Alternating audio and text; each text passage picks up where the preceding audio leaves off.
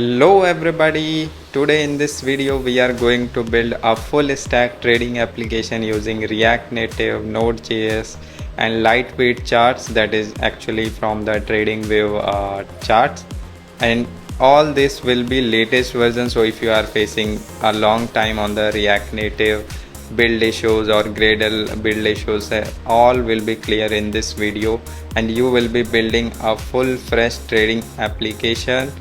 And in this video you will gonna learn how to build a sophisticated and more complex authentication mechanism, like you will be building like biometric verification, 4-digit pin authentication mechanism, as well as you will be learning how to limit the user on their wrong attempts for the OTPs and their pin and their password as well.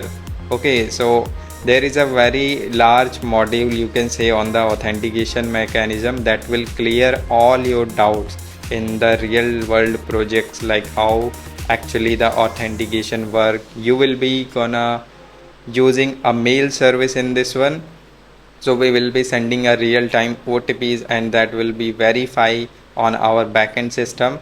And right after building this authentication module, you will be learning how to create a stock management in the trading application, like how what are the stocks, how we are selling it, how we are user is buying it. So all those portfolio management thing will be in this video, as well as you will be taking the snapshot of their order. You will be simulating the real-time candles up and downs on the real-time simulation you will be seeing happening. So this video you will be learning a lots of things and I will be stop talking much about it, and you already know what it is, a trading application, a full stack trading application. So without wasting any time, I just want you to get started and build it from the scratch. So without wasting any time, let's go and start. So one more thing I would like to tell you, this project will be in two parts. In first part we will be building the backend, in which I'll be telling you how to more focus on architecting the code. Okay, because writing the code, writing the logics are, you can like use any AI that will write for you, but right now in AI era you must have to focus more on architecture, how the larger code base will you will be handling. Okay, how the code will grow. You don't have to do the vibe coding in it.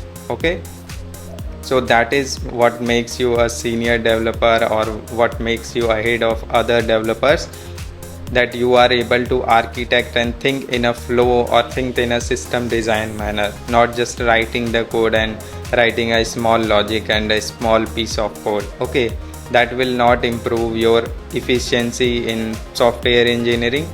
If you are able to connect the plots, if you are able to generate a graph or represent in the visual diagram or a system design, you can draw it, then you are a software engineer. Okay, so that is where like a problem is starting from algorithm. You know, like there is a flow charts in the every, when you start learning DSA there is a flow chart, because that makes you understand like we have to first solve the problem and write the algorithm, then we have to write the code. Okay, but right now writing the code is also done by the AI, so you just have to write that flow chart in your mind, and that what we gonna do in this video. We will be more focusing on the logics instead of writing the code. So let's get started and build this project. Starting the server setup, I want you to understand what is exactly what we are going to build, how many APIs are there, and what is the workflow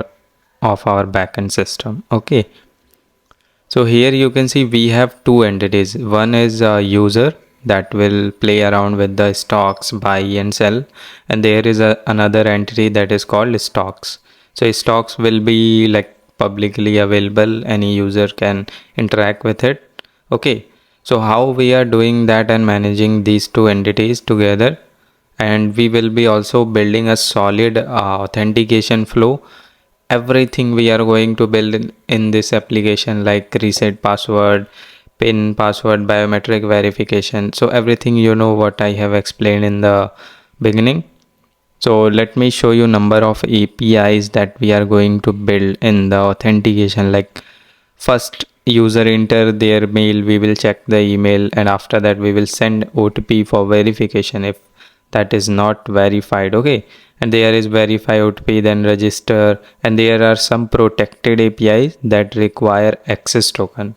Access token means user should be already logged in the application before using this API. Okay, so this is how we are, I mean, these locked APIs will be protected one. And once you verify the pin, you will enter the application, and that will give you two types of token. Okay, so here in this application you will see over here we are managing token types. One is app token, another one is socket access token. So app token is basically used when you log in with your, let's say, Google account, Apple account, or with the basic email password. When you do log in with that, then we will grant you, or then we will provide you app tokens, that is access and refresh token.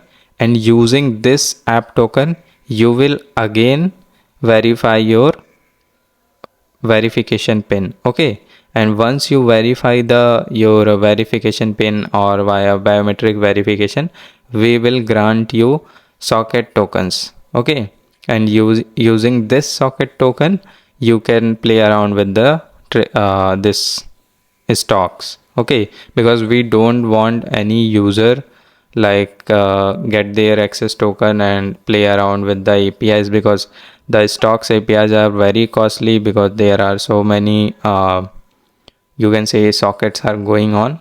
So this is why we are not allowing user to use directly one token. We are keeping the two checkpoint over here, you can say two-factor kind of authentication.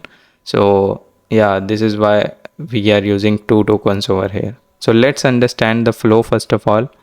So user will have a email if the email exists. Okay, let's start with this one, email with this one.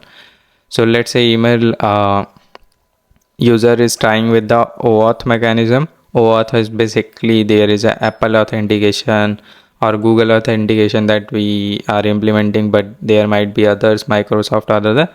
So that other social OAuth providers, they provide a specific ID token, and that ID token will be verified, and we will grant app token. And using this app token, user will verify their 4-digit pin, and we will again grant the socket token. Okay, and here is another case. Let's say there is a email. Okay, but this is not type of OAuth mechanism. Okay, this is email already exists, user already exists into our application, into our database, but this user is not with the social media platforms. This is a normal email ID stuff.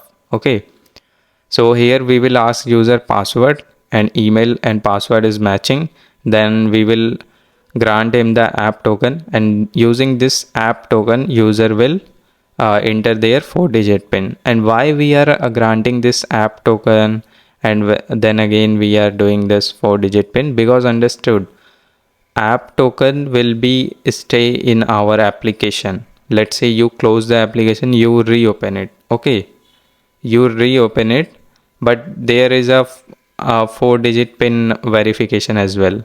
So that 4-digit pin verification will give you socket access token to interact with the or subscribe all the stocks real-time data. Okay, but this app token will use for the verification, is this specific user is matching their 4-digit pin or not. So this is how basically a two-way authentication we are managing into our application. Okay, so once it is verified, then again we will granting the token.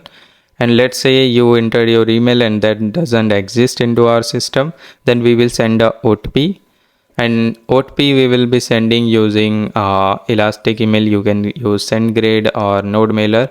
So we are using that, and once you verified the OTP, you have to set your password. Once you set your password, then you are already using our application, so we will be granting the app token just after you setting your password, because you are already into the application. Okay, then we will ask some stuffs like phone number, name, date of birth, so the registering the user into our database specifically. And once we do all this, then we again ask you 4-digit pin to set. Okay, and why we are asking this without because you are doing this all this step first time you are doing this because you are not existing in our database.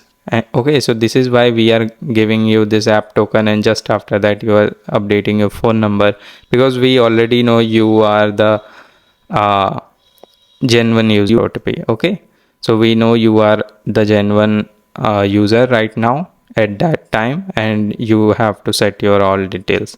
Once you fill and once you set your 4-digit pin, you will enter into the application with the socket token. Okay, and next time when you close the application and reopen it, what will happen?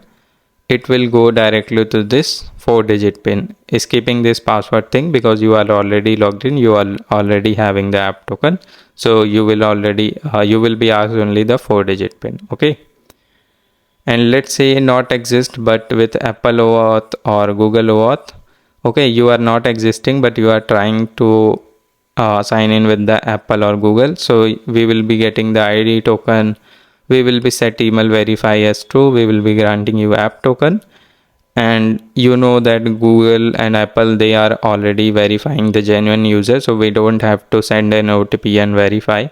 So we will automatically set email verify as true, and we will do the same stuff from here. Okay, so the same stuff is happening.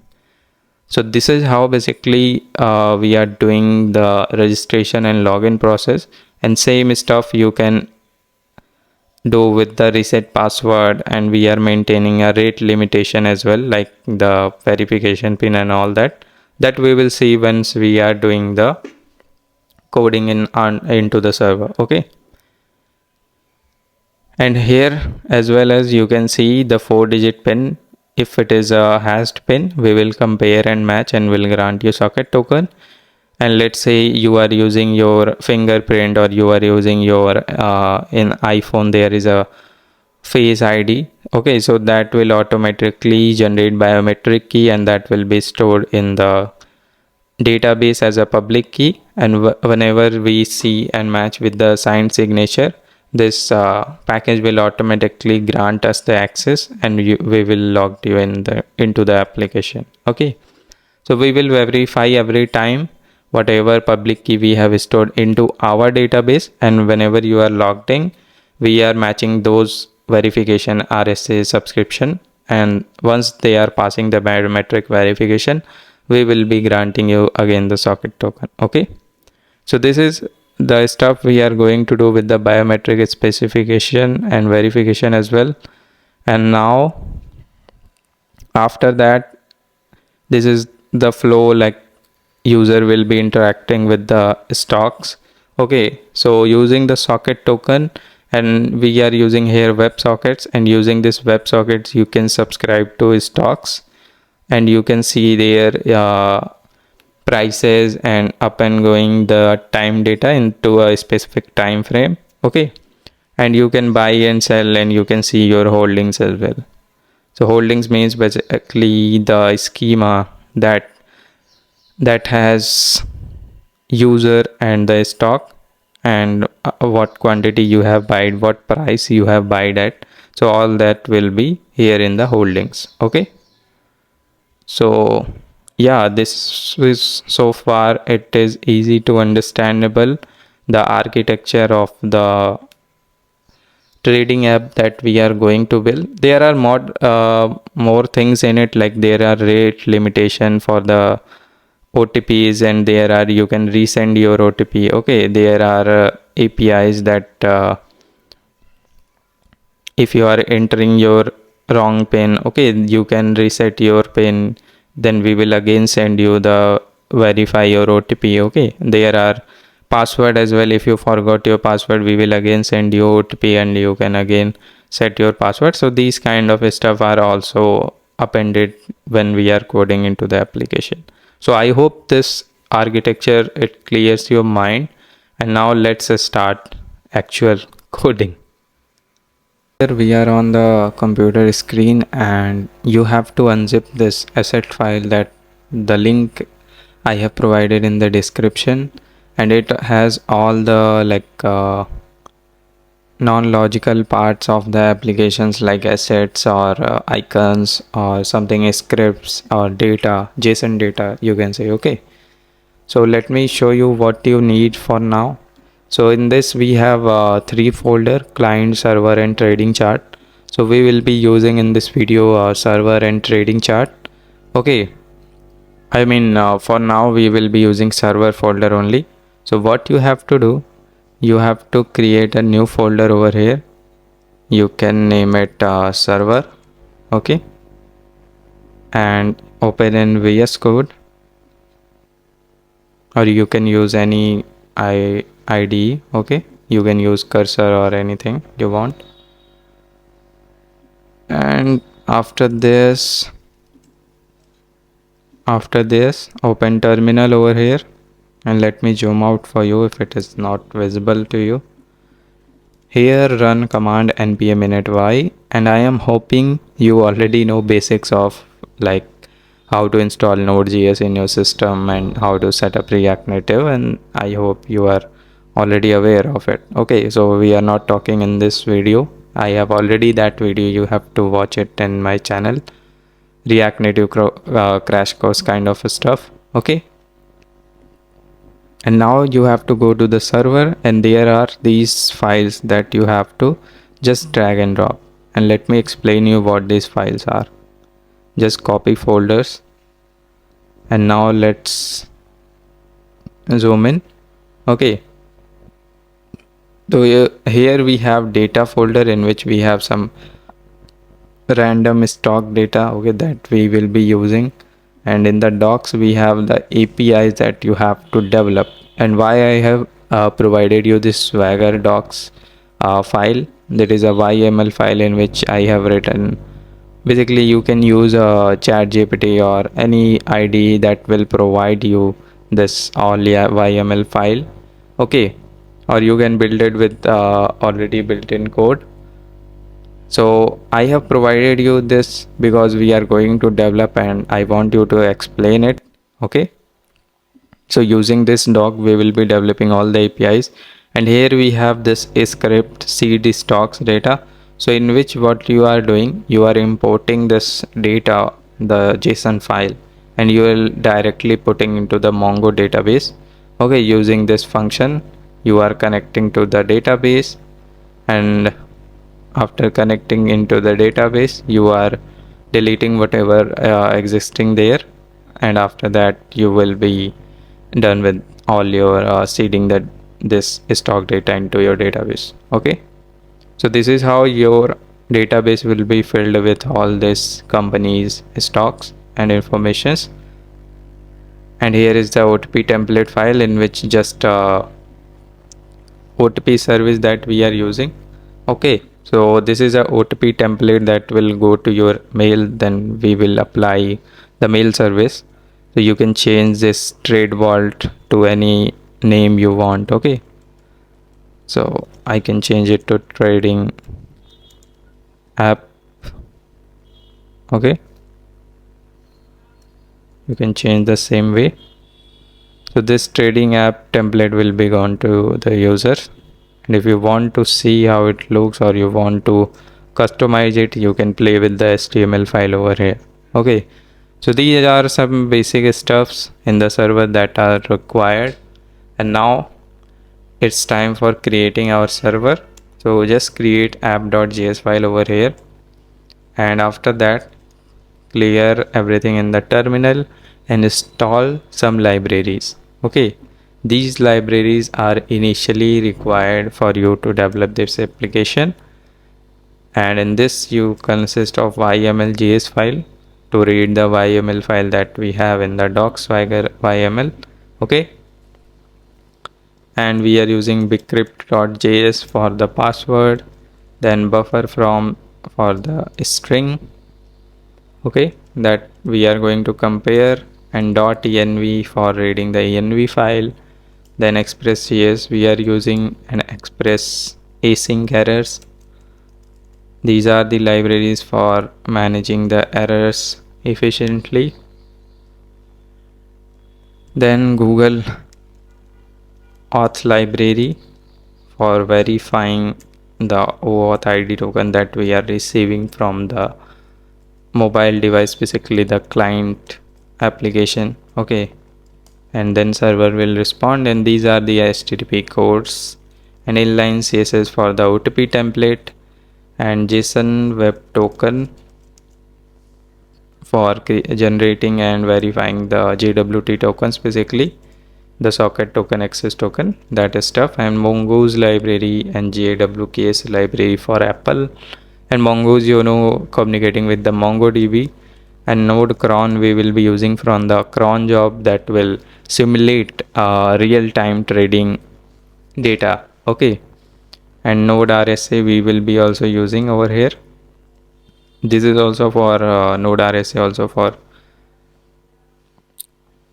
Apple authentication, and we will be using Node Mailer for the mailing service. We will be using SMTP service, and that will be going through using this Node Mailer package. And generating a random OTP, we will be using OTP generator, and socket.io for the building the socket server. And for the Swagger UI that we have already the doc, we will be using Swagger UI Express.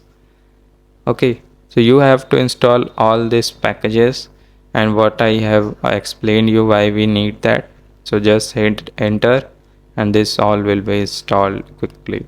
Okay, so once this is installed, and just wait for a few seconds.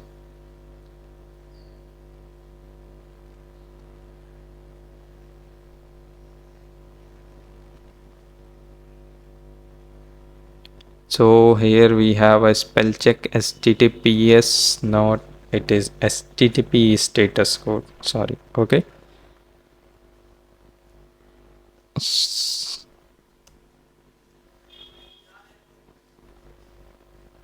yeah, so all the libraries are installed successfully, and now you have to install a dev dependency, that is nodemon, and that will reflect your changes and restart the server whenever you changing any files. Okay, so you don't need to quit the server and restart again.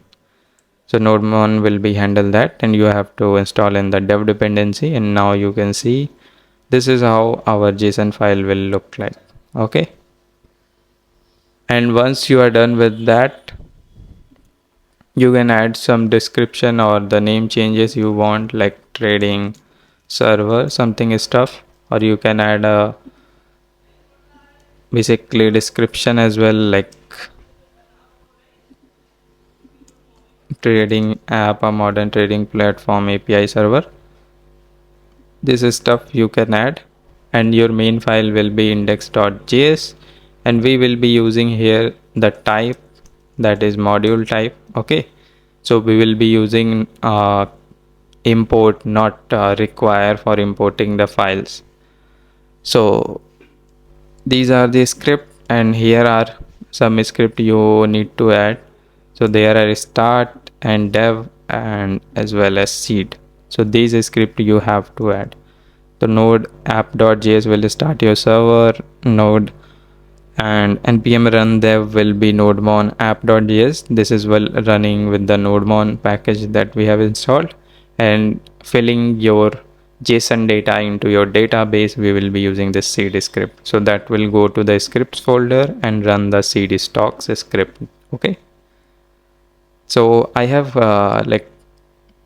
start with this all doing the seeding the database, but first we need the two entities. Okay, you are done with all this, and now we have to create the schema, and then we have to connect with the database, and then we'll start with creating our Express server, creating some folders.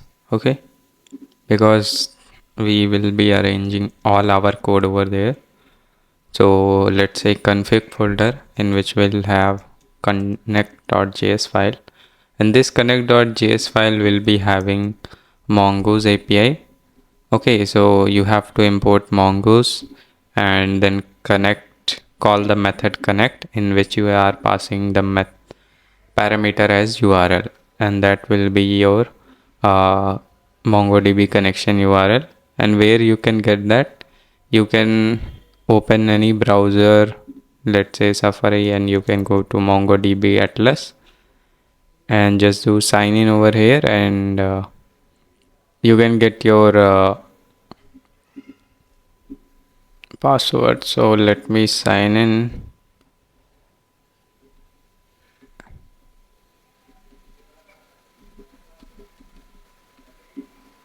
So it is signing me in.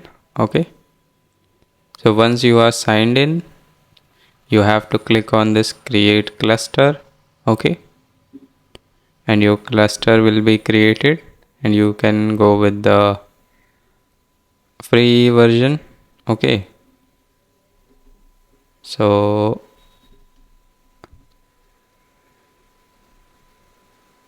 click on I will do this later.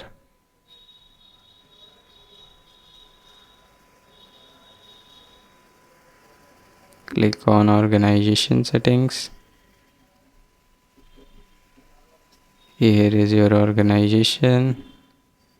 Click on projects. So on the project 0 we have one cluster. You can click on resume and it will be resumed. Okay, and after that you will, once you click on this connect, you will be prompted with the URL, so that you have to copy actually, and then after copying it you have to create the env file .env, and here you have to paste your Mongo URI. Okay, so it will be something like MongoDB plus srv. Okay, something like that it will be, that GitHub Copilot is suggesting it. Okay, you have to put your username and password, and that will be your connection. Okay, so I hope you will put it, and after that we will create here one more file, and that file will be for handling the services. So we are creating this service right now because we are going to build the OTP service as well. So I am currently introducing how we are sending the mail and doing all the external stuff. Okay, so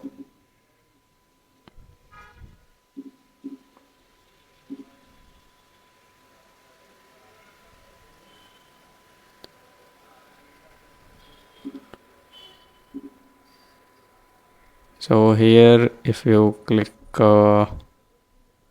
done,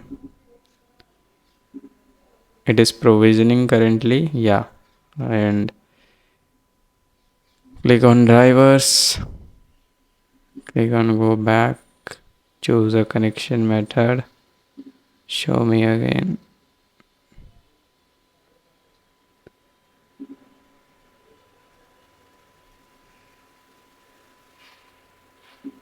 So here it is provisioning currently, so we are not getting the URL, but in your case you might be getting it.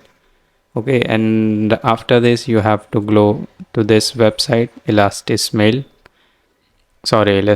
email. Okay, and on this website you have to log in. You can log in with your Google account, by the way. So once you are logged in with your Google account, or create your account, so that is a very basic stuff you have to do. And once you are done with that, just on this dashboard screen go to the settings. Okay, and on the settings you will find here domain. Okay, click on the manage domains and click on start verification. So you have to verify your email basically, because we are not running a company right now. Okay, we are developing this application for testing purpose, so you can send yourself a message, so it will be like OTP verification for that. So on the mail you will be sending yourself here you go. For testing purpose you can only send emails to IAMRKB05, where that was register your Elastic email account. Okay, so if you want to send to any other users from a perspective domain or email, you have to upgrade the purchase, and the upgrade you will find it all the billing how they are doing it. Okay, but right now I just want to test it. I don't want to go much deeper in that. So you have to do this email verification. Once you are done with the email verification, create SMTP credential, and here also you have to enter the username, and after entering your username you will get the port number, server, and the password. Okay, so all this you will get, and you have to put it. So you have to put it something like this in the .env file. Mail host, mail user will be the same email, mail password will be the password that you have created or generated automatically for you once you create your SMTP service, and mail from also the same username as well. Okay, the email that you have used, and after that you can create some JWT secrets. So you can create JWT secrets like here it will be a RSC 64 secret, but I am right now writing some random string and some random string for token secret as well, and what is the validity for the access token expiry. And here I am writing 1D. 1D means 1 day, and refresh token expiry is 30 days. And same you have to do with the socket token. Okay, so you have to do with the socket token secret, and there will be a refresh socket token, and there will be also a register secret. So register secret we will be using basically to sign in a user. Okay, let's say you verify your email and you will be receiving this register secret, and using this register secret only you can set your password, and this is a very small time expiry, 2 minutes. Okay, so in under 2 minutes you have to set your password, otherwise you will be not registered in our database. Okay, so this is the case, and this is the secrets that you have to keep on creating. And once you are done with this .env file, and we will be adding more into it, but let's create here mail sender service. So mail sender.js file, and in this mail sender.js file you have to import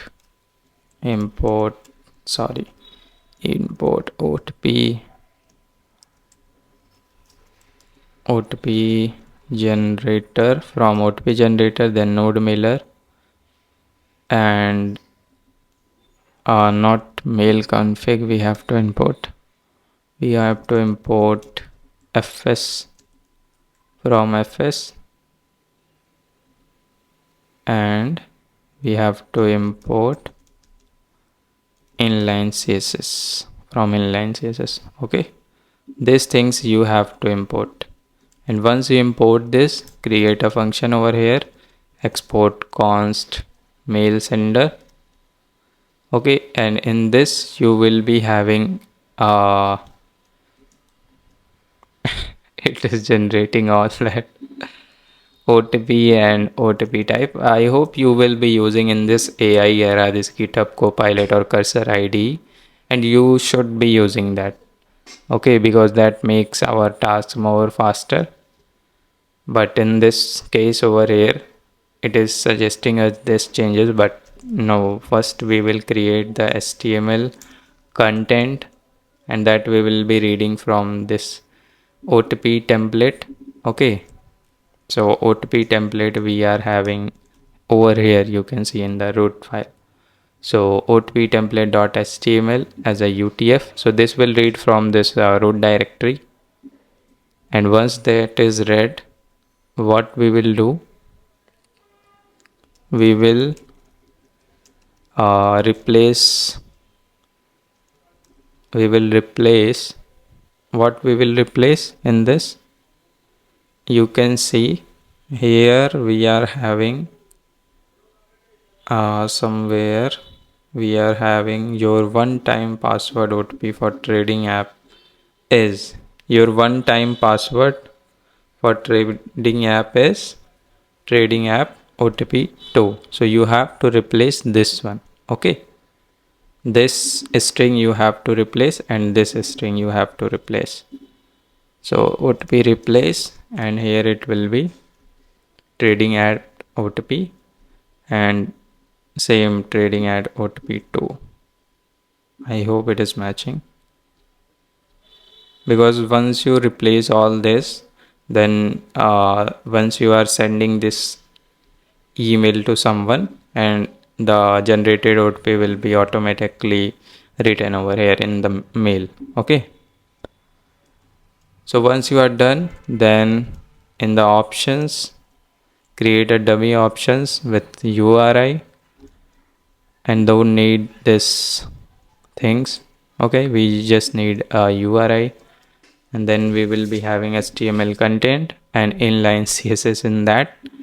Okay, so this what this line is doing currently. So this line is converting all this external CSS into the inline CSS. Why we are doing that? Because our email service does not read this external CSS.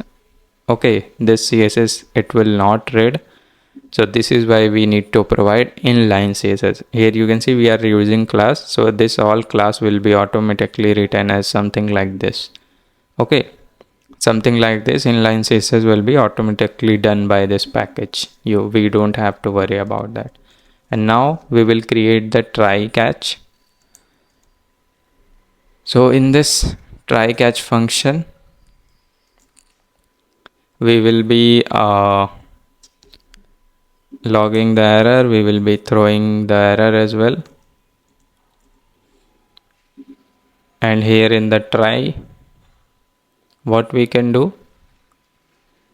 we can let transporter node mailer create transport service, and in this method we have host SMTP host, but here we are having mail host, sorry, the env values that you have. Okay, mail host, mail user, mail password, so that we need to have, and then port, then secure, then authentication, then password. Okay, so these things you need to have, and once you are done with this, you have to just close. So this is how we are creating our transport.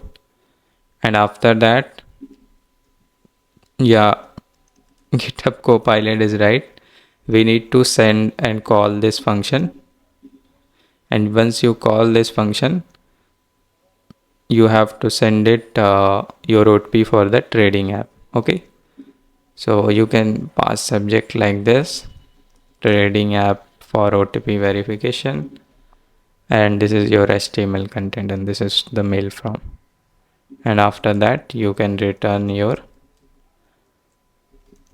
result. Okay, and you can have this result in a variable. Why we are returning this? Because wherever we are using this mail sender, we will be calling this service. Okay,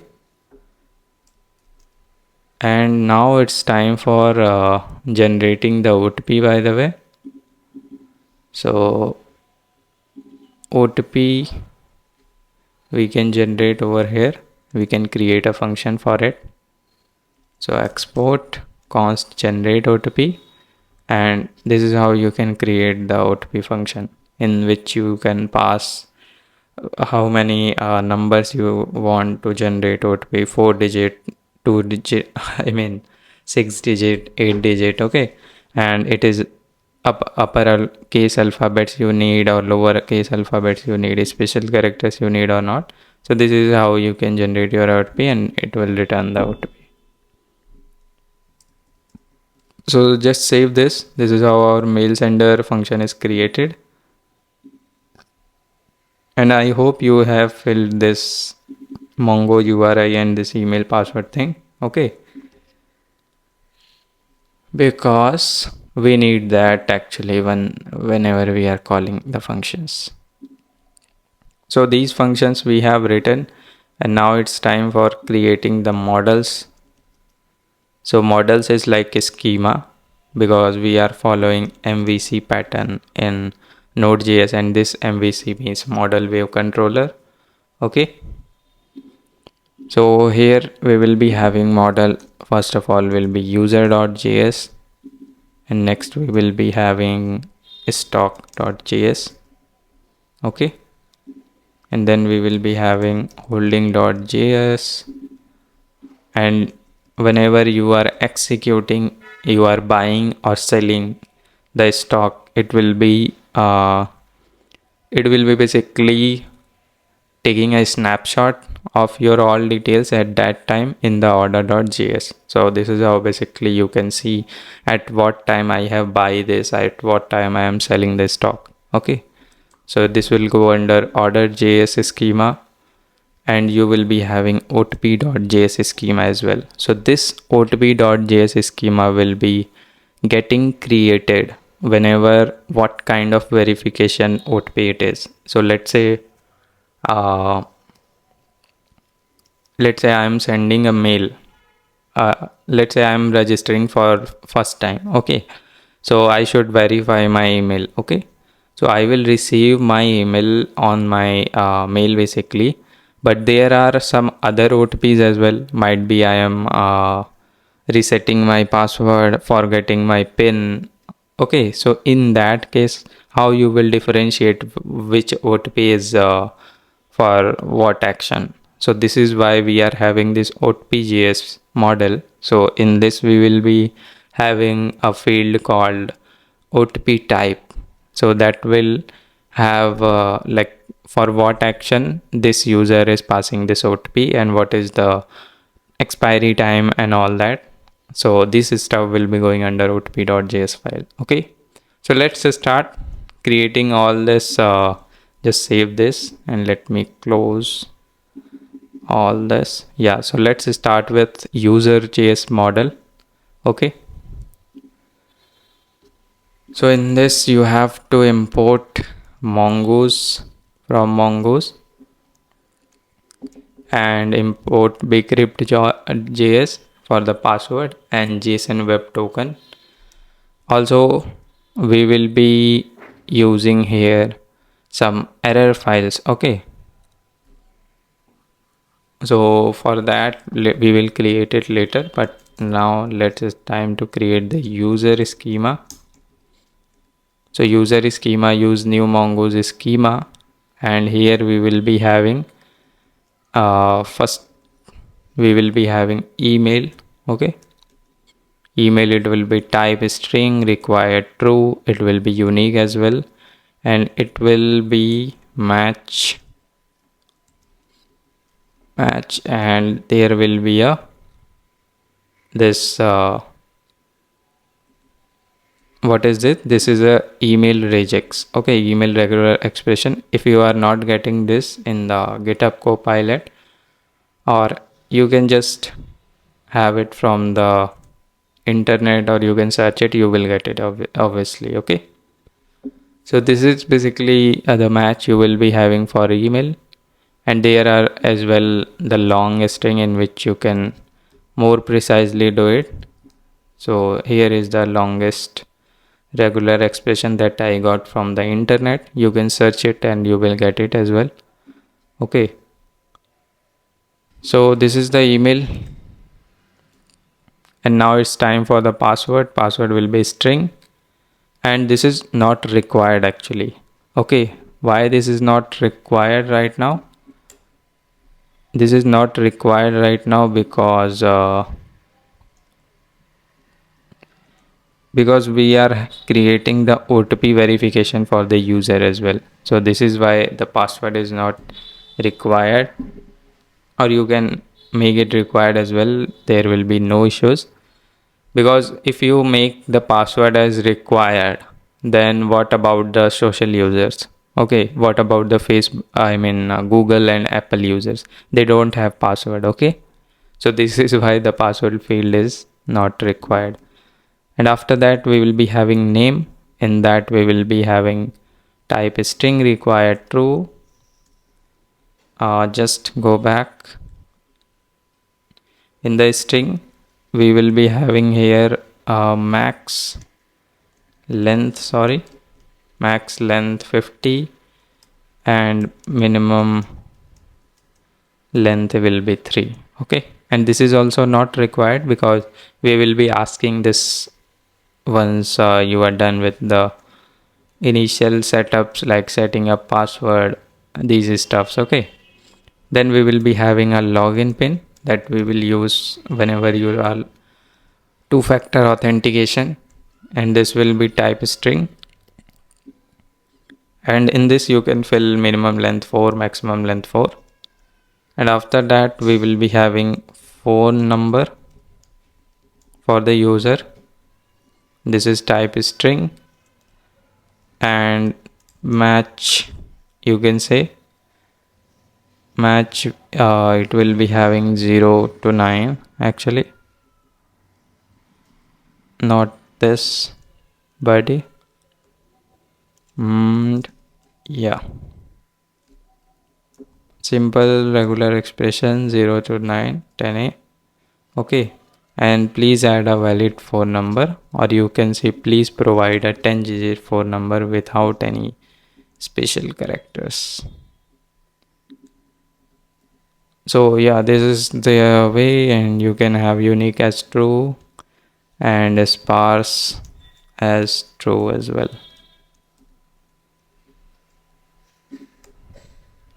So this is all you have to do in the phone number, and after that we will be having date of birth. It's just a string. Okay, so date of birth will be data type, and after that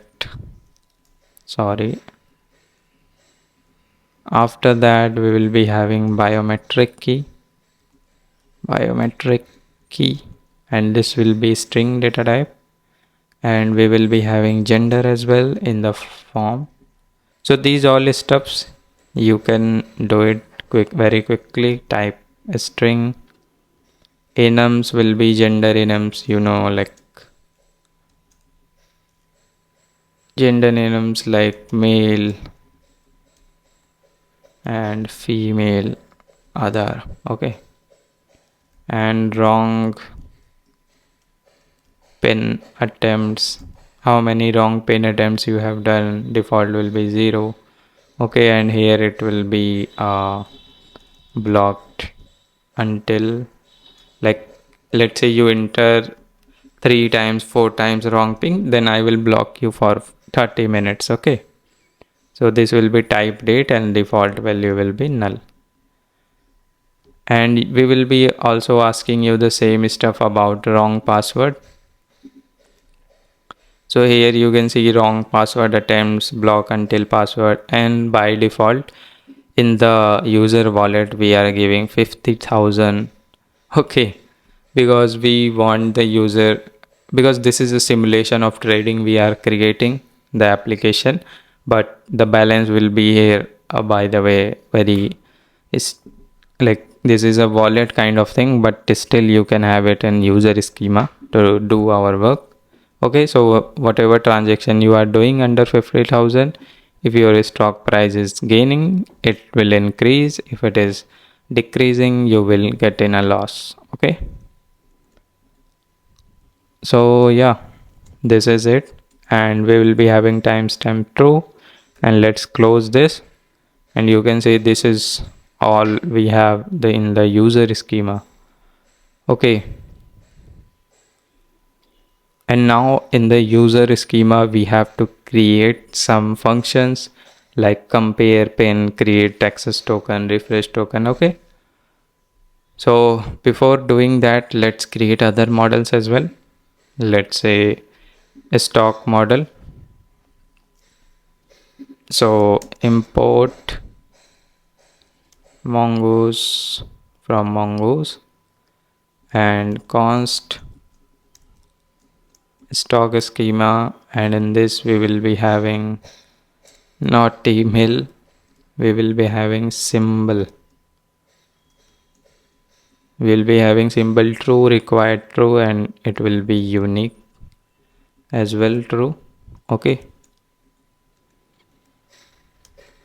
and after that we will be having company name. What is the name of the company in a long string, required true. And what is the icon URL that we want to show for the company. Okay, so type string and required will be true as well. And what is the last day traded price? So that means like what is the last day? Let's say Indian stock market run from 9 to 5, you all know. So at 5 last day, what is the stock price? Okay. Because after that, the stock market is closed. I am not building the currently like US market that open 24 hours. Okay. So yeah, that is the scene over here. You can change it by the way. But yeah, I am using the last day traded price. So for the conversion, like how it is performing. Okay. So current price required true, and here it will be daytime series. So every day there will be a candles of series. Okay, so candles like it is a type of object of array inside it, and default value will be empty, and here will be daytime series, and after that it will be, you see, there will be 10 time series. So 10-minute candles as well there will be. Okay, 10-minute time series. Yeah. Okay, so it is suggesting 5 time and more than, but yeah, in my case, my we will be not generating more these cases, but in the reality, if you are getting from the real APIs, you are getting 5 minute, 4 minute, 10 minutes, 30 days, these kind of time series. Okay, in that you get the closing tag opening, what is the closing time, what is the opening price, what is the high value, what is the low value. So accordingly you create the candle. Okay, so candles is basically creating like that, and if you don't know, you must be knowing that. So here it will be Mongo's model stock schema, and here we will be exporting default stock. Okay, so this is, sorry, this is all in the stock, not in the OTP.js. So just copy this OTP into the stock. I don't know where I am. I'm not watching this. Okay. So now let's create OTP as well on the same file. So import Mongo's bcrypt.js and import mail sender from utils mail-sender.js, and OTP schema. Here we'll be having OTP schema, and in that we will be having email. So type string required true, and we will be having OTP. So OTP will be, what is the OTP for it, and when it is created at default date, and what is the expiry. So expire means it will be automatically deleted in 300 around seconds. Okay, and here also we can have one more field, that is what is the OTP type, because we will be having OTP for different type of fields. So here you will be having OTP type, and OTP type will be a enum, and enum will be like phone, it is for phone verification. Okay, or it is for email type, or it is for resetting the password or resetting the pin. Okay, so these all we will be having.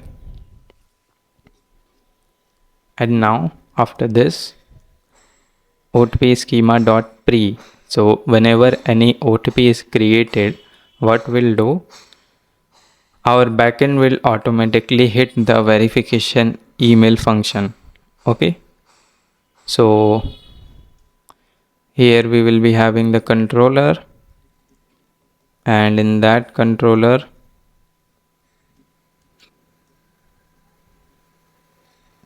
if this is new, if it is a new OTP, what will be doing that, and here we will be passing next to the controller. And I hope in the Node.js you know what is next is doing. It is like your OTP schema will be generated, and once it is generated, the value of the OTP, okay, this OTP will be automatically sent into the send verification email. So if it is a new, then we will create a salt hash value using gensalt, and we will call here a function that is send verification email, send verification from this service mail sender, and we can create here the send verification email function as well. So it will be from mail sender, in which we are passing here the email OTP and OTP type. Okay, and this send verification email type will be called. Okay, and in this we will be passing the bcrypt hash OTP value. So what it means by this line pre-save, it means if the verification, I mean when we are sending a mail to someone, if the mail is successfully sent, then only this OTP will gonna save into our database. Okay, because if the OTP, I mean the mail service is not working and we are not able to send the message to someone on the mail, then why we need to save this? Okay, so that is why this pre is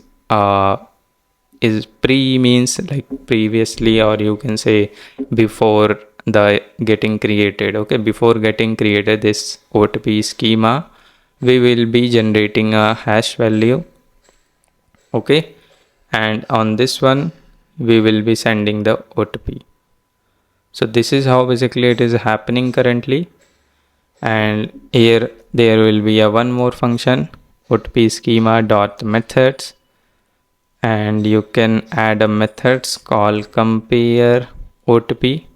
This will be a async function, so whatever OTP you will returning it, you will be decrypting it and comparing with the correct OTP. So this is the correct function that is providing from this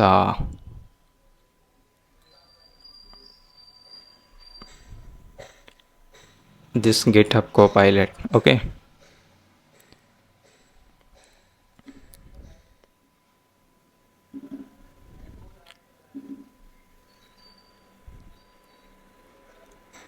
so generate OTP also we will be calling, and this generate OTP will be getting created and we are passing the value, because this dot OTP is we will gonna use in the generate OTP. Okay, so let's go to order.js model and let's start creating this one as well. So import mongoose from mongoose, and then const order schema, new mongoose schema, and in this we will be having user, okay, sorry, user, and this user will be time mongoose object ID. We are referring to the user, we are connecting it.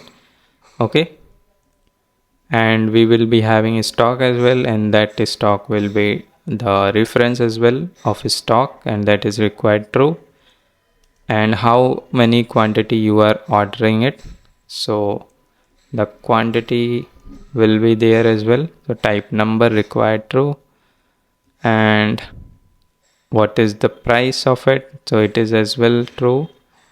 And here it will be what is the order type. So there will be two order type. It is a sale type.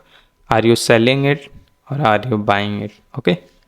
So this will be there, and after that there will be a timestamp.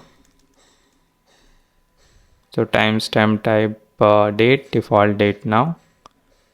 And yeah, after that, how many remaining balance you are having at that time. Okay. So that also we will be taking the snapshot. So remaining balance and type number required true.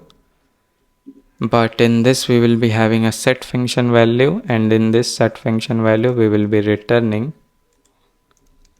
parse float value to fixed. Okay, value to fixed. Okay, so how many remaining value you are having via at the time when you are selling this. Okay, selling this or buying this. So this snapshot also we are taking, and let's export this as well. Okay, so yeah, this is also exported. Now it's time for holding.js. So this holding.js is basically at what price you have buy the stock. Okay, and how many quantity you have buy. So this holding will be there for it. So import mongoose from mongoose, then const holding schema, and there we will be having user required true. Then we will be having which stock you are buying it. Okay, and then we will be having at what quantity you are buying and what is the buy price. So type number required true, and yeah, that's it.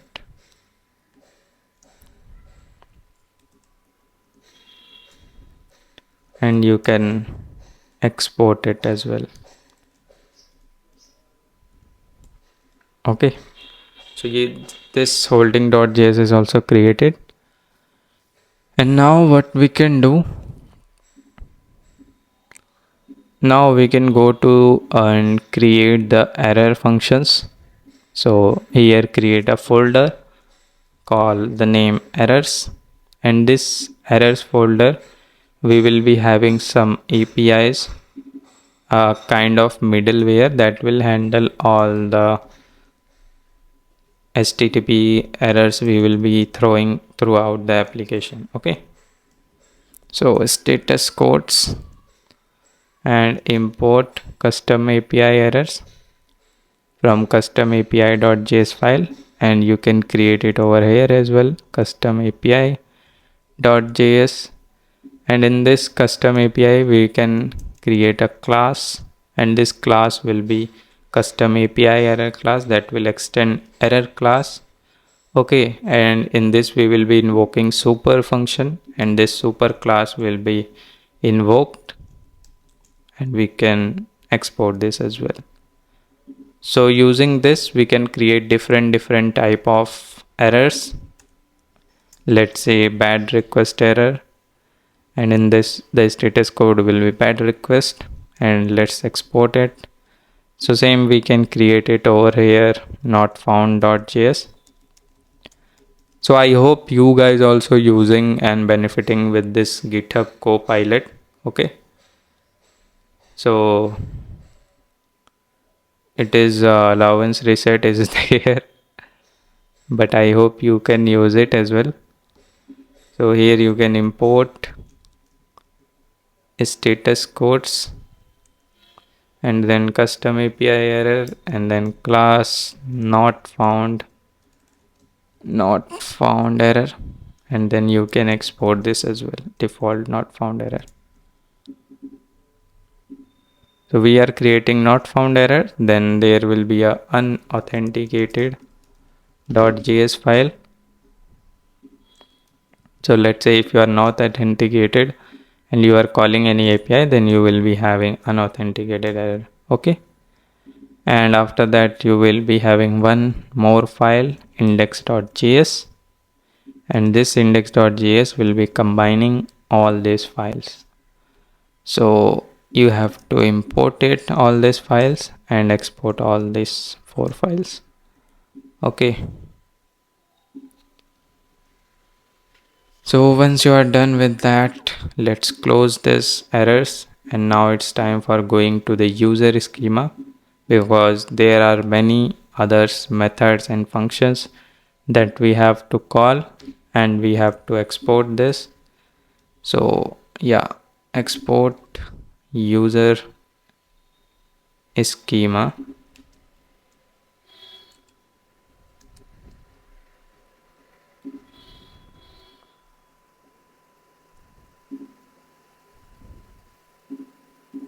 Password, time, login pin, phone number, and this.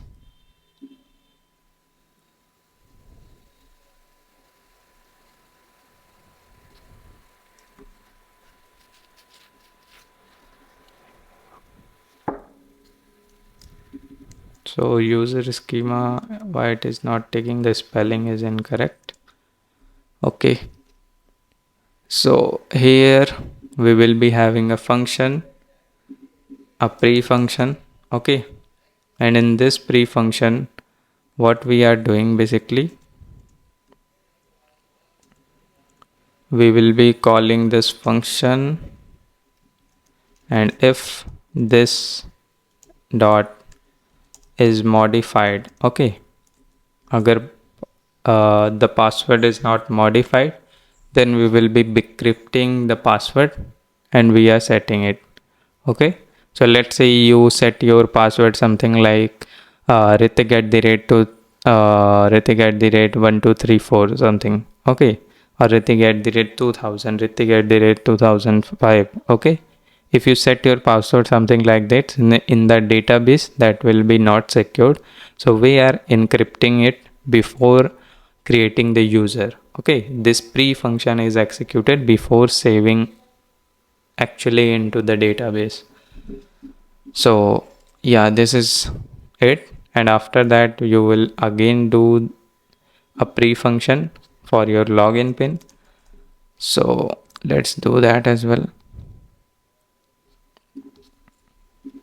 So user schema dot meth pre, and then save async function, and if this not modified login pin, then we will again doing the same process for the login pin as well.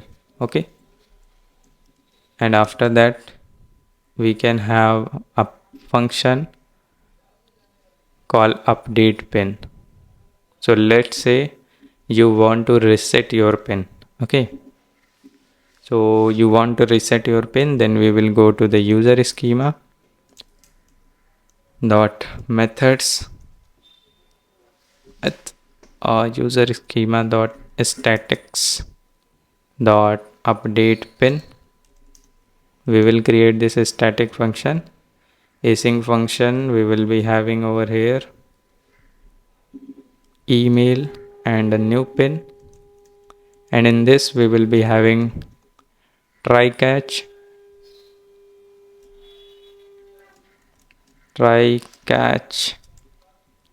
and in the catch you can throw an error,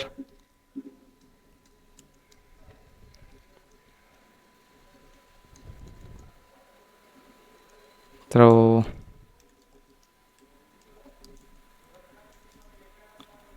error. In the try we will be having const user. First of all we will find the user, okay, with that email. So await this find one with that email, and if that user does not exist, we will throw an error, and that error is not found error. And this not found error that we will be getting from the index.js file. So here imported index.js file, and here is not found error. And after that let's say if the user exists, then is same pin, we will be comparing it like it is the same pin you are entering again. So we will throw a new error like new pin must be different with the old pin. And after that we will be having, if it is not the same pin, then we will generating a hash for it, then hashed pin, and we will be calling await this dot find one and update with that email and the login pin and hash pin, and blocked until pin will be null and wrong pin attempts will be reset to 0. Okay, because user is resetting it at this case. And here we will be returning success as true and message will be pin updated successfully. Okay, so this is a static method for updating the pin. And now it's time for creating one more static methods, that is update password. So if the user is updating the password, how we will be doing it? So user schema dot methods dot statics dot update password async function, in which we will be having email and new password, and we will be finding and doing the same stuffs. Okay, if we will be doing if user not exists not found error and is the same password. If it is the same password, we will throw a bad request error like new password must be different from the old password. And after it we will be encrypting it and hashing it, and we will be updating using find one dot update with the email and hash password, and wrong password attempts will be 0 and blocked until password will be null, and we will be returning success as password updated successfully, and catch will be error and throw error. Okay, so you can see everything is done by this function and how it is helping me, and you can format it. So this update password is also done, and now we just need to create a function for it. So let's say you want to compare the password. So how you can compare it? You can create a user schema dot methods dot compare password, and in this compare password we will be comparing the password. And how you will be comparing it? First of all, you will check is the password is blocked right now, because let's say you enter a wrong password many times, okay, and you are entering the password again. So instead of comparing it, I will say you, hey, stop. Okay, you are invalid login attempts is exceeded. Please try after 30 minutes. Okay. And let's say if you are entering your password and your limit is not exceeded, then we will be checking, okay, then what is your wrong password attempts? It is more than 3. If it is more than 3, then we will again block you. And if it is not more than 3, then we will incrementing the wrong password attempts to 1, and we will gonna say you like, hey, see, you have entered your wrong password, 2 more attempts are remaining. So this kind of stuff we will be doing in this function. So let's start. If this blocked until password and this blocked until password greater than that, then we will say this thing, account is locked, not account is locked, by the way. We will throw new error and let's update the password. We will say invalid login attempt, invalid login attempts exceeded, please try after 30 minutes. Okay, we will gonna say this, and if it is not blocked, then we will compare it, and once it is compared, okay, then if the password. You can see it is how it is doing that. This is the wrong password. Okay, if it is wrong password, then we will increment it, and here we will gonna block it if it is more than 3. The wrong password attempt is more than 3, and block duration will be 30 plus 60, and this is the block duration, and we will gonna save it. Okay, we will gonna save it, but in this one the wrong password attempts will be set to 0 again, and yeah, we are not need to throw any error, and we will save this. So this dot save will be doing over here. Okay, and now what we'll do in the else case, if it is a correct password, we will set the wrong. If it is a correct password, we are again resetting it, and we are after resetting it, we will return as match, whatever the matching value will be. Okay, and the same way we will create here the compare function, in which we will be having a function, async function, and in that we will be having the candidate pin. Okay, whatever pin will be there, and the same process we will be doing over here as well. So same process means we will be checking it is a blocked or not, like that. But in this one,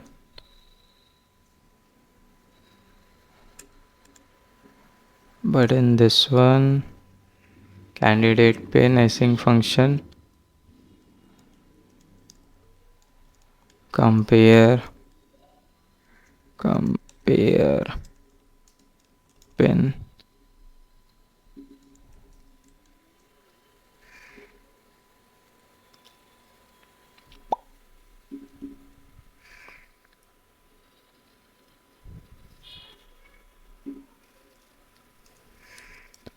if this is blocked, then invalid pin attempts or limit exceeded, we can say. Okay, we can say limit exceeded, try after 30 minutes, and we will having here the hashed pin this dot login pin, and we will match it, and if it is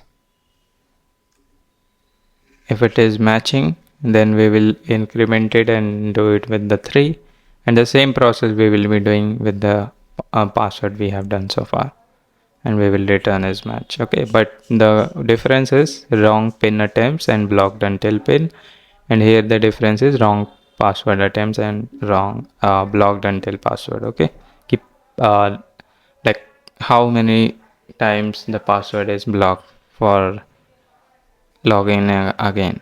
Okay, and now just after this we are done with our user function, in which we are having the pre functions like for the password, for the pin, and we are having static methods for updating the pin, password, and for comparing as well. But we haven't created the JWT functions that will use for creating access token and refresh token. So here you can create a JWT function, create access token, and user schema dot create refresh token, same way, and that will be refresh token secret. Okay, and refresh token expiry. So you have to pass all this, make sure, and this all function you are created, that is completed right now. Save it and format it. I know this user is kind of long function and very long to see, but yeah, lots of stuff is done for the user authentication in this only. So we are done with the models, and now we can create a route folder over here, routes, okay, or you can say routes. It is router. Some people pronunciate routes, okay, but yeah, it is pronunciated correctly as routes and router, okay. And now here you can having controller folder as well. So controllers. So in the roots we can have one file over here, auth.js, and in this auth.js we can import express from express, and we can import const router express router, okay. And here we will having in the controllers, we need to go into the controllers, and into the controllers create two subfolders, auth and stock. And in the auth we can have one function over here, auth.js, okay. So in auth.js we can have register login functions and refresh and generating refresh tokens as well, okay. So here create import user from model user.js, and then import status codes from http status codes, and import these errors as well, and import jwt from JSON web token, and .env we don't need to update. Create a controller register, okay. And here create email and password. From the request body we will be receiving email, password and register token. That register token we will be receiving once we verify the OTP, by the way, okay. So don't need to worry about that. And if these all will not exist, we will say please provide all values. And here if the values are there, first of all we will look for the user. So await user dot find one by email, okay. And if the user exists, then we say email already in use, okay, or we can say email user already exists. This is appropriate message. And then we will be having try catch. In the try,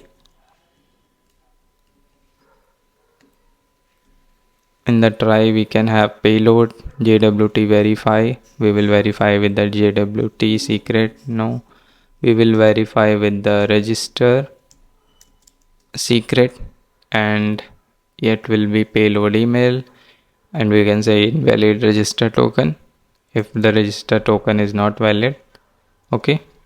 And then we will, if the register token is valid, then we will move to the next step. We will create the user, and we can create the user using create function with the email password, sorry. And then we will having the access token, the user dot create access token. We have these all functions, and same for the refresh token, okay. So here we have saved our time that we have done in that user schema, and rest dot status dot created, and JSON we will be passing user we will be passing email, new user email, and as well as ID. So user ID, it will be new user dot ID, and token will be access token and refresh token. So we can pass this as well, like tokens and we can pass it as access token and refresh token. Okay, now what's the issue? And we will having the catch, and the catch will be invalid body or something we can have. Okay, and we can console here the error, but still, where is this closing tag? Yeah, so this is the closing tag, and this is how the register function is created, and in that we are passing new user email and new user ID. Okay, in the same way we can create another controller login, and in the login we will be having email password, and we will be finding using the email.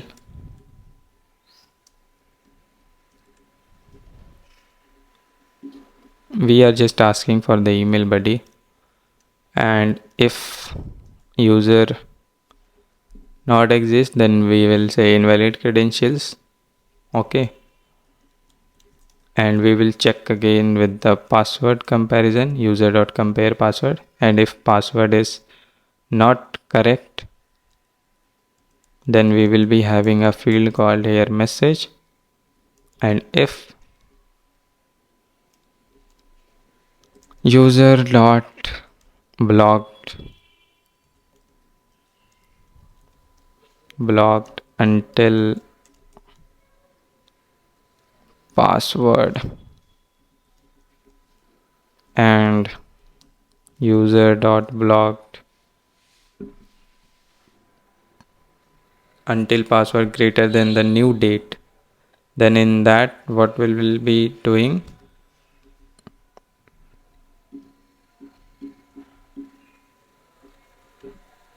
in that we will be having a message over here, and message will be your account is blocked for password, please try again after remaining minutes. Okay, so here we will calculate the remaining minutes as well. So remaining minutes you can calculate with math.ceil user blocked until password minus the date. You will get the remaining time, what is the remaining time, and you can update your message as well. Okay, so this is the part of in the if case, and in the else case, we will check what is the attempt is there. So const attempts remaining, and we are remaining with the 3 attempts, and user password wrong password attempts, and message will be if attempts is greater than 0, then we will say invalid password, these attempts are remaining, and if it is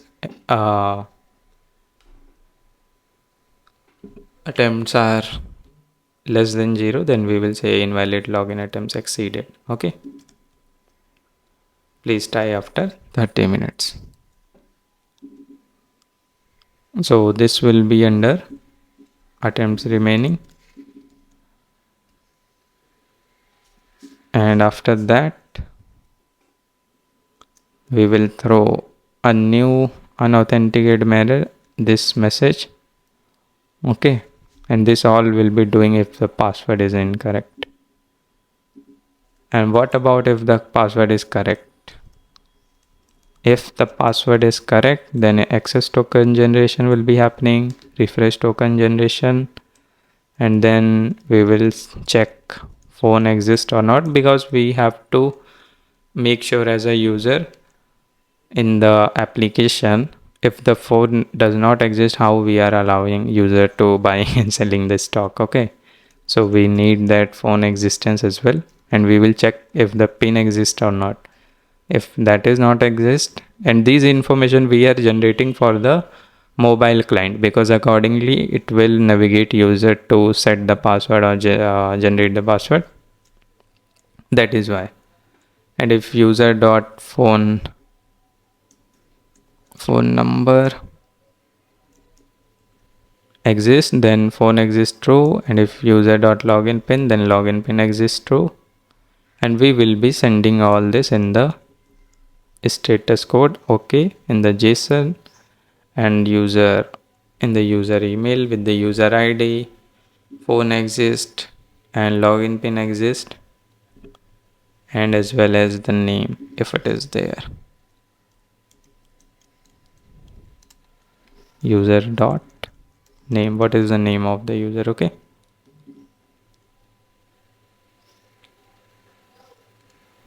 yeah, so this is the login and function, login and register function.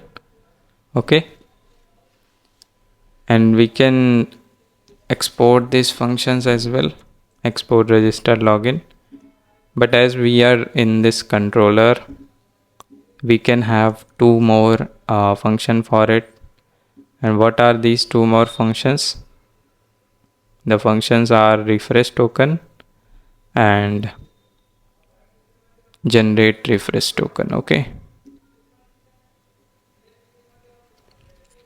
so how you will be doing that? Let's first create the generate refresh token function. So it will be a async function. The name will be generate refresh tokens. Okay, and in this one we will be having token, we will be having refresh, because this is a reusable function that will be used for the socket as well. So refresh secret, then refresh expiry, then access secret, then we will be having access expiry. Okay, and in this create a try catch function, and using this JWT we will be having payload with the verify, and after that we will find the user using find by ID, and if user does not exist we will say user not found, not found error. Okay, and we will generate access token with the access secret and refresh token as well, and that will be new refresh token, and we will be returning this new refresh token as well. Okay, and after ending this try we will be having the catch as well, and we can console the error if it is happening. Invalid token, yeah, this is correct. So this is generate refresh token function that will be used for any kind of secret, but let's create now separately the function that is const refresh token, and that will be a async function request is, in which we will be having the type. Why? Because we are having here, you see, we are having socket token and app token. This is why we are needing what is the type. So this is what we are receiving in the refresh token, and if type is that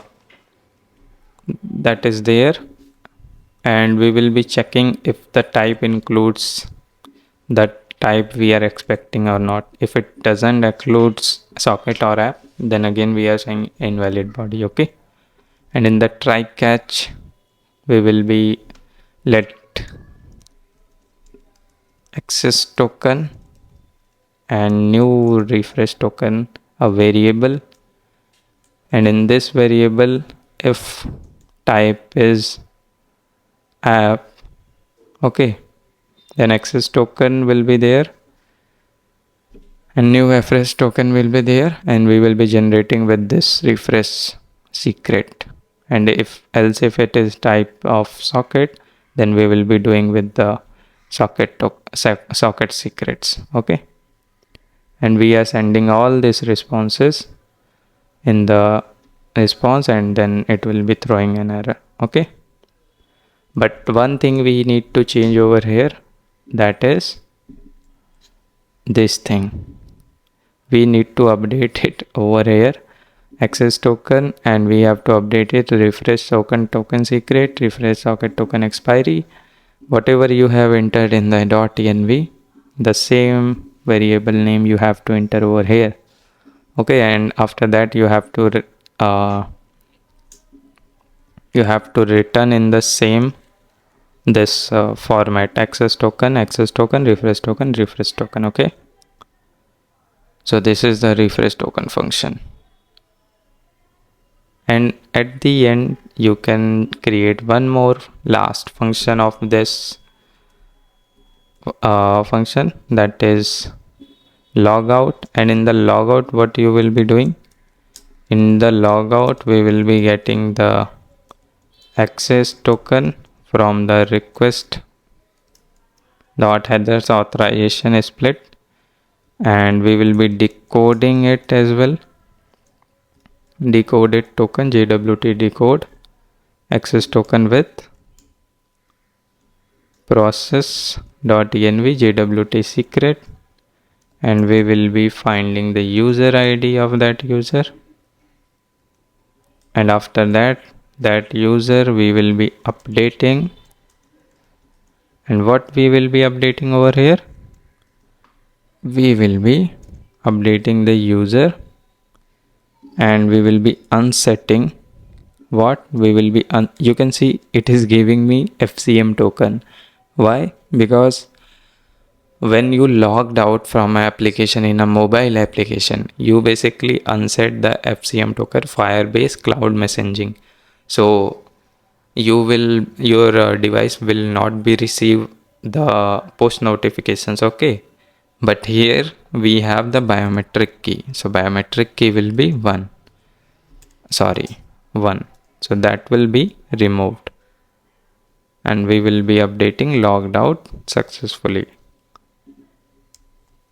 And here these two functions will be auto populated there. Okay, so go to the routes now, or go to the routes, and here let's add these functions, router.post refresh token logout, and here we will be having one more, that is login and register. Okay, so in the beginning I have told you we will be doing lots of APIs for the very protected and two-factor authenticated manner. So you can see these APIs will be there. Okay, and here you can see logout function is protected means it requires a middleware inside it, that is authenticate user. A user should be already authenticated calling this API. Why? Because you are logging out, I must know na, like what is your ID, and accordingly I will delete your biometric key, because your biometric key should be deleted. You might be logging into other devices. Okay, that is why. So we have to create this middleware as well. This is a very small middleware. We need to just check for the header. So you can create over here a middleware folder, and in this middleware create authentication .js,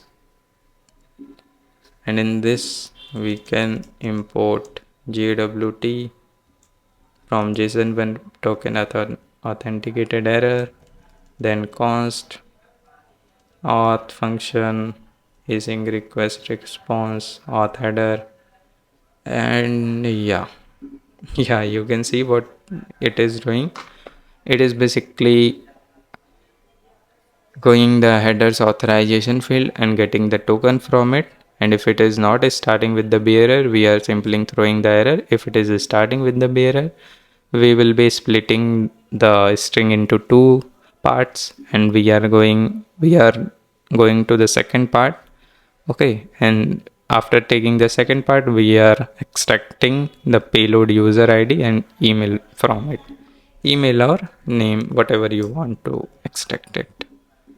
Here I want to extract the name. Okay, and you can export it. Sorry, export default auth. And in the routes now, here we can have to import it manually.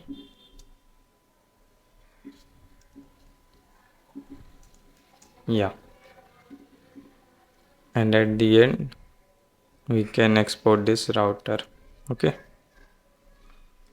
so this is, so far we have created 4 APIs, and now it's time for creating the server. So go to the app.js file. Okay, and in this app.js import over here express async errors, then import express from express, then import .env. From .env, then we need import create server from http. Okay, so these things we need. And for the Swagger docs, you can import Swagger UI from Swagger UI Express, and YML is the reading the YML.js file. And you can import course as well, and you can import connect db from connect.js and auth router, by the way. Okay, and now it's time for reading the file. So how you will read it? You can read it with the URL and path from the node.js. So there is two functions, this file URL to path and directory name. So you can import it directly from the path and URL, and from the meta URL this will read basically the files, and you have to read the configuration. So .env.config. And now let's create the server. So let's create the express instance app.using the express JSON. So it will load the JSON files, and after that create here the HTTP server using create server app, and here it will be HTTP server. Okay, and yeah, and now what you can do, you can register your route, and you can register res.say trading API docs will be available. Okay,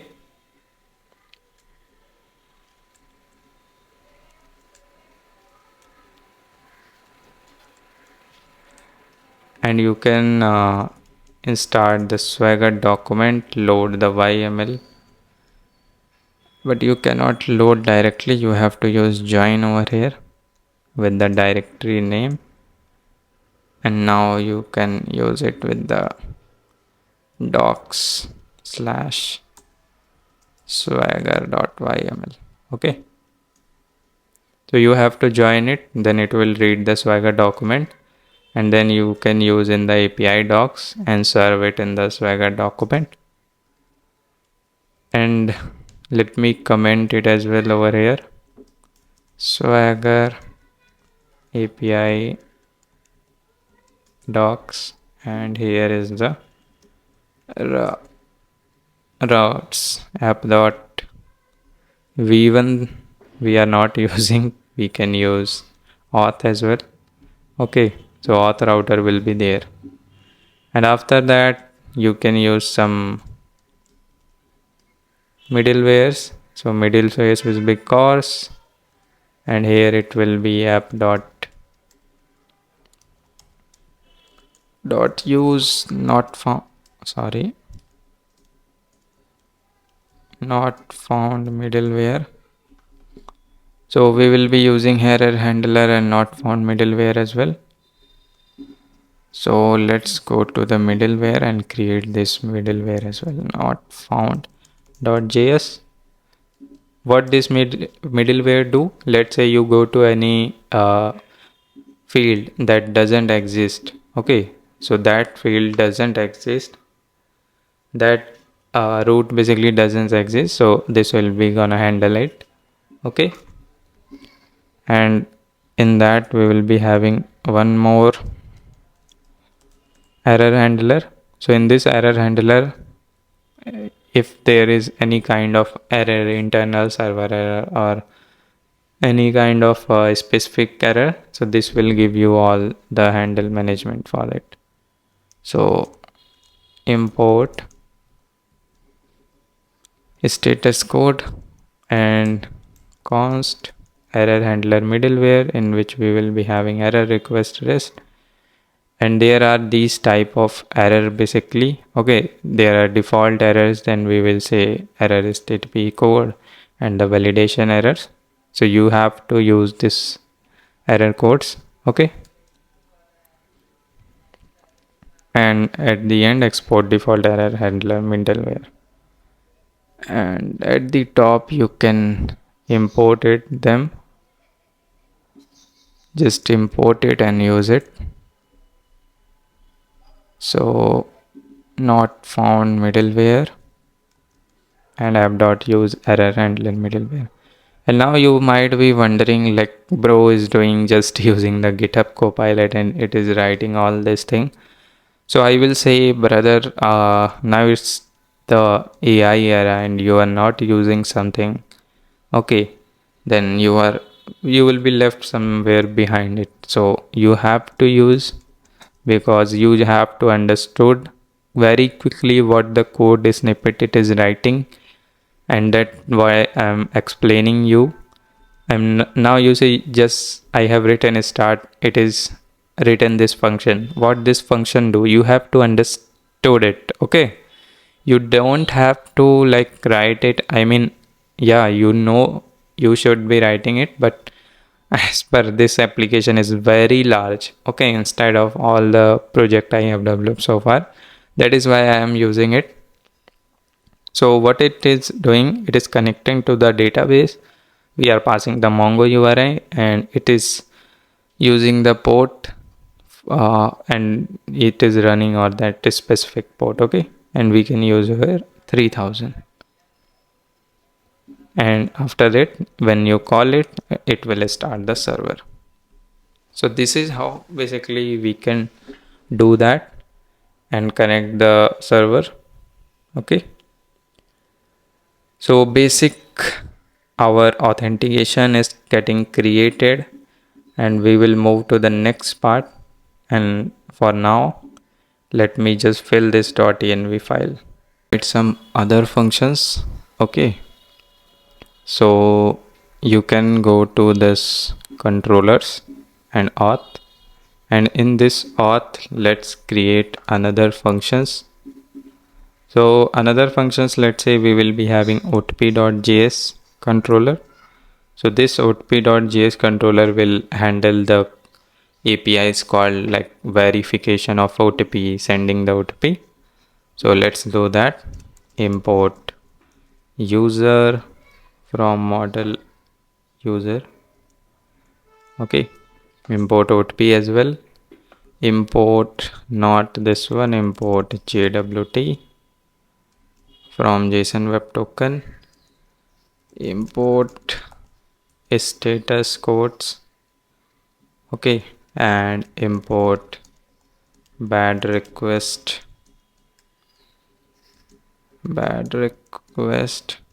error from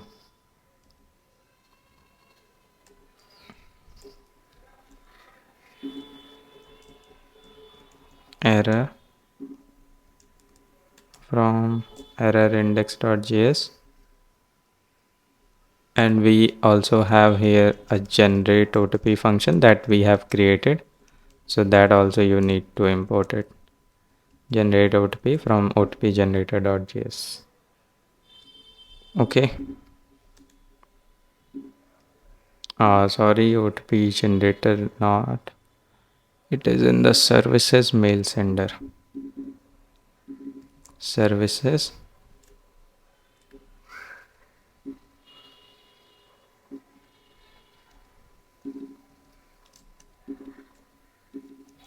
Services and mail sender.js. Okay. Yeah, that is fine. Now create function verify OTP. Okay. So in this verify OTP function, you will be receiving this thing email, OTP and OTP type, and you will be receiving data as well. Okay, in the request body, and if email type and if email OTP is not there, we will throw an error. Please provide all values. And else if OTP type is equal to email, if it is not equal to email and we don't have any data. Why we need data? Because we have a register token for it. Okay, so that is why we need the email and data with it if you are verifying the email. Okay, because what is data exactly over here? Data is basically the register token that we will gonna verify. Okay, so we will throw this error, and if you successfully passing all above cases, we will find one using email and OTP type, and we will sort it, and we will limit it as well. Limit to 1. Okay, and now after that what we'll do, if OTP record is not there, then we will throw a bad request error, and if it is verified, let me remove this. If it is verified, OTP.record, await compare OTP function that will have compare OTP, and let's go to compare OTP and find it. OTP.js, and we are having this compare OTP function. So make sure you have written correctly. If it is in capital, write in the same way, otherwise you will be facing errors. Okay, and if it is not verified, then you have to throw an error, and you have to await OTP dot find by ID and delete this OTP record, and you will be having dot ID, and after that you have to verify it using different cases. Like if it is a phone, then you have to find the user. Okay, and then you have to set the phone number, and if it is a email type, then you don't have to do anything. If it is a receipt pin, then you have to update the data in the data what you are passing. In the data you are passing that 4 pin. Okay, in the data you are passing the password, so that all thing you will be updating in the switch case. Okay, like this. And once you are done with this, you have to go to the user and find again the user.find1 with the email, and after finding it, if OTP type email and user is not there. Okay, user is not there, then what we will be doing, we will be creating a register token that we will be sending for the setting a password. Okay, jwt.sign email and register secret. Okay, register secret, and it will be expires, and you can say register expiry. So here also process.env register secret expiry. Okay, not one day we need. So this is what you will be doing, and in the message we will be sending OTP verified successfully and the register token. So this is the case when user is not there in the database and the OTP type is email. Okay, and verification is successful. And if it is other type rather than email, then you will be sending this OTP verified successfully with the JSON. Okay, that's it. So this is a function for verification of OTP. I am hope up you can write it. Okay, and after this we can move to another function, that is send OTP, and it is taking the right things. Okay, and in this send OTP we will be receiving email but not the data. We will be receiving email and what kind of OTP you are sending it, and yeah, we don't need this one.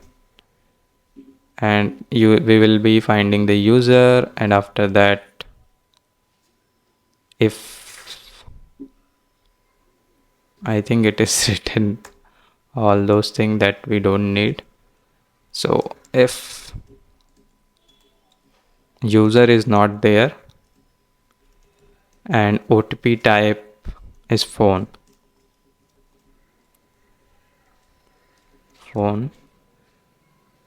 then we will throw an error user not found. And if OTP type is email and user is there,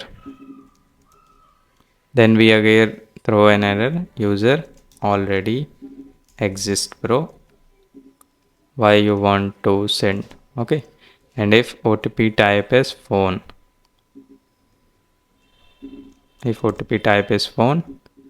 and user already having the phone number, then again we will throwing an error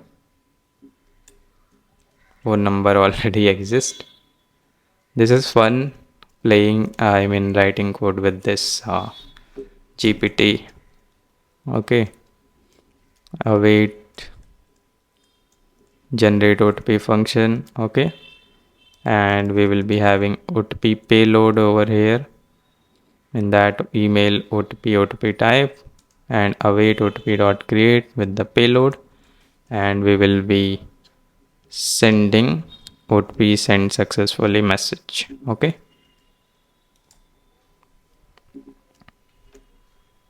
and we can export this function verify OTP and send OTP function. So this is so far we have to do in the send OTP, and yeah, this is so far we have to do in the verify OTP. These controllers are ready, and now after this we can create a more controllers. So after this we can create email.js controller. In that you will be checking a email. Okay, so checking a email like let's say first time on the screen when user is getting logged in, you will be checking like user exists or not. Okay, and you will be doing that because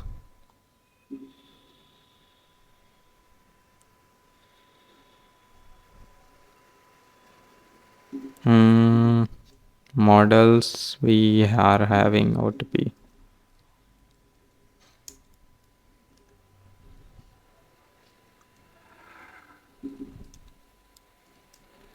I don't know why this is giving error, but we have a function check email. In that we will be having request and response, And if email is required, and we will be finding, we have to let the client know exactly is the user exist or not. So we can have a boolean with this user existence. Okay, and we can have the user as well. Let user await user dot find with email, and if user doesn't exist, then what we will be doing, we will be creating a OTP and we will be sending automatically through the user. Why we are doing this? Because the email doesn't exist, okay, into our database. So at that time we will be automatically sending the OTP. So here it will be email, OTP type will be email, and is exist will be false. So this is how it will be gonna created, and after that the rest dot is status we will be sending user is exist or not. And yeah, that's it, the function ends over here. So this is so far we need to do, and let's export this check email as well, not this express. uh,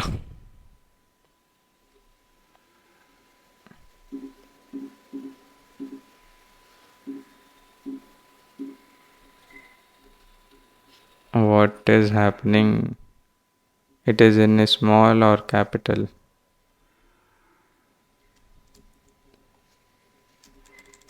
It is in small only, right?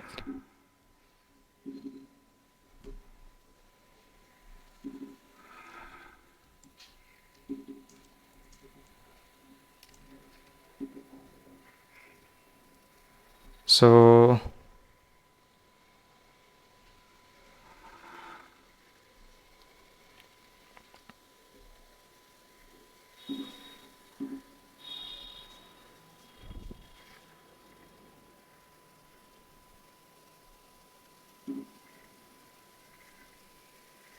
but where is the capital otp.js file? This is very weird error actually.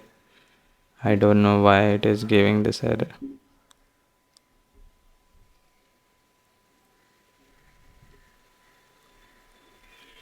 Because we don't have in the capitals anything like that, and here we can simply call the function. We don't need to store it in a variable actually, because we are not using that. Okay, so far this controller is also done, email.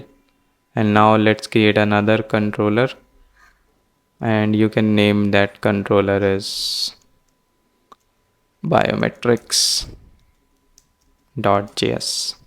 Okay, so in this biometric.js we will be storing the public key, and we will be verifying the biometric using the signature. Okay, so this is very easy to verify and generate, because this uses node RSA, and using this node RSA you can do the biometric verification. So I just want you to show a article React Native biometric verification, and you can find this this one, biometric verification, this article. So on this article you have to install this one. I am not worrying about this React Native one. I am just want to show you the Node.js stuff.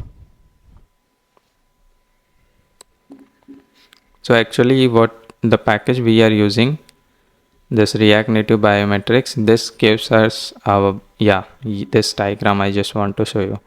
So prompt the user to touch fingerprint, and we have to enroll this public key, and that we will be storing into our database. And whenever we are getting the same asymmetric key pair, okay, so we will be again sending the signed piece of data and into our database we will verify the signed data using public key. Okay, and if it is verified, and verification will be done with the package node RSA, and it will tell the app is verification successfully result or not. Okay, so this is basically we have to do, and the all thing will be given over here. You can do on node.js or any backend service. So let's start. So here you have to import this stuffs, and after importing this stuff, upload biometrics first of all. And uploading the biometrics, you need here public key. Okay, and because you are enrolling it the public key, and if it is not there, then you have to ask it, and after that you will be having access token from the headers, and then decoded JWT with the JWT secret. Then we can have user ID from decoded user ID. Okay, and then we will update the user using await find by ID and update, and user ID updated public key.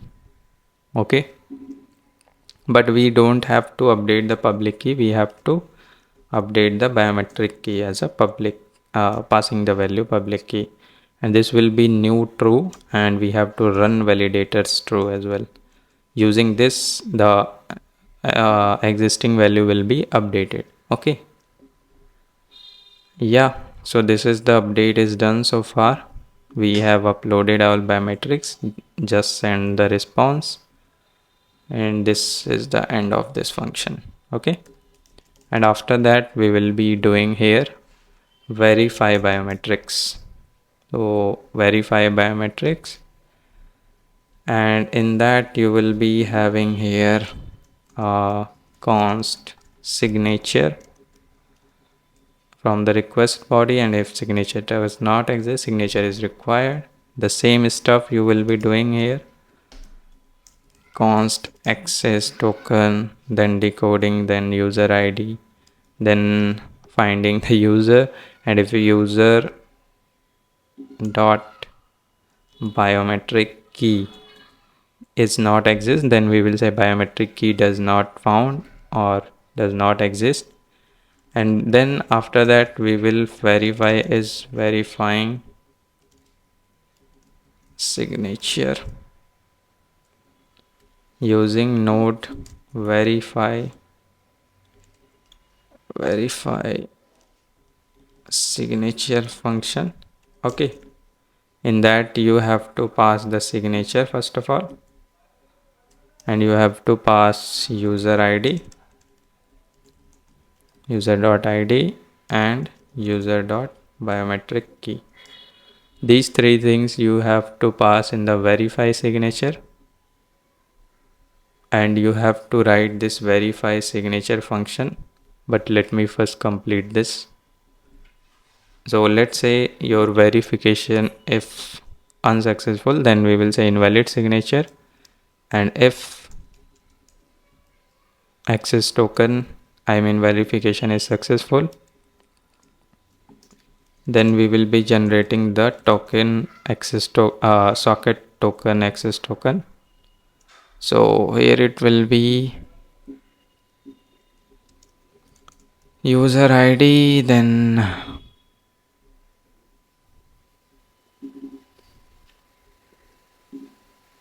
yeah, this user ID by the way, then not this JWT secret, this is this one, and refresh token expiry. Okay, and after that we will be having here refresh token as well. So these things we will be having. Okay,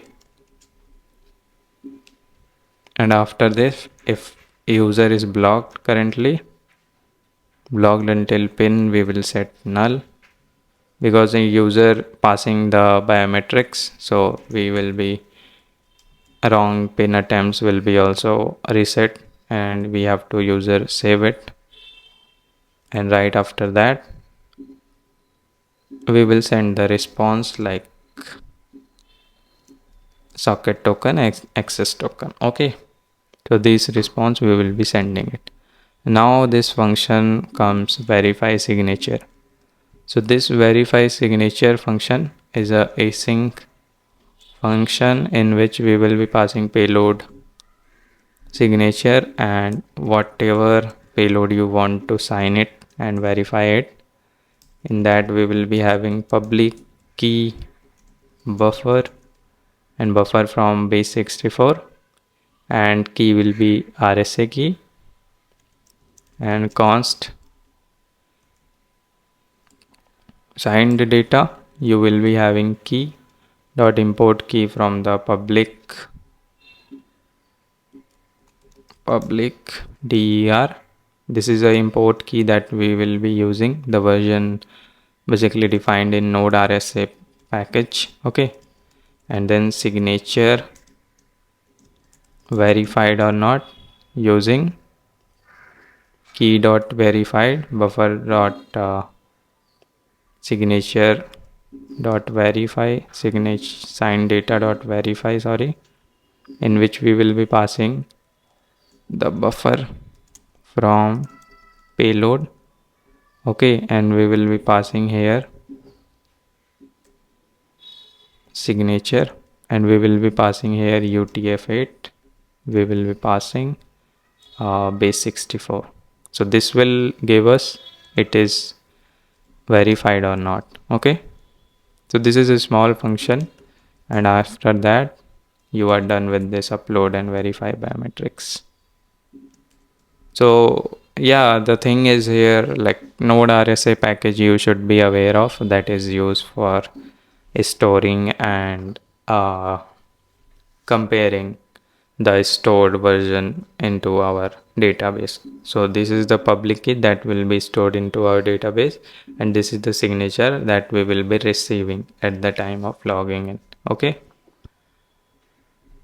so this is how verify biometrics will be done. Now create one more controller over here, that will be auth.js. Okay, for starting OAuth we have to set up actually Google secret key. Okay, that we require. For Apple we don't require right now. I mean when we are doing that Apple authentication, I will share you like how to do it actually. I don't have the developer account by the way, but the code we will be writing that will work with Apple as well as Google. Okay, so in future if any company gives you like do it with the Apple authentication, then you will be doing that easily. So here is that, let me tell you, Apple React Native Apple sign in. Okay, so you can see there is one article given over here.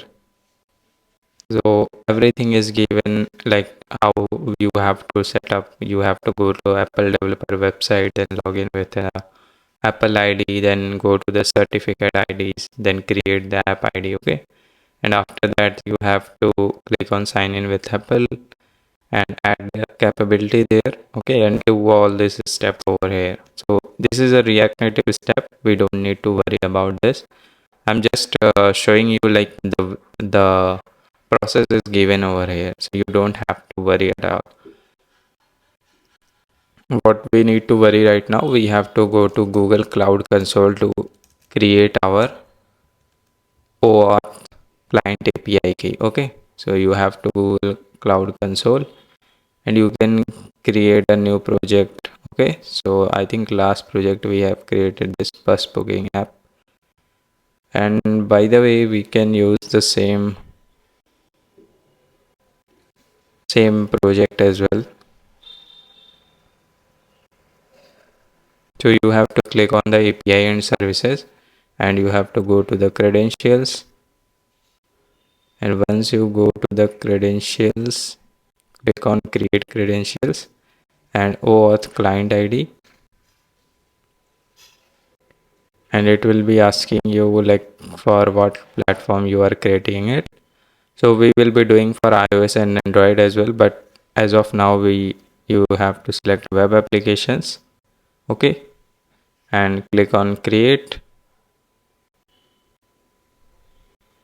and this is your client ID. Okay, so you just have to copy this client ID and go to your env file and write there like this: uh, Google client ID. In the env I am not opening right now, but you have to write it like this. Okay, Google client ID, and you have to copy this thing. Okay, just copy and paste it. Yeah, so this will be your Google client ID, and this is a env file. We don't need anything. Okay, we don't need the string, so just Control X and you have to paste it in the env. Okay, so this is it actually you have to do, and let me do it as well. So Google client ID, I'm done with that,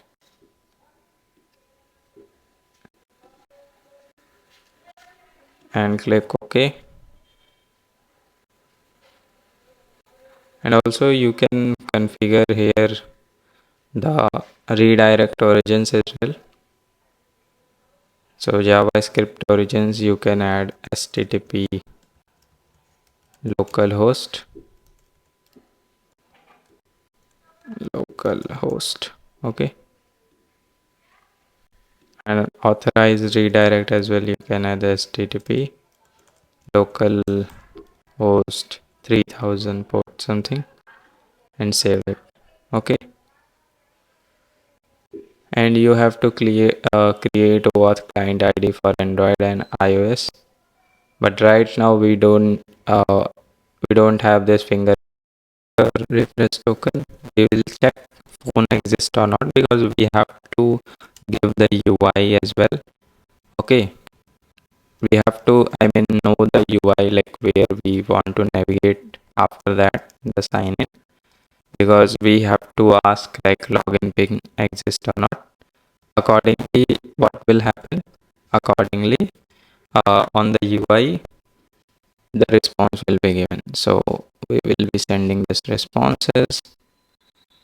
Okay, and in the catch, if there is any error, we will throw an error. Okay, but here in the status code we will be sending user email, we will be sending not phone number, because we are sending phone exists, login pin exists, there is no profile pic, and there is user id. Okay, capital and user dot id. So yeah, these information we will be sending, not as well role. We don't have role or anything like that. And here access token will be like this, and refresh token will be like this, and refresh token and access token. Yeah, so we are done with this function OAuth, and at the end just export it. Okay, export sign in with OAuth, and this will be exported. Now let's move to another function. We are done with this. We are going to create our final controller for the authentication and user, that is user.js, in which basically we will be doing like verification of pin, setting the pin, okay, and getting the profile. So these kind of stuff we will be doing. So first of all you have to import this thing, and after that we will create our first controller, that is update profile. Okay, async and request, and in this what we will be doing, we will be having name, gender, and date of birth. Okay, and we will be extracting basically authorization from this, and we will be decoding the token, and then we will be extracting the user ID from it. And after that, we will be creating a updated field object. Why we are creating that? Because you might be need to update only name, you might be need to update only uh, gender. Okay, so accordingly we will put the things in it. Gender, yeah, update fields date,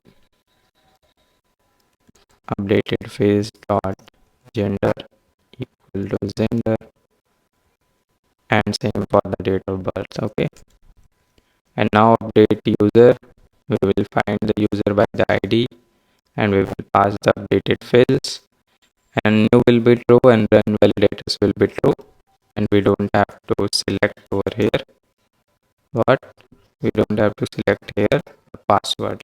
Okay, because this shouldn't be including anywhere the biometric key as well. Yeah, so these are the things.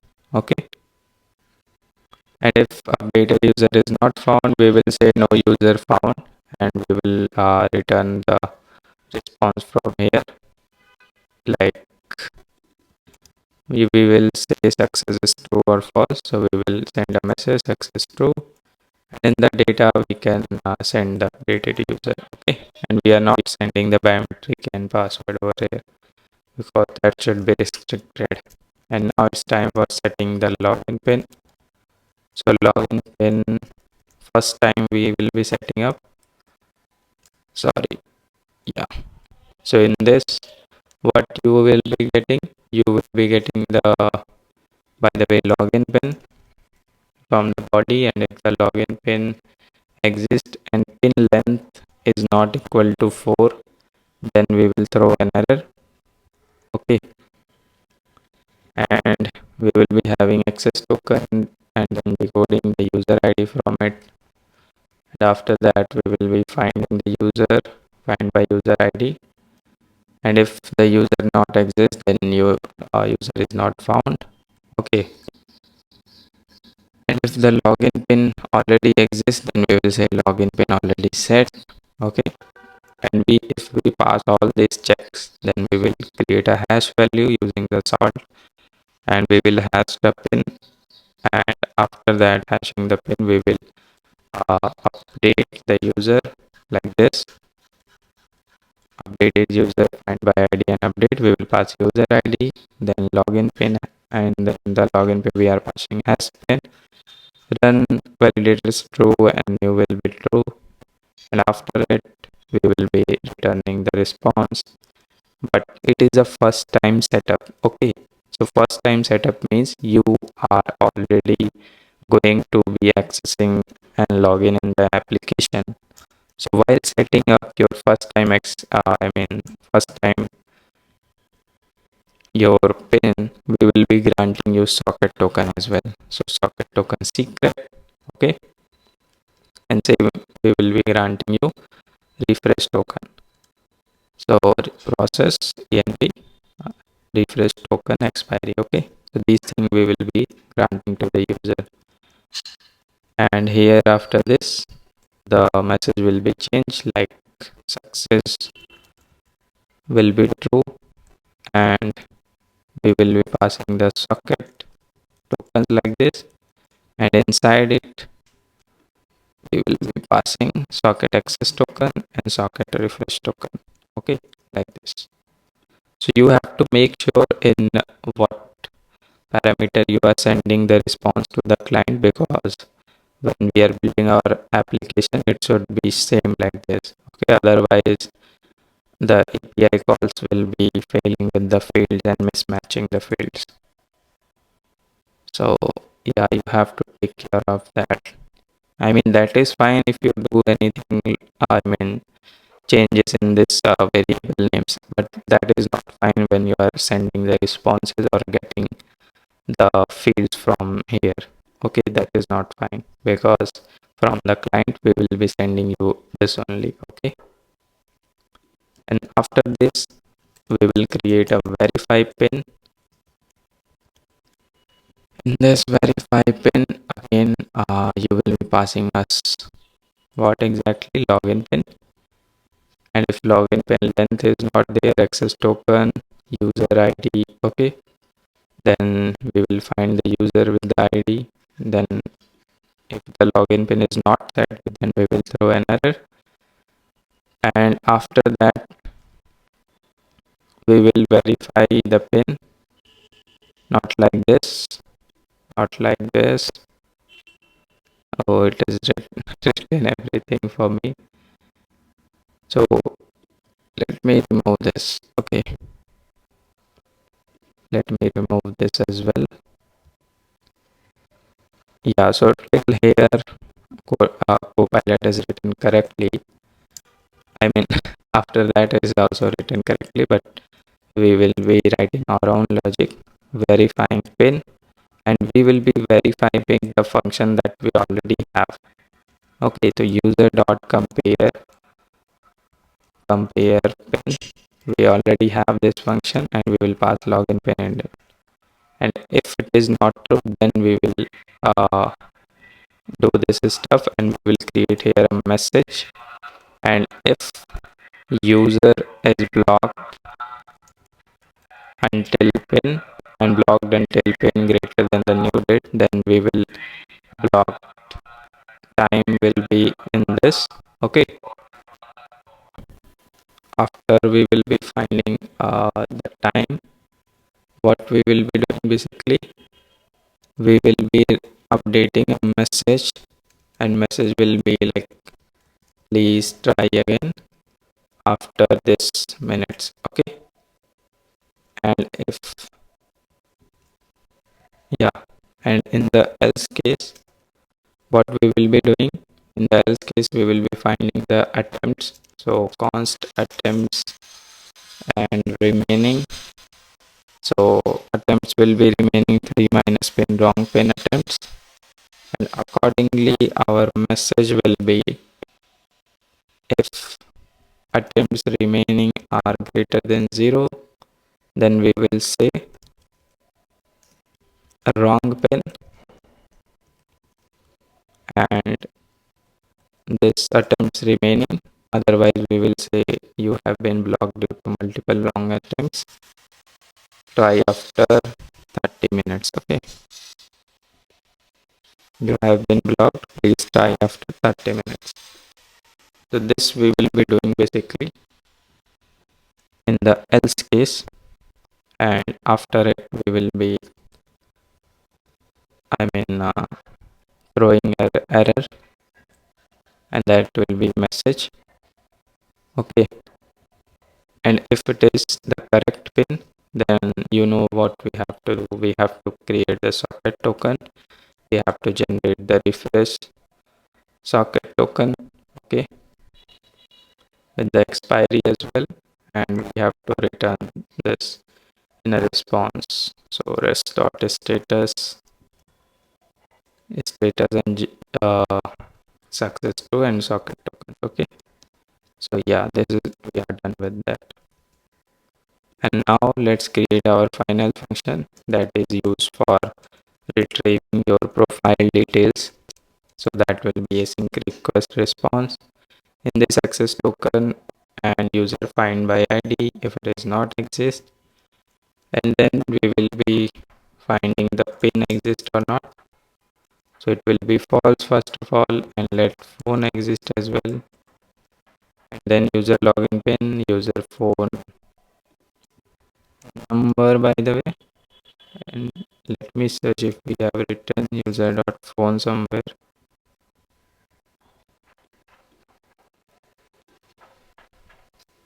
User dot phone number. Okay, only one place we have written this, so I think, yeah, that is fine. In the auth I just want to check. Yeah, here it is wrong. We have user phone number. Okay, not user phone. Let me check user dot phone if we have written somewhere. Okay, user dot phone number, right? Because this is the in our schema, so I just wanted to check. Yeah, so after checking all this, we will say phone exists, and we will be sending the response. So here it will be phone exist, and here it will be pin exist. Okay, and whatever the balance will be there, that also we will be sending it. Phone exists. Okay, phone exists and pin exists. And at the end, just export all these functions. So we are done with this. I'm just scrolling once again. Okay, and I am like continuously writing this controller. That doesn't means like you have not to test or do anything. If you are building one controller, you just go to your postman or go to the swagger docs and try to execute. Okay, I am doing this all this stuff in one go because I just want the video to not be longer. Okay, but that doesn't mean you are not practicing yourself. So now it's time for registering all these controllers into the this roots of auth.js. Okay, so let's start. Like we have here router.post check email. Okay, check email, then we will be having here check email function, and then after this we will be having OAuth that we have created. So OAuth and sign in with OAuth, and after it uh, we are having verify OTP.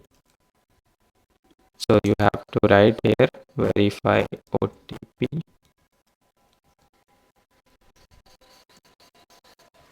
verify OTP, and that is coming from the OTP.js. And why it is here? It should be here, right? Yeah, verify OTP, and it is exported correctly as well. Verify OTP is there. Then send OTP. Okay. Then send OTP will be there, and some if you are accessing the profile, then there will be get profile and update profile that we have just created right now with this chaining of the get request and put request, but also the protection, the middleware protection of authenticate user. Okay, and also we will be having logout, verify biometric, set pin, verify pin. So all this router will be as well there, and this is all protected, but refresh token is not protected because you will be doing with the access token, and logout also protected. So just import all these functions: verify biometric, upload biometrics, verify pin, set login pin first. So I hope I have imported all those things correctly, and I'm just scrolling once for you so you can re-verify and recheck. I hope logout is there. Yeah, so everything I have imported correctly. And don't worry, at the end I will check again, and if there is any error, if you are building with me, I will try to fix it. Okay,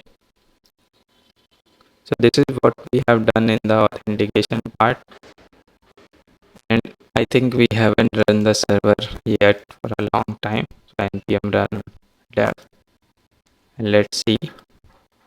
So it is saying app.js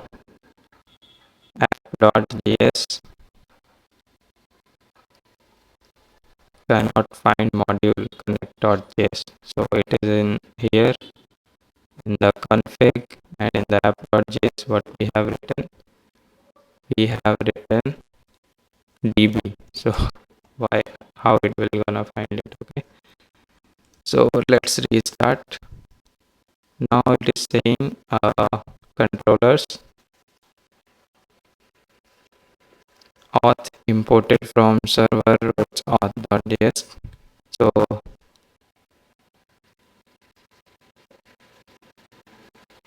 in the controllers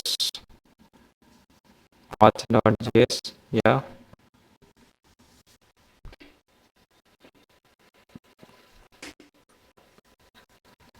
So in this route we are facing an error that it is not able to access it because we have to add here .js actually, otherwise it will not recognize it.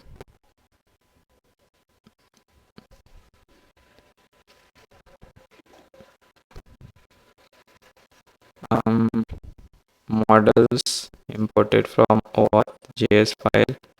So in this, if we have imported the model, it should be .js as well.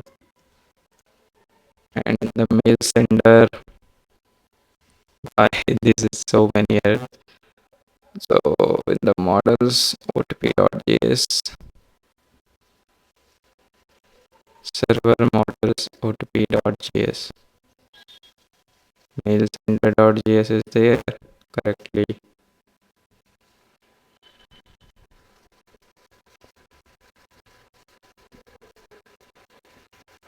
Hey, where is the capital otp.js? What is this, man? We don't have any capital.js file, right?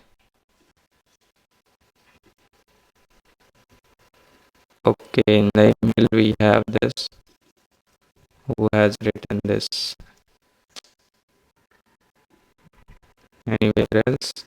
Okay. So this import stuff, sometimes got really frustrating. Now let's restart. Mail sender.js imported. So mail sender. Mail sender.js. Mail sender.js in the services. Okay, so here it is in the services, by the way. Okay, not in the utils, sorry. Services mail sender.js. Now the error is different. The requested module OTP does not provide export name default. Okay, so it is in the file email.js, and here it is saying we have exported method that is name as. Okay, oh my god, we haven't exported the schema at all. Okay, so let's export the schema. At the end we can export it over here and save it. Now it is exported, and there is one more error in the mail sender.js, that is generate OTP.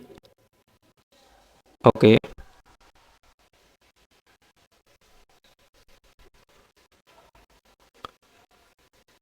so that is also in the email JS, and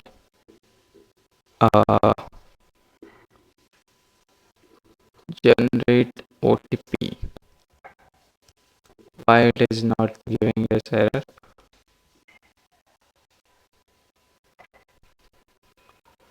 So mail sender export const generate OTP, and this will be returning a OTP generator.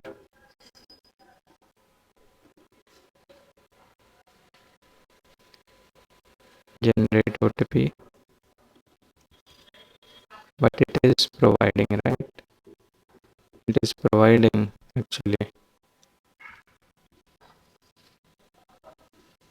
in the email.js. Where is generate OTP? Yeah.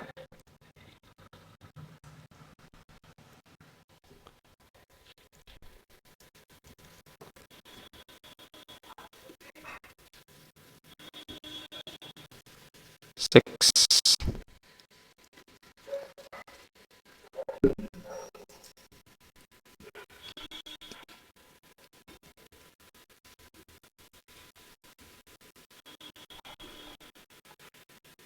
Okay, so this is a async function.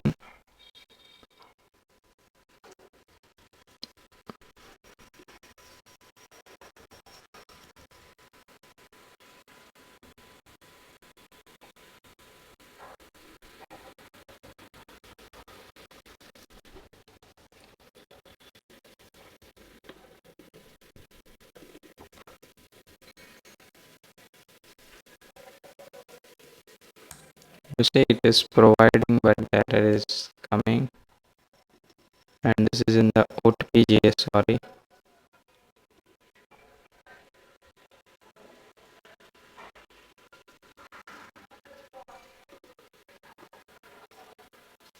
OTP.js and yeah, generate OTP.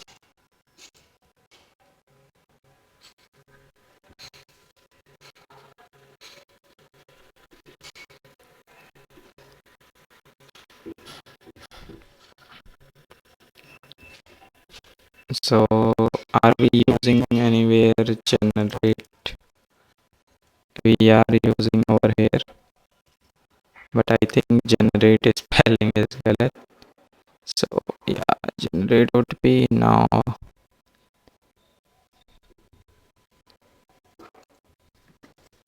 Now error is user schema is not defined in the user.js models.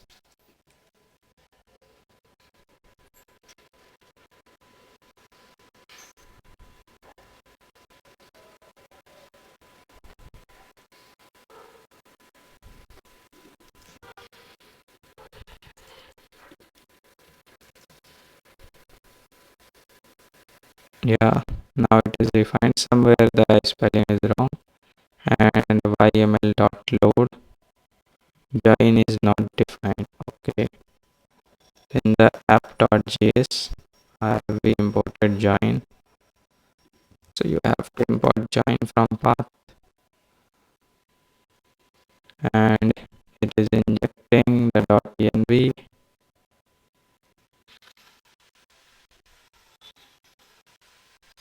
and it is reading all the files. So these are some basic stuffs that errors that you have to fix. Okay, and I hope you have done with me all these errors. I mean, these are very like file issues, importing and exporting issue, not the major ones or errors. Okay, and let me restart again. So app.js, okay, the function is not called over here. Yeah, server is listening to 3000, and we can now go to localhost 3000, and you can see trading API is there. Go to the documentation, and here you can see our documentation is ready as well. And if I call any function like this, try it out, click on execute. So it is throwing is exist true, and if I execute another, so it is giving execute true. Check email, user controller. I think in the email we have this,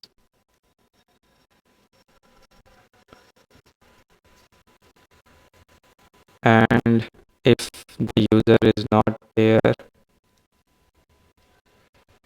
we will generate the OTP, and we will create it as well, and we will mark is exists false, and we will return the response.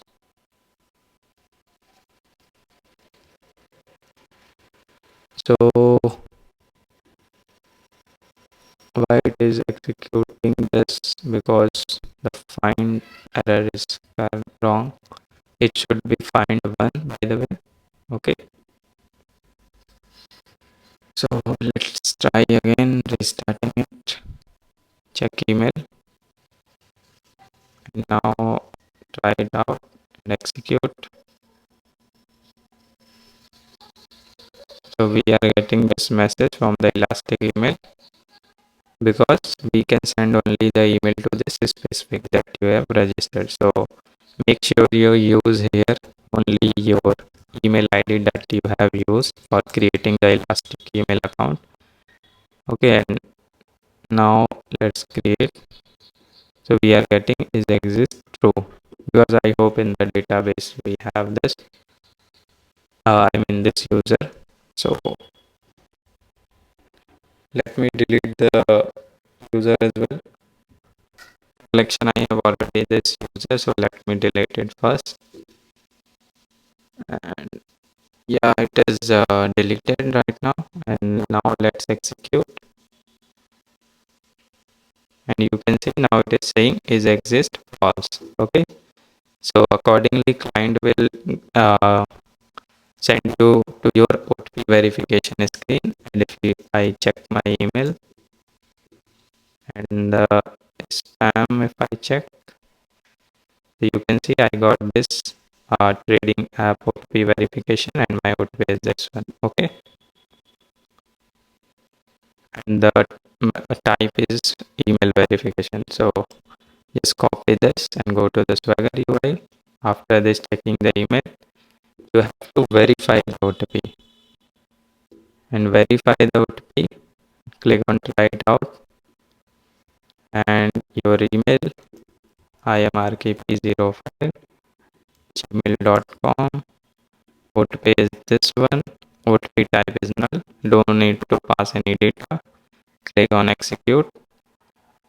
OTP find by ID and delete is not a function.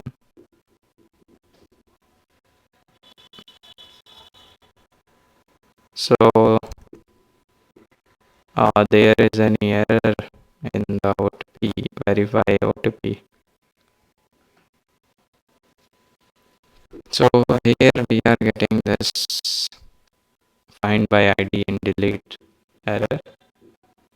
Okay,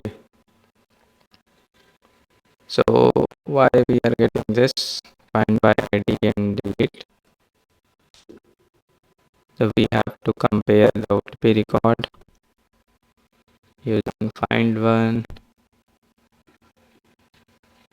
and let me check the schema.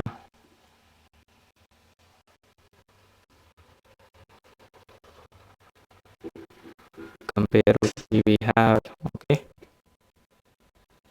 and we are sending the verification email as well.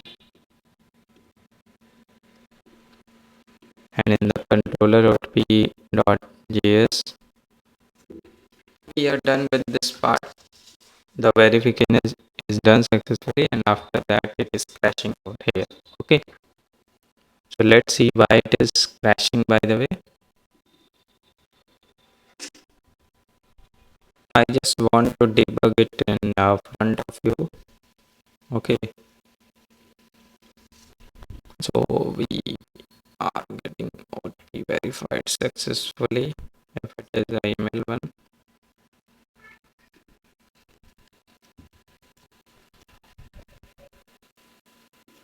And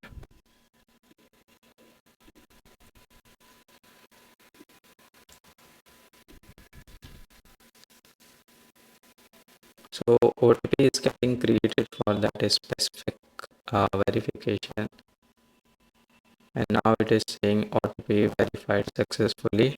Okay, so I think the error is something that spelling is wrong. Okay, so you have to find by ID and delete in the capital. And once you verified your OTP, you will receive register token. And using this register token, you can set your password. You can register. Okay. So here we will pass the email mrkp05@gmail.com, and register token we can use this one. Okay, and the password we can say Ratik@1234.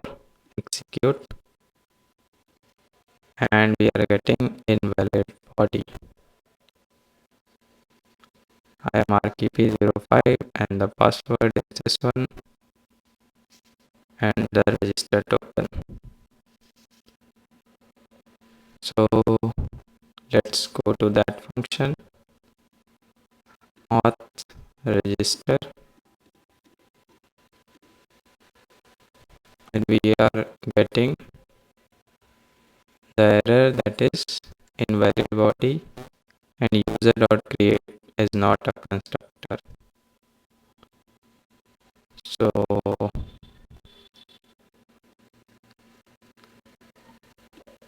So here user.create is not a constructor in which we are passing is not a constructor as well. So it is await. Okay, await user.create.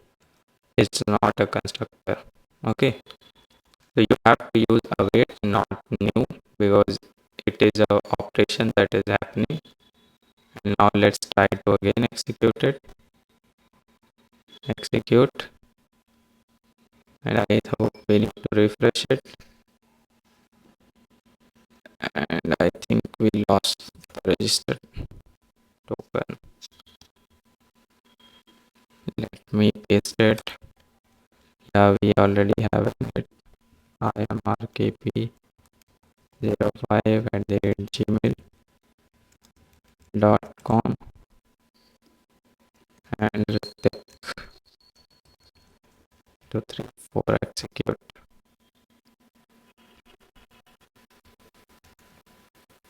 And now the error is JWT expired out.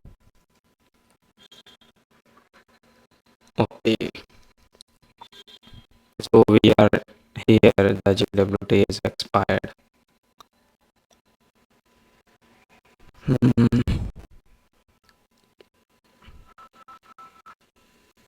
So verification is long. OTP.js, we are signing the register secret and it is 2 minutes, so it is passed. Let me try again with the same flow. Give the register token and let's do the register process again. I just need to update this token. Yeah, click execute, and now we are registered successfully and we have received the access token. And using this access token, you can do further process like refreshing the token. You can verify your pin, etc. So after this, we are done. Now using this access token, you have to authorize yourself. So in the bearer here, authorize, click on authorize. You are authorized successfully. Now you can start with the this API is over here. Okay, so first API, let's set pin. So login pin you can set. So try it out. So 1 2 3 4 execute. Login pin is longer than the maximum allowed length.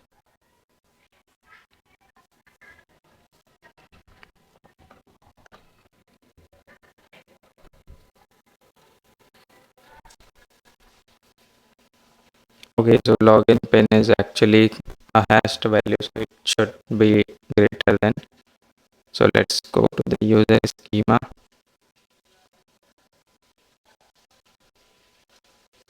And we have here user schema and the login pin. In the login pin, we are written minimum length 4 and the maximum length is 4. Okay, but I hope we need to remove this because our schema should be different, and in that way we need to restart the server. We need to reload this swagger one, but before that I hope I have copied the token. Yeah, I have the token. Let's reload it. Let's authorize again. Yeah, authorize successfully. Now, yeah, set pin, try it out, execute. So we got the socket access token. Using this socket access token, we can do the further stock process that we haven't created. But yeah, you can verify your pin as well. So try it out, execute. Yeah, verification is working as well. Upload biometrics is a public key, so you have to upload your public key, and after that you have to verify it. That will be verified and that will grant the same behavior. And log out, you don't need to pass anything, just execute. It will remove this biometric key, or if there is any notification or FCM key, that will be also removed. Okay, so there's a set pin, and yeah, getting the profile. Yeah, profile, you can see we have 15,000 balance, and phone exists false, set login pin exists true because we have set the login pin. And here we can set the name as well, like Ritik.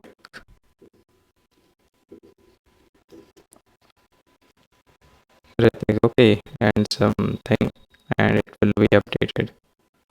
So right now you can see we have here uh, name set, gender set, and date of birth set. And why we are returning this login pin over here? And what is this function? Auth profile update. So go to the update one.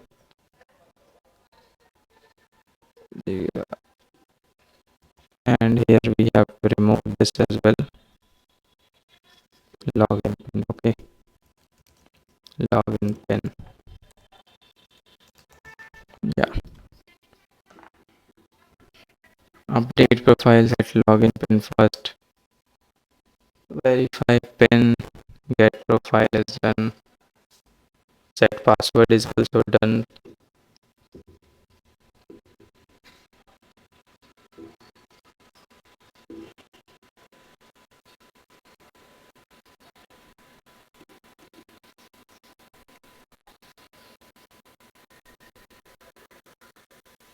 And you can pass phone number as well over here.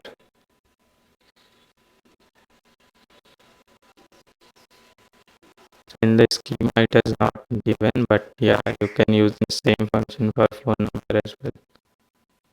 So phone number.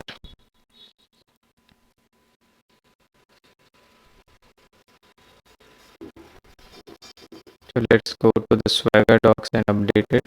I hope I have updated for you. Might be. Okay. So it is here in the auth profile /auth/profile. So update user profile, example this, and also phone number you can update.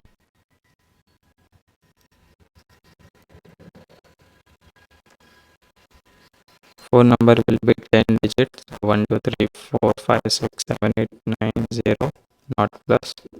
So Indian number will be there. Let me enter this 91 something. Okay,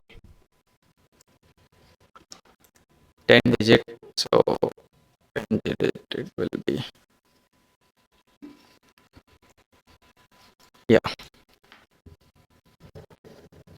So this is how you can update your profile as well. We are done with all the APIs that is related to the user especially.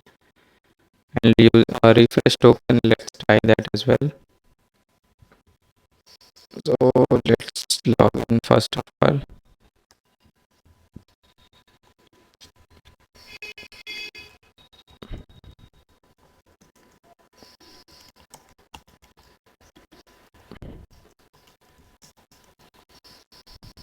And try it out, execute. So login is not working. User.compare password is not a function. Why you are not a function, bro? And this is in the auth, and this is in the login over here, and compare password.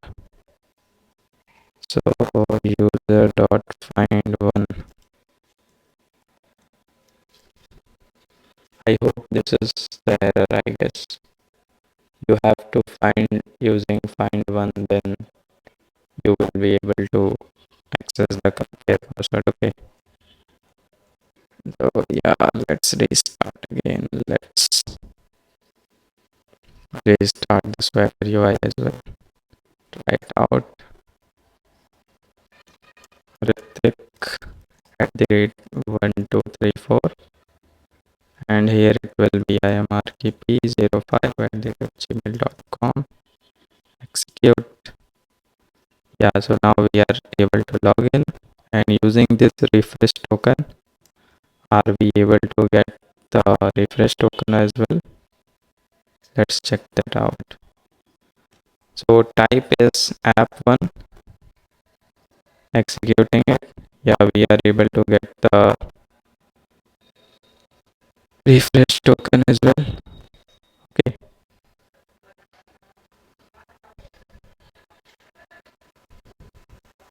we are getting only refresh token. So let's check that as well. We should be getting access token as well.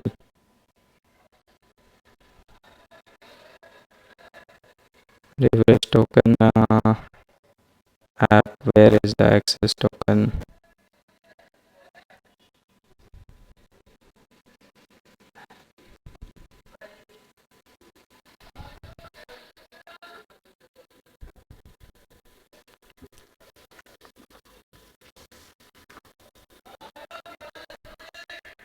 So yeah, I mean that is fine, but let's check one more thing, that is the socket token. So for that you need to authorize first of all. So in the login one, using this access token, let's authorize. We are authorized successfully, and after authorizing it, let's get our pin verification. So verify pin, try it out, execute. We got the socket refresh token, and now let's let's get the socket token. Okay, executing it. So we got the refresh token as well for it. But one more thing, why we are not getting the access token over here. So that, let's check that out.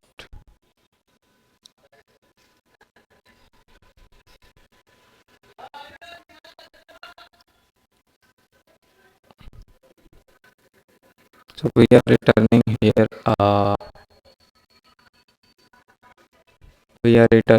new refresh token and access token,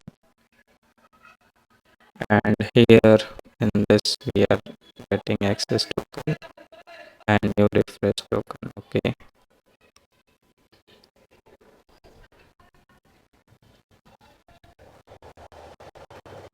refresh token secret, AWT secret.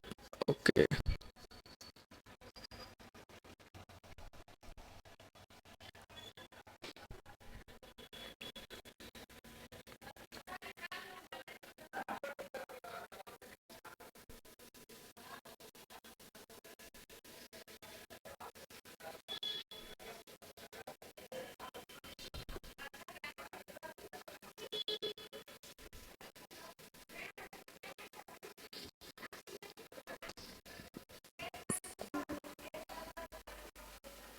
okay, there might be some issue in the response, but I hope we will be getting the response in this way with the access and refresh token. Okay,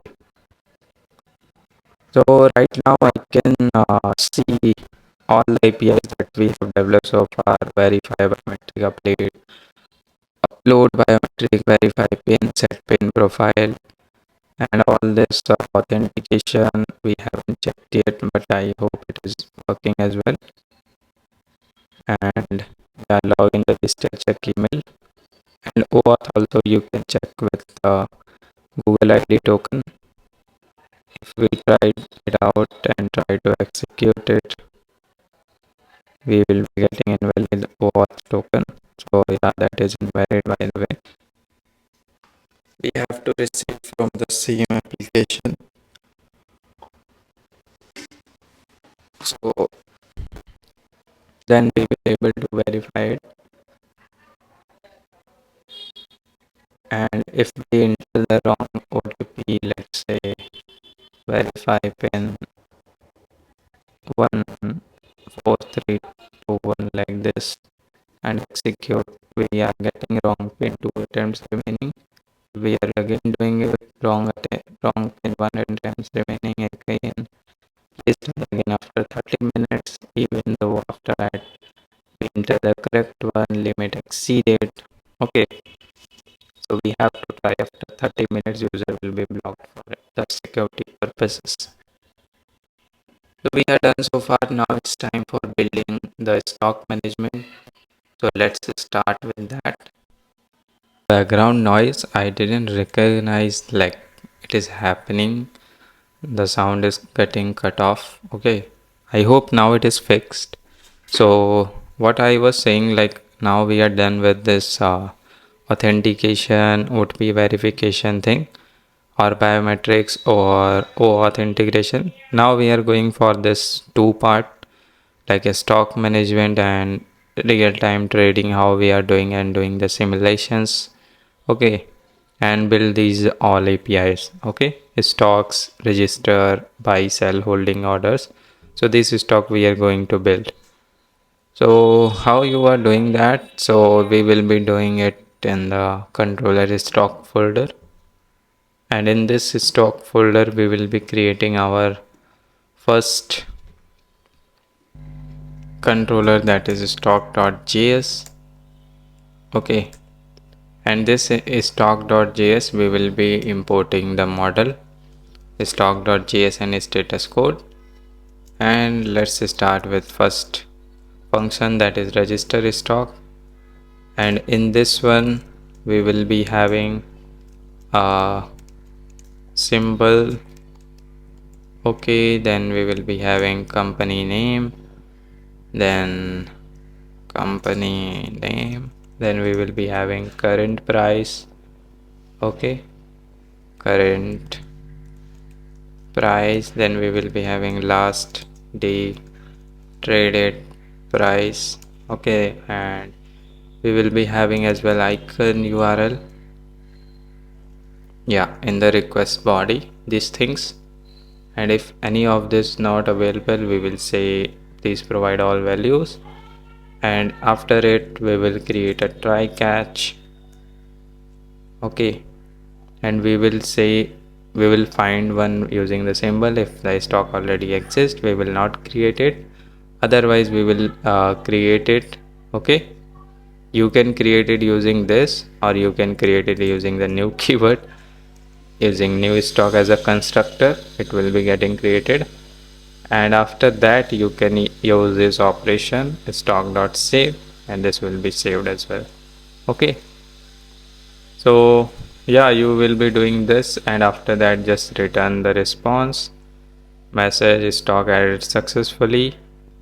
And in the catch you can throw a bad request error, and the error whatever it is. So this is the API for registering a stock. And after that we will be having get all stocks API, in which you will be doing nothing. You will be just finding and removing this day time series and 10 time series, because this is very large data set, so you don't need to include in the data. Okay, so you will be only returning stocks informations like this. These things you won't be returning, because this is very large data. Okay, and that will cause a overhead. And after that you will be creating get stock by symbol. So you will be passing a stock inside it by a request query. Okay, in the request query you will pass this. And if so you can have a stock as symbol in the query, and if symbol is not there, then we will throw an error, bad request error. And after it we will be implementing try catch. and we will find one by the symbol. Okay, and daytime series we will be removing it, and if stock is not exist, we will say stock doesn't exist. Otherwise we will be sending the message and catch and bad request error. So with the AI you see like how fast I am able to code, and but still I am able to understand what is writing.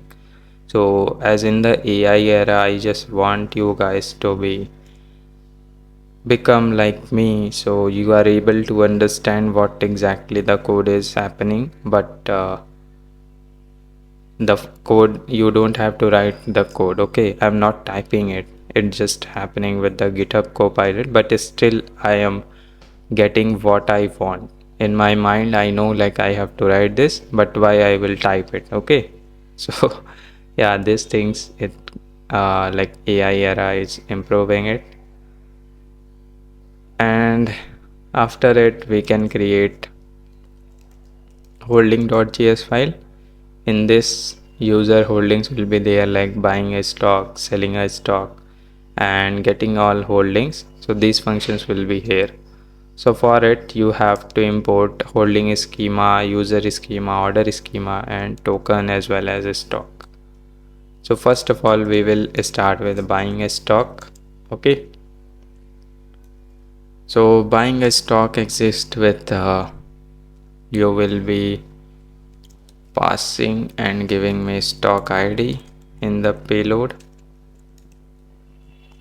stock ID and quantity with the request body, and if doesn't exist we will throw an error.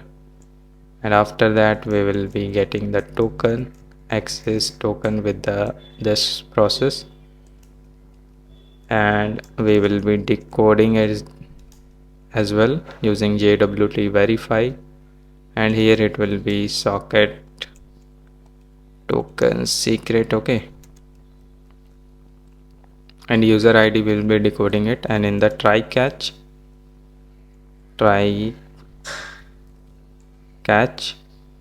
we will be finding the stock. Okay, so const stock, we will be finding the stock dot find by id using the stock id, and after finding it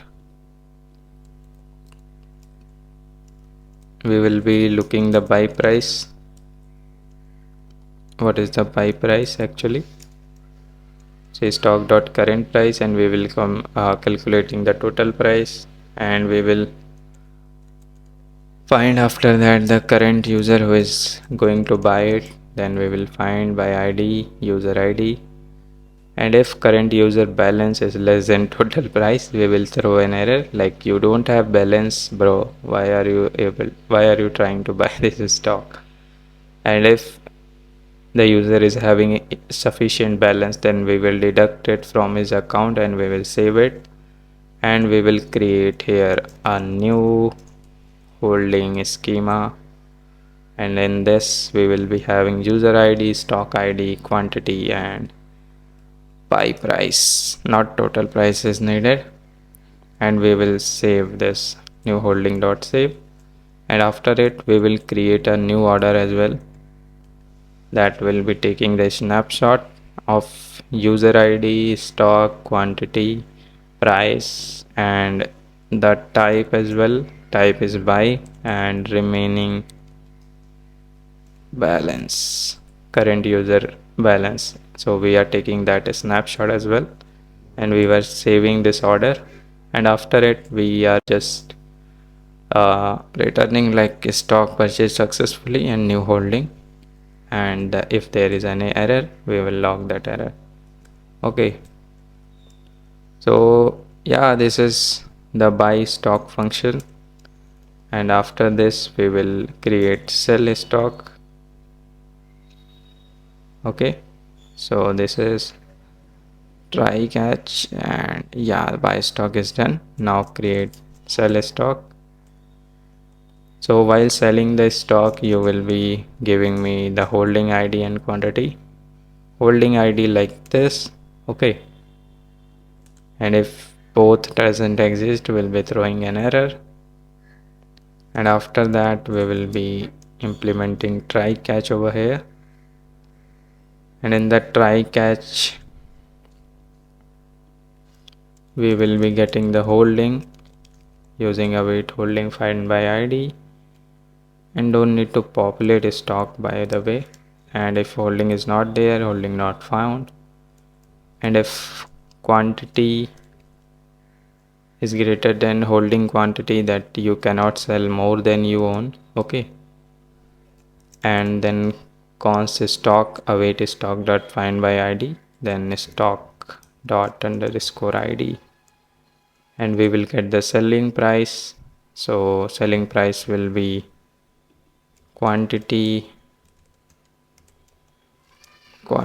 into stock dot current price. So this will be the sell price currently, and we will be minusing from it. And if it is getting 0, I mean if it is less than equal to 0, then we will be await holding dot find by id and delete it, else we will be saving it. Okay, and we will be going to the current user to add the balance if it is negative, positive, or whatever it is. So we will find the user. If the user is not exist, then user not found, and we will go to the current balance and we will add the selling price and we will save the user. And at this time as well we will take the snapshot of order, and we will response like stock sold successfully, and the data we can pass the order and the order id selling price. So this will be new order by the way. Okay, and in the error you can simply throw an error like bad request error. So these are two functions, buying and selling stock. The final function is get all holdings. So in this you will be having the access token, decoding it user id, and in the try catch you will be having here the holdings, await, and populating path. Okay, so you will be awaiting path stock, and you will be selecting daytime series, and I mean you are excluding daytime series and 10 time series because that is a large data. And after that you just send whatever you got here. Okay, and this is the object in the populate, and here you will be throwing the error failed to retrieve holdings. And let's export this function. Yeah, so we are done so far with this holding.js file as well. And now let's create the final order.js function. So in this as well, like I am not basically doing this on a front end, but still I am writing this function for you, so you can extend it and play around and create it on your own. So there will be access token, then decoding it, then user id. Okay, then there will be a try catch, then order dot find by id, then sort it. Okay, so all this we will be doing it, and as well as we will be populating is something in this. So we will be populating stock symbol, company name, last date, traded price, and the orders. So all the orders will be there, and after that we will be returning the order, and in the catch we will be throwing the error. Okay, so this function we can export it. And now just go to the routes and create a stock.js, and after it, or you can have stocks.js, and you can register all the routes and controllers over here. Okay, buy stock, sell stock, buy, sell, order, and more you can add get all orders, get all order, get delete order. Okay, something like that you can add. But yeah, this is fine for now. And go to app.js, and in the app.js, in the routers, just add this line and authenticate socket user and import stock router. Okay, so this thing you can import it at the top, just the way we have imported auth router. There will be stock router, and we have to create a middleware, and this middleware will be socket auth.js. Okay, so this will be also like same way. We will be having authentication, we will be checking the headers, the bearer token, and we are splitting and we are verifying it. And if it is passing, then we will be requesting the user ID and next to the next controller. Okay, so this is so far done, and you have to import as well. So authenticate socket user, import it, save it, and yeah, test all this stocks one that we have done so far. So let's quit and restart the server. Okay, and here you can see we have routes stocks this folder, and go to your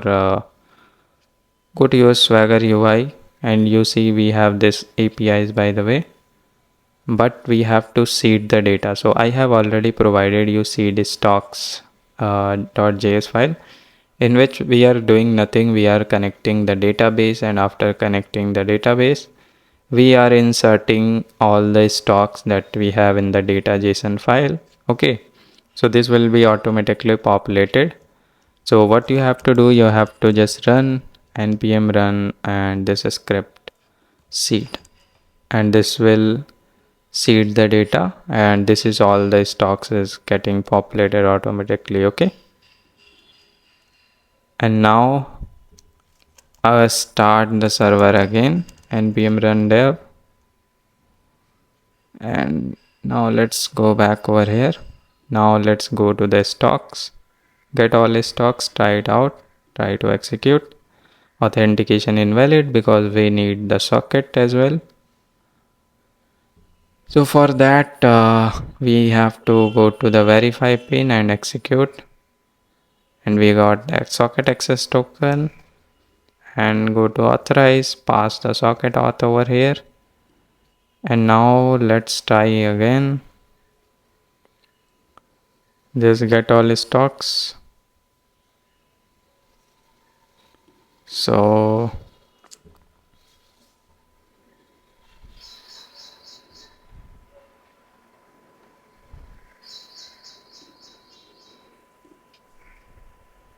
we have this authenticate and socket auth, in which we are passing the socket token secret,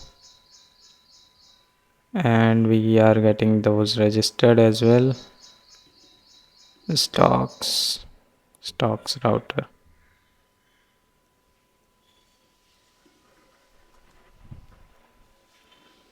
Let's restart it once again.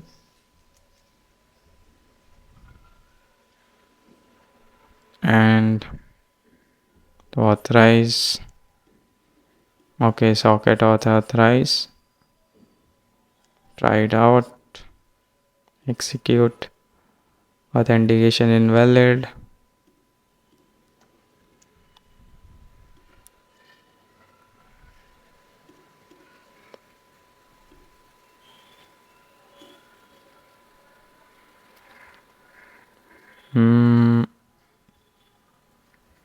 I think we need to pass the socket in this one only. Now let's me try again. Why it is happening like this? Okay, so it is happening like this because this authorize function, this socket auth is not working, you have to pass in the bearer auth, the socket auth as well. Okay, so there are some issues in the this YML file. Okay, so you have to pass your socket authentication in this only bearer auth. Okay, and then you are able to process this thing, this APIs, and then you have to execute this one. So you are getting all the other stocks that we have registered. Okay,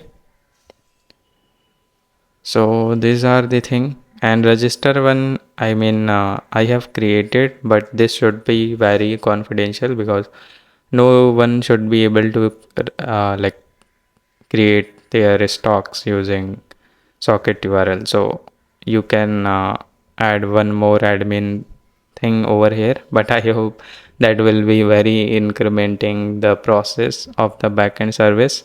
Okay, and right now I'm not going to do that for you. So yeah, you have to do it. You just have to create one more thing. And let's say I just want to buy a stock. So if I copy this ID, and this ID is Apple, and paste Apple ID over here and click on execute. Remaining balance is required.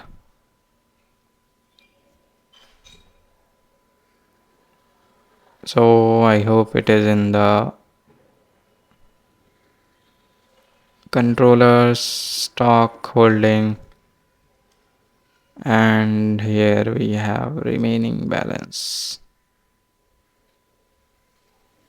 So we are buying the stock, by the way, and remaining balance spelling is wrong. Remaining balance, okay, because in the we have this spelling, so that is a typo mistake. And selling the stock, we have also a typo mistake. Remaining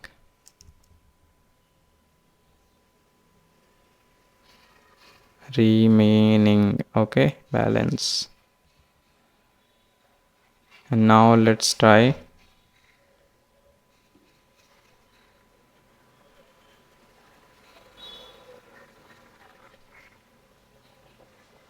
Remaining balance, order validation failed, cost to number failed for the type at path because type error.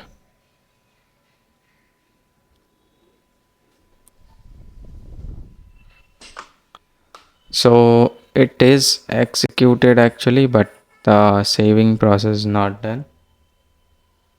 So I hope there is a very small JavaScript error, and that error is basically you should be maintaining the balance. Okay, so here if we go to the stocks and go to the order,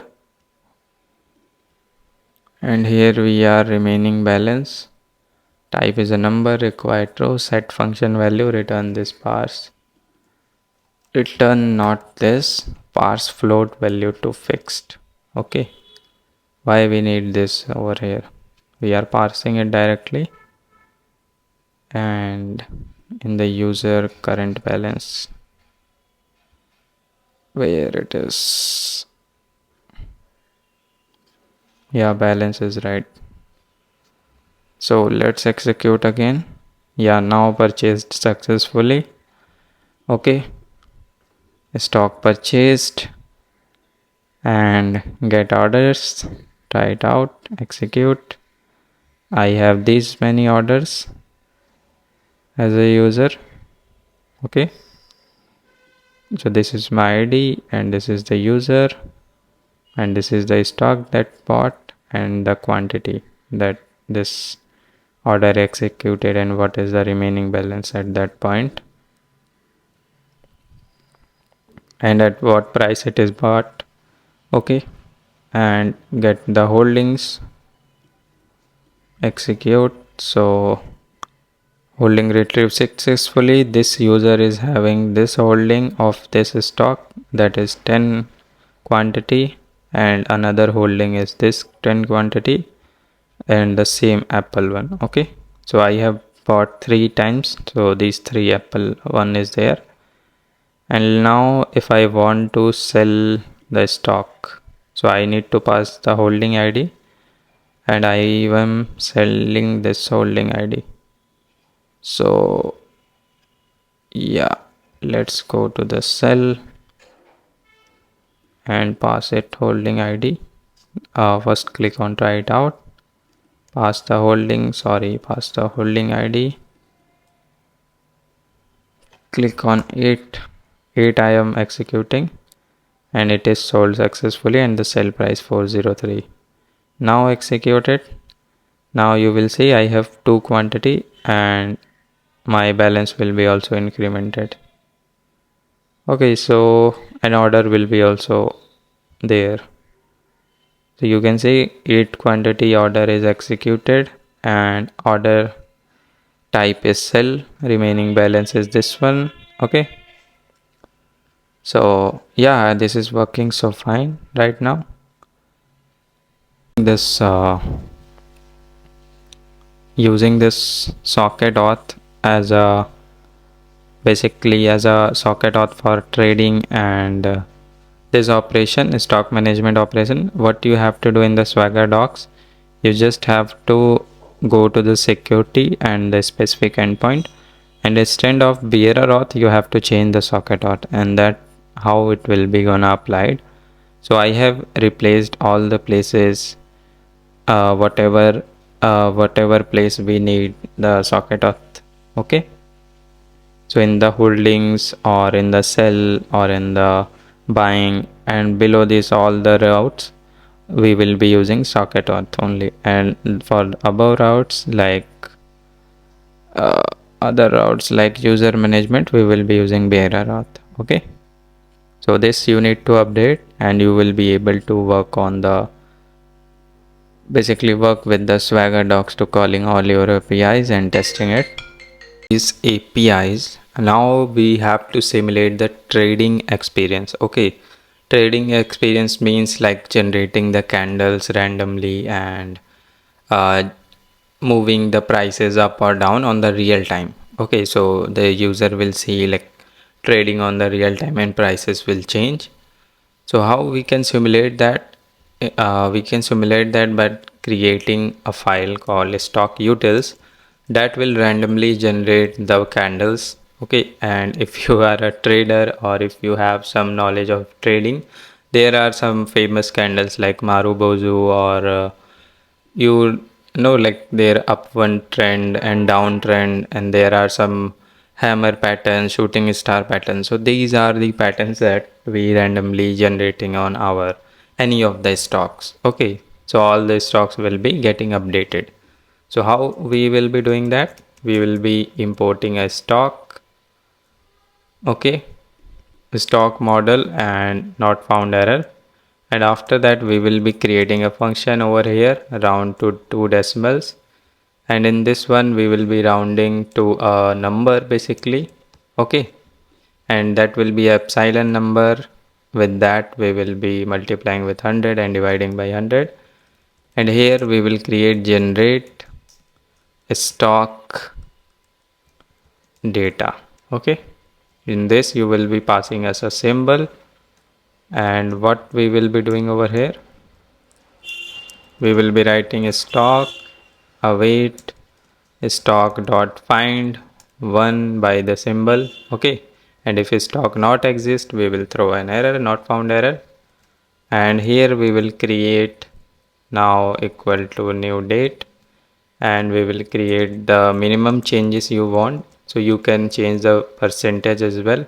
So I want 0.02, and the max change 0.02, and the trend change, how the trend upwards and downwards will go. I mean in the real life this happen due to the prices, but here in our case it is happening like we are simulating it. Okay, because we don't have any paid APIs of stocks, so that's why we are simulating it. And here we will be writing trend type. So trend type will be math.random. You can pick any number, it will pick any number, and let trend modifier equal to 0. And now here we will write the trend. If trend type is less than 0.03, then it will be sideways, otherwise it will be 0.06, then upward, then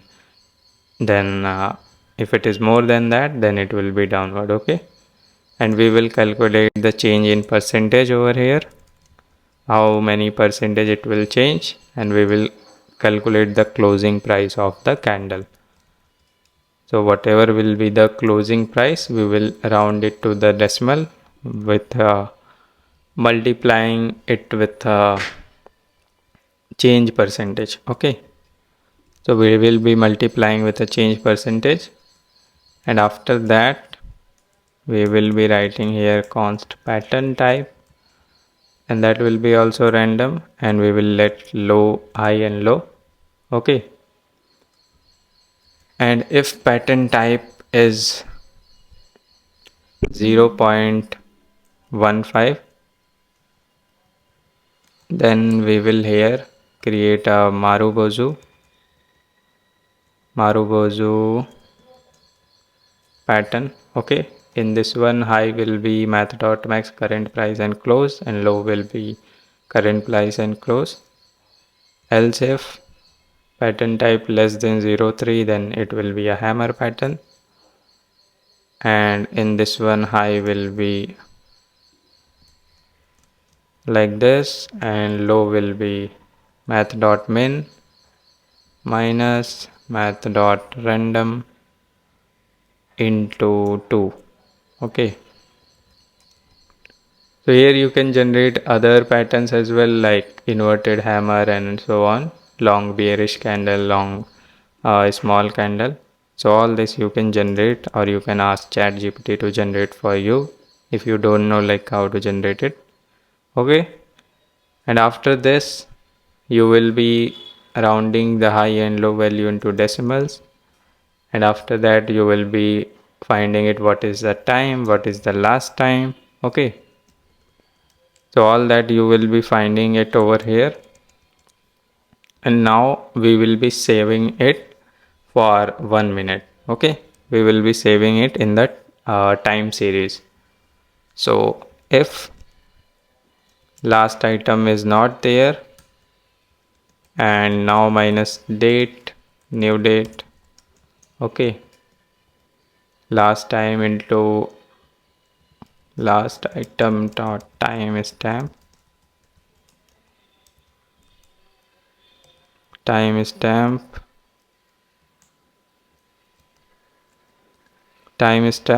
1 minute. So here you can write 1 minute, and if you want more than that, more faster updates, you can update it accordingly.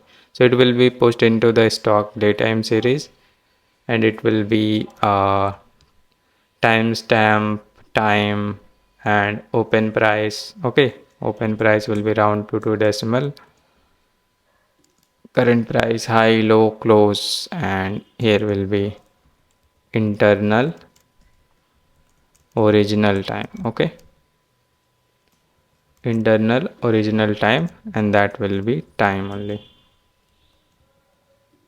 So this is the way we will be doing it, and this is the case when there is not last item, and if there is already exist last item, then we will be updating it.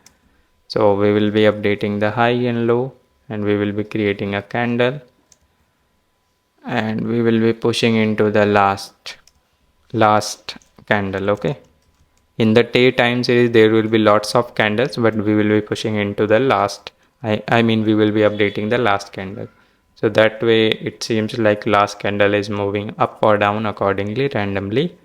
Okay, and this will be running for the 390 minutes basically. 6.5 hours there will be not more than slices will be there. Okay, so we will be also not you can say we will be not also keep on adding candles and candles. There will be only 390 candles for a day. Okay, so that will be current price and we will be saving it. And if is there any errors, we will be skipping the conflicts. So this is the way we will be generating stock data. Now let's move to store 10-minute candle. So this will be a sync. Okay, and in this one also we will be doing the same way. We will be pushing all the candles inside it. So yeah, we will be pushing this stock. We will be finding the stock. We will be pushing the timestamp, and we will be pushing the open, high, low, and close values. Okay, and this is the last candles of the daytime series. And in the try catch we will be doing this as well. If it is able to save it, then it's okay, otherwise we will be exporting it. So these are two functions that we will use basically. Now let's create a cron job over here. Cron job means, like, let's say if you host this server and like into any public server, then it will simulate a trading experience. Like every day when you wake up from 9 p.m. to 5, it will start simulating the candles. Okay, so in this way it will be doing that, and you can perform this as well. So let's create a cron job using node cron, and here you can create some holidays. Okay, so you can create a holidays if you want. If you want, you can do that as well. So let's say there is a holiday on 24, and there is a holiday might be 31st on Sunday. Okay, it's obviously the market is closed in that day, and here we will be creating a trading hour. Okay, and trading hour will be like, nowadays we will be getting the day week off. Okay, so it should be 9 to 3:30, and it should be Sunday to it shouldn't be Sunday and Saturday. So the trading hour will be only this. If it is passing the case, then we will start simulating, otherwise we won't do anything on the data. Okay, and how we are checking it is a new date, I mean new trading date or not. So we will be checking that by comparing the Sunday and Saturday, and it should be Monday and between Friday. Okay, so this thing we will be using for clearing the previous all day time series. Okay, and start with the new one. So every day from morning we will be clearing the daytime series and 10 time series, because we don't want our data to base to be filled and filled again and again, because we don't have that much data of the stock. Okay, this will be everyday data, and that will be cleared after a day. So here is the schedule day reset function. In this you have to pass cron.schedule, and here is the timing you have to pass it using a star method, and you will find in the cron documentation what this star means.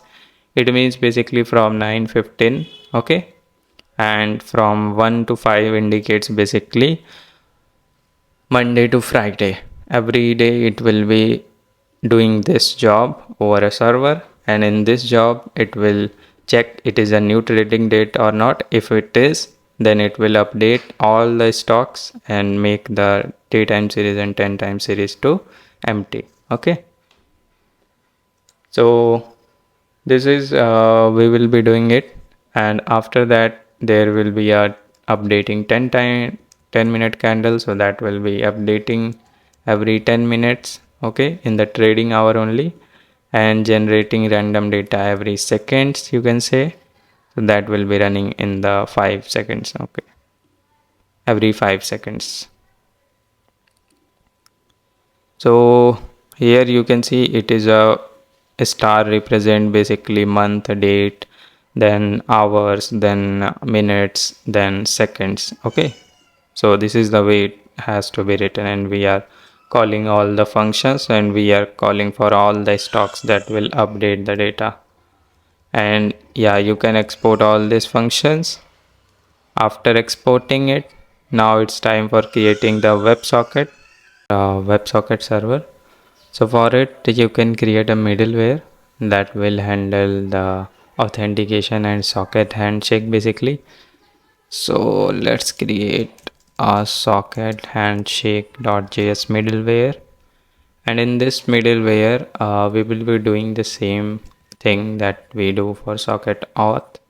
Okay, but here is the changes that we will be getting our, basically we can change here the function name authenticate socket user, and we will be importing here import user model user.js. And here we are not getting request and response, we will be getting socket. Okay, request and resolve, sorry, we will be getting socket over here.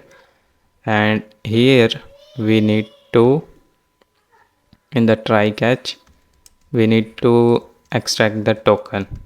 So we will be extracting the token from headers, sorry, from socket dot handshake dot headers dot access token. Okay, like this we will be accessing the token. And once we receive this, and if there is no token,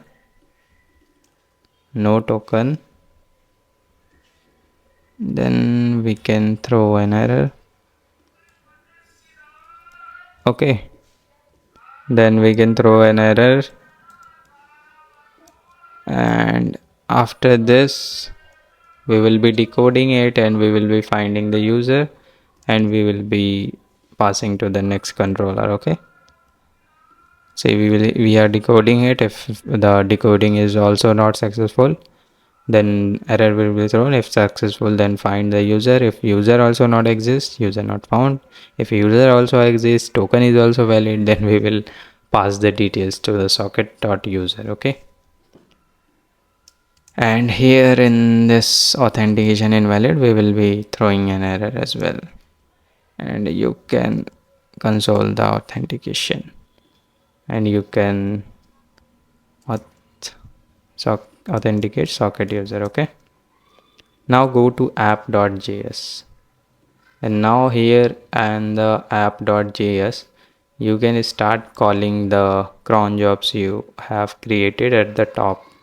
So here you can start calling these functions, and these functions you have written in this cron job.file.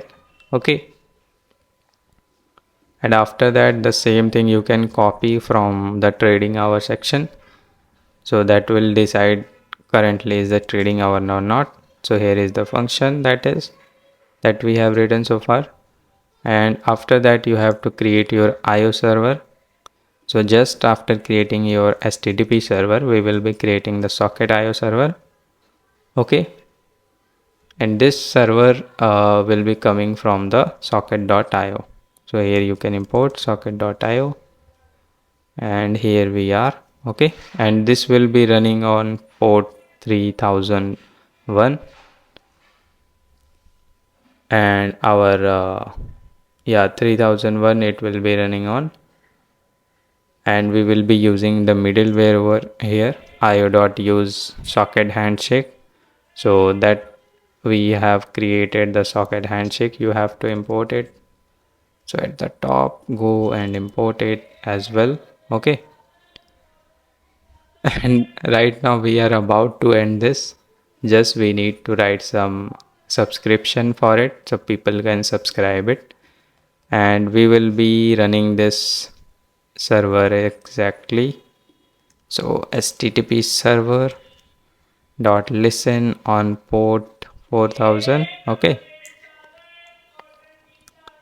So this will be the origin, and socket server is running on this particular port, and here you are passing the socket server.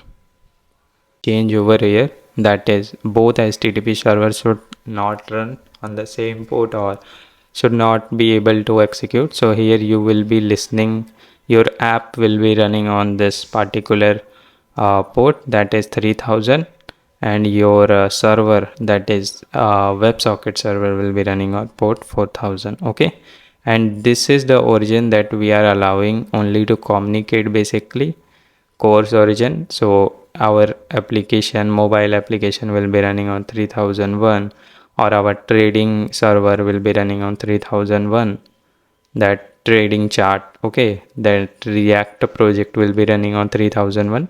So that is why we are given allowing that course. Okay,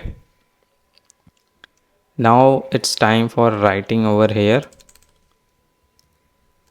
io dot on connection socket, in which we can say a new client connected, and after that we can say, yeah, in this one we will be having socket dot is subscribed to stock.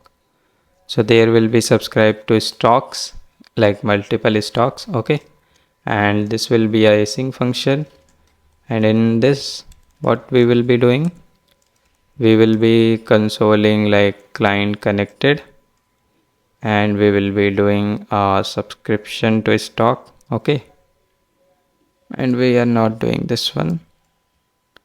Why it is recommending this? No bro, I don't want to do. I just want to send updates, and that will be a async function. And in the try catch the catch, if there is any error, we will log that. In the try, we will be find the stock equal to stock dot js dot find one by the symbol. Okay, if stock is not found, then we will console like not found. Okay, else we will emit means sending the message, and the message will be that specific stock symbol, and with that stock data. Okay, and we will be calling this send update function whenever anyone subscribe to our specific this.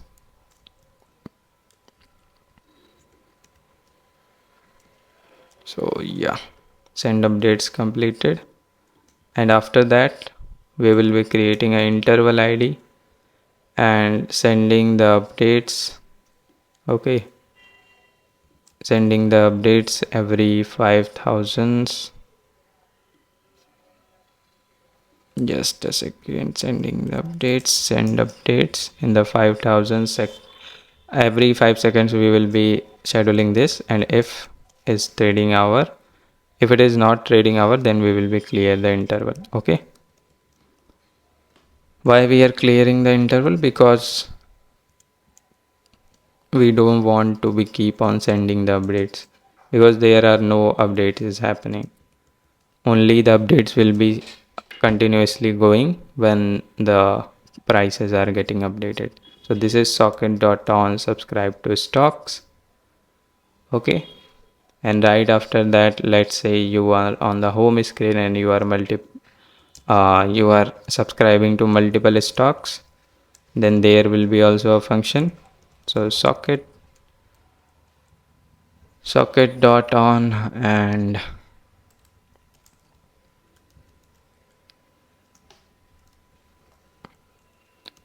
subscribe to multiple stocks, and there will be stock symbols, and we will be logging that, and there will be a stock updates, and this thing will be going as well.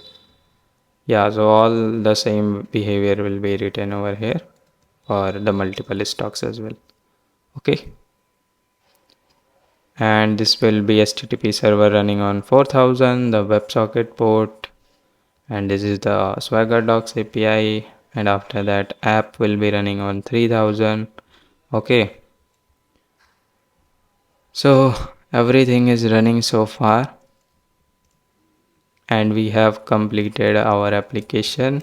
Now run npm run dev. You can see WebSocket server is running on 4000, server is listening on 3000, and now you need to do one thing, that is in the trading app asset I have provided you this trading chart. Just open this in VS Code, and in this I have written a small application using this lightweight charts package. Okay, so this lightweight charts package will create the trading wave chart, and all the colors and configuration I have done already for you, so it is a very small thing, you can also do it. And here you can see we are using socket.io client for connecting it, and here is the lightweight charts, and we are using the query params if you want in dark mode or light mode, and here you will be passing the stock in the URL and access token. This will be socket access token, and you can see we are calling 4000 the socket server with the extra header credentials, and whatever data we will be receiving it daytime series we will be keep on updating, and that candle will be rendered. Okay, so npmi and first of all install the package,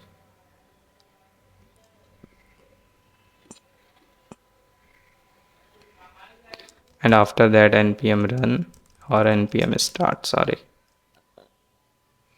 So npm start will be there, and here you can see we have this, and here if you pass theme as dark apple and the token,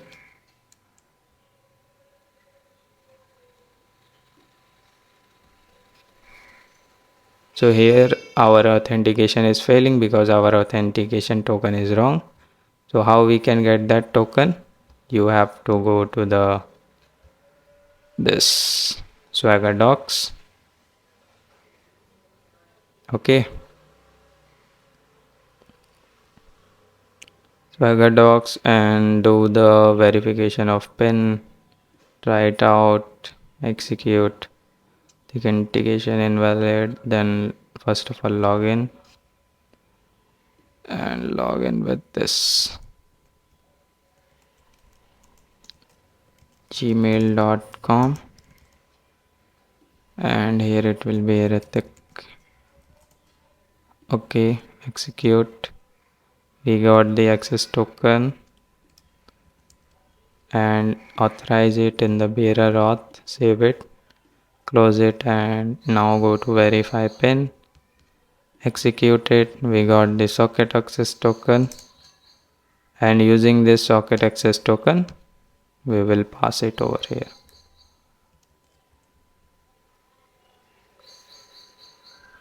So Apple is there or not, let me check in the stocks.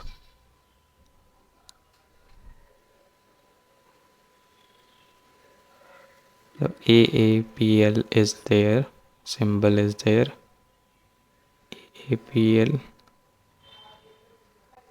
and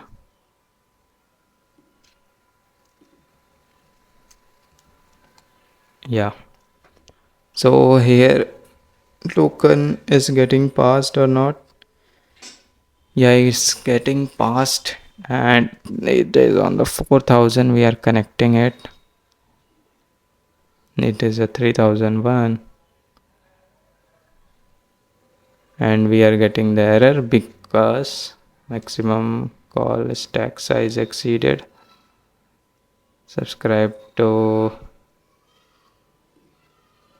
new client connected, client subscribe to stock, maximum call stack size exceeded.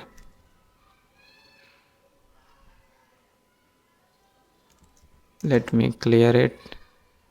Go to app.js,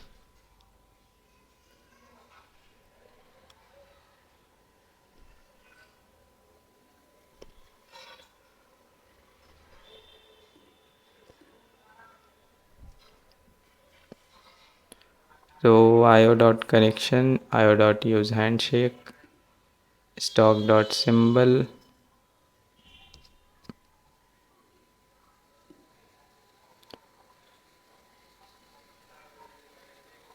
clear interval 5000 every 5 seconds.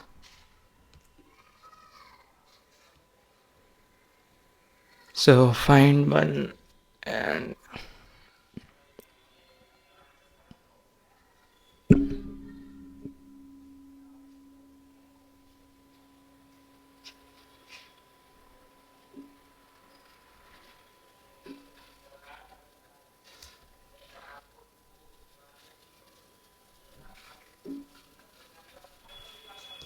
so here we are passing app. We don't need to pass app because this is a is different actually server.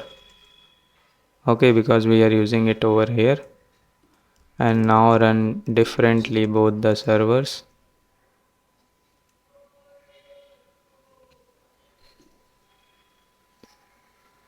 So client is connecting successfully. Client is subscribing uh, to Apple stock, but error sending stock update.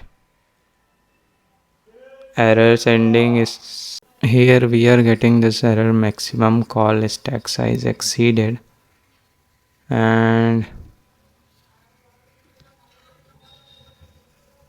the error we are getting because of this. We forgot to make a wait over here. Okay, now if we reload it, yeah, now it is running, but there is an error we are getting of time, like cannot read properties of time, and it not able to read the property of time because there is time.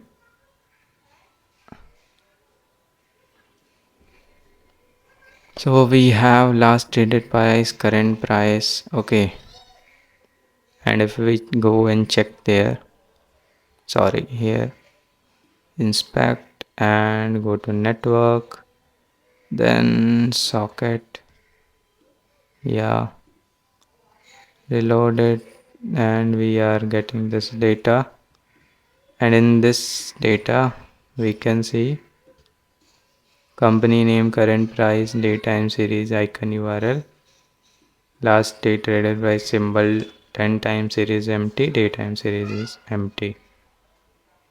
And here we can see we are doing something with the 10 time series. Okay,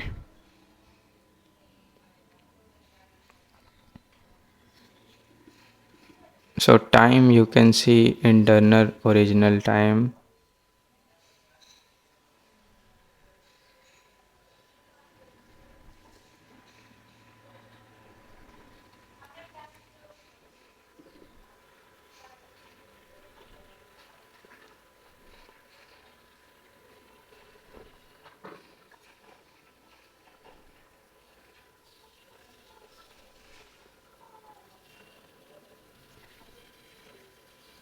These are the color configurations,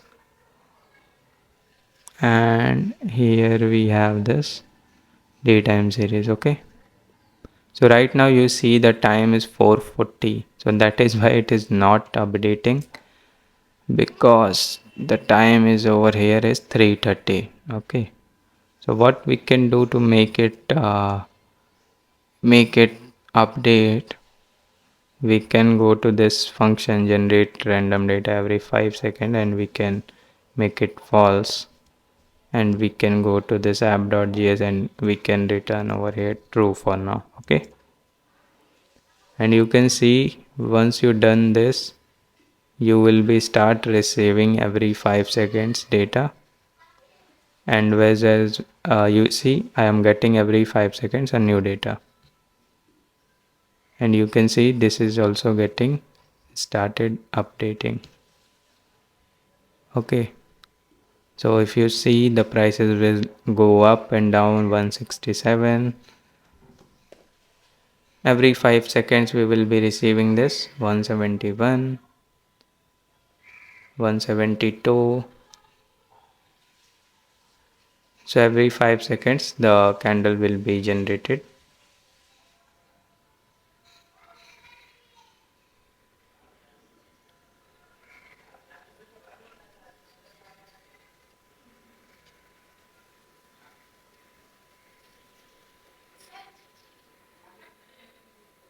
Yeah, you see now second candle is getting up started, whatever the time frame is there. Okay,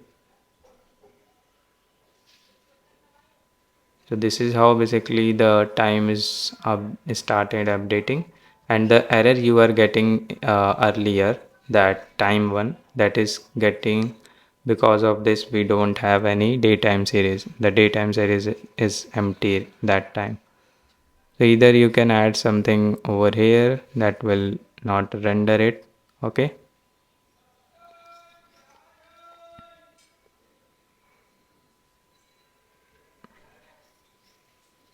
So you can play around with this trading hour. Okay. You can make it true like when you out of this case. Okay. If this case is false for you, then for testing purpose you can make it true. Otherwise it will be same like our Indian market time and the Monday to Friday kind of thing. Okay. And if you want to fill the holidays, you can fill it. It will not run for the holidays as well. So currently I will make it trading hour, whatever it is, and we will stop the cron job as well. And here is update 10-minute candle. So everything will be there. Okay. And what I can do, let me do one thing. Let's just keep on running for a second. True. Okay.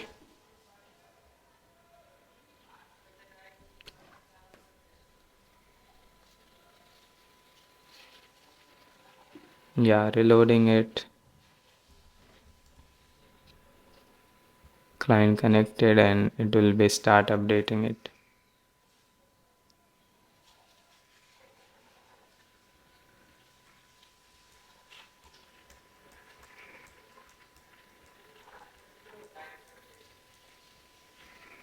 So it is stopped right now. Trading hour. Okay. 5 seconds. Okay. Now it will run. Yeah, this is started. Okay, so you see this is how it will be running, and you can change the other stocks, and this is the simulation is happening of the candles and the trading. Okay.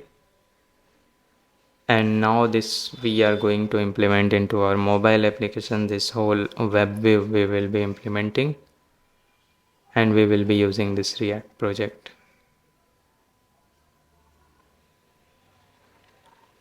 And if you want to clear all the data, you can clear it simply.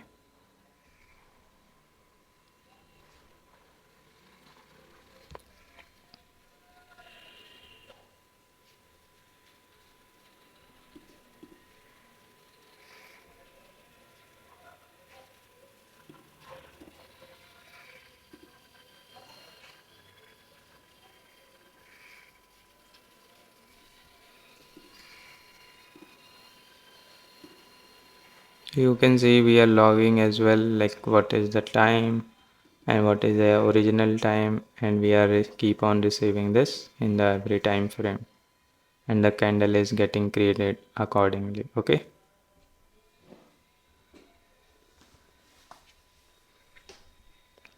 So this is so far on the backend server that we have built. We have built uh, we have built a solid authentication mechanism with the JWT tokens and two-factor authentication. We have built OTP verification using this elastic email. Okay, but that you can use only for your email account. For other thing you have to purchase a paid subscription, and we have simulated the real-time trading, and we also done the stock management like buying and selling stocks on a user portfolio with some money. Okay, and biometric authentication, I mean we have implemented how to upload it, and we also done the OAuth integration as well. Okay. So these two things in the last that you see, biometric authentication and OAuth, that will be much clearer when we are working on React Native application.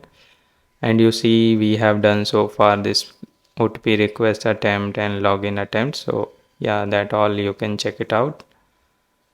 So this is all from the backend server. This is very sophisticated and very large application that we have built so far.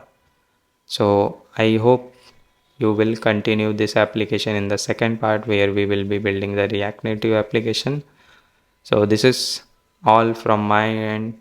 I hope you will like it. I know like comprehending this entire course and the entire code will be look very overwhelming to you, but for me as well it is very large code base to how I can simulate to you. Okay, so don't be worry about that. And forgot that is you have to do git init over here. Okay, so that will do all this thing and just create git ignore file, and in this you have to write some git ignores like node modules env dss store npm debug yarn log and this package log.json package log.json yarn.log so far. Okay, and now you are able to push your code to github. That you can do in the starting as well, but yeah, I am mentioning this thing. So do this thing and you can set your code base. Our server is running here, our trading chart is running on the UI. Okay, on the front end UI, and we have done the documentation and all that. Now it's time for the mobile application in the React Native. So for that you have to go to your desktop and run this command npx react native community cli latest init trading app, and that will create React Native with the latest React Native project. So if you guys are facing any kind of errors in the Android or iOS, that will be resolved in this video. Okay, so just build this app and all your uh, queries and all your thoughts and all your issues will be resolved automatically. So one thing, it is taking time. I just wanted to show you some people facing CMake error. Okay, CMake is basically a C++ tool that is used to compile the C++ code into the native mobile applications. Okay, and that runs without any issues on the both hybrid platforms. So for that you have to go to the SDK manager, and in the SDK manager you will find CMake over here, and you can click on that and update it. Okay, so that will be updated, and you can update the Android emulator, SDK platform tools, or it will be automatically updated. So you have to just click on this ones and it will be updated. Click on OK and that will be start downloading it. And you have to make sure your Xcode, if I show you my Xcode, so make sure your Xcode is also the latest version 16.4, and then we will start in the React Native. Okay, project is created and the CMake is also installed. Okay, and right after it we have this React Native project ready. So just close this and open this NVS code. So in last couple of months I hope the React Native is not changed much. Okay, so here you can see everything is like that only. So we will stop setting up all the stuff. Just clear this and do RNFE over here, and I have provided you some assets. Okay, so you have to go into the client, copy this assets and constant, but before that create over here src folder. In that you have to just drag and drop these assets and constants. So just drag and drop, and this is over here.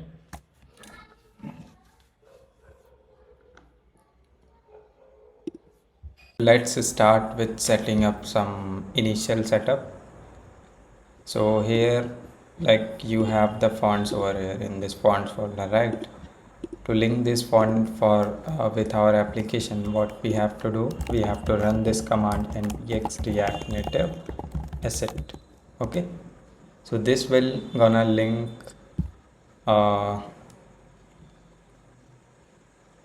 okay, so it requires one file called react native config.js. So we will create react native.config.js file. Okay, and in this file what we'll have to set, you don't need to do anything, just write module.exports and you can write empty export. Okay, and you have to pass the assets path. So assets path will be like this. In the src folder, go to assets and fonts. Okay, yeah, so this you have to write, and you can write the transformers as well, typescript transformer. So this is all you have to do. Now if you again run this command npx react native asset, your fonts will be linked to the project. Okay, and after doing this, we need to install one package, npm install react native svg and react native svg transformer. Okay, transformer. So for that we need to go to the metro config file, and you will find, let me install this. Yeah, so here you need to configure the configuration, and whatever I have written over here, this you will find in the react native this svg package. So let me show you. Yeah, you can go to this website, and once you go to this website, you will find below in the uses, okay, uses.md. if you go to this uses.md file, you will see this metro configuration over here. Okay, so you have to just copy this code and paste it like I have done over here. Okay, so this is just nothing, this is tells the metro bundler that how the svg will be gonna configure. So yeah, this is the way we have to do. And now what we can do, we can start running the project, and after that we will install some more packages. But before that, you can do npm run android if you are on windows, or if you are on macbook, you can run npm run ios. But what I want to do, first of all, I want to do npm start. Okay, let me delete the address. npm start. Okay, with the latest version 83.1, I will split one another server, and I will run npm run ios, and I will open here a simulator device iphone 16, and will move it to over here and attach it. You can see other servers, other trading apps, everything is keep on running. Okay,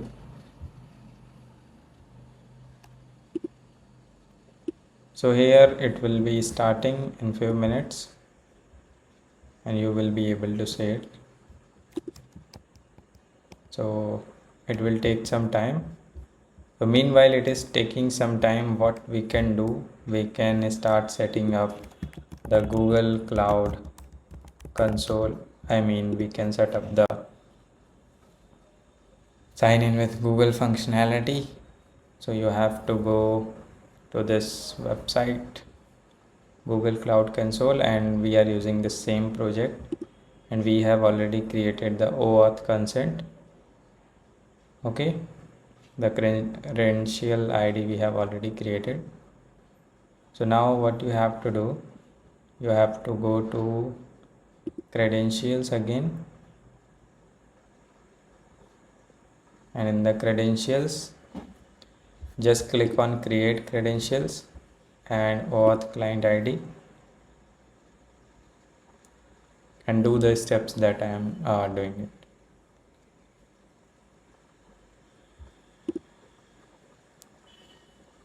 Go to Android.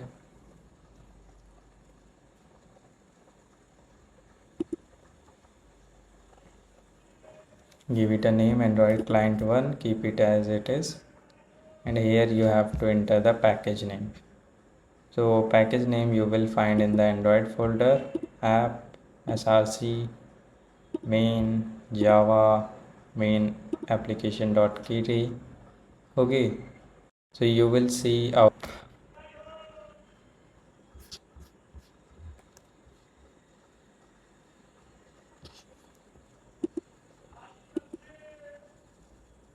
let you know MacBook users. Here before starting or doing anything, we have to do the pod install. Okay, because we have installed this library svg and svg transformer, so for that we need to do the pod install first of all. So cd ios and pod install. Okay, so meanwhile the pod is getting installed, for that we can, you see we are installing the pod for rnsvg and other stuffs. Okay, so we have to create the auth client id for Android, not for web application. Why it is started lagging? Android. Okay, and we know the package name is com dot trading app. Okay, and after that you have to create your SHA certificate fingerprint. So you can create your SHA certificate fingerprint from the Android Studio itself. Okay, so let's go to Android Studio. What it is saying, deprecation notice, calling pod install directly is deprecated in React Native, because we are moving away from.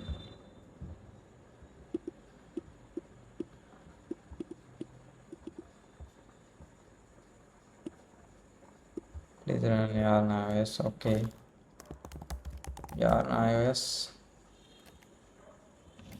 Okay, it is the same thing, it is starting the server. So let's create one more terminal. Here I will do npm start. This will, I will see the logs, or I mean we can see the server, or here we can see run npm run iOS. Okay,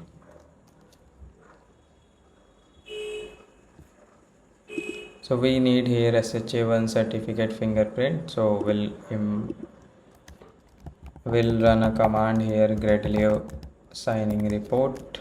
So for that you have to go to Android and let me your desktop and trading app and Android, select the Android folder and open it. Why we are doing that? Because we want the signing report, different signing report that will be based on our own credentials. Okay, so that is what I am showing you right now, because if you run the command create a live signing report for all the people, the this SHA1 fingerprint will be same, and Google will gonna throw an error like this is already used. Okay, so we don't want that to be happen. So this is why we will building first of all, and once we build this first of all, then we will create here signing report. Okay, so the option is not coming. I think when the import will be successfully done, then we will get that option. Okay, so let's wait for it to be built. The iOS side you can see our app is successfully compiled and running, but on the Android there are some issues I was facing. There is error too, but I have clicked on this sync over here, then all the files is downloaded, but again after that I got this issue, the project is using a incompatible version, blah blah blah. Okay, that means basically the Android Studio version is not sufficient for this project. So what we can do, we will go over here. We will click on downloading the latest Android Studio. Okay, so let's install that and click on install. Because React Native is continuously updating it, so Mac with Apple chip. Okay, and it will be downloaded in few, not few seconds, it will be taking few minutes, so let's wait. Almost done. 5 4 3 2 1, that's it. Yeah, so double tap on it and it will be installed. Let me quit this and replace it. Let me quit this as no, quit. Yeah, drag and drop and replace it.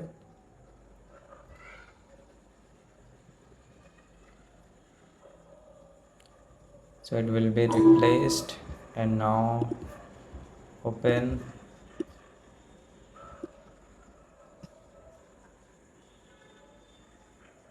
And the latest version will be open, Android Studio.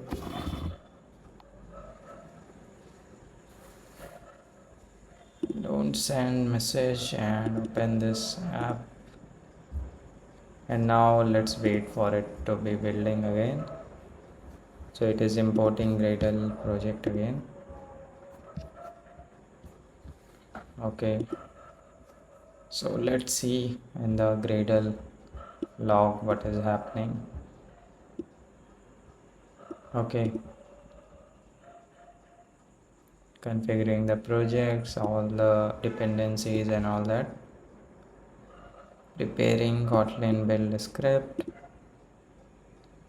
installing and licensing STK36. Okay, because I think in the, if you go Android manifest, you will find all the latest version in the build.gradle, sorry, this build.gradle, compiled version, target STK, minimum STK.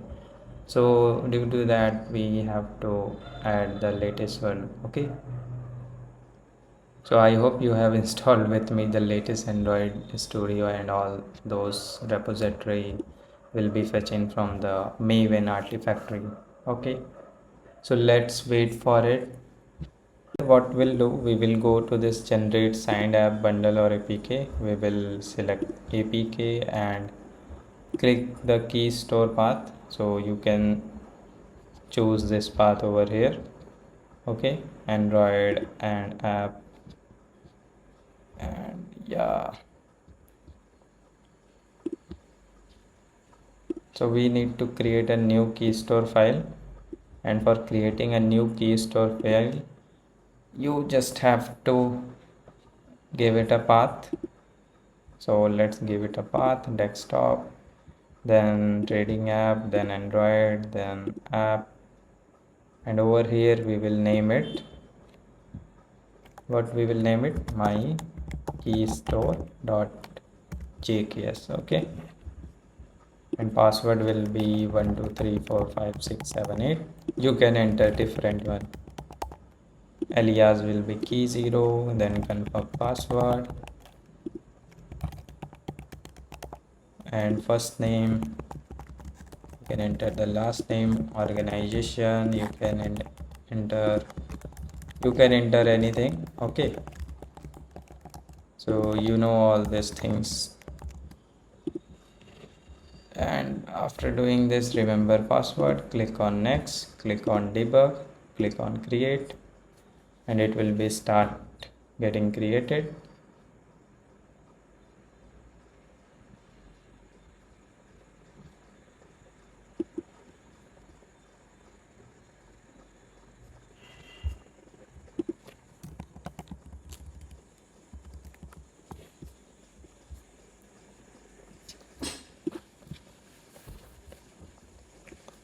So what is the issue over here? Let's sync it.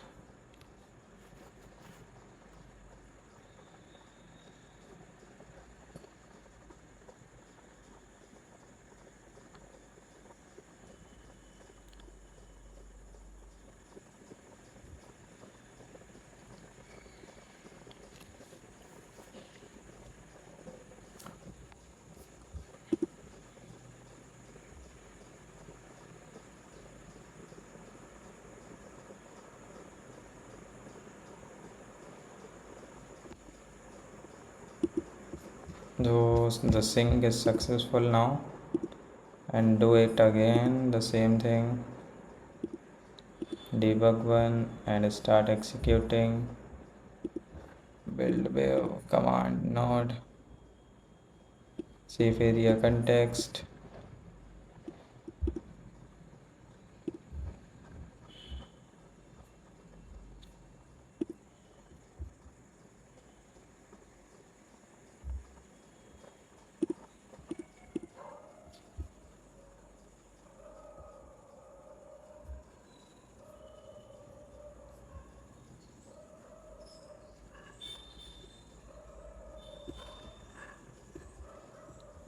So safe area context is facing some issues. We can clear it out. We can generate signing report, and you can see SHA1 is this one, but we actually want the different, okay, different key store file. So what you have to do, you have to go over here, generate signed bundle, apk, then fill your my key store file. You can click on create new, okay, and fill all these details. You can name it my key store .jks file into desktop, trading app, Android app, okay. Save it, and 1 2 3 4 5 6 7 8, I mean you can enter your own password, then here as well, then confirm it, first name, last name, organization, unit, organization, all things you have to enter, okay, then country code, okay, and click on next, click on create, okay. Even though we are failing with this React Native safe area context, don't worry about that. We need this my key store jks file, and now you have to go to the build.gradle, and you will search debug.keystore, and instead of this we will replace it with my keystore.jks file, my keystore.jks file, and our password is 1 2 3 4 5 6 7 8, key alias is key 0, and key password is this one, so that you have entered there, okay. Now again generate signing report.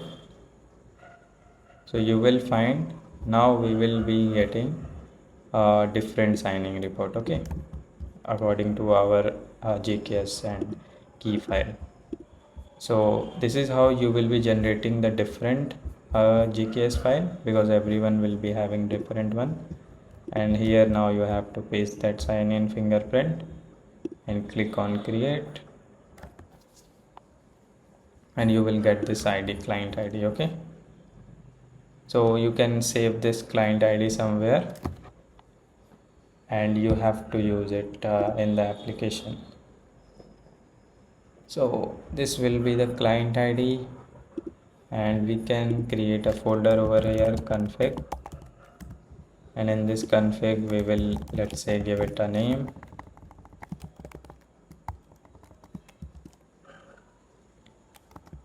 env.tsx, okay, and let's give it a name, export const google client id, okay, google client id. And here we are not implementing right now envs, so you have to directly paste the key, okay. So this is how I have done in the envs. We will later use it. And yeah, we are done with this one, and now it's time for iOS. Click on OK.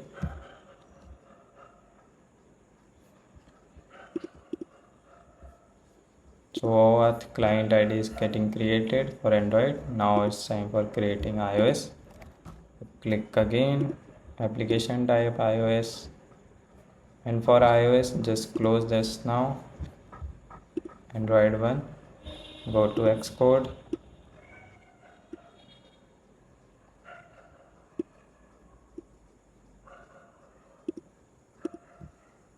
click on open existing project, go to your desktop.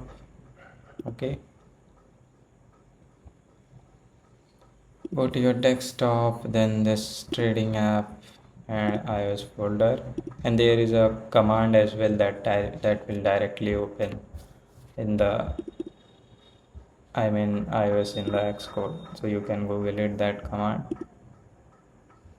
And here we have to go there in the launch screen. You can go, or you can go over here in the trading app,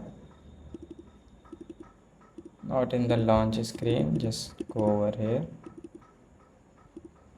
Yeah, so on this screen when you double tap it will open this, and you can see our bundle identifier is this one, but we can change it to something else like com.trading app. It should be unique, for your case it should be unique, and just copy this. You can select your team. Okay, and in the config we can have over here export const iOS Google client ID and this. Okay, and now you have to, in the iOS, click over here and go to info, and in the info if you find here bundle identifier, or you can change the display name like trading app. Okay, so we will be doing the icons and all that changes in the end, but here I am looking for the reverse build settings, package and package dependencies, info, debug, release.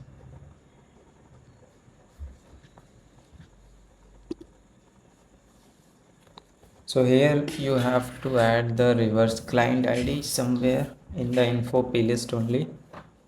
So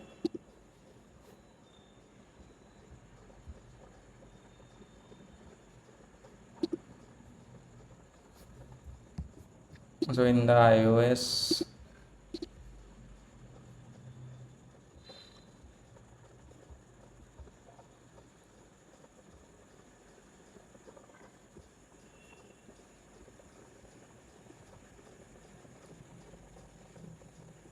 you can go to CF bundle URL types.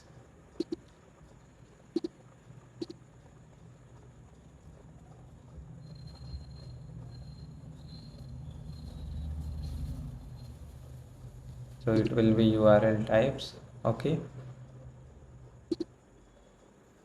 and under this URL type you have to add the URL, so it will be identifier,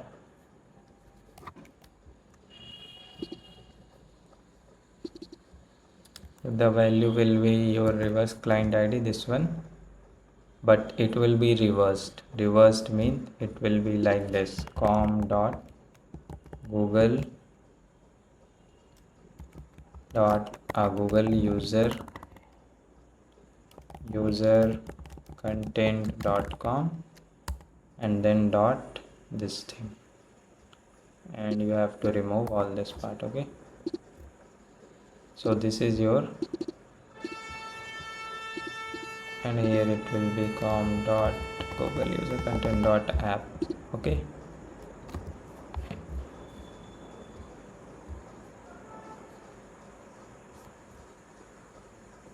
change from URL identifier to URL schemes. Okay, and in this it will be changed to an array, and in this you will be having the value item, and here you have to put that value. Okay, So all this thing will be reversed, com dot and pasted. Here it will be apps and Google user dot content. Okay, I hope it is visible. You can zoom the video. So it will be something like this after doing all these changes. CF bundle URL types, array dictionary, then key, CF bundle URL schemes, and in that array com.googleUserContent.com, apps and your client ID. Okay, and after that you can enter your GID client ID over here. You can enter something over here like this, and it will be same. So it will be same. You can copy it, paste it. Okay, so you have to just add this thing for the iOS. Go sign in with Google, and that so far we are done with that.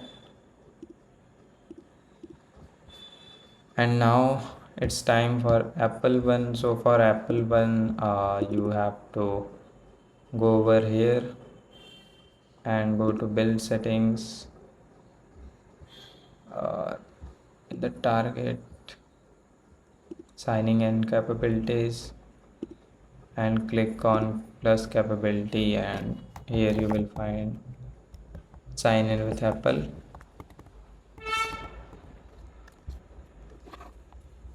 And if you are not getting it because you have to register your app from the Apple developer account, and you will find on the internet actually. But yeah, we will be implementing the packages in this application, so it will be useful for you as well. But let me tell you how you can do that. So for that there is a entitlements we have to enter, that will be automatically provided. So in the iOS folder only, here it will be getting created. Okay, created as trading app dot entitlements. Okay, and in this one it will be like this. So it will be the Apple developer sign in support, and that will be there. Okay, so this is, we don't have to manually create it. Whenever you click on that plus capability button, it will be automatically available for your application if you have registered. Okay, if you have registered it, then it will be visible for you, otherwise it won't be visible.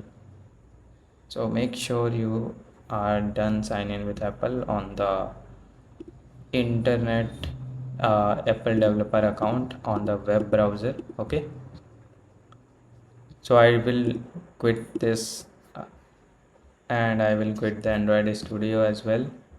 Now it's time for doing some coding stuff. So let's install some more packages. Let's clear it out, and here we will be using package for one more thing, that is React Native vector icons.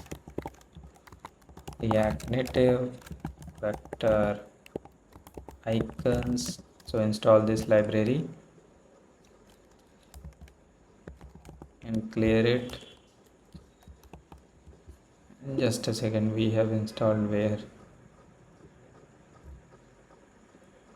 yeah, let me just out of this trading app, yeah, npmi and React Native vector icons. Then we have to install React Native Google sign-in. So the package name is @React Native Google sign-in. Okay, and then we will be using netinfo in this one for checking you are connected with the internet or not. Then we will be using Apple authentication. So there is a library in Vertex React Native Apple authentication, and you will have to use a component date picker. We will use date time picker. Then for the checkbox we will be using React Native community checkbox. Then we will be using masked view for masking the inputs. Okay, and we have the navigation library. So navigation native, then navigation native stack. Okay, and we will be using redux.js, so you have to install redux.js toolkit, and for calling the apis axios we will be using, and for decoding the access and token we will be using gwt decode, and for Lotte React Native we will be using for it animations and all that, and we will be using React Native biometrics for the biometrics face id and touch id, etc. And we have to install React Native gesture handler as well as React Native get random values. Okay, and we will be installing React Native material ripple package, that is a touch effect on the buttons. For that we have to use, and then we will be using React Native mmkv for the storage, and you can use orientation locker for trading view charts. Okay, so just install this package for now, and after that we will be installing more packages. So we install this, and now it's time for second turn to install React Native reanimated pager wave. Okay, React Native pager wave for the pagination and for the dependency of reanimated, and responsive font size we will be using it for the screens. We will be using React Native responsive screen, and we will be using React Native screens as well, and React Native size matters. Okay, so these libraries actually helps in the responsiveness of applications, and for showing the toast messages we will be installing React Native toast message, and for representing the web view of the charts we will be using React Native web view, and some dependency of React Redux, that is React Redux and Redux, then Redux persist. Okay, and UUID and Socket IO client. Socket IO client is basically communicating with the Socket server, and we are done. We are done with all the dependency, and just we need to add some more types for the in the dev dependency. So npm I-d capital D, so material ripple type, and then React Native vector icons type. So these do two things you have to add more. So we are done with all the packages. Okay, and now let's run iOS.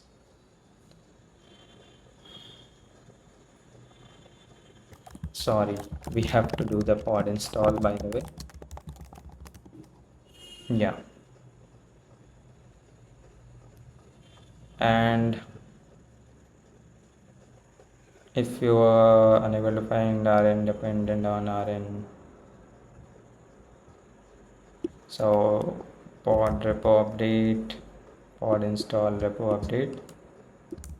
So let's run this command pod repo update, whatever it is saying.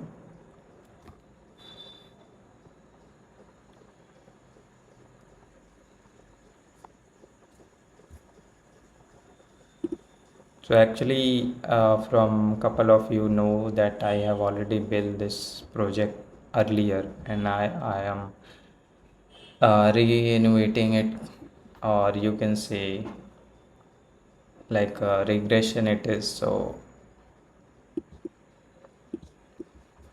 I am using the same packages, but still let's see what is happening over here,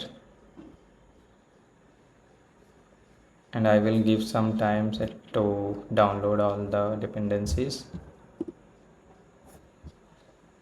And meanwhile it is downloading, we have to add one more thing for the icons. So just go to the info playlist, iOS users. Okay,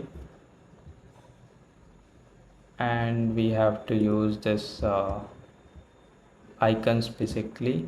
So material icons, community icons, and you will find at the bottom over here you can add these lines. Okay, ttf eval materials and icons and design font. Awesome. Save the file and same for the Android. Go to the app build.gradle, and here you can make this true, enable ProGuard, and also over here just auto linking libraries with app just below. Okay, just below you have to add some lines that is provided from the library, and that is project extension vector icons equal to an array icon font names, and in this you have to pass all these fonts name. Okay, and apply that node modules fonts.gradle. Once you done with this, just quit all this. Okay, and let's see what is the issue. cdn trunk repo update failed. You have may download it. Framing layer, Cocoa pods, Google sign in, response, HTTP framing layer, something something.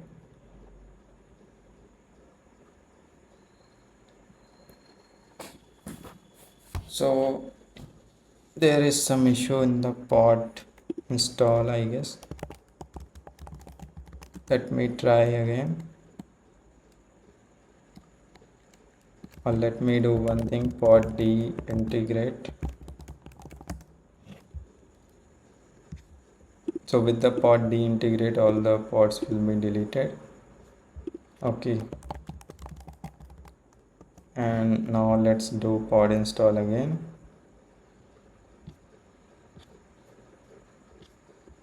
And it will be start fetching all the pods. And let me make the panel position top for you, so you will see what is happening currently.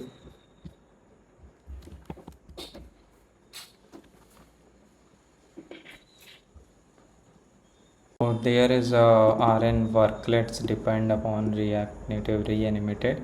So I think we are missing something. Okay, and I am new to actually rn reanimated 4 version, and I have gone through the documentation, and what I found, like we have to install this package as well. So let's execute this command as well, npm install react native worklets. Okay, and that is installed successfully. Where it is, yeah, react native worklets. And after that we are using this plugin, so go to your Babel config. Where it is, yeah, here Babel config, and we have to add the plugins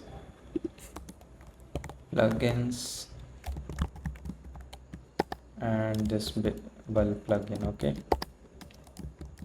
we just add this worklet, and after it now run cd ios and then pod install.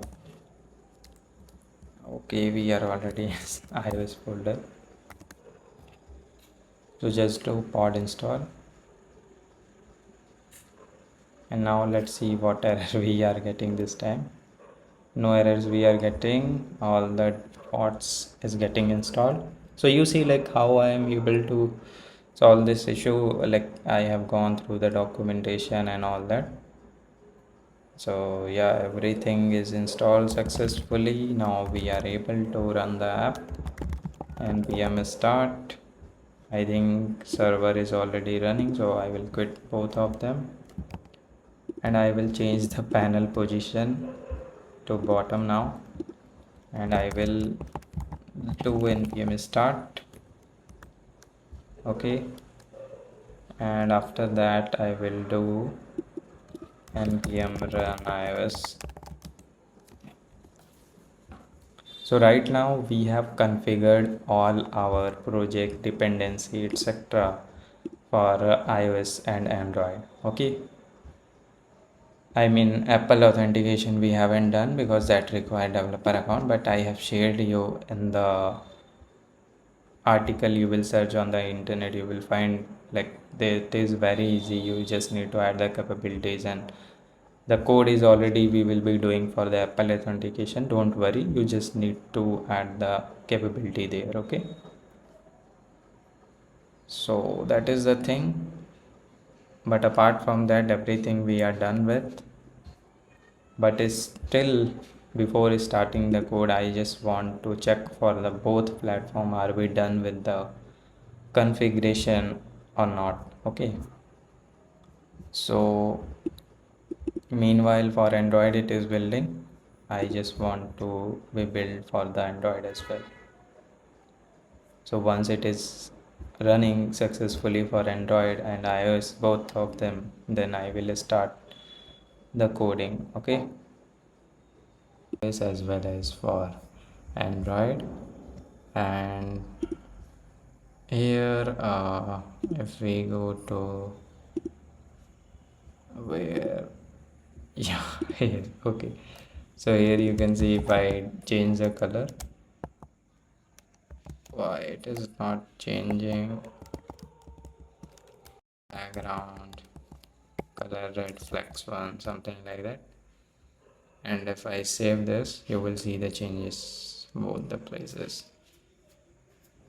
Yeah, okay, so there is a little bit lag happening, but you can see now our app is successfully running with all these libraries. And if you are facing if any error or anything, you can comment down with this timestamp. I will try to look into the error and try to debug it. But whatever the error, and with the new versions of React Native and React and all other libraries like Lottie React Native or React Native reanimated safe area contest, these all worklets, these all are very new and we are working with that. Okay, so yeah, let's start coding.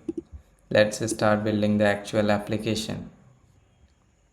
So here let's start setting up navigation first of all, because every application needs navigation in their application, because there are different screens. So for that we will create navigation folder, and then we will create a screens folder for different kind of screens. Okay, and here in the screens we will have subfolders like authentication screens, and we will have onboarding screen. Then we will have a stock screen, so that is related to stock. Okay, so this screen we will be having, and let's start with the onboarding. That will be splash screen. So create a splash screen.tsx, just do rnfe, save it, and create some authentication screen as well. So in the authentication screen we will be having, first screen will be login screen. So login screen.tsx, rnfe, save it. Yeah, so once you are done with that, we have to go to the navigation folder, and in this navigation we will create a screen collection files in which we will be combining all the screens that we will be having. Okay, so let's say we have different type of stacks, so we will create auth stacks in which we will be having screens like name and component. Okay, so it will be name and component will be not like this. We will be importing a splash screen like this. Okay, so in the auth stack we will be having this uh, onboarding screen. Okay, and then we will be having over here the login screen as well as, so login screen, and import it. I mean there are other methods as well, but you can do in this way, so that will be also gonna work.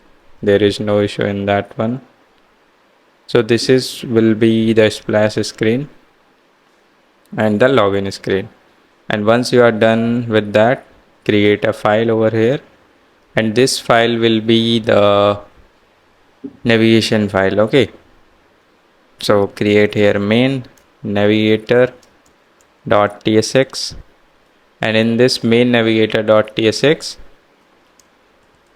create here const stack, create native stack navigator, and you don't need this one, and import these things. Import react from react, create native stack navigator. Okay, and we will be exporting over here the merge stack, by the way. So let's say there will be dashboard stack, so export const dashboard stacks, that will be empty for now, and we will be exporting the merge stacks, that will be combination of all these two arrays. Okay, and now in the main navigator we will be creating const main navigator, and in this main navigator we will be adding our screens. So this will be merge stacks dot map screen and index. Okay, and in this there will be stack dot screen.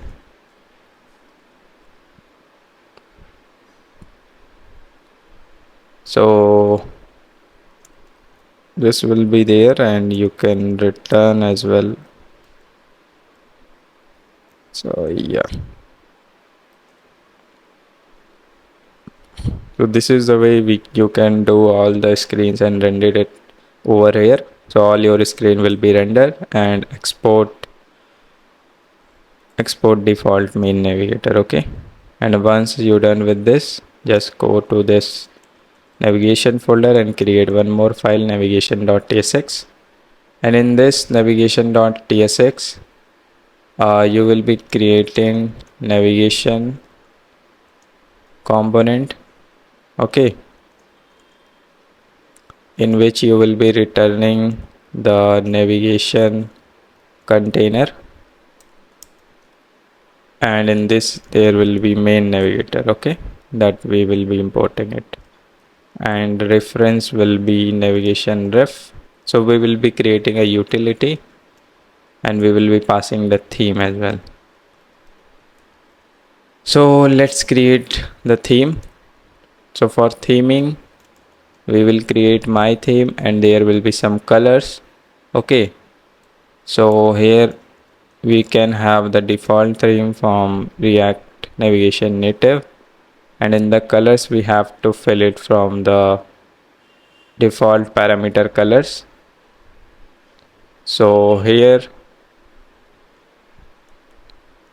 I think I have provided you this constants in which you can change all the colors accordingly, but we will be using those colors over here. Okay, so colors dot text, colors dot background, card, border, primary color, and all that will be here. Okay, so these colors you have to use, and this will be there, and add a comma and export this default navigation.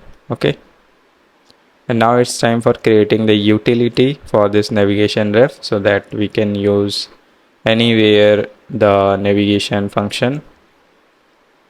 So in the src only we will create one more folder, utils, and we will be creating navigation util.tsx file, and in this navigation dot utils we will creating a reference, and that will be importing from the create navigation ref React Navigation Native, and here we will be creating some functions, export async function navigate, in that we will be having the name and params object, and if navigation is ready we will be navigating it. Okay, so navigation ref dot dispatch, and there is a common actions that will be dispatching. So common actions dot navigate, and name and params. Okay, same we have to do for other as well, like go back, and for reset and navigate, export, async, function, reset, and navigate. Okay, so this will be reset and navigate, and in this one you will be dispatching the common assets. Okay, and the route name will be there, so name will be there, and you don't need to pass any params, and go back will be there. This is also a async function,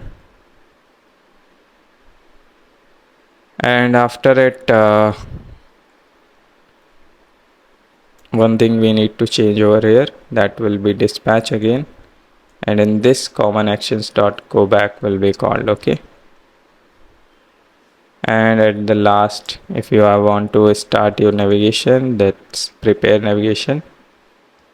And yeah, so this utility is created and we can use this function anywhere without passing the navigation ref. Okay, so this content, I mean on this component we have passed the navigation ref, and now we can use this function anywhere in the application and we can call it. Okay, with the parameters and all that. So this is it. Now it's time for using this navigation function in the app.tsx. So what you have to do, just delete this part and import navigation, and after importing it, just run it. So once you save that, you can see our theme has been changed to the theme that we have applied, and the first screen that we are seeing right now is the splash screen. Okay, so now it's time for creating the splash screen. You have to go to the splash screen, and in this splash screen we will be doing some stuffs. Okay, so let's go there and create a UI. So here it will be RN style sheet and a container. So let's import first of all a style sheet. Container will be flex1 justify content center, save it, and here we will be having a safe area web.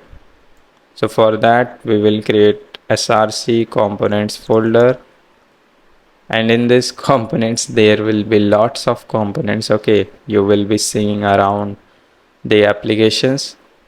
So create a global folder here in the components. There will be components of authentication module, so you can create that, but right now we will be creating custom safe area view. So in the global, create custom safe area view .tsx.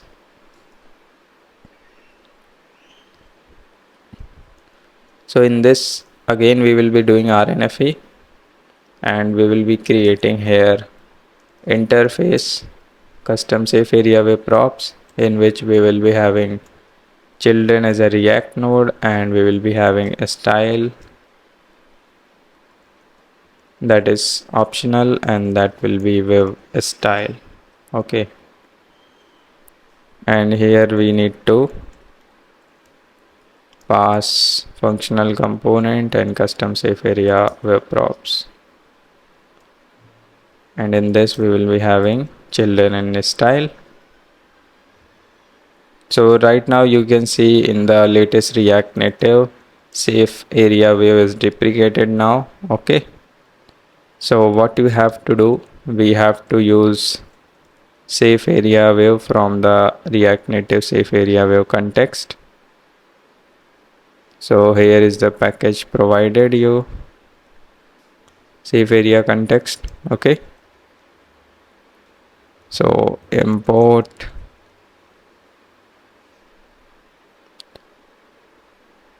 safe area view as a safe,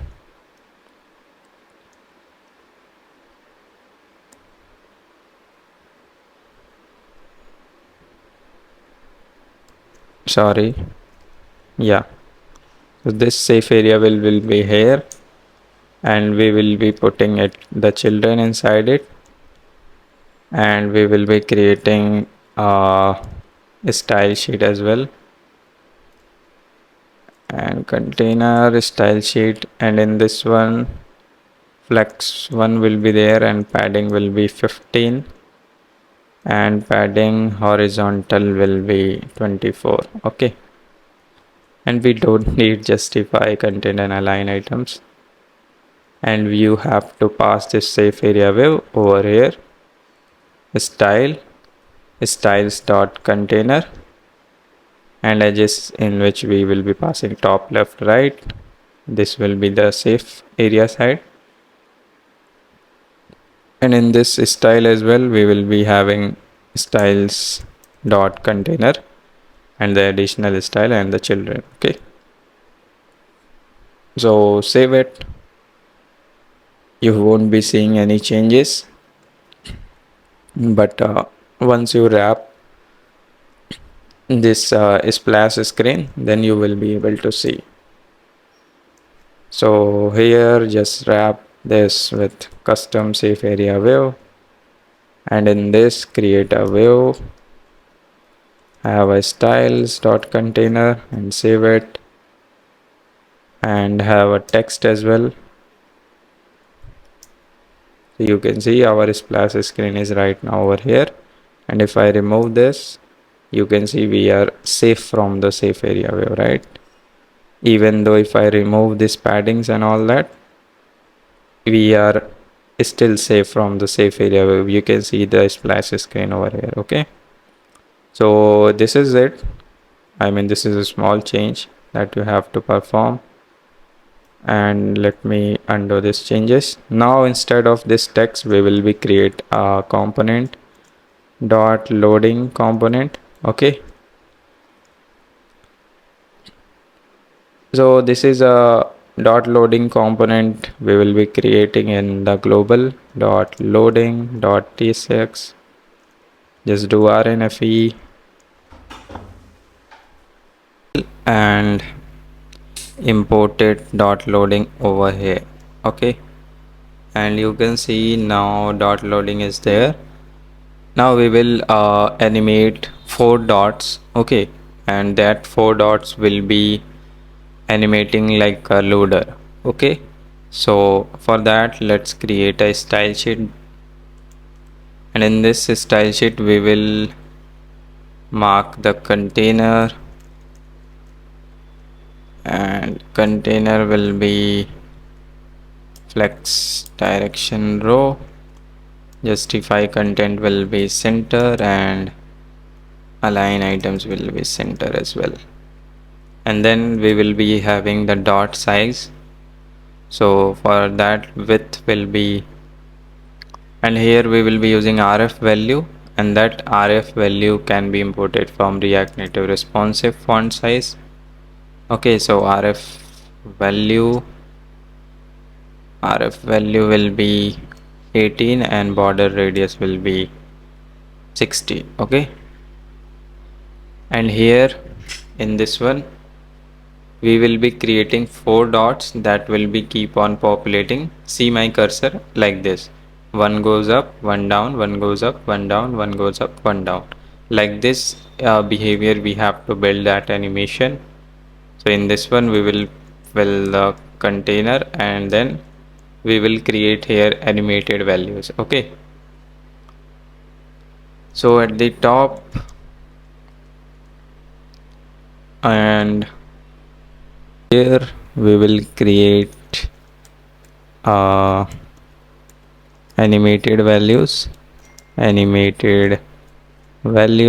and that will be use state array dot from, and it will be length will be 4, and we will be having in every element as new animated dot value 1. Okay, so we are creating an array, and that is having animated value as 1 in all the 4 elements of an array. Okay, and after that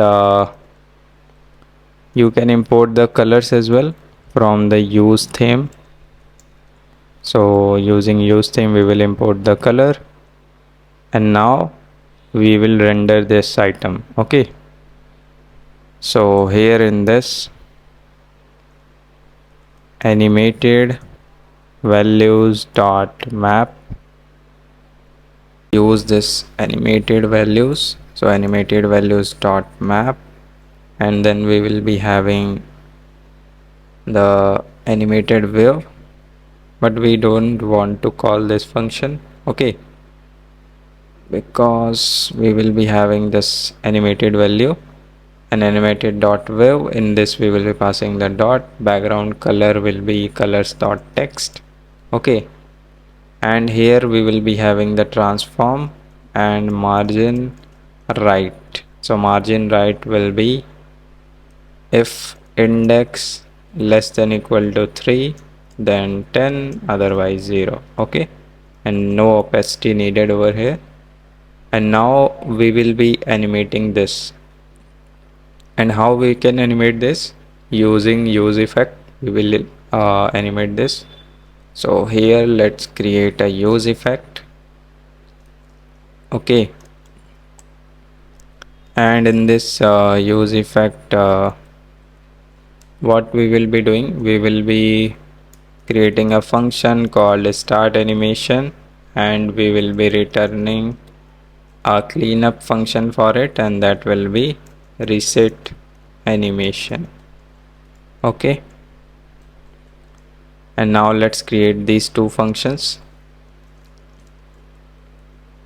So first of all let's create reset animation. So reset animation will reset all the values to the 1, that is initial value, and start animation will run sequentially a loop of animations. Okay, so const start animation, and then we will be having inside it animated dot loop. Okay, and in this loop we will be using animated dot stagger, and this stagger will run for 100 seconds.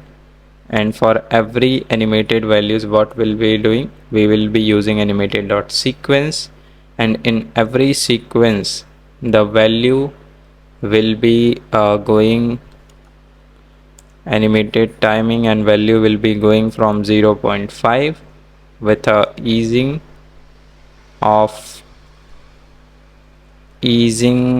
dot linear. Okay, and using use native driver true, and we will be using one more animation over here, that is outer animation. So animated dot timing and to value 1, and that will be into 200, and this is also in 200. And make sure you will be having right commas and brackets. Okay, so what we are doing currently, we are running a loop that will be staggering every 100 seconds milliseconds, sorry, and all the 4 values one by one in a sequence go up and go down, go up and go down, so it will looks like a animation. Okay, so here you can see we have these 4 dots, and it will be start running when you call this function using start. Okay, so you can see it is sequentially they are loading it, they are squeezing and they are expanding means they are going to one value and they are reducing to the size of 0.5, and this is the transform that we are doing on the scale. If we are doing on the scale other factor, so you can see this will be like scale x. Okay, and if you do for scale y, it will be like this, but I like the scale one. Okay, this is looking good. So this is the dot loading animation that we will have built for this splash screen, and we will be doing much more things in it. So let's start. So after this let's start setting up no internet basically. So let's say if there is no internet and your application is running, then you should be showing some message. Okay, So in the global folder only create a file no internet.tsx. Let me make it smaller. So in this just do rnfe and here import colors from use theme. Okay, and we will be using a state is connected and from react is connected, and here it will be a use effect, and that use effect will be checking the internet logic. So we will be using unsubscribe, and that will be unsubscribe from the package called net info, and the package that we have installed React Native Community Net Info. And using this we will be adding a add event listener, and that we will be having a state and we will set the state. Okay, and let's make the state some kind of any state so that we will not get any TypeScript error, sorry, and we will be returning this unsubscribe as a cleanup. Okay, whenever it is mounting. So this will be there, and right after it we will create here a UI for it. So for that let's create a style sheet,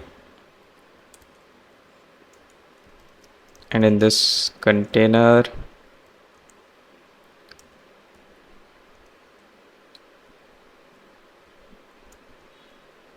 and sub container,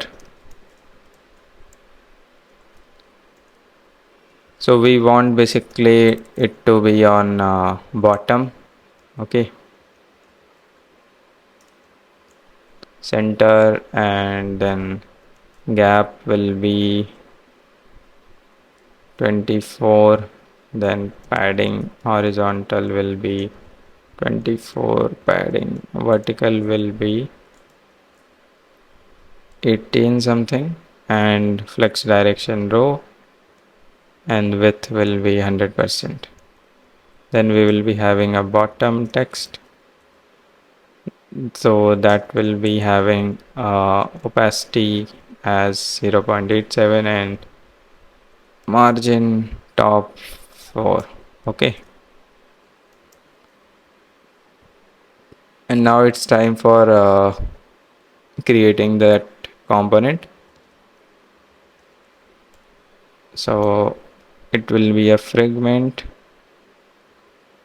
and in this fragment what we will be doing, we will be checking are we connected is connected, then we will be rendering a wave.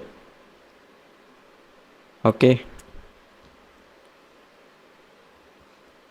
so if it is connected, then we will be rendering here a safe area wave, and in this safe area wave we will be having a styles dot container, and we will be having background color as colors dot background, and after it we will be having the view as well. So in the view as well we will be having same style. Okay, but here we will be having the constant color sub background.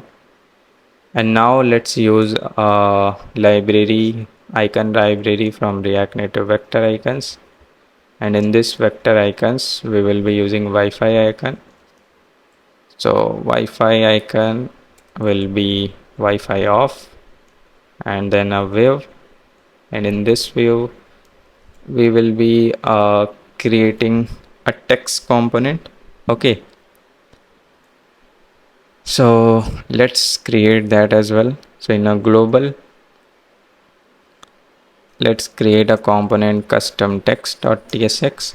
Just do rnfe, save it, and these are the components that will be taking time, but trust me, after this you will be going much faster. So here we will be using this component, and these are the props from it. Okay, and after it we will be passing this thing inside it, all the props. and all the props will be from react.fc, and in this custom props. Okay, so in this we will be having all these props, variant, body, and props as a text props.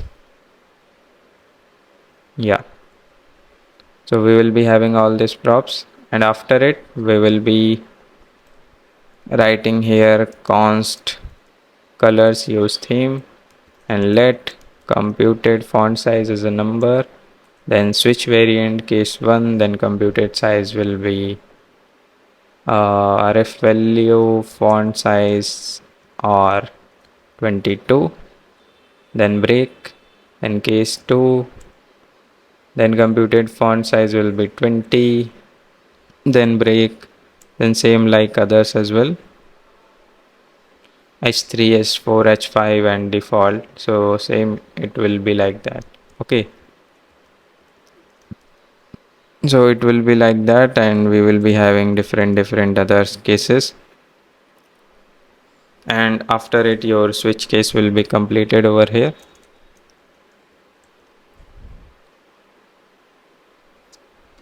And now after it we will be calculating the font family style. So below you will be calculating font family style from the fonts constant that I have already provided you in the constant fonts.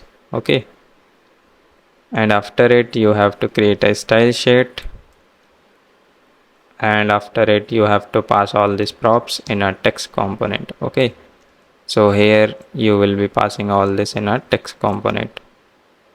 So yeah, this is, I hope you are using any cursor ID or chat GPT. So in this way, like, you will be getting the code compilation and you will be able to understand like what is happening. We are passing just all the props and a style sheet and the parameters. Okay, and this is how our custom text component is created. So yeah, once it is created, we will be using it over here in this custom text, import it, and the fonts family we can pass, and we can pass, if there is no internet, then we can say check your internet connections. Okay, so this is the component we have completed, and now it's time for going to the splash screen. So in the splash screen you can see we are using custom safe area web. Okay, so in this custom safe area web we can import here no internet, and it will be automatically gonna render if I turn off my Wi-Fi. So let me disconnect. So you can see we are able to see it now, and if I turn on my Wi-Fi it will be gone. Okay,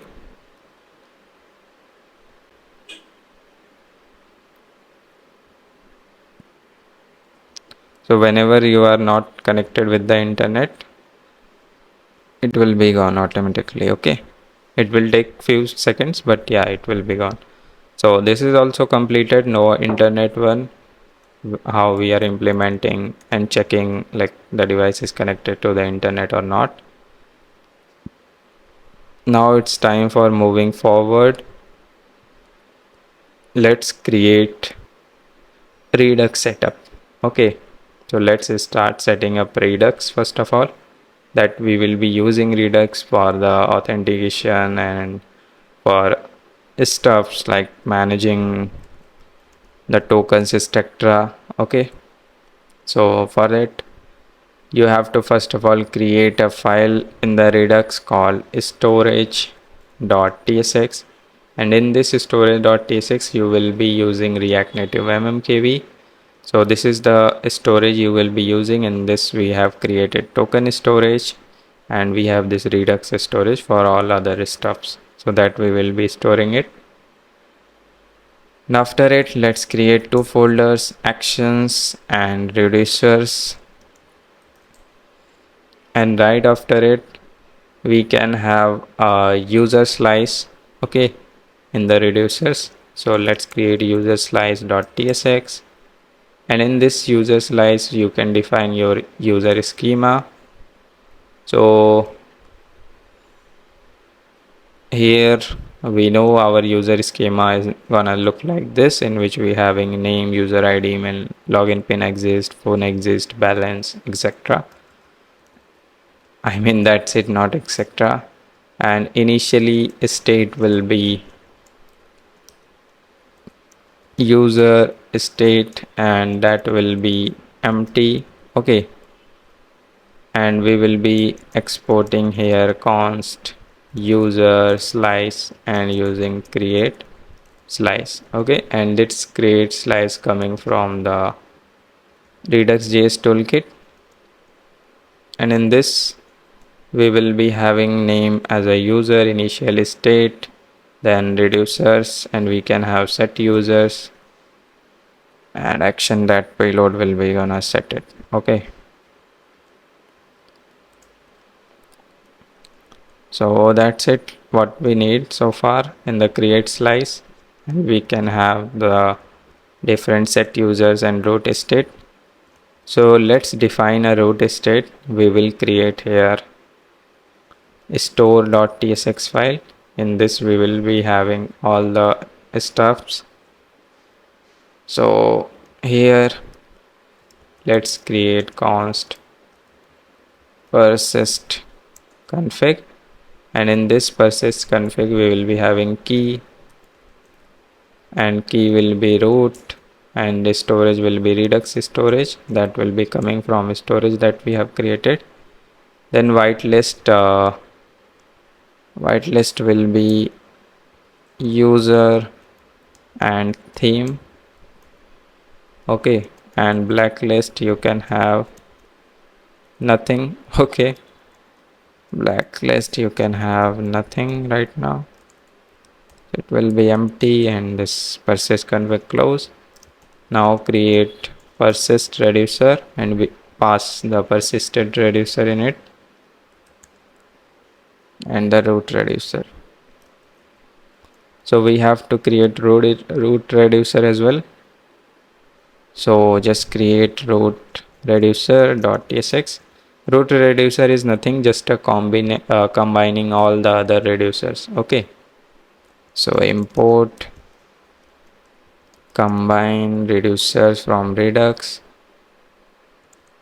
and then const root reducer combine reducer, and then we will be having here user and user reducer. So user reducer we are having in the user slice. Just save it and export default root reducer. Okay, just save this, and now import it over here, root reducer. And now in the root reducer, sorry, in the store, we will be configuring the store. So export const store and configure store from redux.js toolkit, and in which we are passing the persistent reducer and middleware, and it will be serializable check. And in this serializable check we will be having ignore actions, and these ignore actions will be this. We will be importing some stuff from redux persist. Okay, so let's import it. We will be importing this stuff from redux persist, and we have to pass all this over here, flush, rehydrate, pause, register. Okay, so all this will be gonna ignored, and after it we will be exporting the persist reducer, and we will be exporting the root state, type of get state, and app dispatch. So this is how our store is configured and completed. And now go to user slice and import the root state over here. Okay, so this is the way we have to do it. And for using the hooks, we will create another file, redux hook.tsx, And Redux hooks, we will be creating two hooks, use app dispatch and use app selector, in which we will be having calling these functions. And after it, you can create here the API file api.tsx. Okay, so let's create that api.tsx, and in this api.tsx we will be writing all our API configurations. So let's write it. And here I have written all the APIs. You can see for the Android the base URL will be 10.2 something and 3000, and for iOS it will be localhost 3000 and socket URL that is 4000 locally when we are working, and the trading view web URI will be 3001, that is React project is running. So that all this port you already know that we have developed on the backend server. And if you have deployed these things anywhere on the production or something, then you can use a deployed URL like this, and you can comment this local ones. Okay, and after it we have these APIs, check email login. These are the basically public APIs. So we have written over here auth check email, auth login, refresh token, verify OTP. So I hope you can write it. You can pause the video and write it from your own and save it. And after it we will create here API config.tsx file. So API config.tsx file, and in this API config.tsx file we will be creating Axios instance, so that we will be using for intercepting the APIs. So app Axios equal to Axios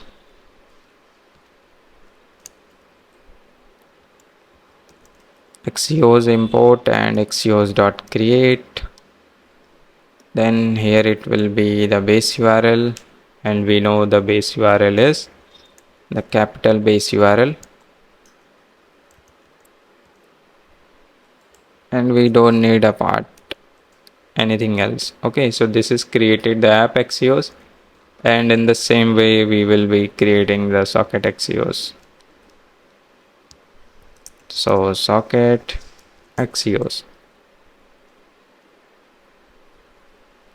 and now we will be creating the app Axios interceptors and request.use. This will be a async function in which we will be having the config.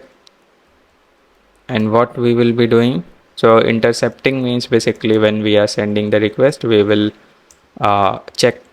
do the checks from our end before sending it. So we will go to the token storage and we will get a string, and this string we will be accessing app access token. Okay, and from it, if app access token exists, we will be passing it in a headers config dot headers dot authorization, and we will be passing in a bearer and app access token. Okay, and we will be returning the config. So this thing we will be doing it, and same we will be doing it for the socket Axios. So just copy this and write socket Axios, but here we will be getting the socket token, so just replace this with socket. Okay, all the places will be replaced by the socket. And after it, these are the interceptor for requesting. Now it's time for the response. Okay, so for the response we can create app Axios dot interceptors dot response dot use, and in this one we will be having a response. So here it will be response and then response, and it will be a sync error. Okay, So in this async error, we will be finding if error dot response and error dot response status, okay, equal to 401. Then what we'll do, we will be implementing try catch. So try catch, and in this try catch we will be throwing an error, console log error, refreshing token, and the new access token we will be getting. So new access token and await, and let's create a function refresh token, okay, and in this we will pass what kind of token will be refreshed. So it will be app1. So if new access token, then error dot config dot headers dot authorization and bearer and new access token, okay, we will be passing new access token and we will be returning xos error dot config. So what we are doing currently, we are getting the refresh token and again we are making the API call, okay, without even letting the user know that his token is basically expired, okay. And if the error response is something like 401, then that means refresh token is also expired. Then in that case we will be showing a toast message like error exists or something is happening there, okay. So for it, first of all, let's create this function refresh token.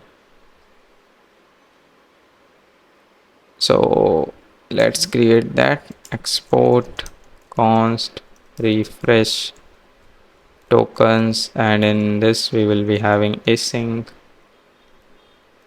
and we will be having over here type, okay.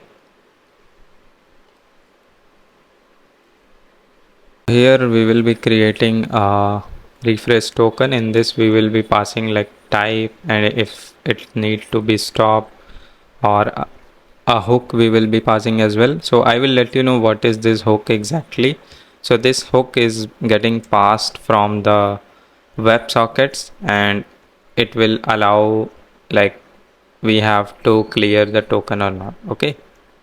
So let's say if we faced any error in the refresh token, then we will log it like there is a refresh token expired, and then we will show a toast message like due to technical error the issue and session expired, and log in and again. And we will be using React Native toast message, so import it over here on the top, okay. And we haven't configured the toast yet, but we will do, and after it we will be having, like, if a stop is passed, then we will be go to login screen, otherwise we will be going to the auth verification screen. So in this only, after logging it, if type is app, then clear all, otherwise we will be going to reset and navigate, okay.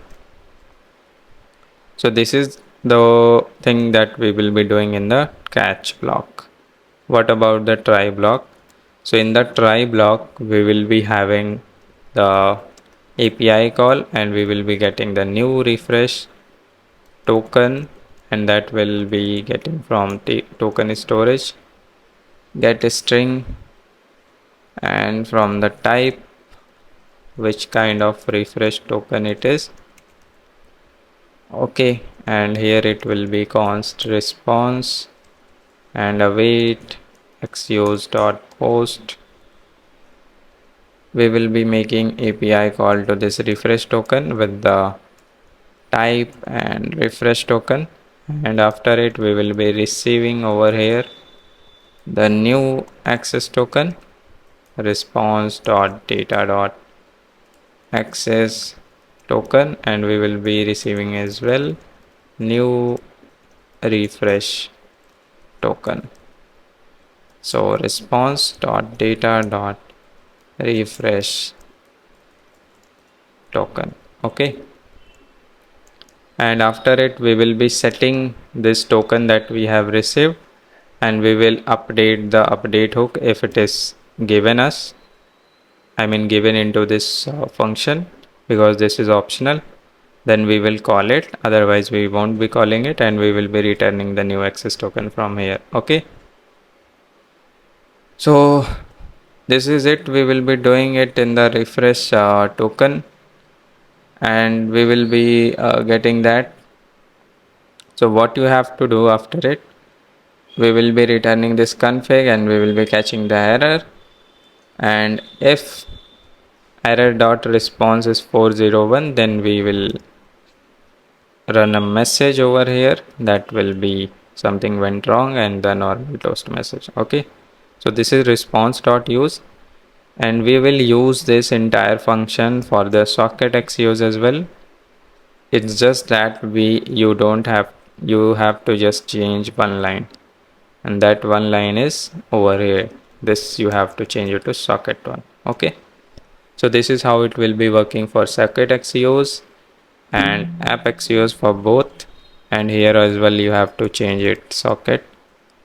So socket xuse interceptor response dot use, and then app xuse interceptor response dot use, and request dot use socket one, and app xuse request dot use app one. Okay, so make sure these tokens are correctly named and used the places, and you are done with this API config path.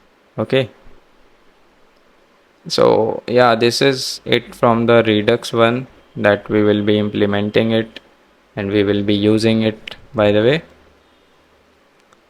And after it you can create a user function for the API calls, but first of all we can wrap our application with the providers and the persist gate. So let's wrap it.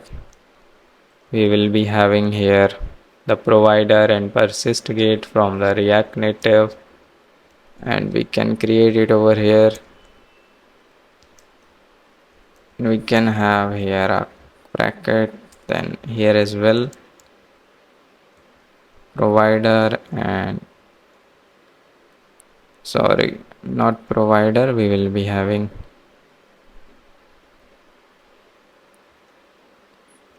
persist gate over here. Yeah, so this is how we will be wrapping our entire application, and we can use gesture handler root view as well for using the React Native reanimated, and that will cause no issues. So we will be importing it from the React Native gesture handler root view. Okay, and here as well we will be using toast message that we are using. So import toast from React Native toast message, and let's create this toast config, and this toast config is from creating it for our custom toast messages. Okay, how we are doing it. So here let's create a file named toast config.tsx in the root directory, and here I will create this configuration for it, in which we will be creating a component custom toast message, and here are the configuration. So success toast message will be having custom toast message, in which we will be passing the type as success toast and the message, and for the warning toast and the normal toast, and we are exporting it. Okay, but let's create this custom toast message component. So go to global, create it over here, custom toast message.tsx, and rnfe, just save it, and yeah, it is imported.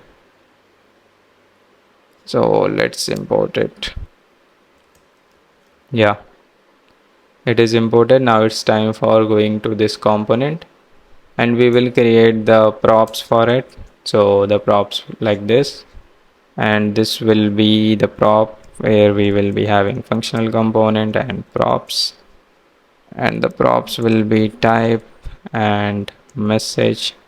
Let me make it smaller. Okay, So here it will be background color and text color. It will change accordingly. And here it will be switch type. If it is a warning toast, then color will be yellowish. Otherwise the color will be light text. Okay. And you can animate or you can do whatever you want over here, but I am good with this one. And let's create where this custom toast will be. So let's create a style sheet for it. So here is the style sheet, and we will be using a model style sheet that will be on the bottom, 0 absolute position, okay, and with 100%. And this will be RF percentage we will be using from the React Native responsive font size. And let's create an animated wave over here. So animated wave from React Native. In this we will be having a wave. We will be having a styles dot subcontainer, and then we will be having a different kind of type, like if it is a success toast, then we will be having icon, and we will be using icon library that is ionicons, okay. And we will be having check mark circle icon if it is a success toast, okay, with the RF value 16. And if it is not, if it is not, then it won't be showing to the user, and we will be representing the message as well. So custom text and the message fonts.medium, okay, in which you are passing the text color. So this custom text is also created. You can play around by executing the function, and that will be gonna run and import the toast config over here like this and save it.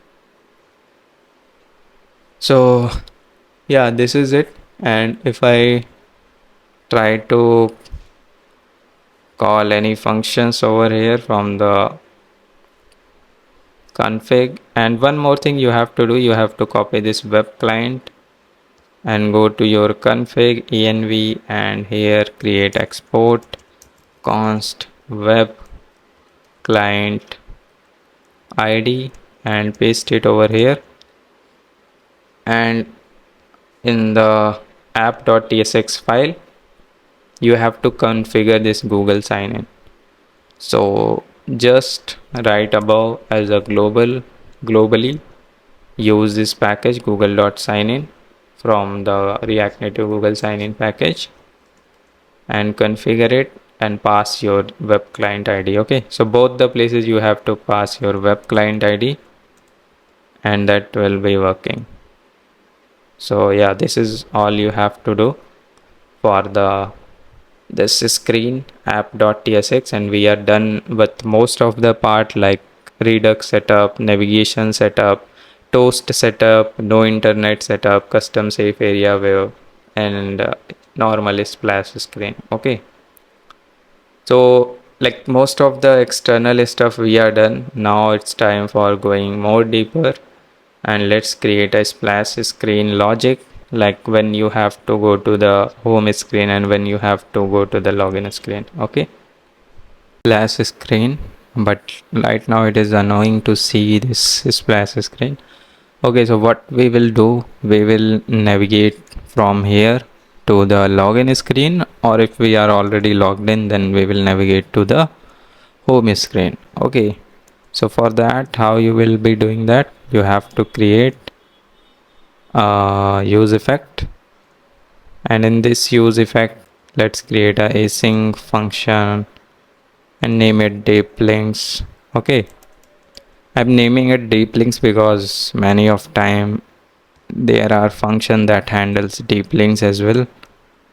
So yeah, but here we will be doing the token check, and let's call this deep link function. And now let's create this token check function. This is a very important function, and in this one we will be having over here a decoded token.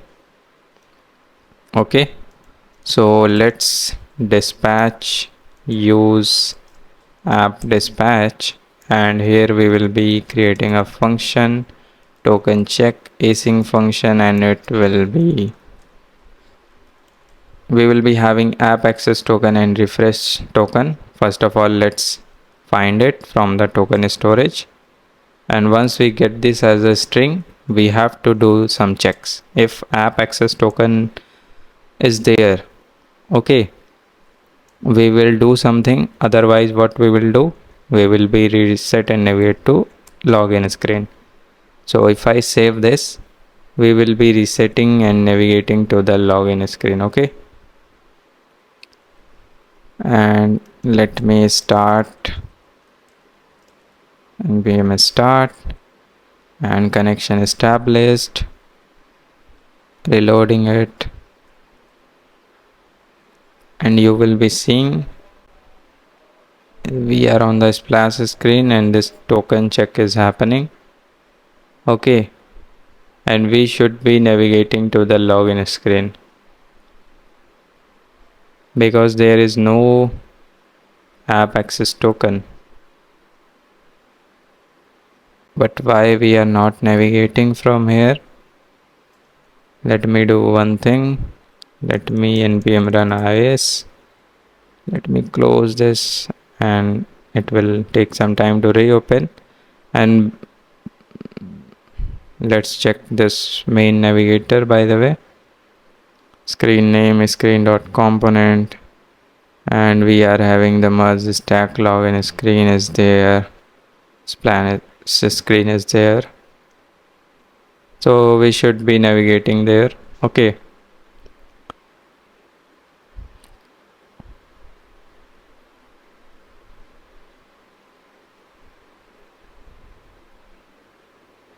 yeah, now the changes should be there, and we are right now on the splash screen only.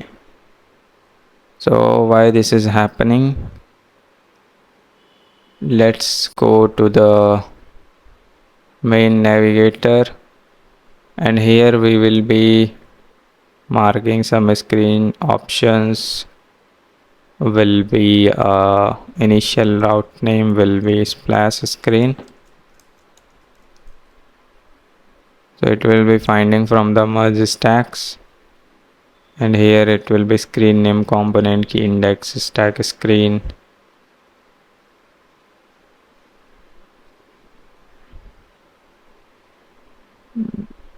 Splash screen if app access token is there.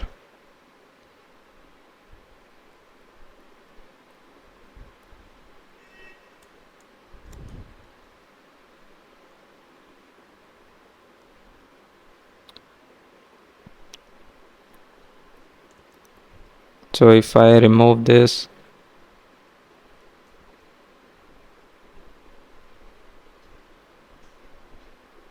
so I think somehow the function is not getting called, the token check function, because once I save it, it is saying okay. But for the first time when I am reloading it, yeah, now it is getting called, but we are still here on this page. Why it is happening? The reason it is happening because it should take some time, because it is getting stuck on this screen. So what we can do, we can have a timer over here, time id, and yeah, it will be gonna crash because the navigation and this splash screen coming up at the same time. So that is why set timeout, we will be calling this deep links after 1 second, let's say, and we will be returning the cleanup of this clear timeout timer id. Okay, and now let me reload it. Yeah, now you see, now it is working because there is very quick both navigation and all thing happening at the same time, so that is why. And now after it we will be importing JWT code package, and JWT code we will be extracting the tokens, and we will be comparing with the Unix time, that is divided by 1000. So let's decide if decoded refresh token is expired, then we cannot do anything in the application. Then we will log out the user, like with the message saying, hey, your session is expired, please log in again. And we will be navigating to the login screen, and we will be returning as well. And if the user access token is expired, then we have one chance that using our refresh token we can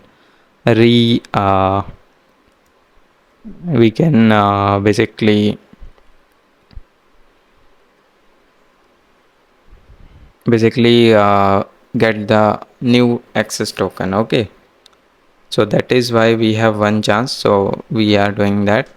And we will create this function check profile, and in this check profile we will be calling it. And even though if your access token is also expired, then again we are calling the check profile function, and we will be returning from here. Okay, so this is all we will be doing in this case. And what is this check profile function? Let's create that.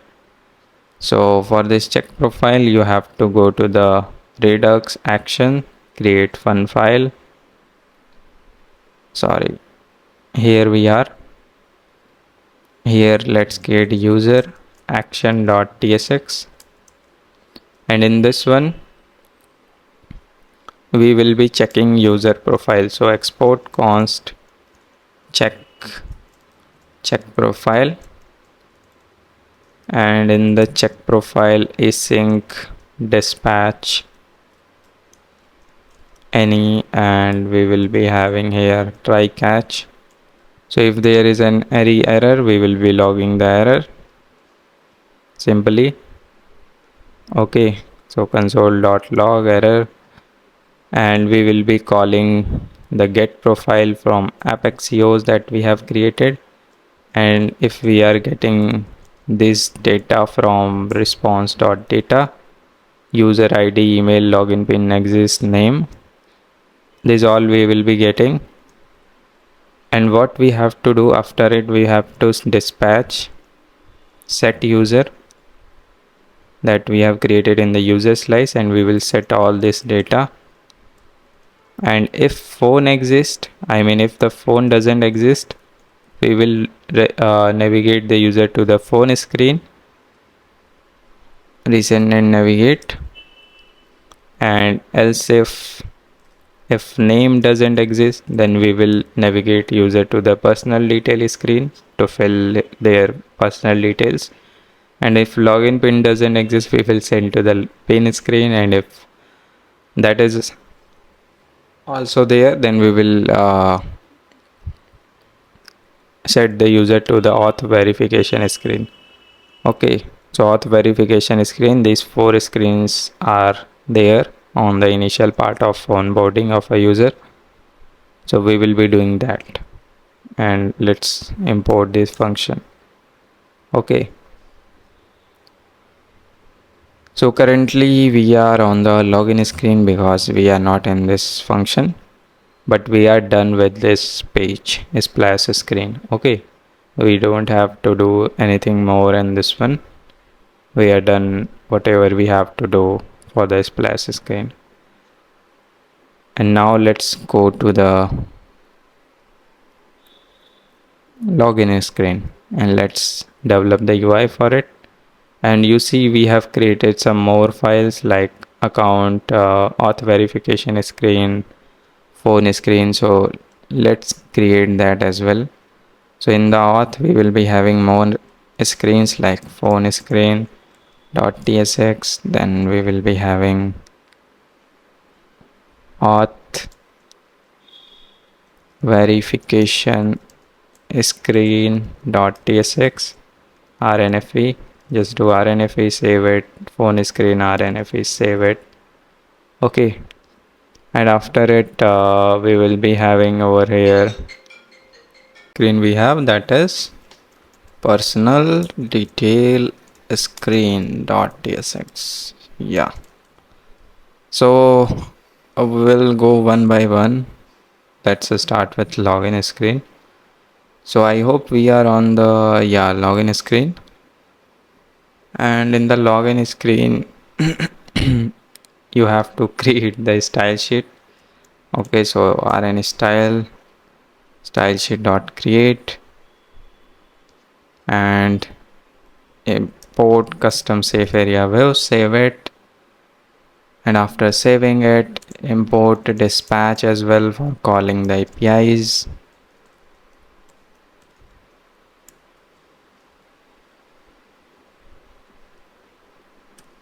And here we will be having style start container, and we will be having here a styles dot image container and image component. Okay, so style we will be having styles dot image, and we will be passing the source as logo, and this logo I have already provided you in the assets, so you can import it. So yeah, and you will obviously get this error. So what you have to do in the src, create file index.tt.ts. in this you have to define the modules that are additional modules. Okay, so once you declare this, the error will be gone, and right after it you can continuing whatever you are doing that. So here we will say trading made simple, like a message. Okay, and trade invest success, something like that, and fonts will be medium, and let's create these styles. So the styles will be subtext, logo, image container. Okay, so let's create that, and here we will be having a screen width and a screen height. So as we will be using this multiple times, then why we cannot have utility. Okay, so we can create a scaling.tsx utility, and let's export over here dimensions dot get window height and width, and import it over here. Okay,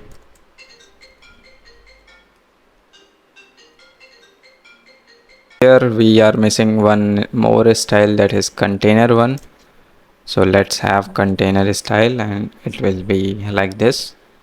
Okay, and right after it we will be having a custom text at the bottom of the screen that is made with heart by your name. Okay, and this text will be position absolute in the bottom, so you can add this style for it, and that will be shown to you over here, and you can increment the bottom accordingly, 10 or 15, or you can increase the size a little bit. Okay, and right after it let's create a component for auth.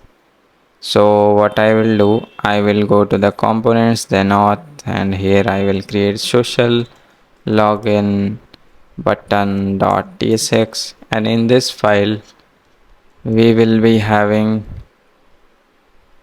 functional component. Okay, functional component, and interface will be icon, text, and on press you can pass. Okay, and here we will be having login button props, and here it will be icon, text, and on press. So these things we will be having, and we will creating a touchable opacity and icon whatever you are passing it as a react node. Okay, so touchable opacity will be there, styles.container. Yeah, my subscription has been ended, so I just need to type right now manually. Okay, so style sheet dot create,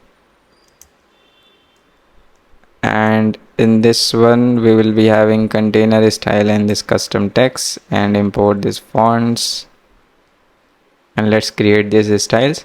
So you see, like right now my GitHub Copilot is ended. So what I will do, I will just, you can pause the video and you can write it, or you can use the GitHub Copilot that will do all the stuffs for you.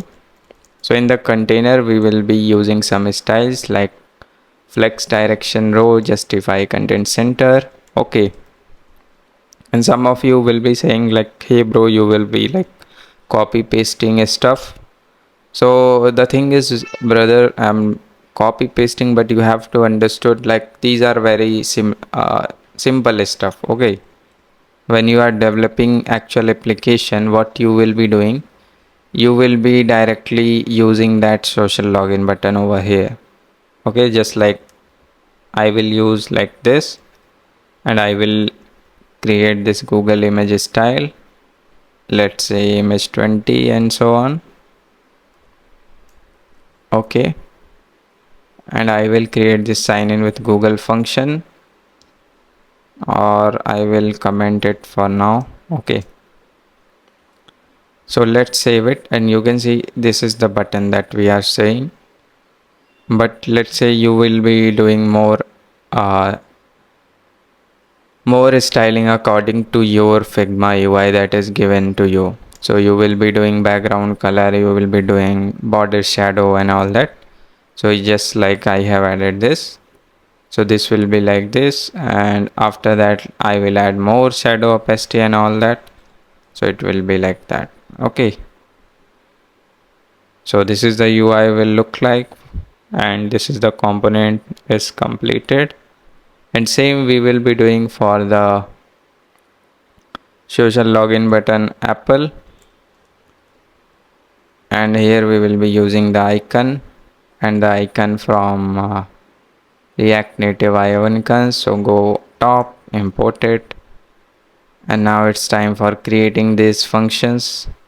Okay, and in this one we will be creating that. So sign in with Apple, sign in with Google.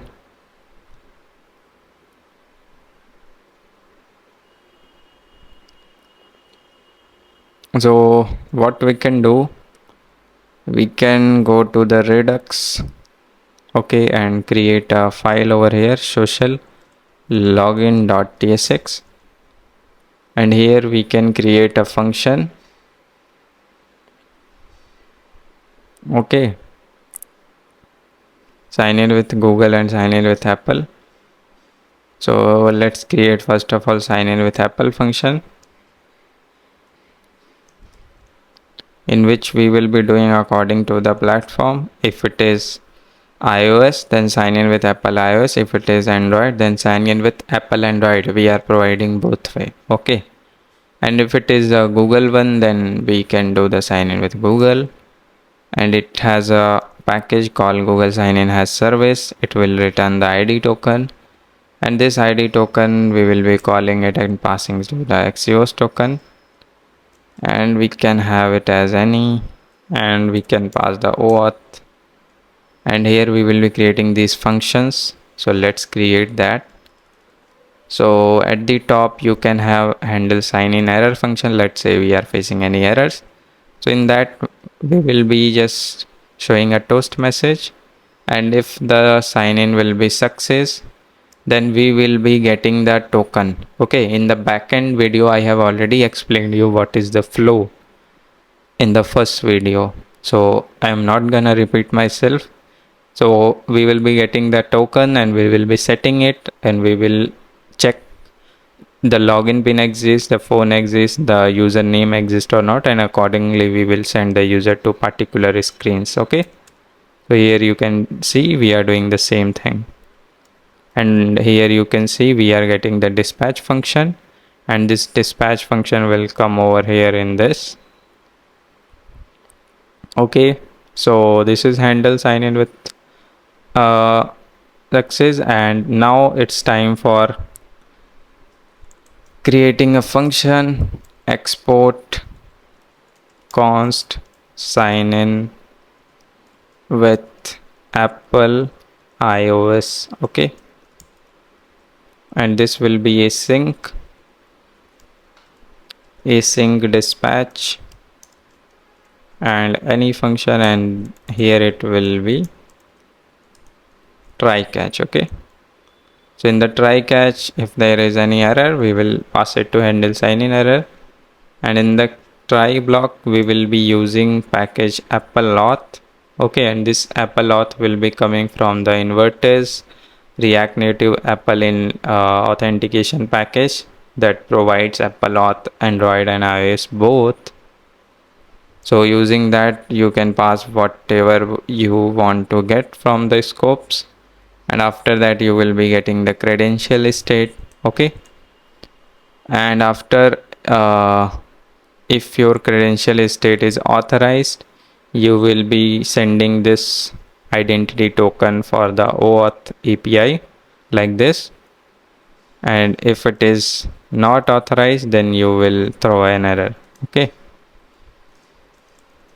so this is the way you will be doing the Apple sign in with Apple, and same you will be doing with the sign in with Android as well.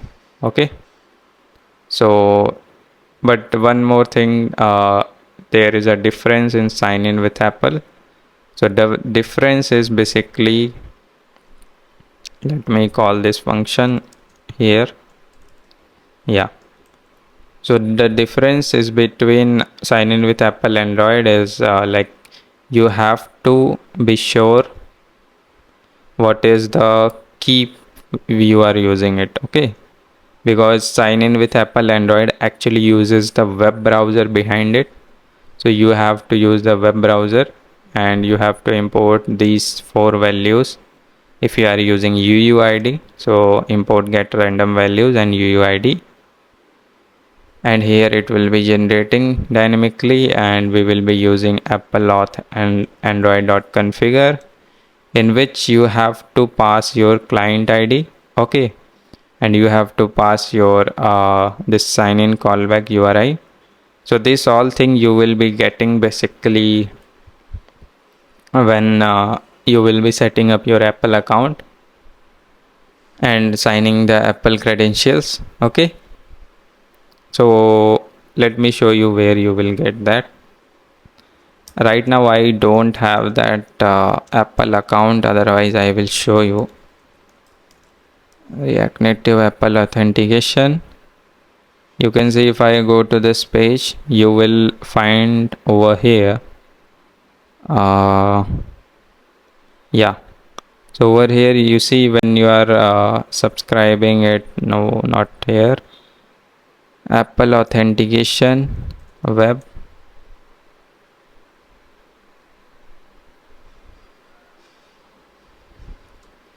medium article is there given. Yeah, sign in with Apple. So here I am looking for the web version of sign in with Apple.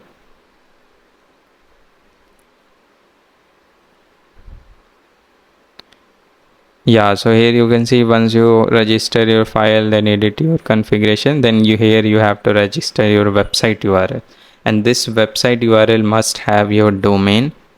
Okay, so let's say if I am building my organization or company, there should be a domain, and that will be the auth handler. Okay, that what we have written over here, the sign in callback, and that will be going to the backend API, and that will check it.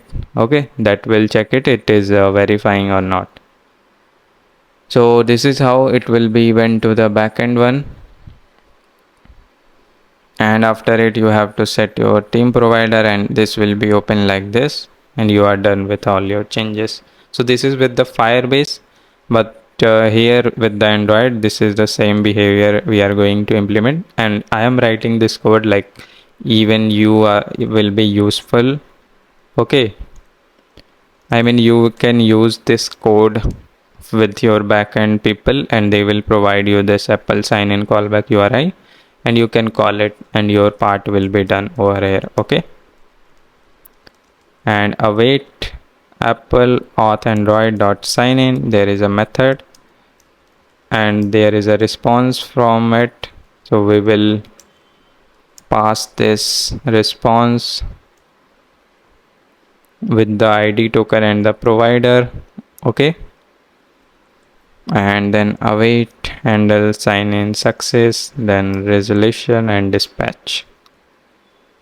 So response will be sent in the success and our function is done, and dispatch is also sent. So this is basically sign in with Google and Apple and Apple and sign in with Apple Android, and we have to use these functions. So sign in with Google and sign in with Apple. So save it, and you can see we are over here. Continue with Google. So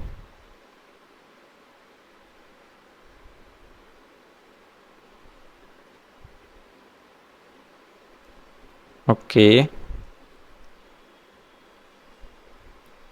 where we are having the theme. Just a second. Navigation,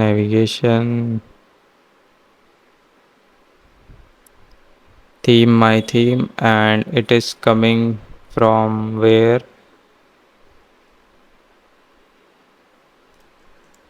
I think it is coming from this custom text. Okay.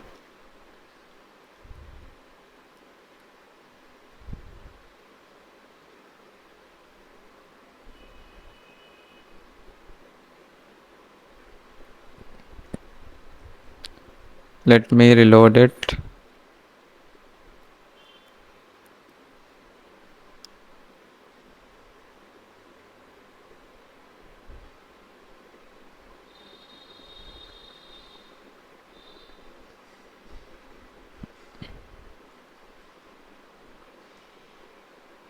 But we are actually inside it. Okay. And this social login button.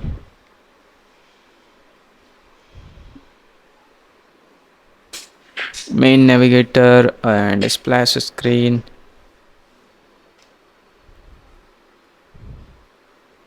So let's check why this error is coming.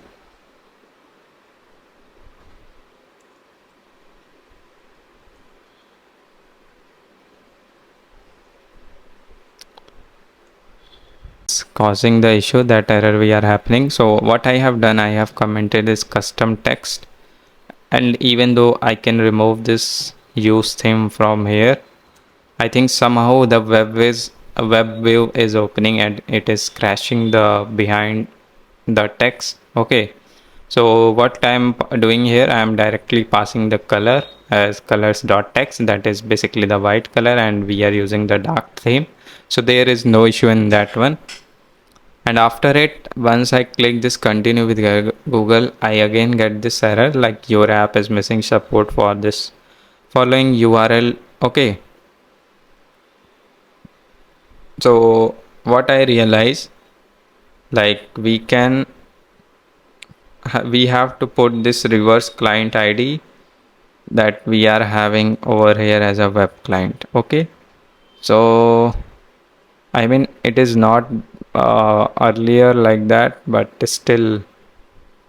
So what we can do, we can go to info plist, and here is the our reversed client ID. Okay, and the GID client ID as well. So what we can do, we can use here the web one.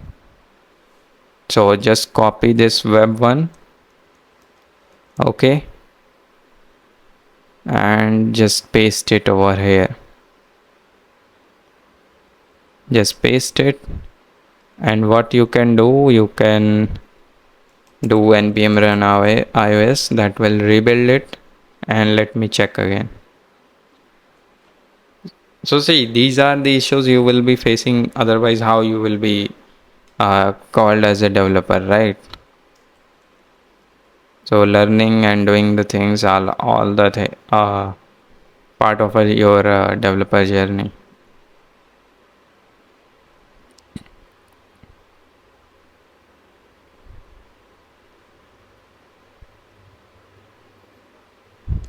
Then in that case, I think we are not using iOS Google Client ID anywhere if it is not getting used, right?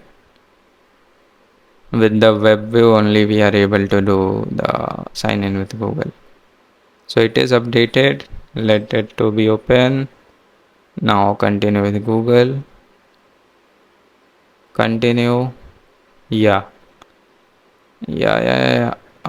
Custom scheme URIs are not allowed for web client app. If you are a developer of bus booking app, see error.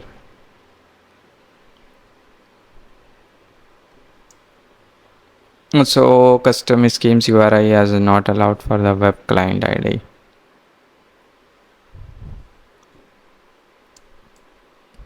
So we have passed here the web client ID, by the way, so that is why it is not allowing it. So let's, what we can do, just in the app.tsx, instead of here, just pass iOS Google Client ID and let's check again. Okay. So npm run iOS.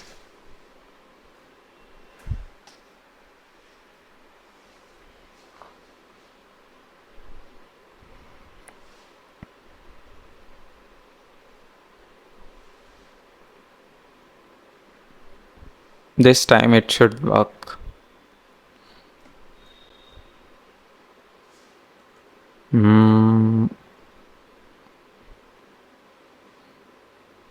Let me close all of this.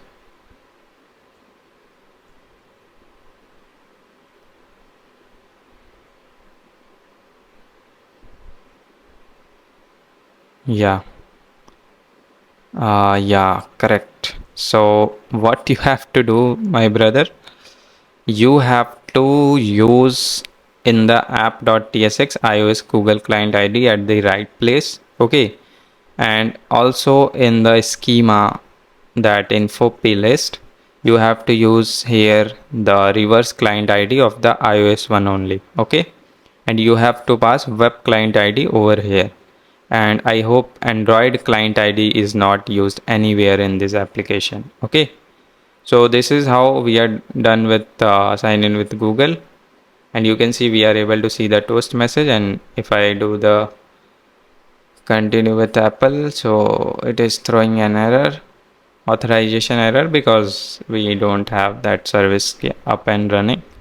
But okay, but you understood, right? If we sign in with Apple, if we enable from the certificate identifiers from the developer account, it will allow us to do that as well. But right now we are not able to. Okay. And yeah, that's it for the iOS one. And I want to do one more thing. In this one, I want to check it for the Android as well. Okay. So what I will do, I will run a command npm run Android. So let's check, is the Google one working for the Android or not. So let's wait.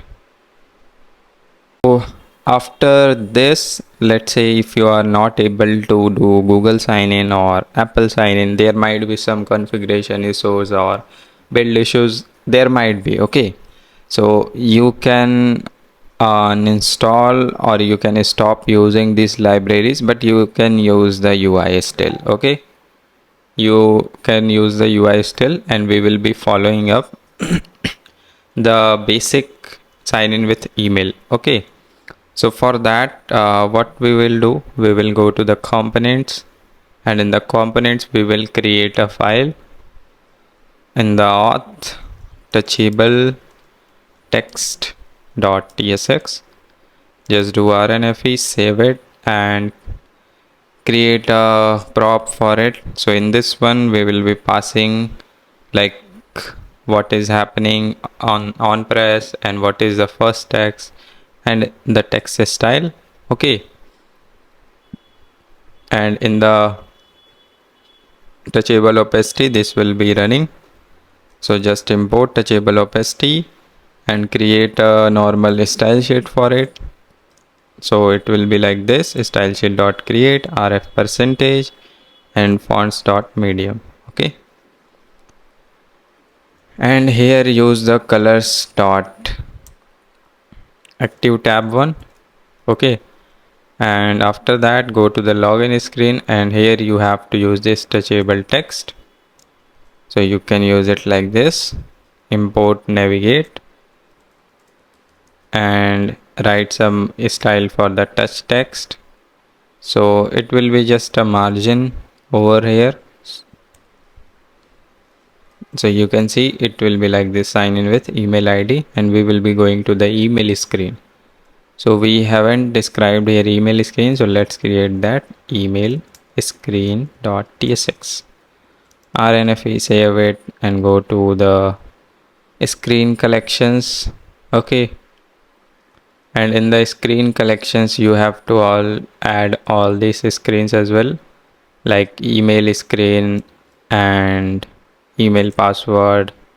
Okay, why we are having so many screens in the auth stack? Because the process is kind of, we want the process to be very unique, okay, and very sequelize. So if it is more in a sequence manner, then it will looks good to you. Okay, looks good to you as well as looks good to your customers. So this is why anyone who do that is doing that thing. And after that you can create your screen over here. Let's name it stock.tsx. Just do rnf, save it, and in the dashboard stack you can have it. Okay, like stock.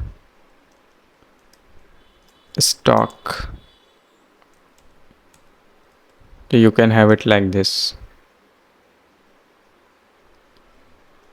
So yeah, these are the things and the screens that we have so far going to touch. So let's say if we click on this sign in with email ID, we are coming to this screen, that is email screen. Okay, so on this email screen, what we are going to do, we are just checking is this email exist or not. Okay, so for that we will be creating some components. So let's create quickly, and that component is basically in the global. So in the global you can create custom input, or we can create a folder, by the way, in the components.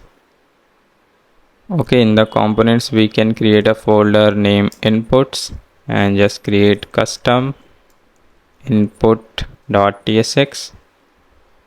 okay, and in this custom input.tsx we will be having some props like this.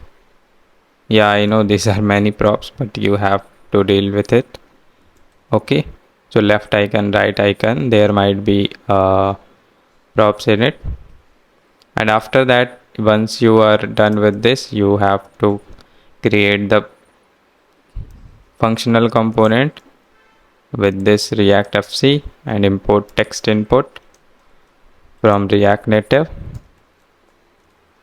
and here you will be returning the text input. Okay, so in this one, what you will be doing currently is, in this one you will be having the input. So Viv will be styles sheet. Let's create a style sheet first of all.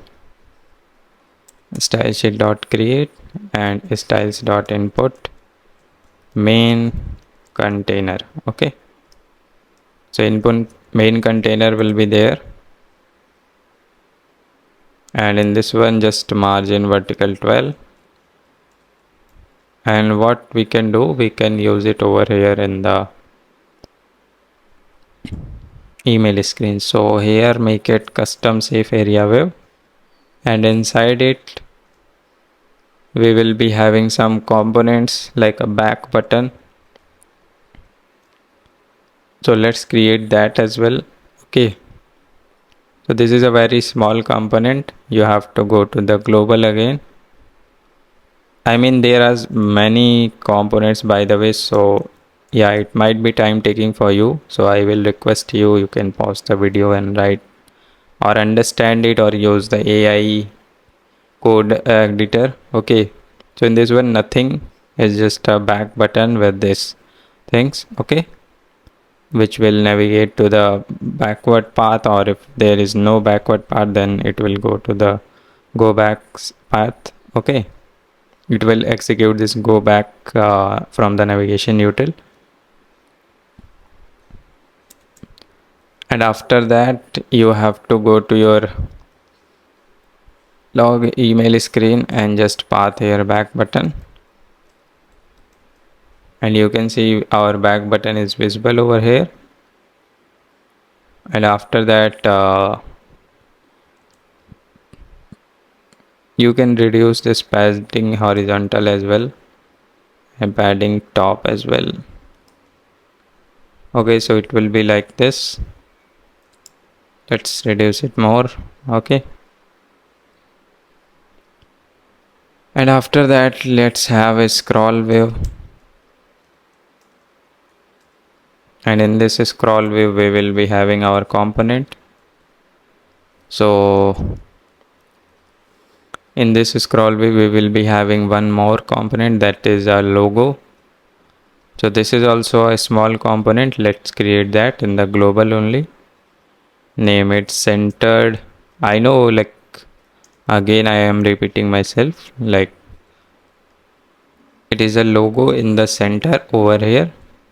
So it just like this. Okay, and you don't need to normalize the height. You can use RF value, and you can use here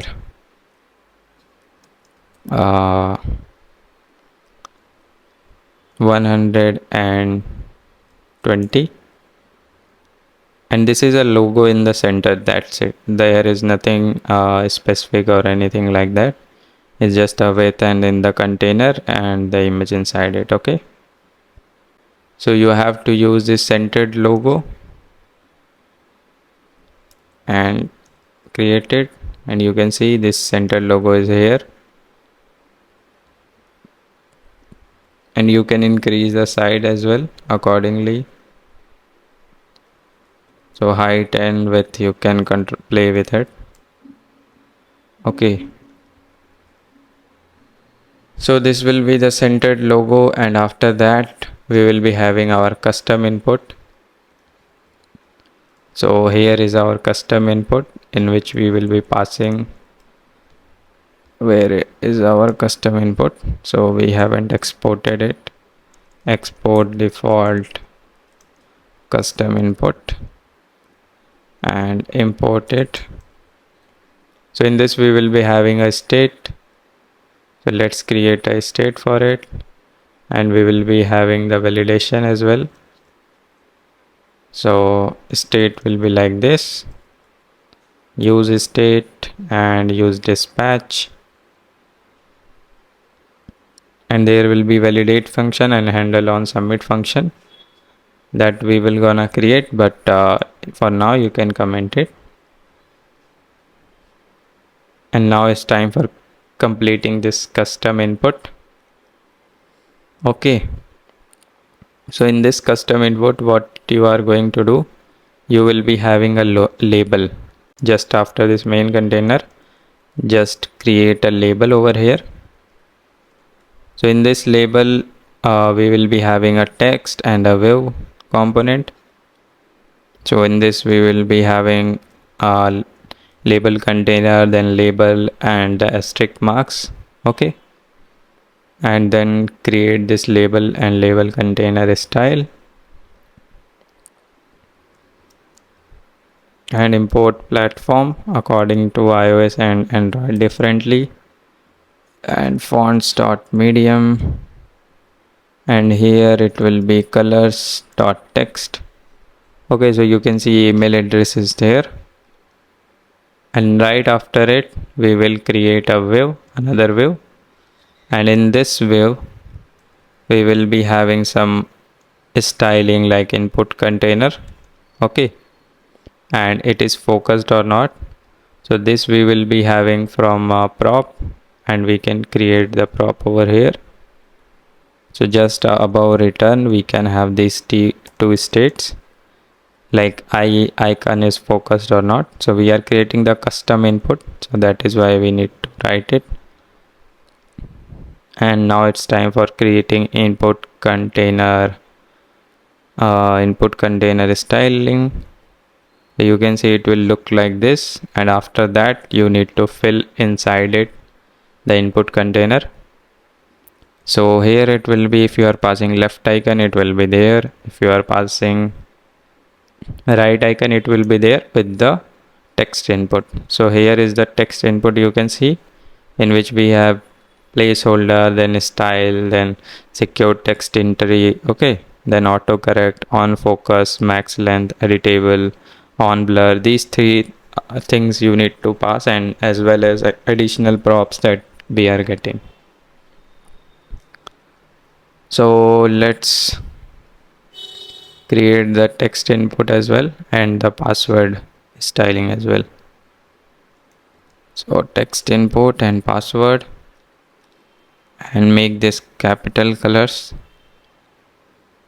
and you can see this is the email that is focusing currently. And right after, if there is any error or anything happening, so right after right icon we will be having a icon in which we will be having colors.text, and you can pass the icon over here, material community icons. Okay,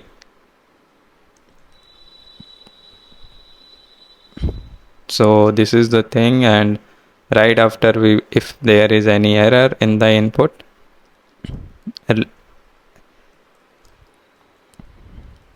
we will be using this error container, error text, and icon 2, and icon 2 will be from ionicons.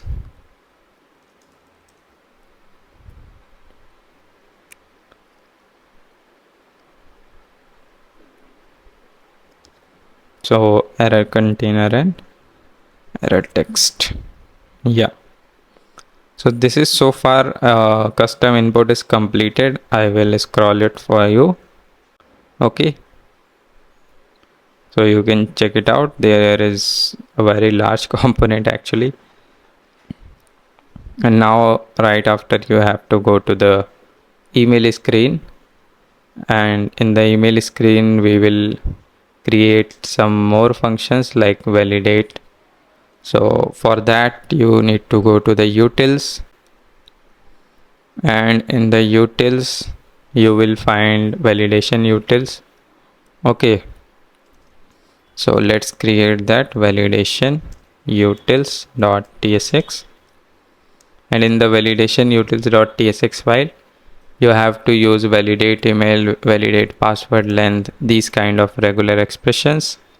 Okay, so these functions used to test like, is this passing the password length and email. And after that there are more other functions then we will be using. And if we want to validate the password entry, like the password does not contain the username and user email ID, so you can use this, basically the validation util. Okay, so now go to this file, and here right below the dispatch we will be having validate email function, and that we will be using for validating the email. And check email API call, we will be dispatching it. So let's create this check email API call.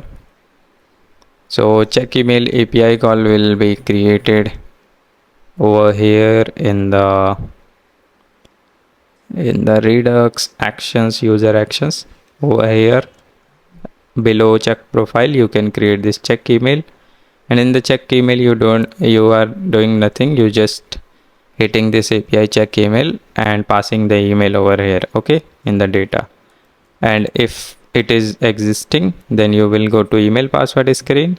If it is not exist, then you will go to email OTP screen. Okay, so these two screens also we need to add, and before that you can create an interface for check email like this. And yeah, that is done. And let's create these screens as well. So in the auth, create email password screen.tsx, and one more we have, that is email OTP screen, email OTP screen.tsx. Sorry, RNFE, do RNFE, RNFE. Okay, and right after it, go to the screen collections, and in the screen collections you have to add these two files, email OTP screens and email password screen. So just add these two screens as well. Okay, so we are done with that.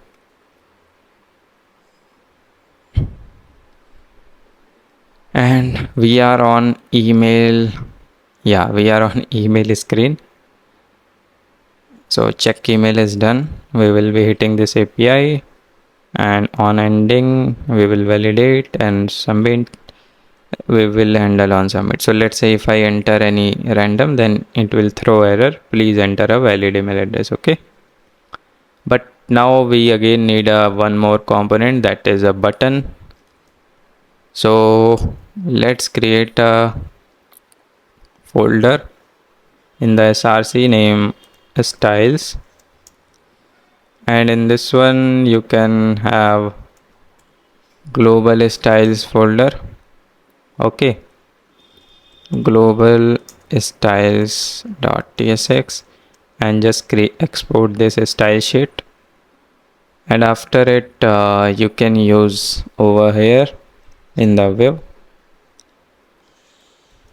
Okay, just below scroll view we will be having a button, that is bottom button and the custom button. So let's create this custom button as well. So for creating this custom button, you have to go again to the global component folder, name it custom button.tsx, sorry, custom button.tsx, create a prop for it. So in this we will be having props, these things, text loading disabled or not on press, and we will be having an animated value as well.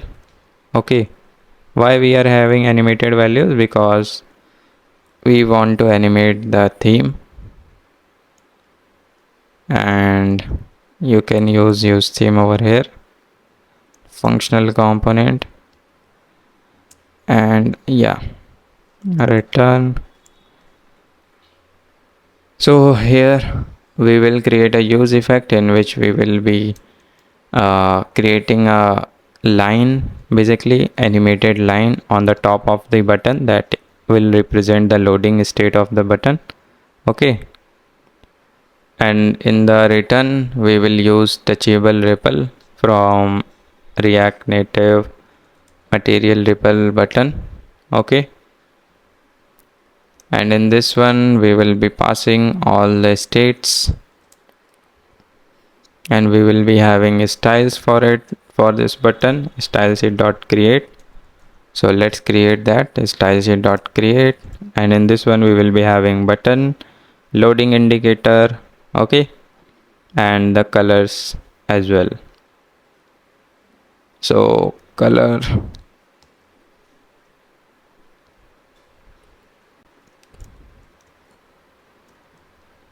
so colors dot profit color. Okay, and in this, inside this button you will be rendering the loading indicator. You can render it in the bottom or you can render it in the top, wherever you want, and yeah, that will be gonna render it. So custom button, import it over here. Yeah, you forgot to export this. Export default custom button. Yeah, just save this and import it. And you can see we have this button over here.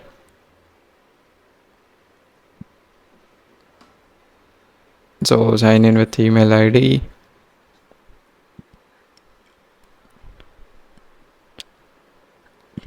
And the button looks little bit weird and off placed. Okay, so let's check why it is happening.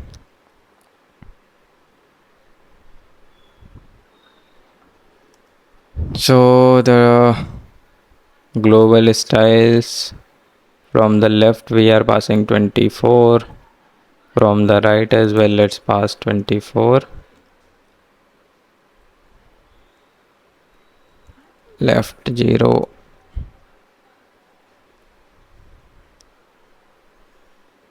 Okay, so this is why it is having this issue.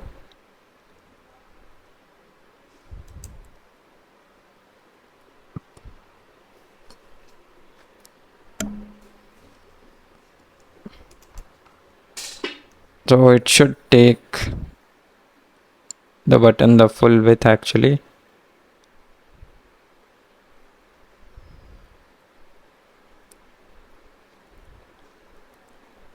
So on the email screen we have this bottom button. We are in the custom safe area view. Padding horizontal 10.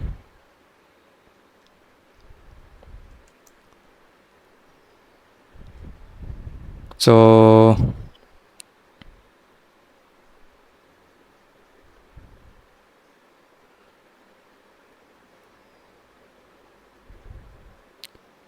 what we can do exactly, we can customize this global button exactly. Okay, so right we are having 0, left we are having as 10. Okay, why 10? And this value and the custom safe area view value should be same, because accordingly it will be automatic get centered. Okay, so you have to follow this. And in the custom safe area view, so here we are done with this button, and you can see right now it is disabled.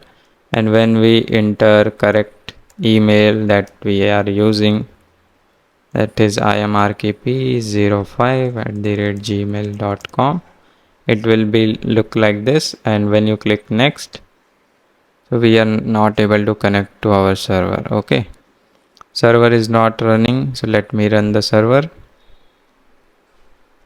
And npm, no, not here, clearing this,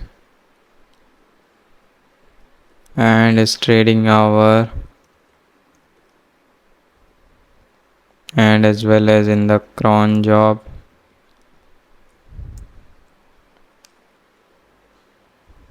Yeah, npm start or npm run dev, server is running. You can see this is the data also we are getting, the datetime series. And clicking on next, now we are on the email password screen, because this user already exists. Okay, but what if I delete from the database? So MongoDB, let me sign in.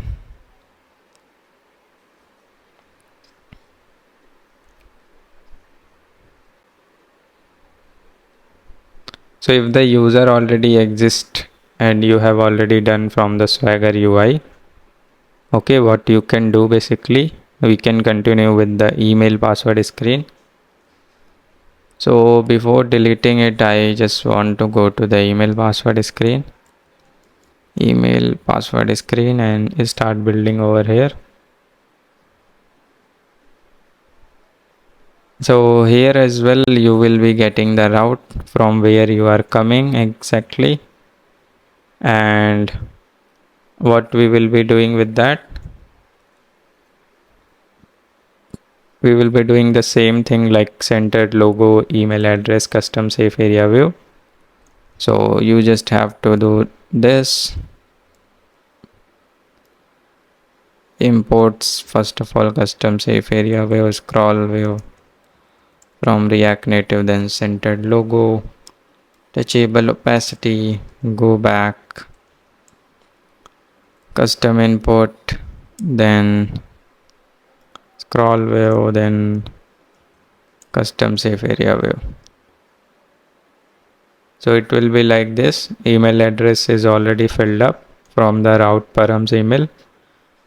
You just need to enter right now the password, okay? Because we know you are already in our system. So enter your password. And for restoring the password, we again managing and hitting a API. So you have to play around here with this thing. You will be creating use state for error, for loading state, and for dispatching it. Then matching the password length that we have created, and then email login we will be gonna create. Okay, but right now you can comment this. So you can see password will be like this over here. And after that, if you forgot your password, we will send you to the forgot password screen. So touchable text you can import it and forgot password screen. And let's create a style sheet. And in that we will be having forgot text, ref value 10 and align to the end. Okay.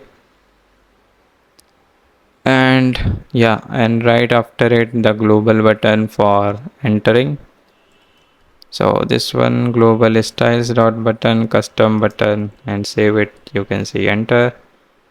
So there is one more screen that comes so far, that is forgot password dot tsx. Okay, rnfe, save it and save this one as well. So now it's time for creating this email login function. So go again to the user action.tsx. So user action.tsx and email login, you have to again create an interface for it. And after creating the interface, you have to do the email login. Okay. So while doing the email login, we will still gonna check the phone exists or not, the name exists or not. Accordingly, I will send you to the specific screens. Okay. So this is the email login in which we will be setting the tokens, that is app token actually. And right after it, we will get these details from the server and accordingly we will navigate the user. Okay. And this is the toast message if there is any error occurred, and here we will import that. So yeah, we are done, and I hope my password is like, I think my password is Ritik @ 1234. Yeah, enter. So I am on the where I am. Let me go to the user action. If my name exists, okay, phone exists, else auth verification screen. So I believe somewhere I am in phone screen. My phone number doesn't exist. Okay.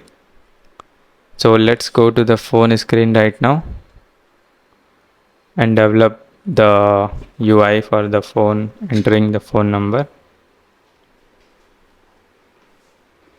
So again for it, we will be using phone screen, rn style sheet. Okay. We will be having here keyboard avoiding view, and here as well keyboard avoiding view. And you can create here keyboard container, that will be flex1. Okay, and we will be having safe area view, custom safe area view, and inside that we can have custom text, verify your mobile number. So custom safe area view and fonts medium, and we will be managing some state over here.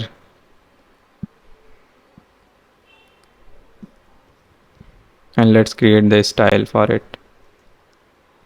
So OTP send is a variable, so let's define it. Basically it is used for sending the OTP on the mail for the phone verification as well, because we don't have Twilio paid service, otherwise we will use the OTP as well. Okay, but yeah, we can use the mail itself, and you can use these things, these states basically, and we are on the enter mobile number. And here we will be having a dispatch action as well. Use app dispatch, we can keep the dispatch at the top. Okay, and here we will be creating send OTP function, and we will be passing email and for what OTP type it is, so it will be OTP phone. Okay, so let's go to the user action, and in the user action we can again create send OTP one.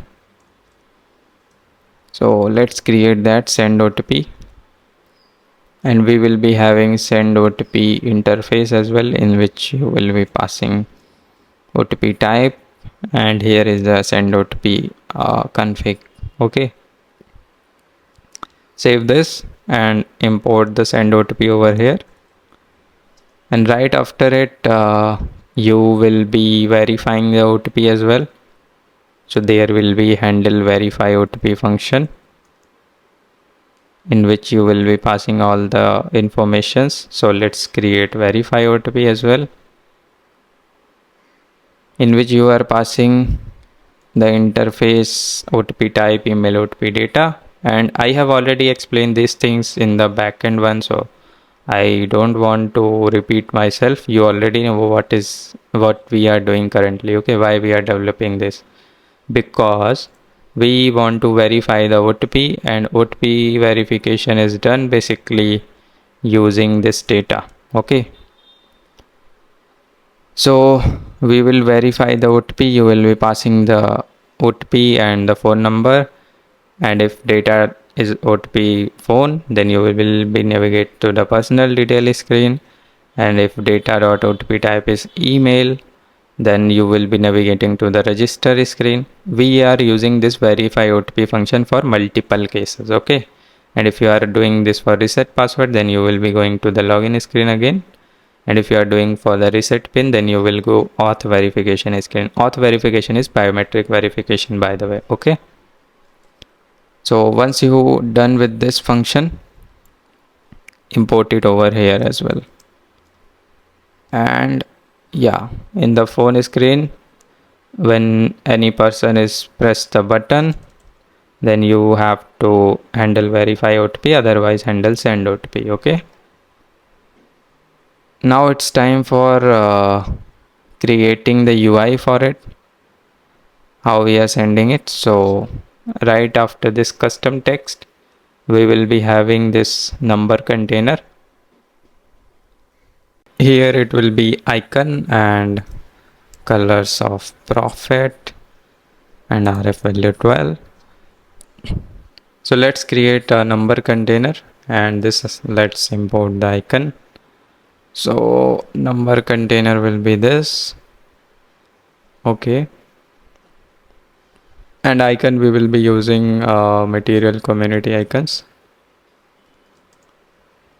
Save it, and you can see this is how it will be visible.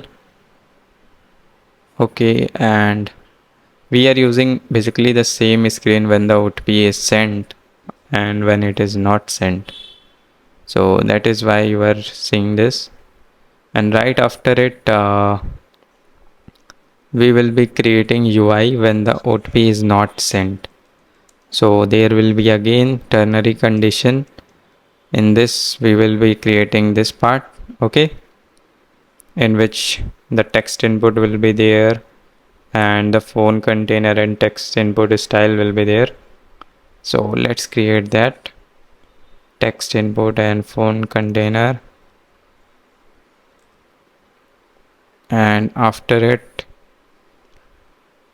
this is the condition, like when the OTP is not sent, and let's say you enter your phone number, and after that, okay, after that when you receive the OTP or when you hit the API, you will be building this UI. Okay, in this there will be OTP input, and also you will be creating the OTP container in this one. So let's create that. Just below this view there will be OTP timer and OTP input. So you can see I have added this touchable opacity. In this we will be having a OTP timer component, and we will be having this get OTP via call. Okay, so let's have the UI and a style for it. And which style we are missing? We are missing OTP timer, and we are missing this closing tags. So what you have to do, you just have to close this tags. Okay, so you can just close it like this.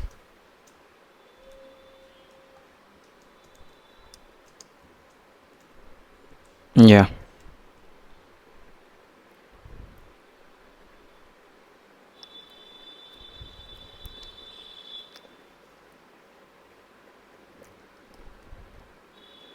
so we are having a wave over here, and we are having this wave over here. Okay, and in this one you are having this OTP timer component. So let's create that OTP timer. So for OTP timer you have to create, where we can create that, we can create that in a global, or can we use a auth folder? So let's use this folder OTP timer.tsx. So in this, timer will be running in the backwards. Okay, like let's say 2 minutes remaining, 3 minutes remaining, so like that. Create an interface for it, create a prop for it and pass it. Okay, and there will be 30 seconds of timer running, and you have to add the loading and the use effect for the timer. So we will be using a time interval that will be decrementing the timer 1 by 1 each. Okay, and the type will be Node.js timeout, and after it you will be having, okay, Node.js it is not recognizing, then you can pass any. Then we will be having a handle recent function, and let's have the style sheet for it. Style sheet dot create and fonts dot medium, port rf value, and here it will be a touchable opacity in which you can click only if the timer is allowing you. If you are under the time, let's say 30 seconds is not passed and you click, then it will be disabled and until it is not 0. Okay, and you will be able to click and resend OTP and resend in 30 seconds or whatever, and import text style as well. So here it will be like this, and on press you have to handle the API call and import the handle send OTP. So this is it on the phone screen. Okay, and right after it we will be having the button, bottom button basically. In that you will be showing how many wrong attempts it is done or whatever it is happening. Okay, so verify and button container will be there. So error container and verify container, so you can add this thing. So you can see it is asking for the number, and if you enter here number, let's say 980981123, something like that, or let's say enter 99999 10 times, send OTP, and OTP is sent successfully. Okay, and if I go to my Gmail, go to here spam trading app, and you can see I got this notification for the phone update, and I can enter over here. Okay, and in the OTP input, where is, so background color and color we can have white, and we can have the height as well 45, and we can have some padding like 10. Okay, we can pass all this in the OTP input.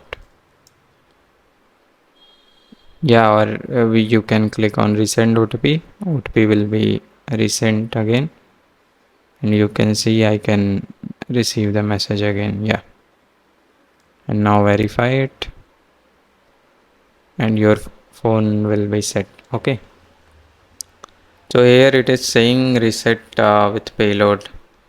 What personal detail screen was not handled by any navigator? Personal detail, yeah, OTP is expired. So we went here, personal detail screen. So is it not registered? Personal detail screen, and in the screen collections, personal detail screen should be there. So let's add that personal detail screen. Okay, and import it. Yeah, phone number already exists, so it is not sending the OTP.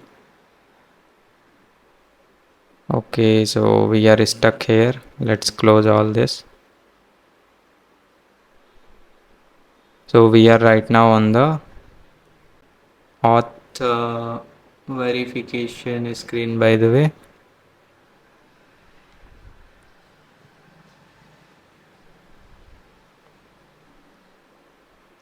We are on this screen. Okay, so before creating auth verification, what I want to do, I want to delete this user from the MongoDB.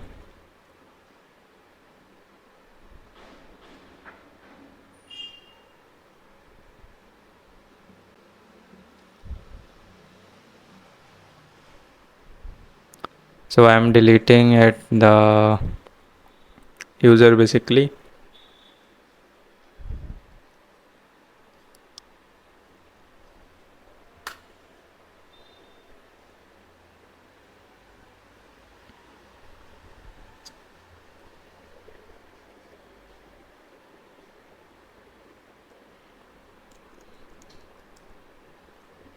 So once I will delete the user,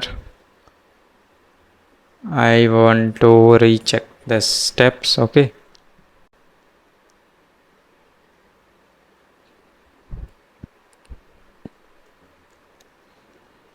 so here in the splash screen, check profile. If name is not there, then it should go to personal detail screen, but I think name is also there.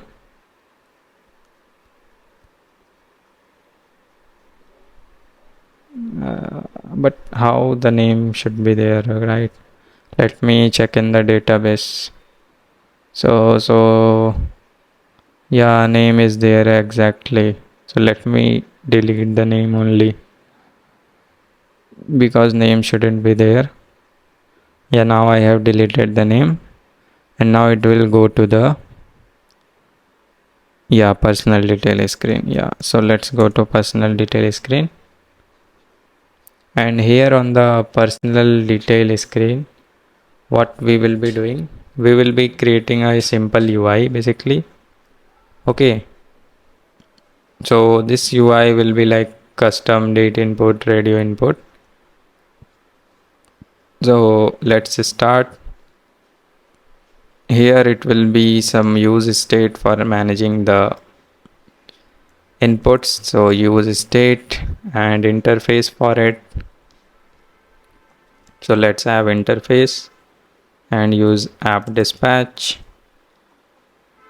Okay, save it, and after that we will be having the form validations and when submitting the form and how it is changing it. So these are the basic stuffs. Like from here you can see like handle on change and validate form and this handle on submit. So you can pause the video and write it or generate from the AI that will generate for you. And here we will be creating a user action. Okay, so user action, you can go to the update profile. So in the update profile you will be passing the data that needs to be updated, and here in the profile interface it can be name, gender and date of birth.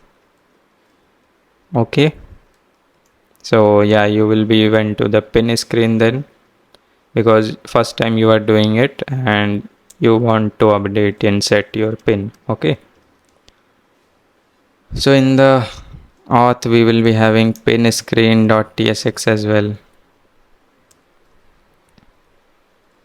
So I told you this is a very long two-factor authentication way that we are performing in this application, but I hope you will gonna learn lots from it.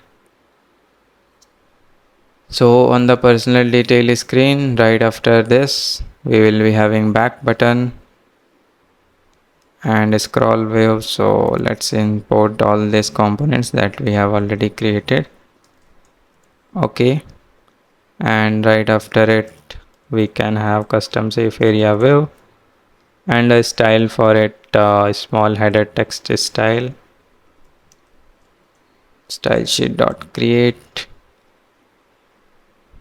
and we can get rid of this. So personal details will be there, and at the bottom we will be having the submit button. So global list styles dot button and custom button. Next, and after it here we will be having a scroll wheel in which we will be having the scroll wheel as a custom input. Okay, and let's close this scroll view. So here name as per pan card. Okay, and then we will need two more components to create, and that two components is date input and basically date input and radio input. So let's create that.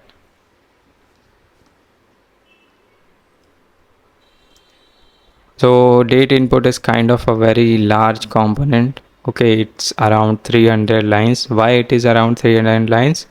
Because in this one we are masking the input. So masking means like you are entering date of birth and you are entering, you can select it from the model itself, that date picker model. Okay, so that is why it is kind of a little large component. So but we can have it quickly. I will show you how. So do RNFE over here,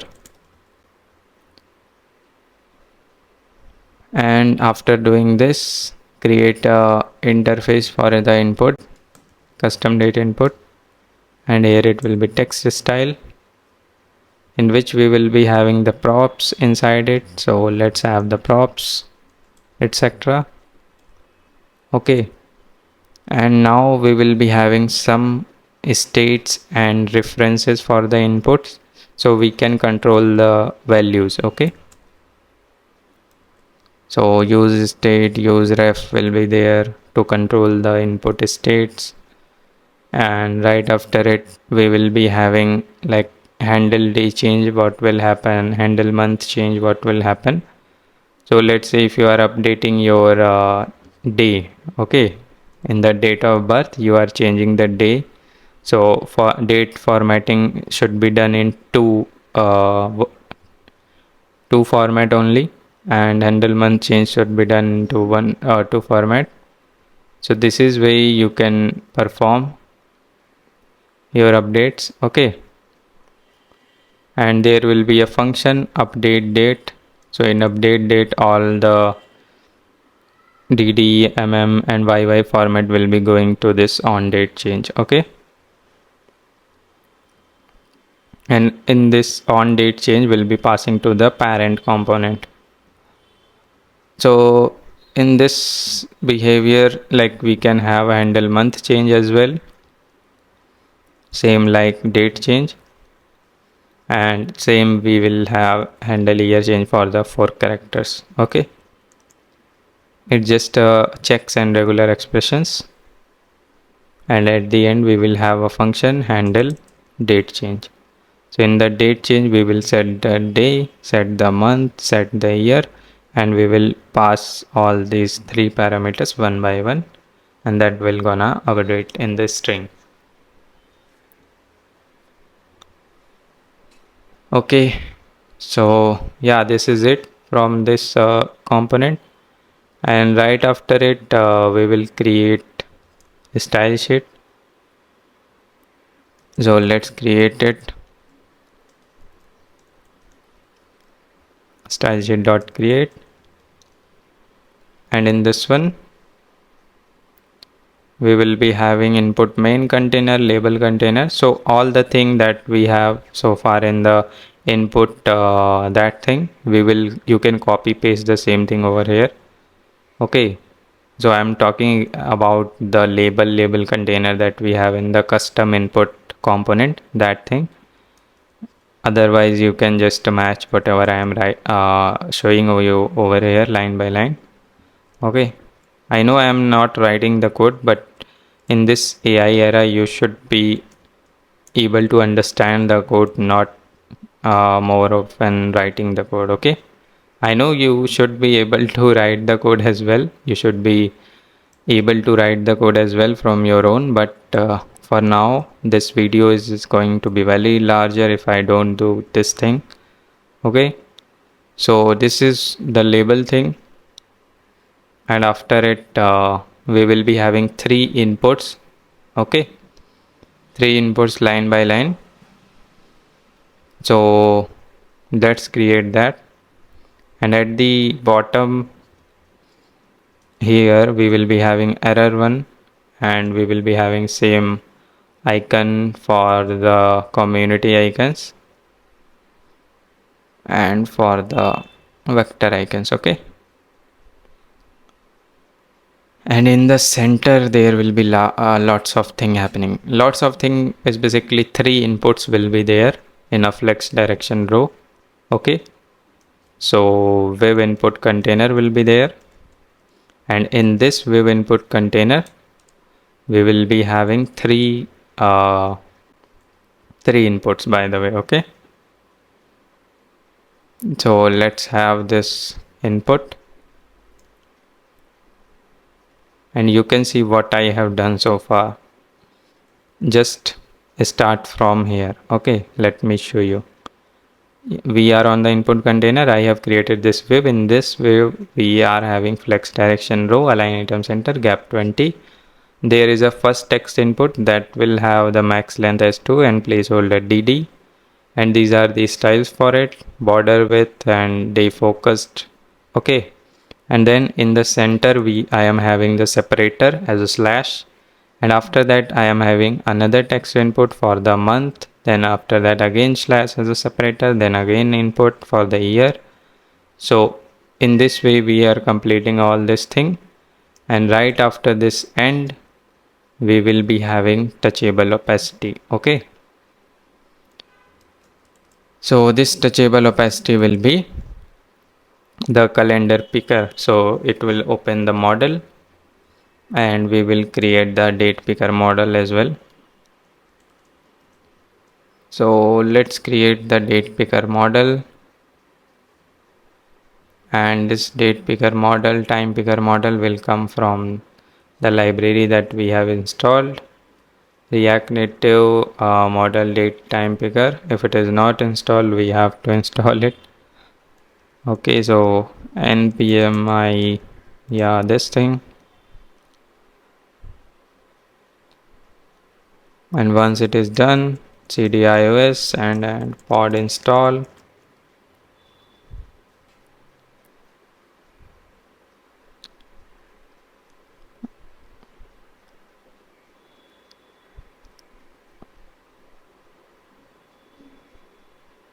Once the pod is installed, we will do npm run ios.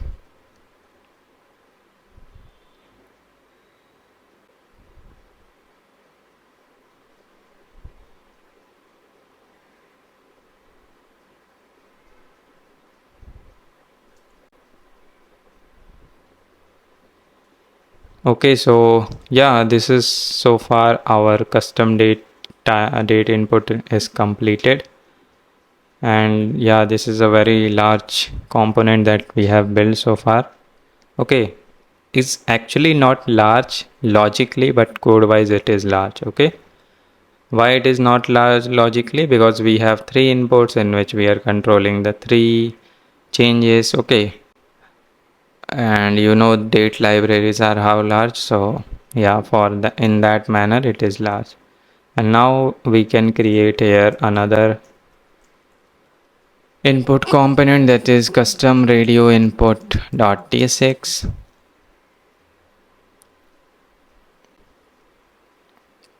So in this one as well, just do rnfe and save it, and at the bottom create this style sheet, import ref value. Let me show you what this style sheet starts from. So here you can see these styles you have to add.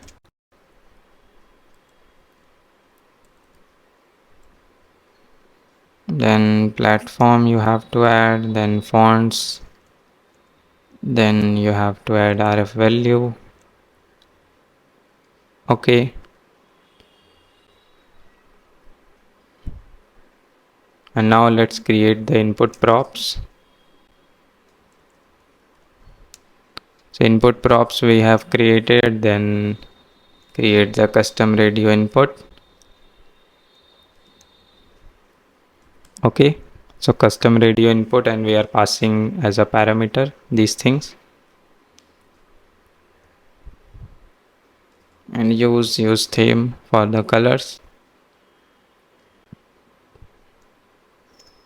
and same like other inputs we will be having over here the label and the options for the radio input. So let's say whatever option you will be passing, the radio input will be there. Okay, so this will be the again the custom text, fonts, family, etc. Whatever it is you need to import, and here it will be touchable opacity. Okay, and in that icons will be circle slice 8 and checkbox blank circle and the custom text, and icons from material community icons.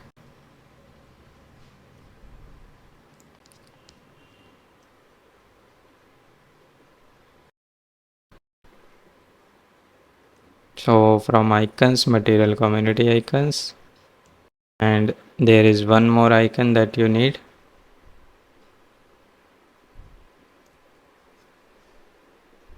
That is from Ionicons again,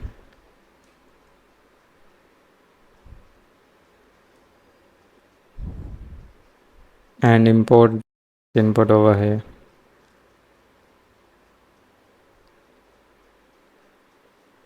Import text input, okay, and this custom radio input as well as ready, okay. Now we have to import it in this component personal detail screen. So let's go personal detail screen, custom radio input, and import it over here. Okay, save it, and you can see we have this custom radio input, and we have that custom date input. So let's add that as well, custom date input, and that will be like this. Okay, that what I'm talking about, the slash and the middle slash. Then here you can type your date. Okay, here after that automatically is going to the next one. Okay, and here you can select it from the picker as well. So here we can enter, and date of birth we can enter. Okay, so right after this we have pin screen. So screen collections, we haven't registered the pin screen, so let's register.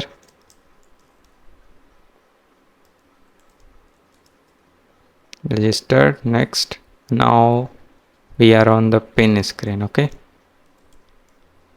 so one by one we will be completing everything. And yeah, this component is not too large. So pin screen, we will start with the states. We will create 4 inputs because pin is 4-digit pin. Okay, and for whenever you press a number, that will gonna add in the OTP, and whenever you press a backspace, that will remove the previous value, and when you click on the check mark, it will get all the values and then convert it into the it will check if all the values are not empty, and if it is valid, then we will convert into the string and we will navigate to confirm pin screen. Okay, so confirm pin screen will be same like this screen, but still we have to register the new screen for it. So confirm pin screen.tsx and RNFE, save it and go to screen collections, then register it as well. Confirm pin screen confirm pin screen only, save it, and here we will be having custom input. So custom safe area wave,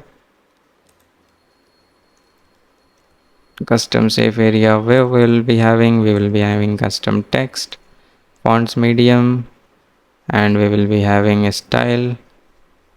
Okay, so let's create a style for it.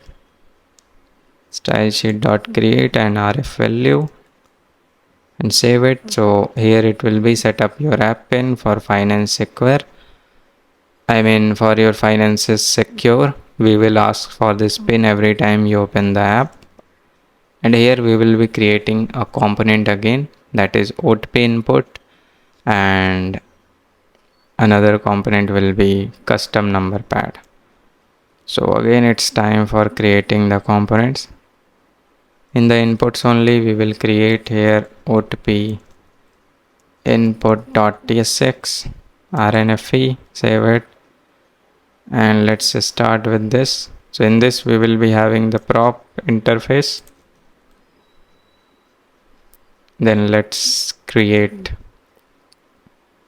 OTP input props. Okay, then in this one we will be having a shake animation. Let's say you enter the wrong OTP input, then we will make the OTP is shaking, so that will like a vibration effect it will give. Okay, and let's create a shake function. So in this shake function you will be doing the animation sequence in which you will be moving 10, then minus 10 to the left, then again 10, and then in the middle 0. Okay, so that this sequence basically generate a shaking effect, and right after it we will create some styling. So style sheet dot create, we will create this in style platform dot os rf value 11, fonts will be medium, and in style sheet dot create. So I hope you are able to pause the video or check it from the code. Okay, save it, and right after it we will be having here a fragment and a div styles dot container, and in this one we will be having OTP values. So there will be 4 OTP values. Okay, and the custom text inside it, and there will be animation on it, and there will be this stylings, then transform animation of translate x, because we will be moving like this horizontally, and there will, if there is any error occurred, then we will show the error over here. Okay, and the icon will be ionicons. So this is completed OTP input, and on the pin screen you can import this OTP input like this. Okay, so this is OTP input, and right after it we will have custom number pad. So let's create that as well. So in the inputs only, create custom number pad.tsx rnfe and create an interface. So interface will be on press backspace biometric. Okay, so this is, if it is a biometric available, then we will show face ID option, and these parameters will be there, and we will be creating biometrics as well. So let's first complete the UI. So here we will be creating the style sheet for it. Let me zoom out. Yeah, so like this it will be the style sheet, fonts dot medium. Okay, and in this custom number pad we will be rendering the custom number. So here it will be styles dot container, and we will be rendering 1 2 3 4 5 6 7 8 all the buttons like this. Okay, and rendering this button using const render button function. So we can create it over here. In this function we are rendering the touchable opacity button and a custom text, and inside that colors will be there, and this colors text will be there, and there will be a close icon as well. So for it we will be using this render icon button. So check mark, and for backspace icon we will be using this. Okay,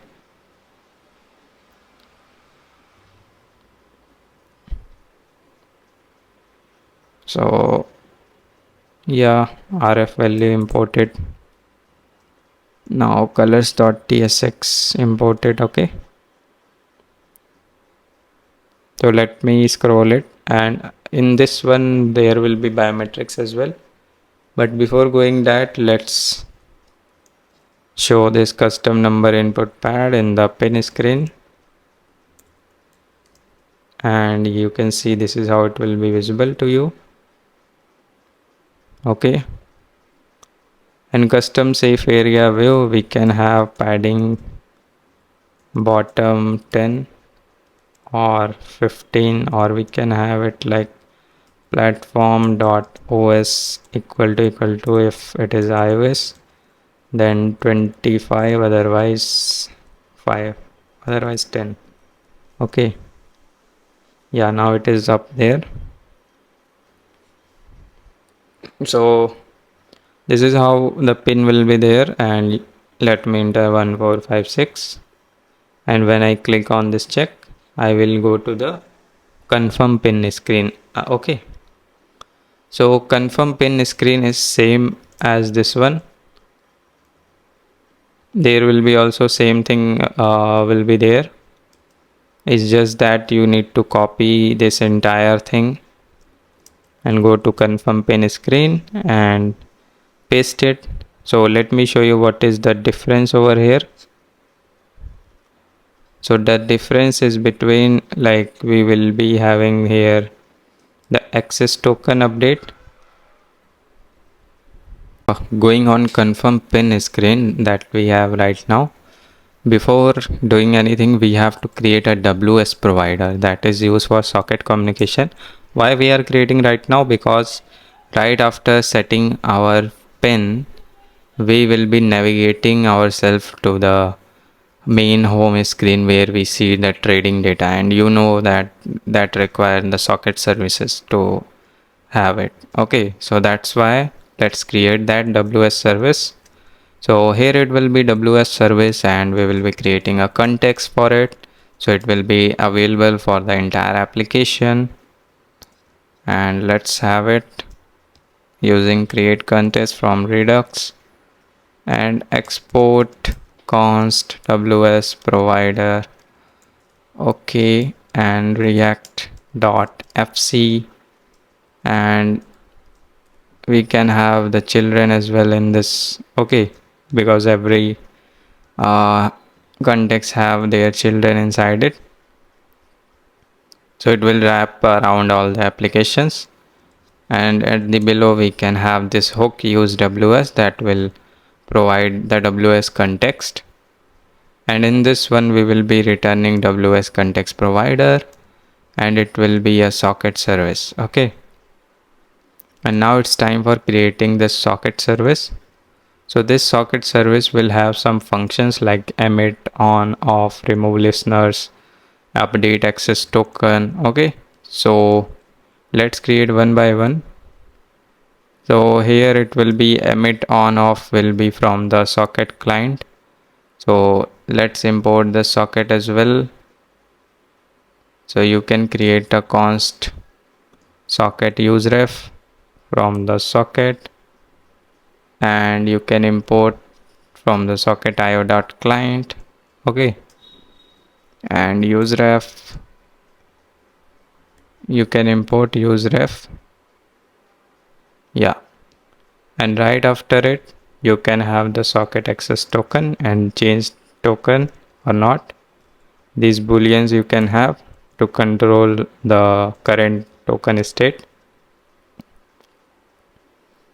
and if the token is getting changed, we will update it using the use state. Okay, and in the token storage we can update it,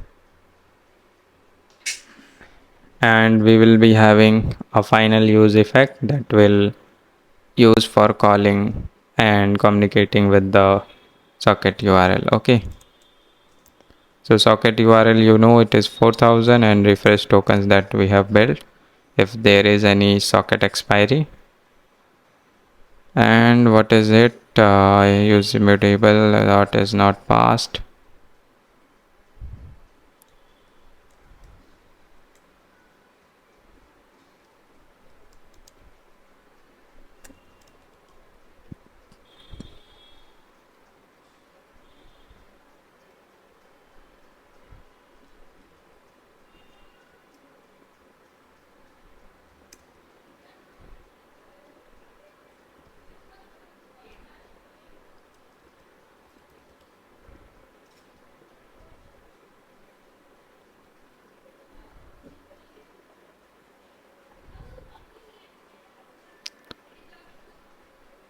So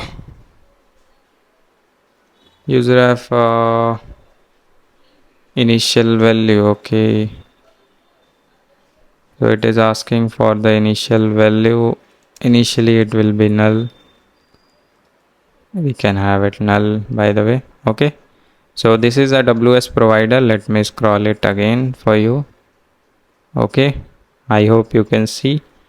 And in the confirm pane screen we will be using this.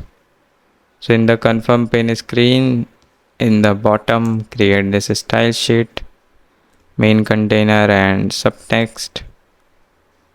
Okay, and there will be that same thing, custom save area, where from the pane screen you can copy same thing, but here the thing will be changed, the text, that is confirm your app pin that you have entered in the previous screen, and OTP input will be there and custom number pad will be there. And after that, if you we will be handling the states.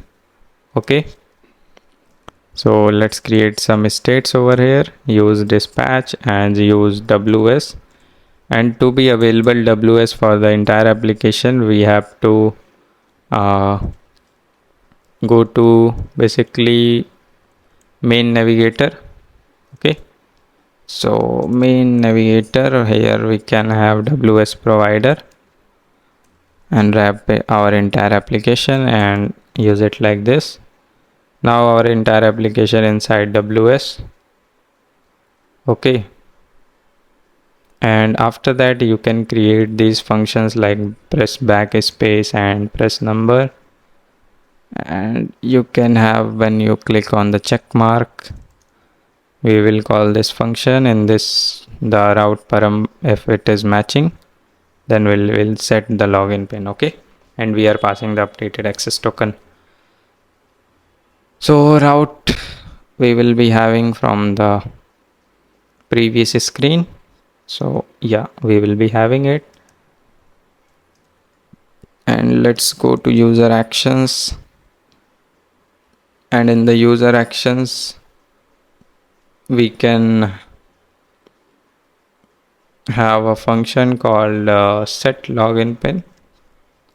So we can set it over here, and we can create the login pin interface in which you are just passing the login pin. Okay, and that will grant you this tokens, and you will update the hook, and you will reset and navigate to account protected screen. Okay, and this account protected screen is nothing, it's just a screen in which we will be showing message like your account is ready for use now. Okay, so just fastly and quickly complete this screen as well, account protected screen, in which you will be having use effect. So use effect will be there, and reset and navigate to stock screen. Okay, and here it will be custom safe area view and the lottie animation in the center. So custom safe area view, centered logo, lottie animation from centered logo, and import this animation from confirm.json and lottie from lottie react native, custom text fonts dot bold. Save it, and you are done with here, and you are done with this confirm pin screen as well. You are done. Save it. Now go to screen collections, and on the screen collections here add account protected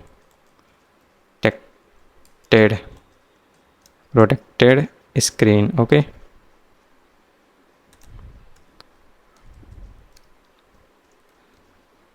okay, account protected, sorry, spelling is wrong, protected, yeah.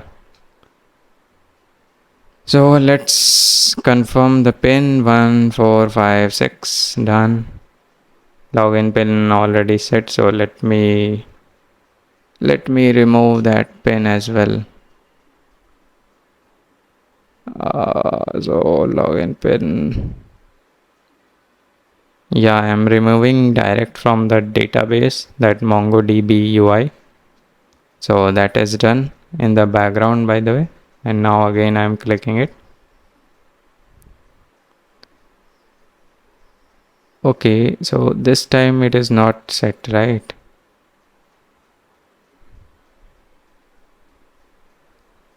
One, four, five, six. 1456. Login pin already set, but here I can see the login pin is not there.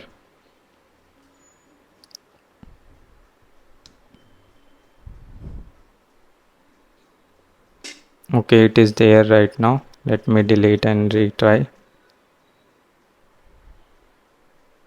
Yeah, login pin is not there, and we are on this account protected screen, pin screen, and let's go confirm pin screen and set login pin.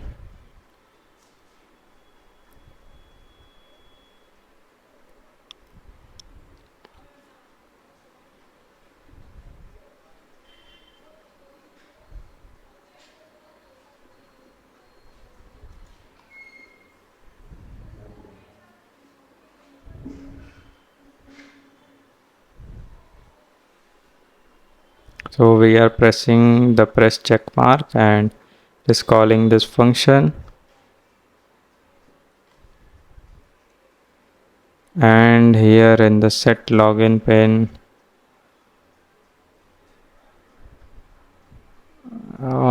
we are getting this error.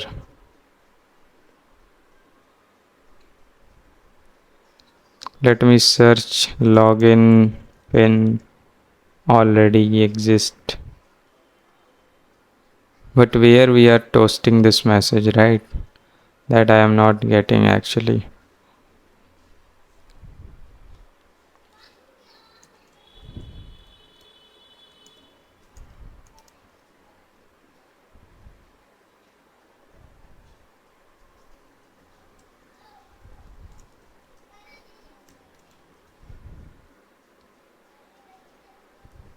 Four hundred.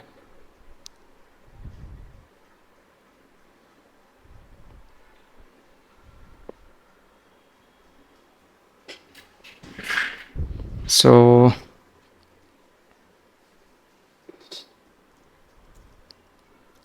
pin is already set, so we can go to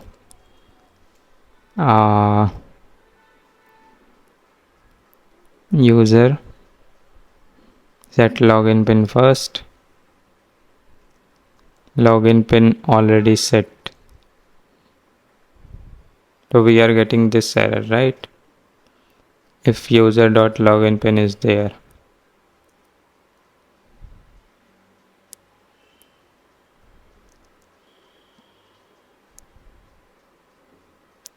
But if I am removing it from the database, then why it is throwing that error?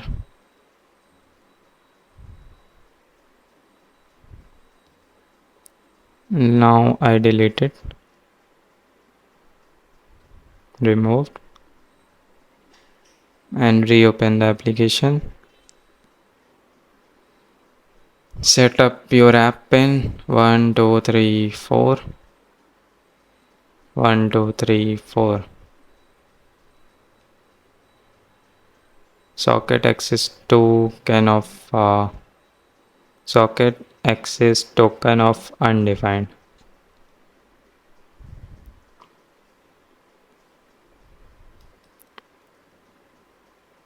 So here I think we are getting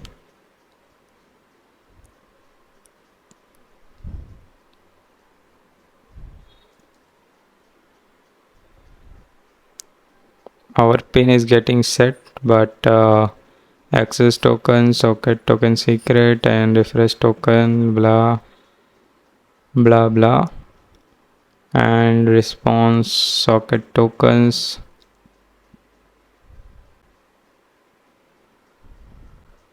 We are sending the socket tokens, socket access token and socket refresh token, right? Hmm.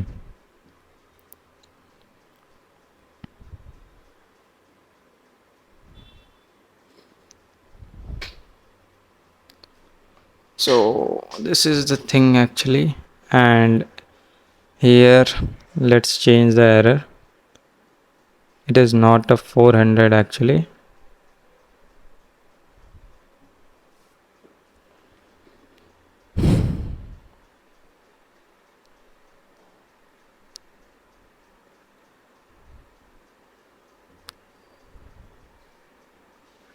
Okay, so I see here is a spelling mistake.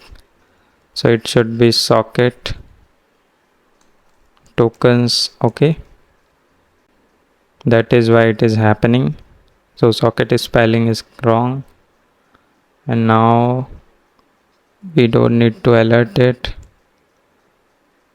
And now let me delete it. Okay, so you see, like these type of typo errors, you are able to debug it and update. Yeah, now if I click, I will go account protected, and right after it I am on the stock screen. Okay, and if I close the application and reopen it, so I will be seeing the auth verification screen. So on the auth verification screen, we are verifying our biometrics. Okay, biometrics or that login pin that we have created.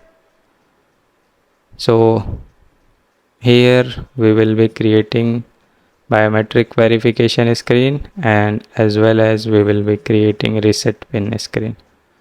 Okay, so let's start. Here we will create this state. First of all, it will be by default on the biometrics, and here we can have this state.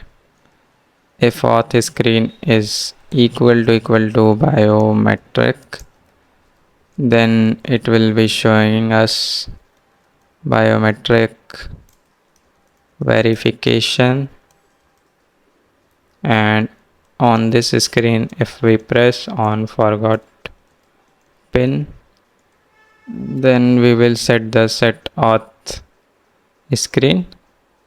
Okay, so yeah, we will be doing that, and we have to create these two components. So let's create those two components. So let's go on the auth, create here, or we can have it somewhere in the screens only. So let's have it in the screens. Biometric verification.tsx, RNF is save it, import it, and reset pin.tsx. Okay, and do RNF and save it and import it as well. So biometric verification, go to biometric verification, and here we will be having the initial state of this 4 OTP and the interface on forgot pin.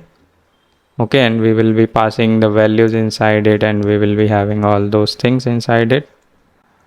So use state will be there, use selector will be there, and use app dispatch, use WS, and functional component.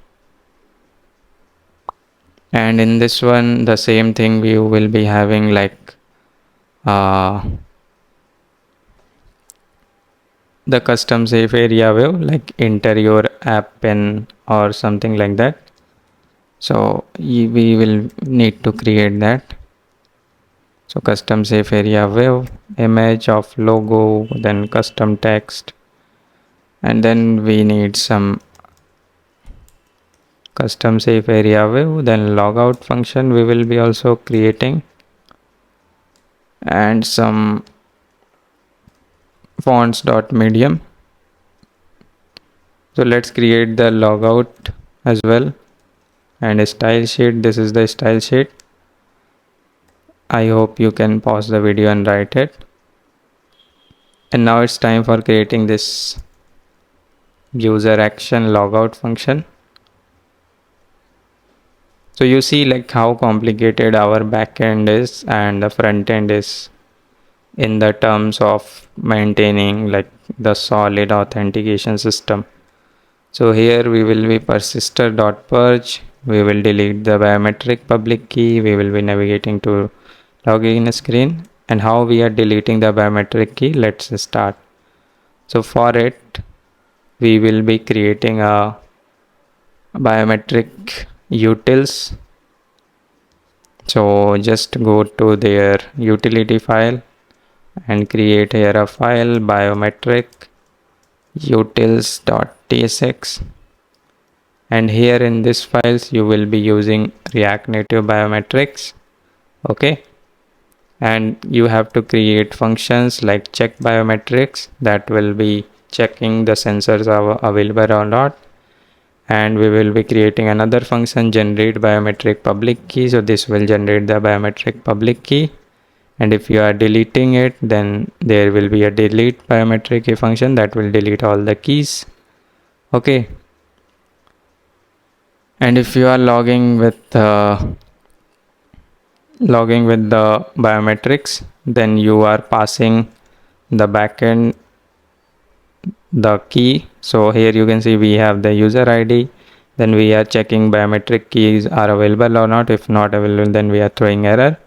And if the key is already existing, okay, we check that as well. If the key does not exist, we will create the key and we will post and upload on the biometric API, and we will create the signature for it. Okay, and if it is not success, then we again throw an error like it is failed, and after it if it is passed, then we will verify it with the signed signature.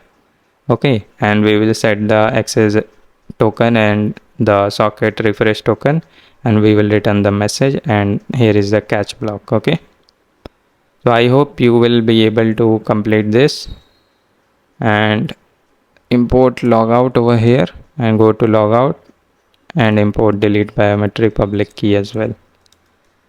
So the thing are very complicated, I can understand, but you should have to make sure yourself like you are following up, you are doing the things. Okay, then you will be able to stand, and import logo as well.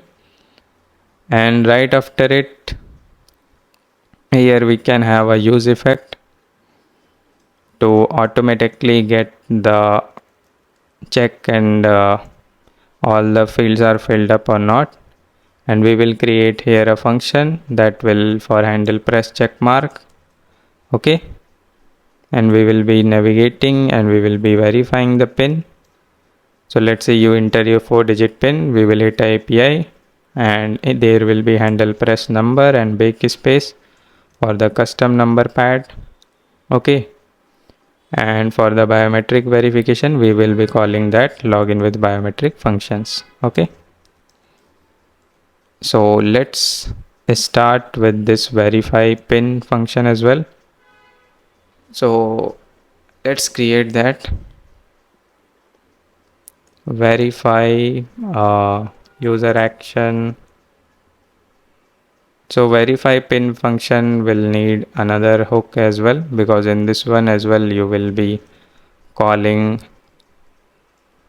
the login pin. Okay, so you have to pass update hook, and this is the API key, and we are setting the tokens, etc. Just save it and import it. You are done with this one as well, these functions, and now it's time for the pads, custom pad. So in the biometric verification, right below we will be having custom number pad. Just import it, and you can see it will be visible like this. And to see like what we have entered, we will create an OTP input again. So Let's go to the auth, or we can create in the inputs, name it diamond OTP input.tsx. Why diamond? Because its size is diamond shape. So OTP input props, and we will be using here the SVG. Okay, and right after it create animated value. So there will be four values of array. So import it as well, animated value, and return it. Okay, and this close it, and in the return you will be having OTP values inside it. So let's create that as well. So in the fragment you will be having this OTP values, and import wave from React Native, and we will be having this SVG height and polygons and the diamond points. So let's create a style sheet first of all, and export default diamond OTP input, and this is the style sheet, RF value and error color, style sheet and the fonts. Okay, now let's create this polygon of the diamond points and the SVG and the shake animation. So for it we just creating that, let's add the if there is an error, so we will show the error like your pin is wrong or you have attempted this many wrong attempts. Okay, so shake animation you guys already know that we have already created in it, so we can use the same logic.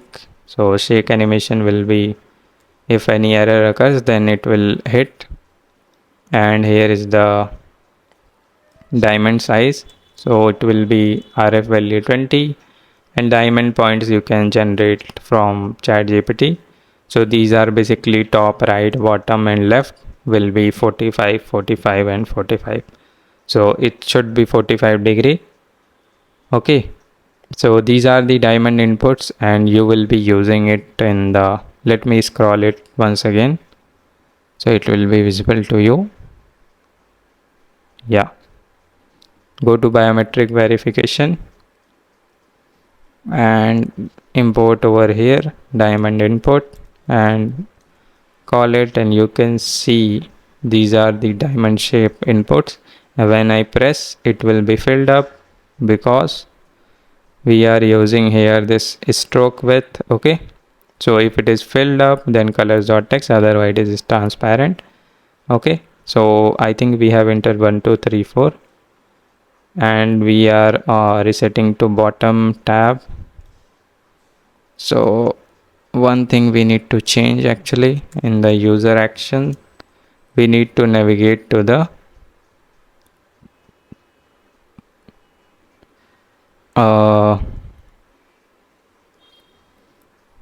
biometric verification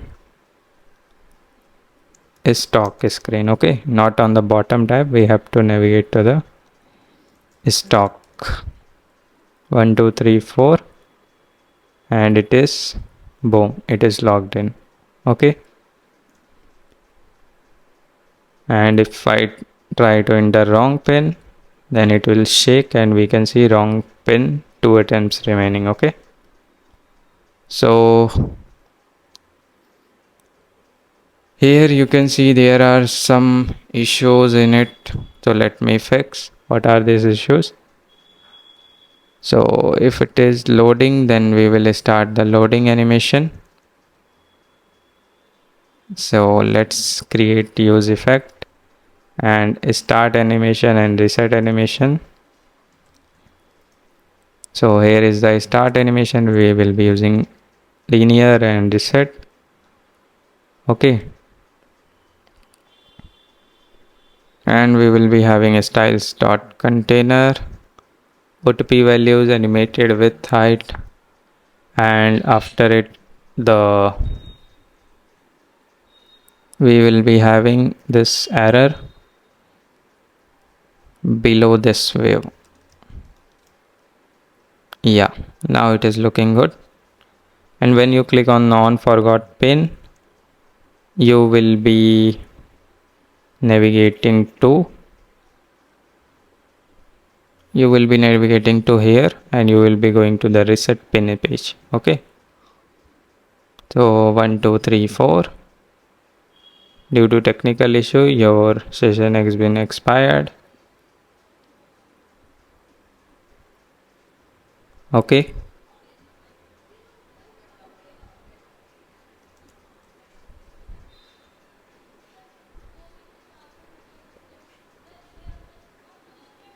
so you can click on log out, it will be logged out. Sign in again. I am rkp05@gmail.com. Next, you already exist. Password ritik@1234. Enter your pin 1234. You are logged in and reloading it. And if I go here, enable Face ID.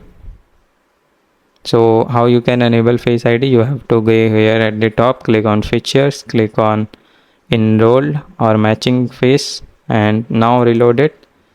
You will see there is a Face ID option, and if it is not coming, you have to click on enrolled. Now reload it again. So verify signature is not a constructor. So on the biometric verification,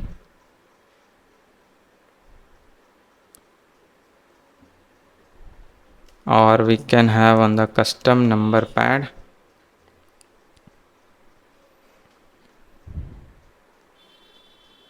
So on the custom number pad,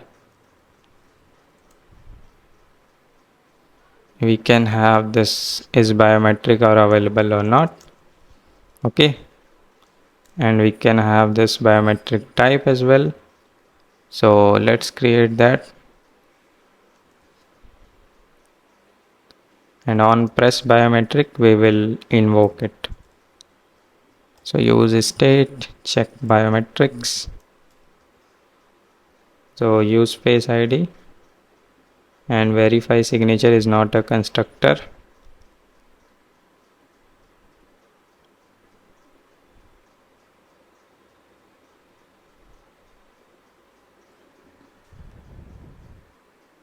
So here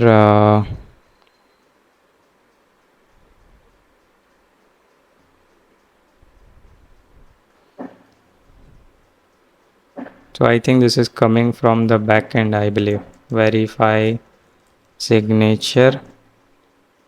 Yeah, verify signature. Yeah, it is not a constructor, buddy. Why we are using this? Verify signature is a async function, buddy. Use await. In the backend there is a issue. Okay, now if I use Face ID again, yeah, I am logged in. Yeah, I am logged in again quickly. And if I turn off this feature, then it will not allow to me login. Okay, so this is fine. Now if I say, let's say if I enter wrong pin and I click on forgot pin, I go to this reset pin page, and here let's create the reset pin.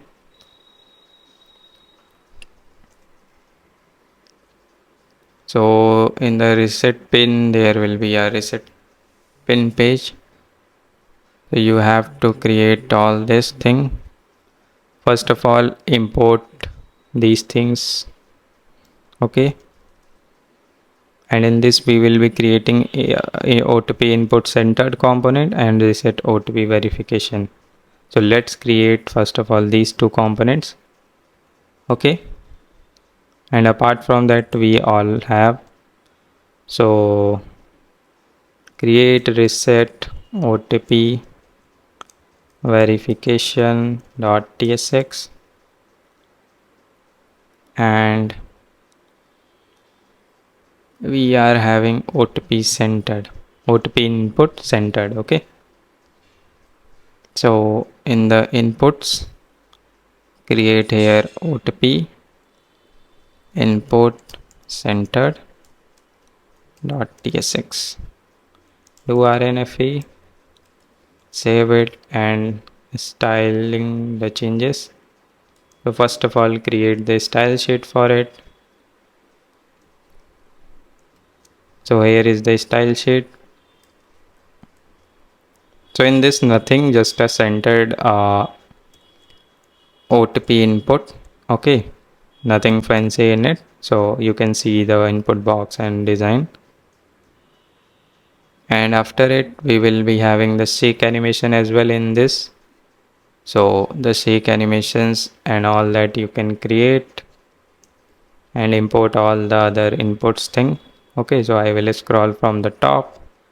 So you can see we have written this, and now we need the fragment.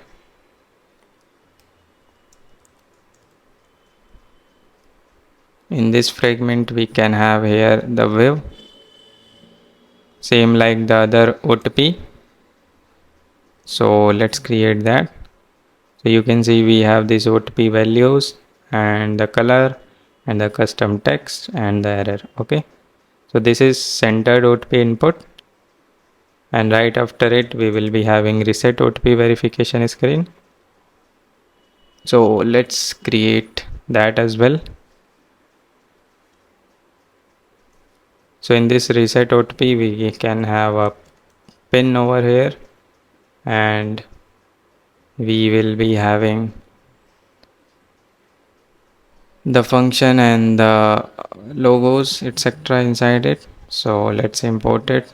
Functional component, use app dispatch, select user, use our app selector, use state and use theme, and handle verification and handle resend OTP. Okay, and the verify OTP as well. So these functions will be there, and after this let's create the reset OTP verification. So here we will be having keyboard avoiding wave, and in this one we need to create a style sheet as well. So let's create a style sheet. In this style sheet will be rf value 18, colors border, and I can scroll it from the top for you. You can see fonts regular, empty direction and timer. Okay, this thing will be there. And now in this one custom safe area view, we can have the reset OTP verification page. So we will be having custom safe area view. In this we will be having a scroll view, and then we will be having a icon. So we will be having icon, material icons, and then we will be having custom text, verify identity, and enter OTP sent to this number basically. Okay, or we can say enter OTP sent to your registered mail, and OTP timer we can reuse it over here, and custom button, and save it.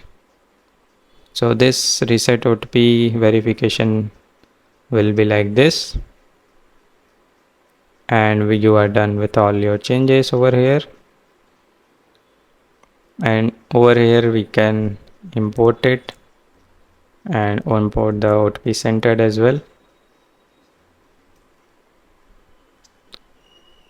So reset OTP, we can have the number pad, and inside it we can have the things. So custom safe area web,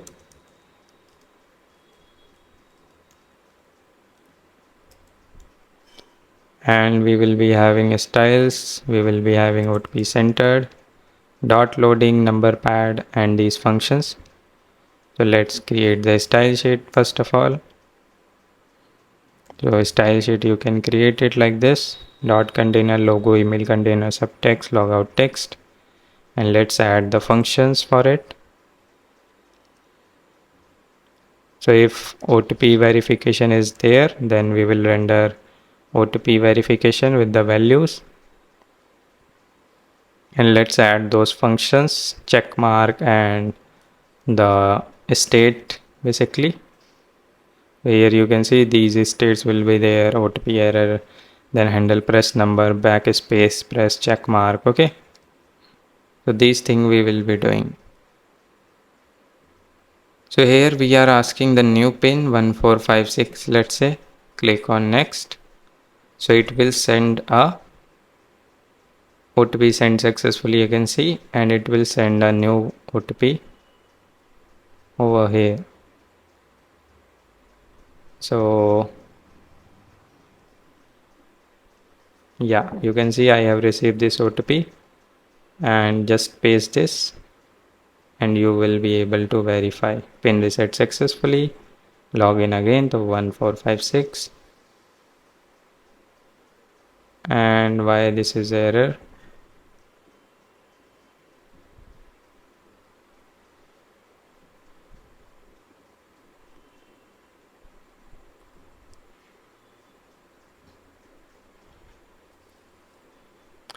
Authentication invalid.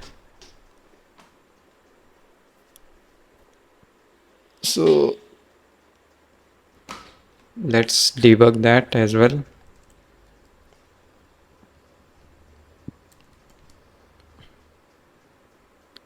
So we are on this biometric verification actually, and we are hitting this check mark, and we are going to this verify pin.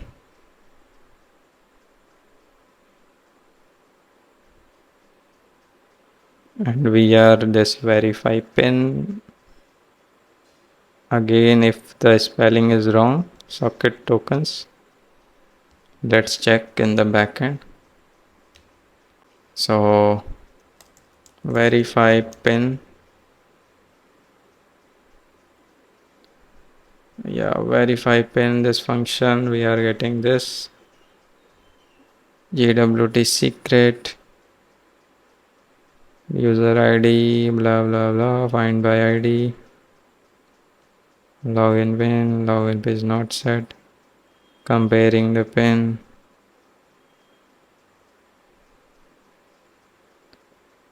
process access token, refresh token expiry.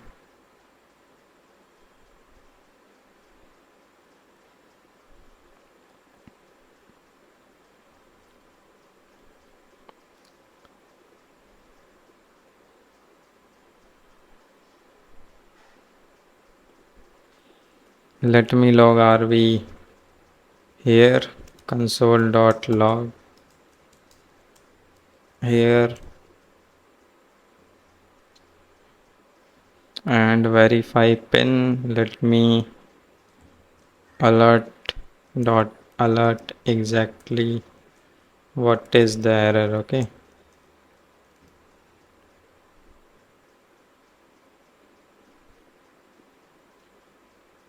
four zero one.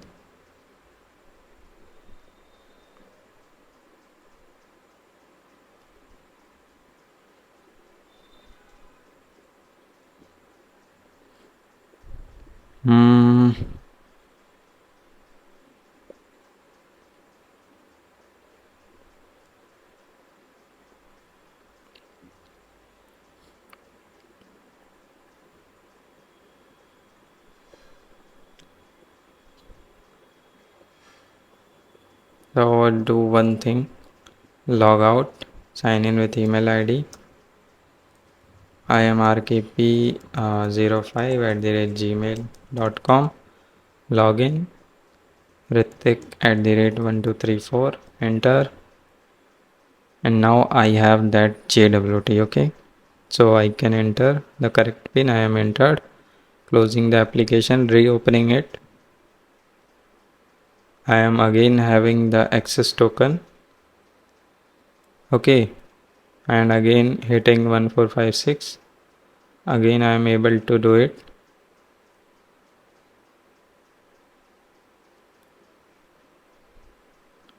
But after resetting pin, what is happening?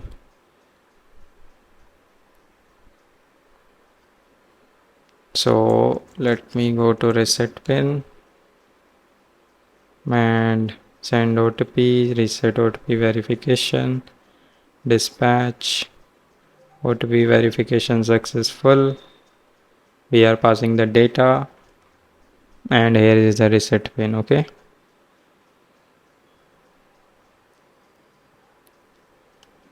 and in the verify OTP,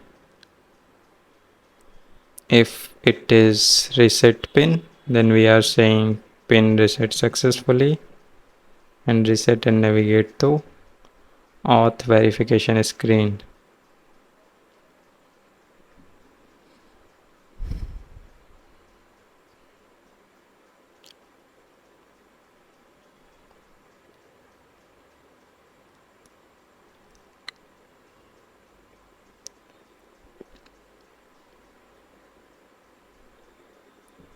And in the verify OTP, what we are doing, sorry, in the verify email, verify OTP, sorry.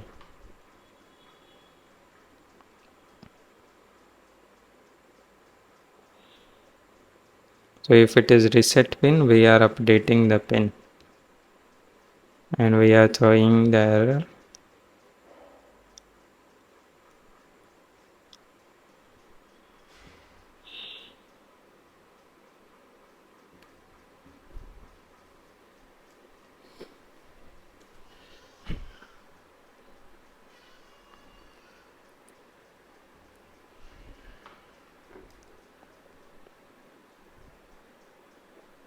Update pin,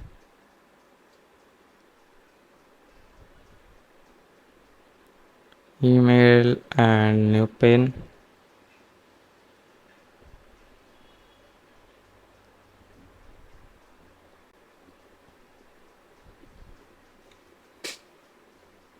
So let's say now we are done with the reset pin. So let's say I entered wrong pin. Okay, and entered wrong pin, and let me remove this alert. Don't need this alert. Okay, go to forgot pin, set the new pin 1598 1599. OTP sent successfully, then OTP received as well, and entered OTP, verifying it, pin reset successfully 1599. Your session expired, authentication invalid. If I close it and reopen it,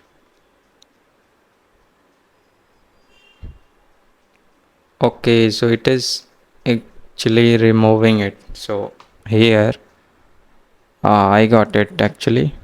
User action in the, sorry, verify, yeah, here instead of going to auth verification, we will go to the login screen as well. Okay, and now I am RKP. So that is fixed. I hope you understood, because we are clearing the app token as well. So that is why. Now let's say if I forgot my password. So if I click on forgot password,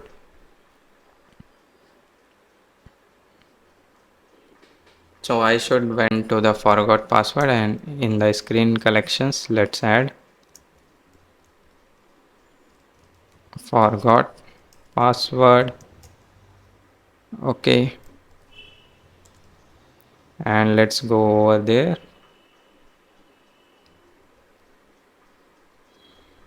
So forgot password is also a small component. Let's create quickly.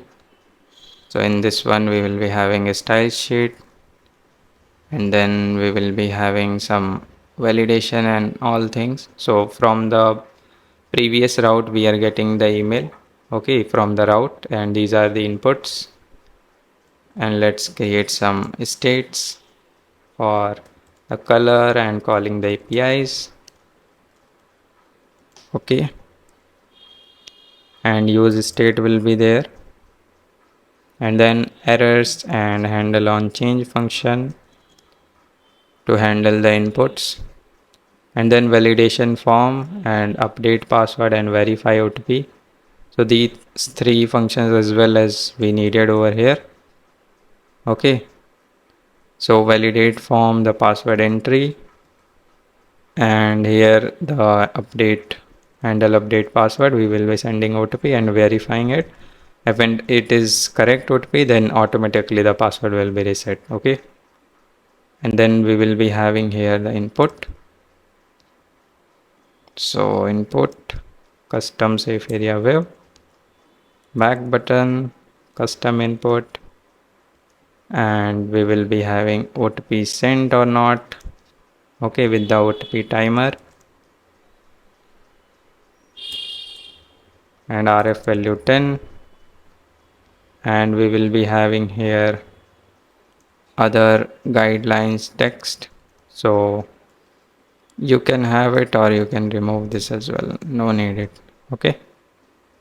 Then custom text and global styles dot bottom button. So these are the things that we need to add, and here it will be custom safe area view, and save it. You will be seeing this one, new password, confirm new password. And if you want to add some guidelines, so we can create a component for it. One more component, there are lots of components we have created so far. Guideline text.tsx, RNFE,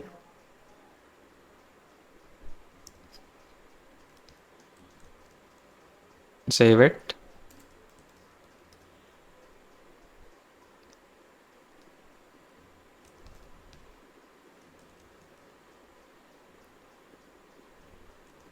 Import this field and call this prop, import functional component, and then wave, okay. Then in this one we will be having an information circle, so let's create this UI, and in this one you can use a icon ionicus and RF value 16. So information circle, and this guideline text is prepared, and in the forgot password you can use it, okay. So here you can use it.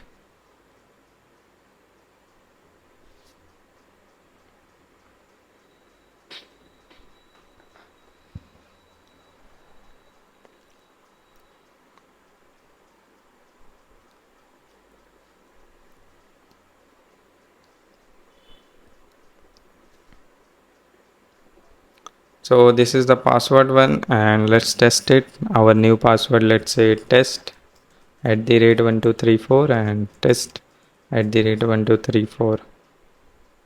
Set stronger password, kindly refer to the guidelines.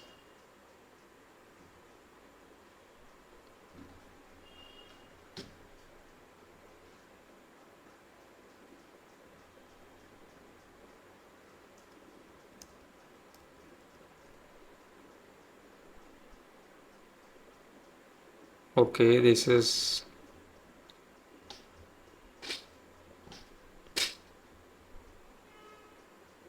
why it is not passing. What is the password? Okay, so let's remove the test or something from it. Create, yeah, create @1234 OTP sent, and once you confirm here OTP, your password will be reset. So OTP is 554762554762, and your password reset successfully. Now log in again. I am rkp05 at the rate gmail.com. Log in with this. Yeah, we are able to log in, and boom, we are able to log in as well here. So we are done with all the authentication module right now. We have created a sophisticated authentication module. Okay, and this is a very large, and you haven't seen on the YouTube, I am 100% sure. And now let's jump into the stock. Now building the stock page, that is the home screen, you can say. Okay, so here we will be creating and having some tabs. So for it we will create a state, and let's import these states. So there will be a slice for the stock data as well. Okay, so in that we will be storing all our stocks. So let's create that slice as well. So in the reducers, create stock slice.tsx. So in this stock slice .tsx, we will be creating holdings and a stock interface. Okay, in that it will be an empty array, and then we will be creating the reducers for setting the values of it. So set stocks and set holdings, and here is the slice for it, and we will be exporting the selectors and exporting these two actions. So these two actions and selectors are exported. Now you have to go to the root reducer. Okay, so let's go. In the root reducer, let's add the stock reducer over here. So it will be stock slice, then stock reducer. Yeah, and we don't need to add in the store because that is already there. The root reducer is already holding all those things, and now you can import over here the select stocks. Okay, so we will be using this to handle like how we are dealing with the data. And let's create a function for fetching the stocks. So there will be a action get all stocks. So let's create actions as well for it. In the actions, so stock action.tsx, and here we will be having one action called get all stocks. So you have to just call this API using socket axios and the set stocks action from the stock slice. Okay, so this will fetch the stocks and set into the redux state, and that we will gonna use it over here. Okay, then we will be calling this in a use effect, this function. So we can have this use effect, and we will be having refresh handler. So if let's say you want to see the refresh data of stocks, you can scroll down and pull the screen to refresh. So let's create here a safe area view. Okay, and in this safe area view we will be having a component main header, and let's create this component. Go to the components over here at the top, and in this components folder we can have one more folder, that is headers, and in the headers we can have, or we can have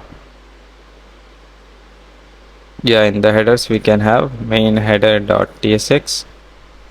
okay, and in this main header.tsx do rnfa, save it and import it over here.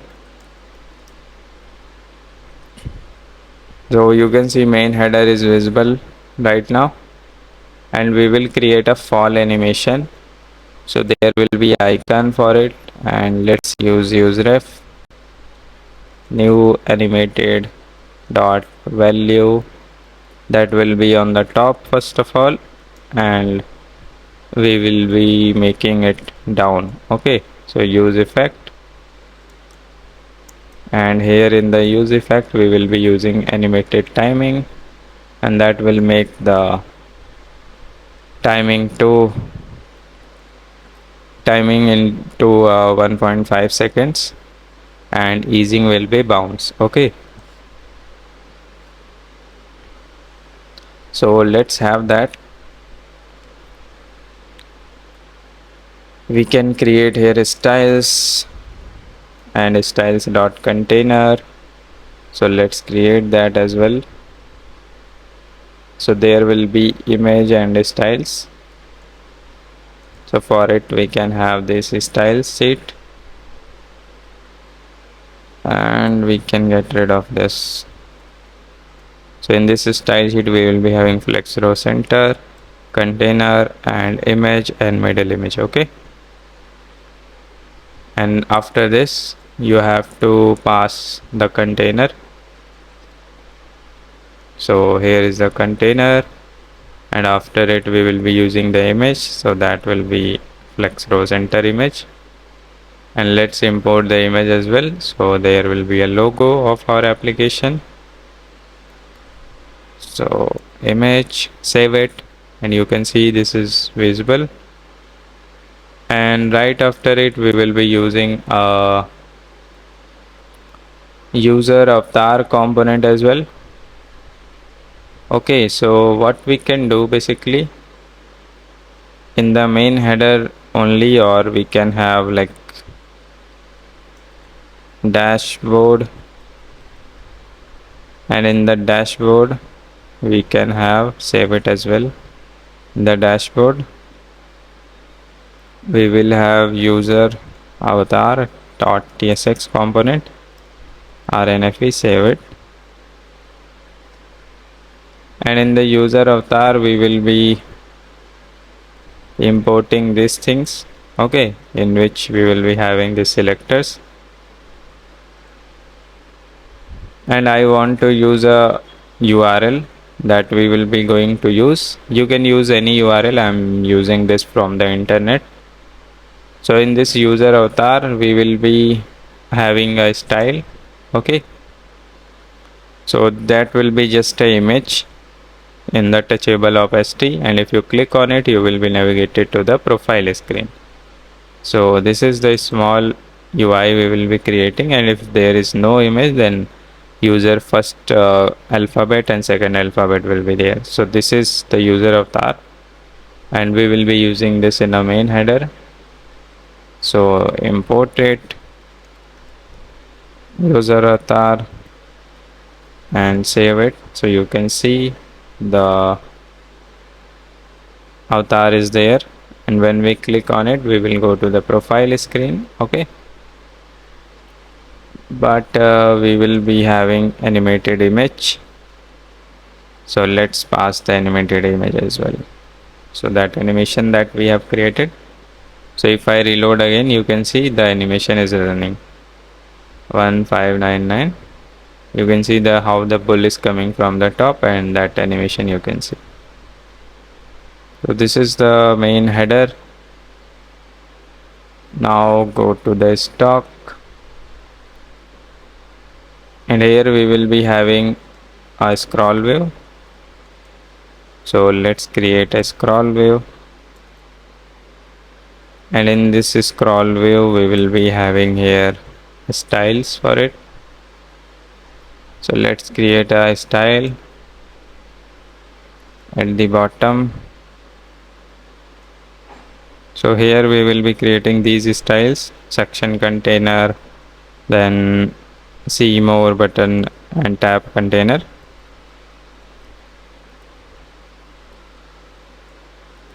So we are not using this. Okay, and rest we will be using colors dot background light and active tab, and we will be creating a component called separator. So this separator component will be text. Okay, so here you can create that, as it is a functional component in which we will be using custom text, use theme, fonts, and touchable opacity, and the see more button that we have deleted, and the dotted line. Okay, so see more button will be there if you are passing it, and let's import this dotted line. Okay, so this dotted line is nothing, just an image. So import it at the top, save it, and we will be using this the separator and the dotted line. So now we can use this separator, let's say popular stocks. Okay, then we can use here recently stocks. So this is how you can use it, and if there are more section you can keep on adding it. And now let's create a component called stock card, so that will show at the top the stocks. So stock card, and here we will be having data, and in the data we will be passing the stock data. So let's create that. So in the components, let's have a folder name stocks, and then stocks we will be having stock card .tsx, and we can have a small component for this. Okay, this one is stock item, we will be rendering it, and this is the 4 items in a card shape we will be rendering in a flex direction row like this. So for it we will need to create a stock item as well. So stock item.tsx, and in this stock item let's create first of all the interfaces. So you already know there will be time series and stock type. Okay, and then we will be creating a set over here, so that will be not repeating itself, and in this set we will be combining the data. So that is why we are using this set, and just do RNFE of stock item. Okay, and at the bottom we will create here the style sheet. So there will be see more text, see more icon, image, and there will be RF value, height and width, and that will be platform. You can reduce it to 120, 140, and here it will be 20. Okay, then style sheet dot create. So I hope you can write these styles by pausing the video, and right after it we will create some functions. So let's create that. So in the stock item just above written, we will be calling the functions and importing some state. So we will be using here use ws. Why? Because from the use WebSocket we will get the real time data. Every 5 seconds we will be receiving the data, so that we will be coming from that stock, and we will be memoizing this. So using react.memo and functional component we will be getting the memo data, and at the end you will have to make it like this. Okay, if you are using react memo, and import navigate as well.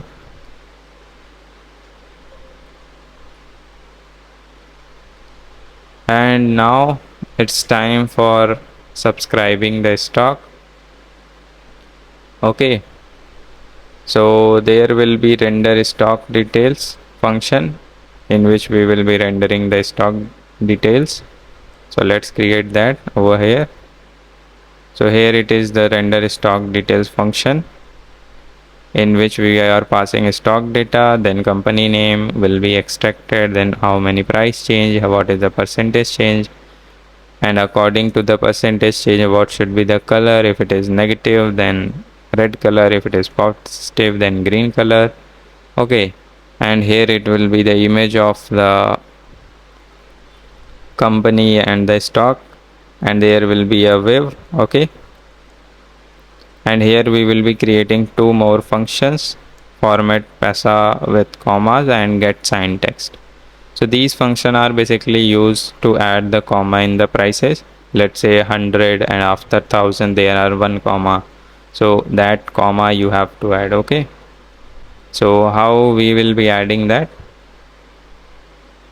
We will be adding that by creating a file in the utils, name it number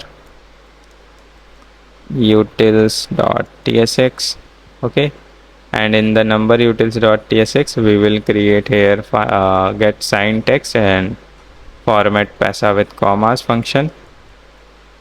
So in this we are doing nothing, we are adding the every 3 characters and every 4 characters the commas in the rupees with the rupee icon, and if it is a signed text then we are adding the plus icon if it is going positive. Okay, so that we will be importing over here, and right after it in the return we will be calling this function. Okay, so this function is having the data from the external item, and also we are having the real time data.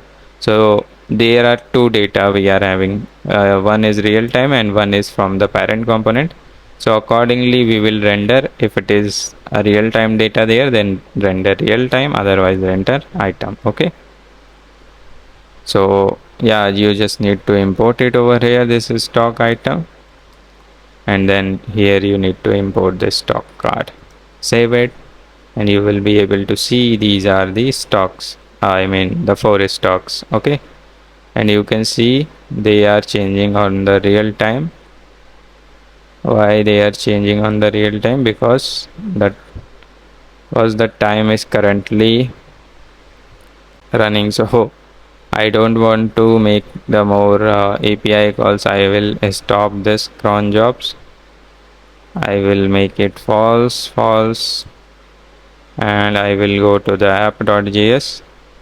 I will stop sending this updates as well. Okay,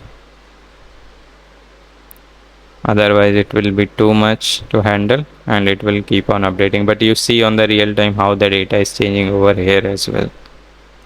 Now after it we will create a tab in which you can see your holdings. Okay, so here is a tab touchable obviously in that custom text stocks and holdings text, and you can see it will be like this. Okay, and right after it you can remove this, you can add at the top. Okay, and here we will be having active tab, whatever is the active tab. So let's say if active tab is stocks, then we will be having many stock list present, otherwise we will be presenting holdings. Okay, so you see we have represented 4 stock over here, and right after 4 stock whatever data is there we will be showing in the stocks, and in the holdings whatever stock we have bought, the user have bought, that will be shown. Okay, so let's create these two components. So in the stocks component only we can have here mini stock list dot tsx, just to rnfe, save it and import it over here, and then we will be having one component, the stocks, that is, or we can have different component folder for it, like a stock holdings,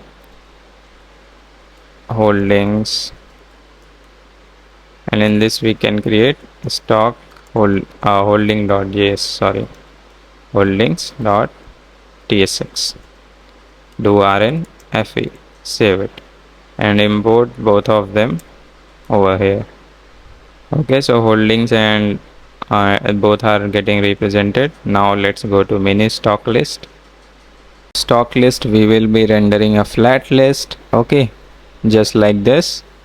But in this flat list you can see we are scroll enabled false because the parent is having the scroll wave. So why we need that scroll? Okay, in this one, so that is why scroll enabled false. And let's create this mini stock list item.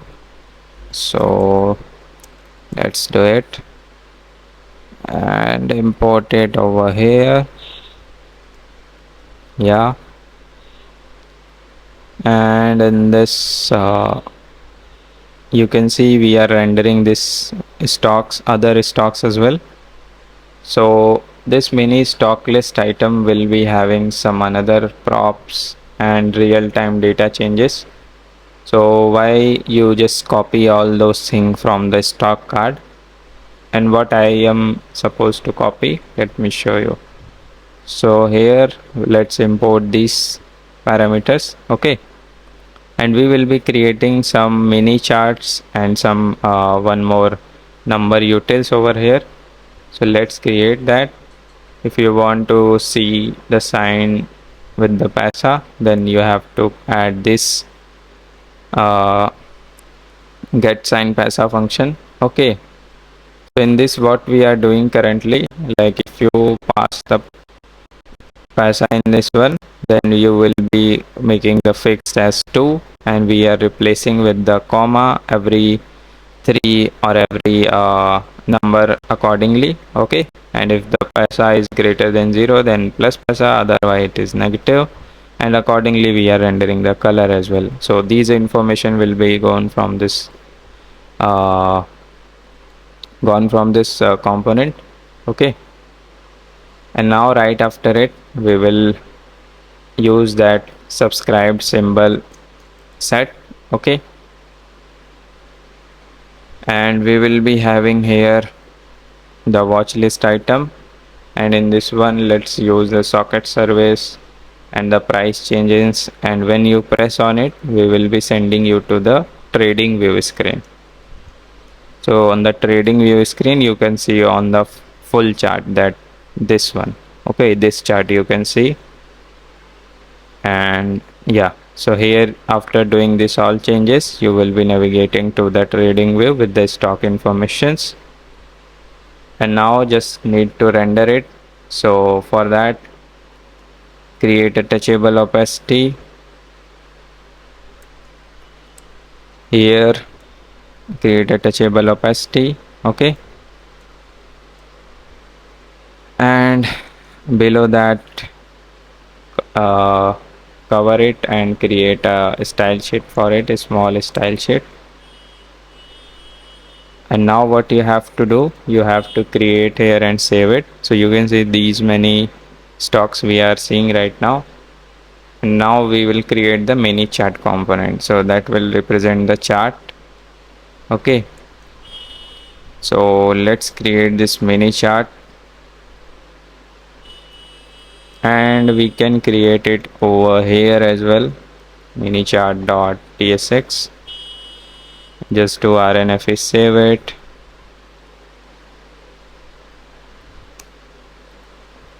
Okay, so mini chart is there. Now in the mini chart let's pass informations, like what informations we are having. So we will be having color, like it is going positive or negative, the prices are going up or down, and what is the container height and width. And we will be using here svg. So using svg, whatever will be the ups and downs, we will be rendering according to the stock prices. So scale y chart will be container height minus whatever value is there, and we will be dividing and multiplying with the container height. So accordingly the steps will be generated. Okay, and right after it we will be rendering the step s, x axis and y axis, and in the single path you can combine it using the path data. Okay, so yeah, this will be there, and right after it you can just use the svg, and svg will be passed here and path, and save it. So you can see this is the x-axis that we are seeing right now, and the graphs accordingly, the prices are up or down. Okay, and in the mini stock item we will be showing the informations like other information. So right after mini chart we will format paisa with commas, they get signed paisa, and you can see all the details. Okay, so this is the information we will be doing, that rendering it in the mini stock list item. And now before going to holdings, when we click on this particular screen, we should be going to the trading wave screen. So let's create trading wave.tsx, do rnfe over here, and go to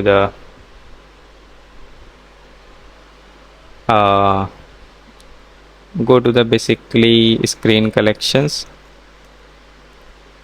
and edit that over here. Okay, trading wave, yeah, and just click on this Amazon, and we are on the trading view. And now on the trading view page we will be having a stock interface, and from the route we will be having the data. Okay, and we will be extracting here the user route from the route prop. So and import this from the native navigation, the types, and we are extracting the socket token because we are passing this in a web view. And then you will have to create a style sheet, a container, padding horizontal and 0, because we will be taking the full width and space. And in this one we will be having custom safe area view. Okay, and in this custom safe area view, if it is a loading state, then we will be rendering here the activity indicator, and you can have this style in it. So let me styles dot loading container, loading container. Okay, yeah, so in this loading container we will be passing that.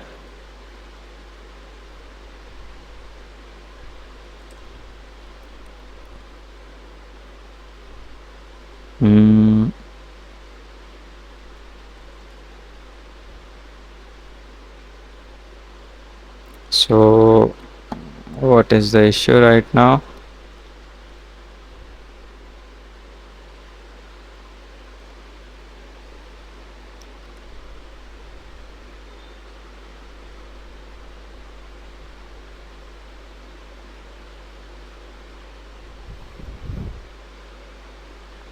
Yeah, so in this custom safe area view there is still not a page, so we will create here two buttons. Okay, and their two buttons will be buy and sell. So let's create that, and we will navigate to the transaction screen, and it will be flex row. The button will be in flex row direction, and here we have to remove this. You can see if the data is loading, it will be in the loading state. Okay, because we haven't fetched the data.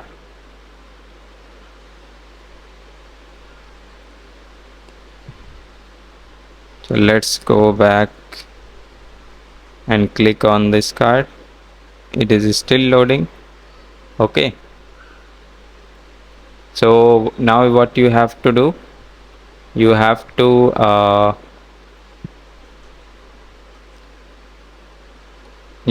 create a web view over here. Okay, so right after at the top here we will be using the web view. In that web view there will be a trading web URI, So same like that in the over here you can see that we have passing the same URI we are want to create. Okay, and import web view from React Native web view, and after importing it you can save it, and you can see this is how it will be rendering it. Okay,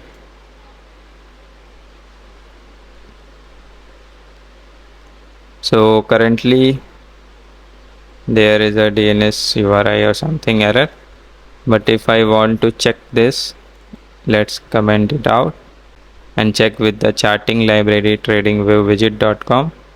So you can see it is like this only. Okay, and let me give here styles. So here the style will be styles dot container, so it will be in the full screen and you can check all the things. Okay, so if you have the TradingView premium paid account, you can pass here the functions. I mean, this is a widget provided from the TradingView. They have given you like how it will be with the advanced TradingView chart. You can do all those stuff and people can see that, but I don't have the premium paid account for the advanced trading, otherwise I will be able to do it.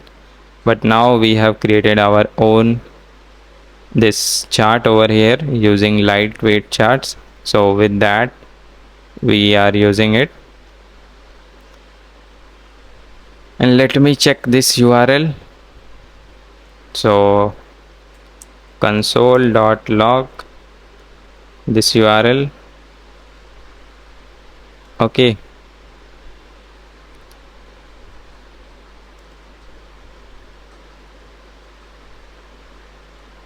and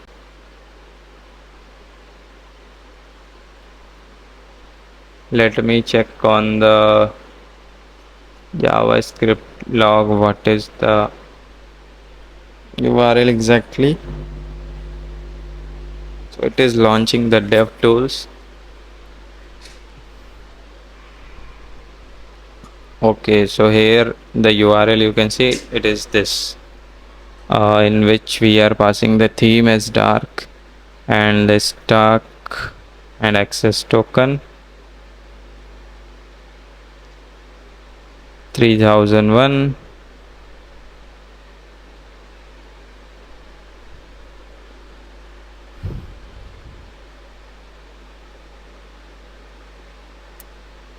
Okay, so is it stopped? Yeah, okay, our front end is stopped, sorry. Let me run the front end again.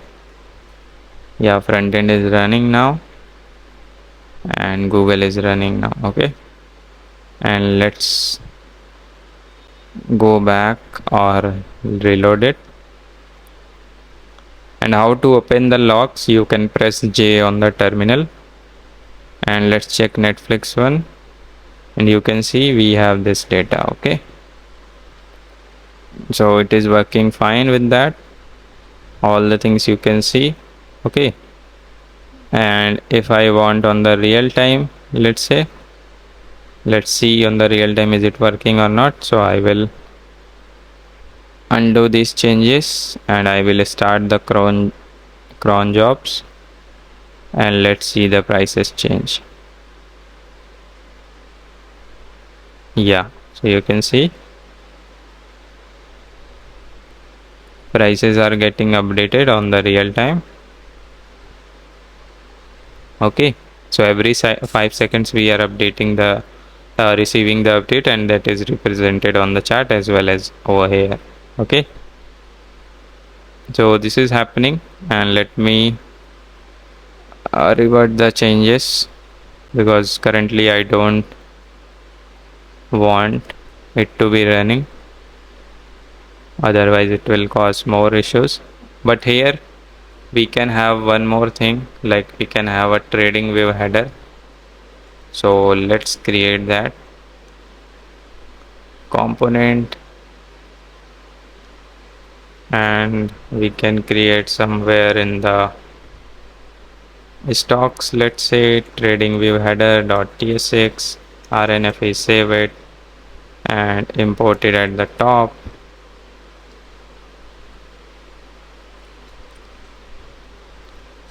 So trading web header, and in this header you will be able to check the orientation with this orientation locker if you want to revert or change it. So we will be using that.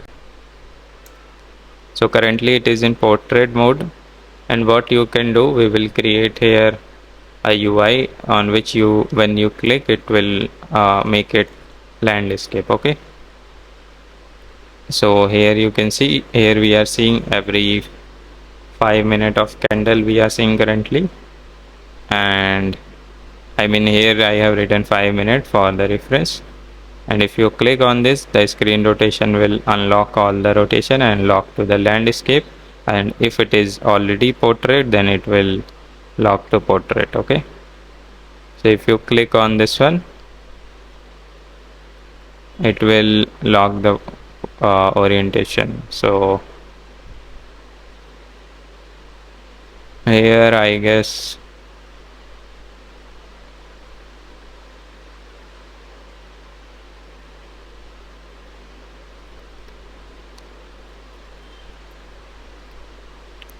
so for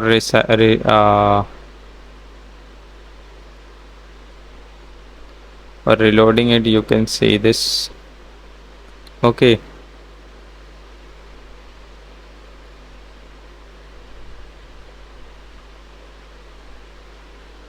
and you can click on it, it will back you through. So it is working as well in the mobile, Android mobile devices, you can check. Okay, so this is used for the orientation, and it will be much working on the real device. So this is a trading view header, and now if we click on sell or view, we will be going to the which screen. So let me show you trading view, and here we have this transaction screen. So for that we need to create one more screen.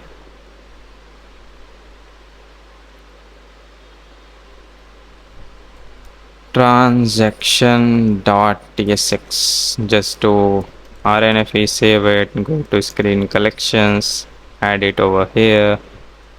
So this will be transaction,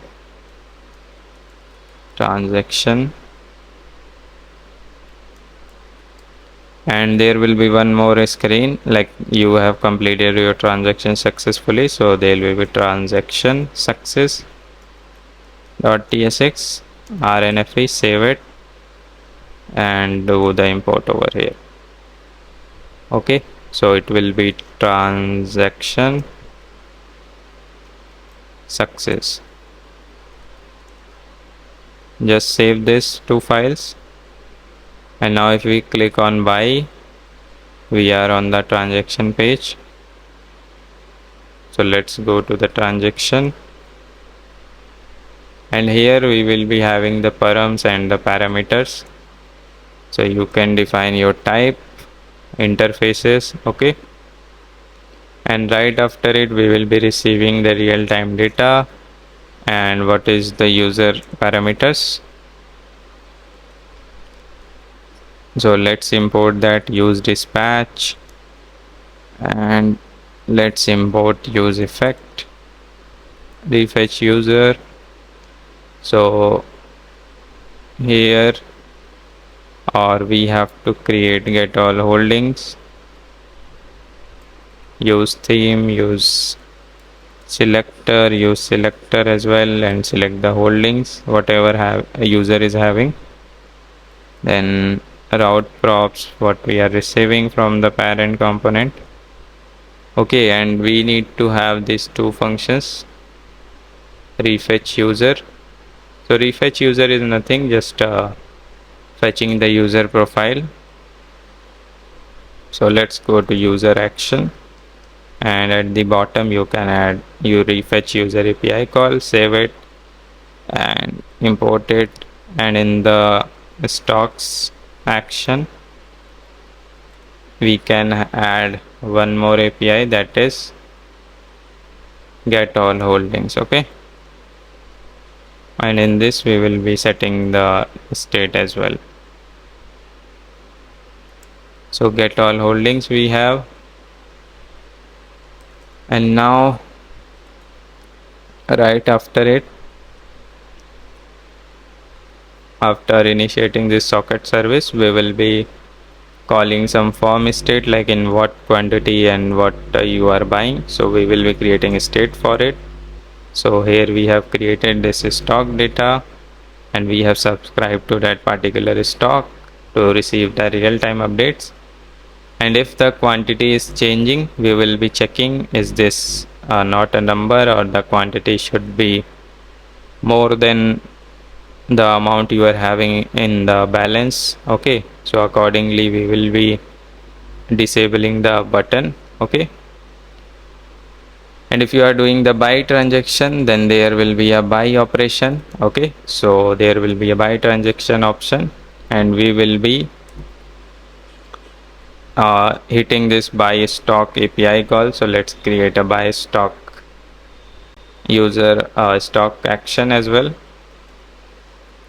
So there will be two buy stock and sell stock option.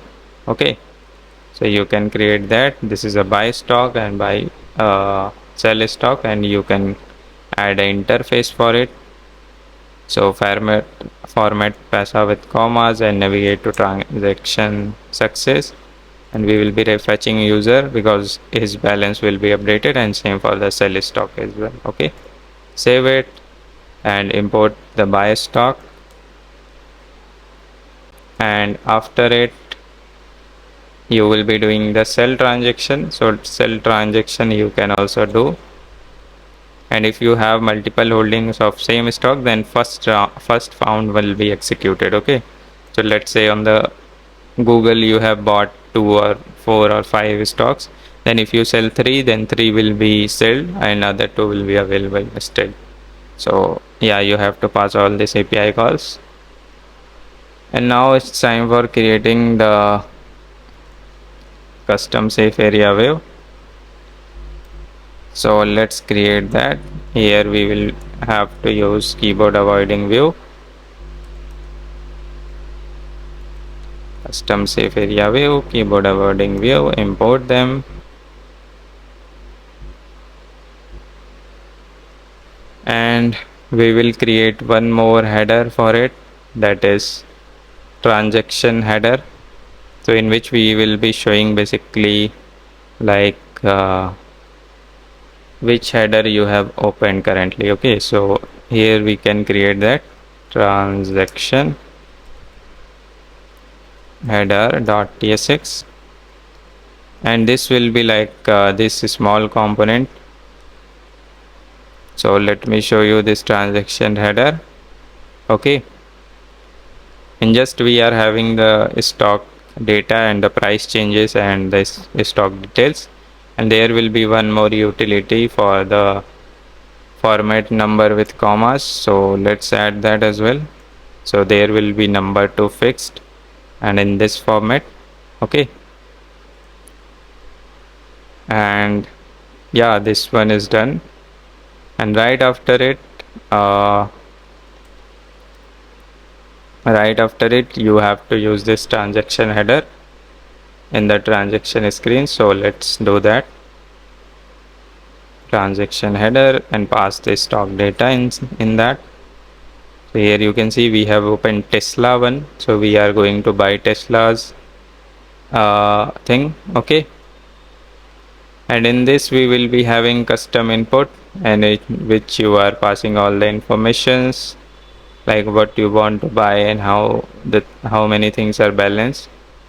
So you can have the error state for this. So right below at the very bottom you can create the error states to manage it. So here it will be, let me zoom out. Yeah, so here it will be this thing.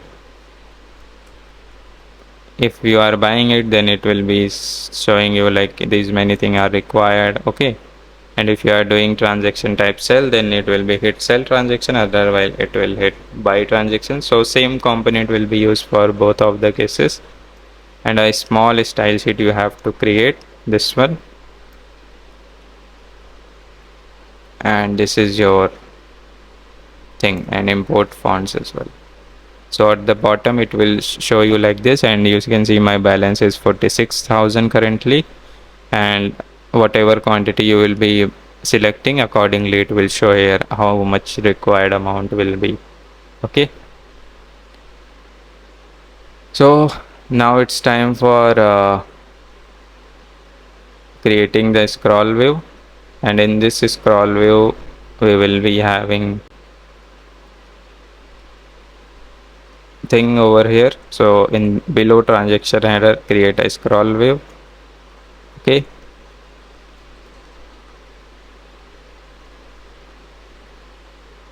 and import scroll view React Native 1599. Go to any stock, click on buy, and you can see quantity, how many buying, and RSC means Arithmetic Stock Exchange. Okay, and here we will be having in the flex direction row between, we will be having this input. So create that custom input, and here it will be colors.profit and RF value, and we will be having a background color hex to RGBA. So in the number utils we can have one more function that will convert hexadecimal to RGBA colors. Okay, and we will be using this, and save it. You will see it like this. Okay, custom input, and after it same we will be having for the like a fixed state that will be price or limit. So another same flex row between and state over here, so that will show price limit, like this is the current price of Walmart, and if I press here 2 3, so it will accordingly multiply with the amount, and it will show it is the required amount. Okay, and you cannot change this price limit, this is closed. So this is so far you have to done, and let me scroll it for you again, and this transaction screen is also completed. So if I buy here if I buy here 20 stocks, it will be deduct 2000 something. Click on buy, and we are on the transaction success screen. So let's go to transaction success. So here you have to do nothing, just get the things from the parent components. Okay, and import something Lottie wave animations, and you have to render it. And right after rendering it, you will be navigating automatically to the home screen. So here we will be having this style sheet and this UI, and right after it, once you click order successful of 2000 in Walmart is done, and when you click on done button, you will be over here in the home page. And now if I again go Amazon, you will see now if I go to buy, my balance is 43, so that means my amount is deducted, and now I have to check in my holding. So let's develop holding screen as well. Jumping to holdings, let's use this refresh handler, by the way, and this we will be using over here. We can add a refresh control for it, and there is a refresh control given from the React Native, okay, in which you have to pass on refresh what is happening. So we can call this function refresh handler, and if it is refreshing, then we can pass the state is or refreshing. Okay, yeah. So if we are now scrolling down, we can see this refresh controller. So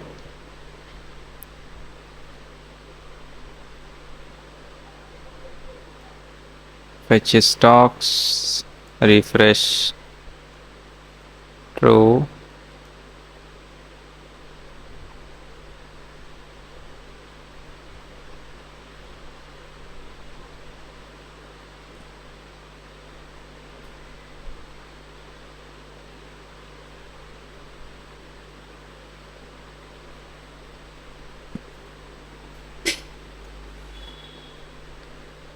refresh control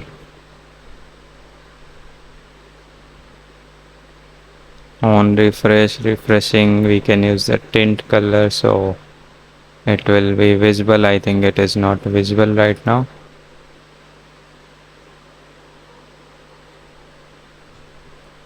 Okay, and set refreshing false,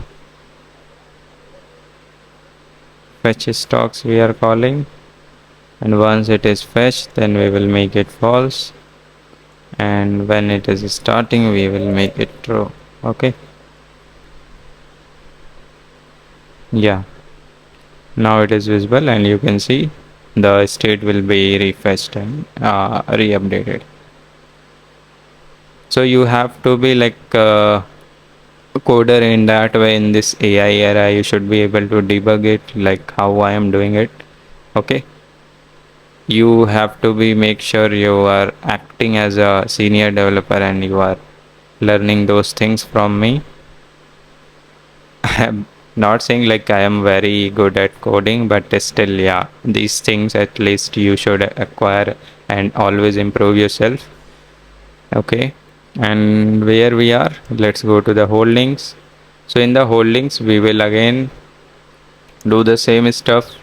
We will create the refresh handlers over here, import these things, select holdings, use app selector, then get all holdings and use state and use effect for calling the function. And here in the scroll view we will be using this refresh handler from React Native and the refresh control. So colors will be profit color, and where, yeah, so inside this scroll view if there is scroll holding data, then we will show holding data, otherwise we will show there is no holding data. So right now we are having the holding data. Okay, so let's create that. So inside this we have created this UI in which you can see we are having this icon from material icons. So let's import, and there will be screen height. Okay, so if there is no holding data, then we will show this information: you have no holdings, make your next investment, and the pie chart. And there will be two more components, holding card and holding list. So let's create that.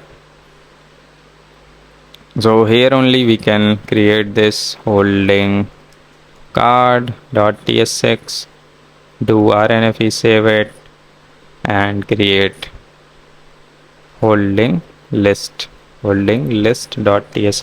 do RNFE, save it, and import it over here both, and save again. And now in the holdings we can see we have 4 holdings, 4 stock we have bought. Okay, so now it's time for going into the holding card first of all, because at the top we are having the holding card. So in the holding card we will convert it into the React memo function first of all, and React memo, if you are converting it, then it will be ending like this. Okay, and in this holding card you have to use socket service, and you have to create like how much you have invested, what is the total returns for the day, what is the 1 day return. So these all things you will be measuring it. So for it, the state we have created, and use effect we will be creating for subscribing to the multiple stocks and data. Okay, and here we will be creating a summary function. In this summary function we will be updating the data. Which data? From the top, this data. Okay, we will be combining all the stocks, and we will be making a portfolio like from combining all the stock, how much you have 1 day return, how much your total returns, how much your last day value. Okay, so these kind of stuff we will be doing in the update summary, and let me walk you through this. So in this we will be getting the stocks data, and initially it will be 0, and for each stock we are multiplying how much we have invested with the buy price and the quantity. And for every stock data, if there is exists, then we are maintaining what is the current value and last day value, and we will be adding into the total investment and total current value. And then we are finding what is the total returns by subtracting it from the total current value minus total invested, and 1 day return same. And here is the percentage changes, and we are setting into the summary. Okay, and this will be changing accordingly the data is changing. So it is a use callback function for the more optimization. And right after it, now it's time for creating the style sheet. So let's create a style sheet for it. So at the bottom you can create this style sheet. Okay, in this we are having holding container, and we are having this rf value. Okay, and we are having this other styles, you can see that. And what you have to do in this one, you have to use over here a holding containers. So let's create. So there will be a view. In this view we will be having another view, that will be flex row center, and in this flex row center we will be rendering it the current value and how much money you are having, the total current value, and we will be returning what is the total returns. So you can see this is the current value and total returns you will be getting. Okay, and right after it you will be like how much amount you have invested and what is the total returns for the day. So right after this wave flex row center, there will be another below in the bottom flex row center 2. In this investment amount format paisa with commas the total invested and get signed paisa in 1 day return. Okay, so this will be there. Okay, and you have to pass the data over here in the holdings, the holding data.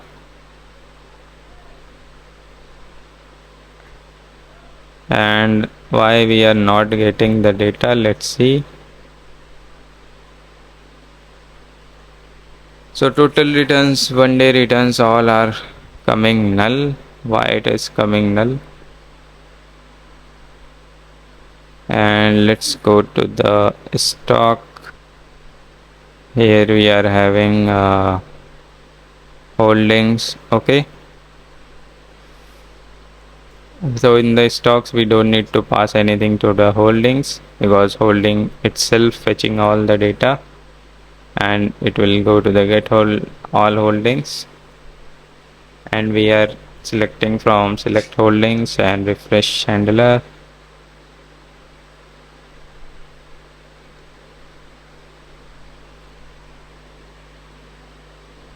So we are having the data, that is why it is showing over the top, you can see 4, but the length is correct. Somehow the data what we are passing is not correct. Okay, so holding card, if we are going into it, and let me console the data.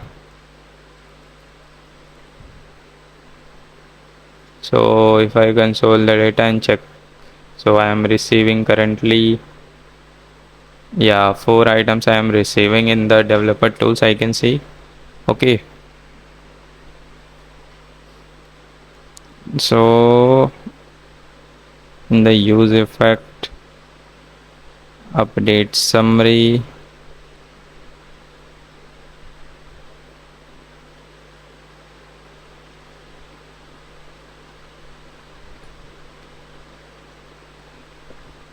socket service is connected, data is there, subscribe to multiple stock.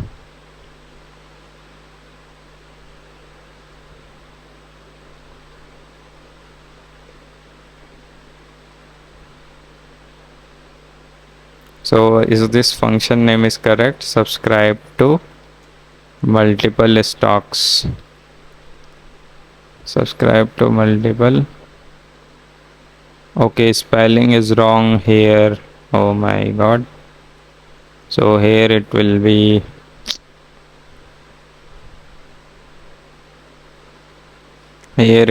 subscribe to multiple stocks. Sorry, yeah. So at this place we have to change this. So typo error is there. Let's fix and replace it. Yeah, it is replaced. Now if we rerun it, 156 not 699,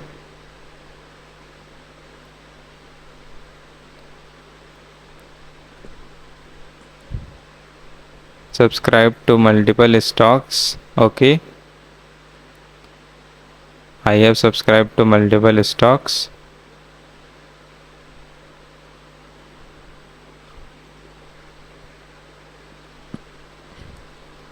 And let's see what data we are getting in the stocks data.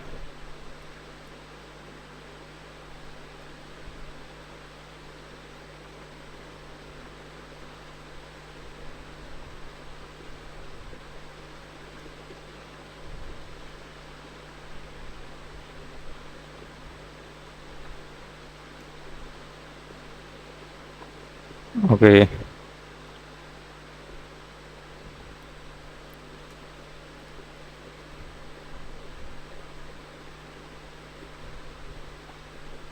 and multiple stocks data we are turning on. Subscribe to multiple stock.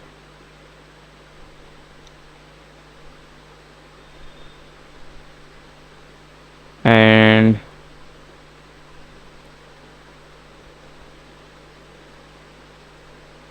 socket.emit.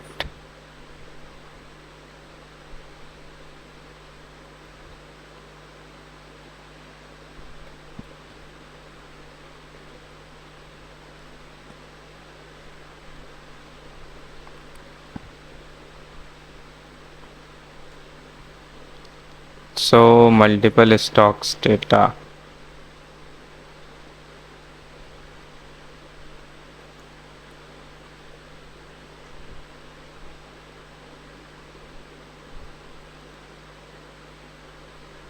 So we are not receiving the multiple stocks data. Got the issue, by the way, in this one, like when you are subscribing to multiple stock, we have to find all the stock symbols. Okay, so instead of doing this for loop, we have to find all the stocks, and then combining all the stocks we have to send in a single response multiple stocks data. Okay, and now if I go 1599, I will see the returns and holding data. You can see these are my returns and holding data. Okay, so this is the thing that is missing, and yeah, I can remove this now. Now we are ready with this holding card. So there are some backend changes as well, some minor backend changes. And now we have to go to the holding list. So in the holding list, go to the holding list. We can create this style sheet, style sheet dot create. We can create the data prop for it. Okay. And in this one, we will be using holding list item to render the items. So let's create that holding list item dot tsx, and if we save it, import it over here. Okay, save it again, and you can see the 4 stocks that I have bought is rendering right now in the below section, and we have to use this holding list item. So in the holding list item, we will create another style sheet. So style sheet dot create and platform dot os, Android and iOS. Okay, and this will be same like the mini chart one that we have created for stocks. You can copy that thing from over there and import mini charts and these imports as well, and we will import it. Okay, and after it we will be creating the lines for it. So here is the current stock price, what is the profit, and we will be checking the factors for it. Okay, and at what price it is getting closed. So we are creating this scaling factor and subscribing to stocks, and now it's time for the UI. So in the UI as well, we will be having a view over here, and in this view we will be creating in the 40% of width the company name, what is stock I have bought, and after it I will be rendering the mini chart if there is any data for the daytime series. Okay, if only there is data, if not there, data is not there, then we will be not rendering it, and after that we will be rendering the how many losses we have done. Okay, so if you add all this, you will see what losses we have done so far and what is the invested amount, current value, and total returns. Okay, so this is so far, and these are the holding list items.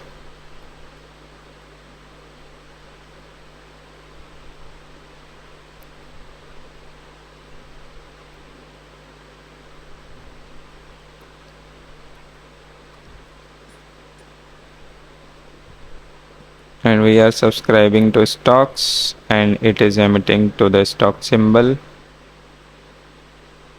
and we are looking on the stock symbol as well.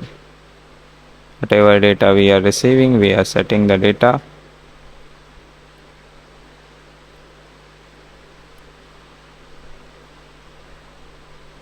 Let me log what data we are receiving.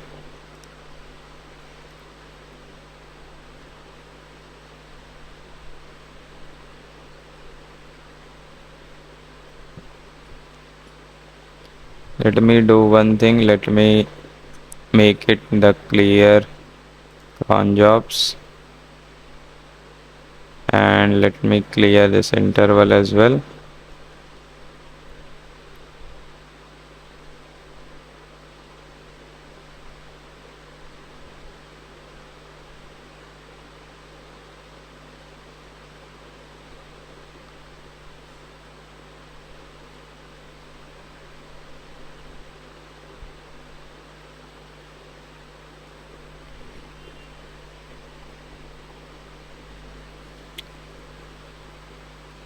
So this one we are passing the data, stock data, scale closed values,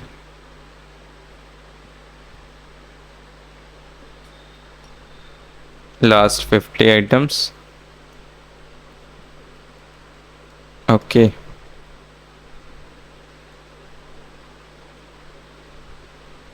So if it is not crashing in the stocks item, then why it is crashing for this one? So render stock details, then get sign text stock item. Yeah, here go to mini stock list and go mini stock list item.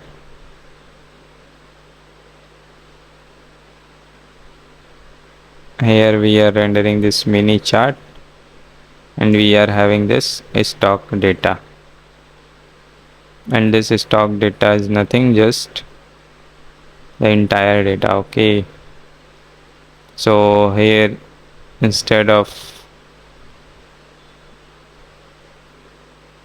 we have to pass the entire stock data in the holding list item. So let's pass stock. Where is stock data? Stock socket data. Yeah, now it is rendering correctly.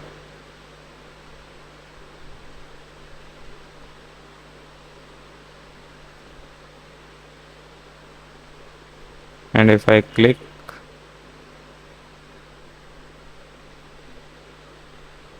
it should be clickable, so I should be able to navigate. So let's add touchable opacity over here as well. Okay, and from the mini stock item, let's add on press, then on handle on press we will be passing this state.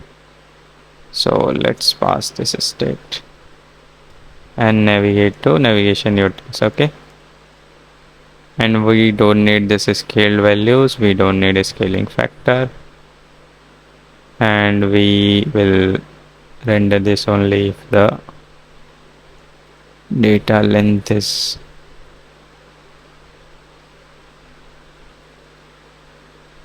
stock data is there. Yeah, so if I click now, I am able to see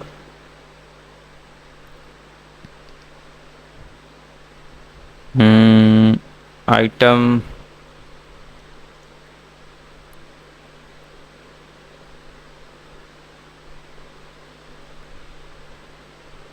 so we are receiving the items over here, company price symbol, and we have to pass here trading view stock without time series. Okay, now mini stock item 10 time series and 10 time series we are removing it, and apart from other we are passing it.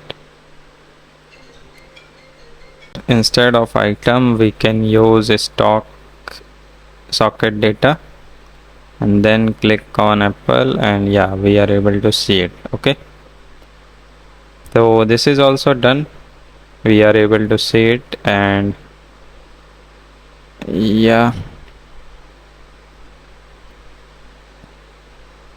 and there are some prices up or down. The percentage changes, invested amount 6, and if we divide it will be like this. One day return this one 233, 168.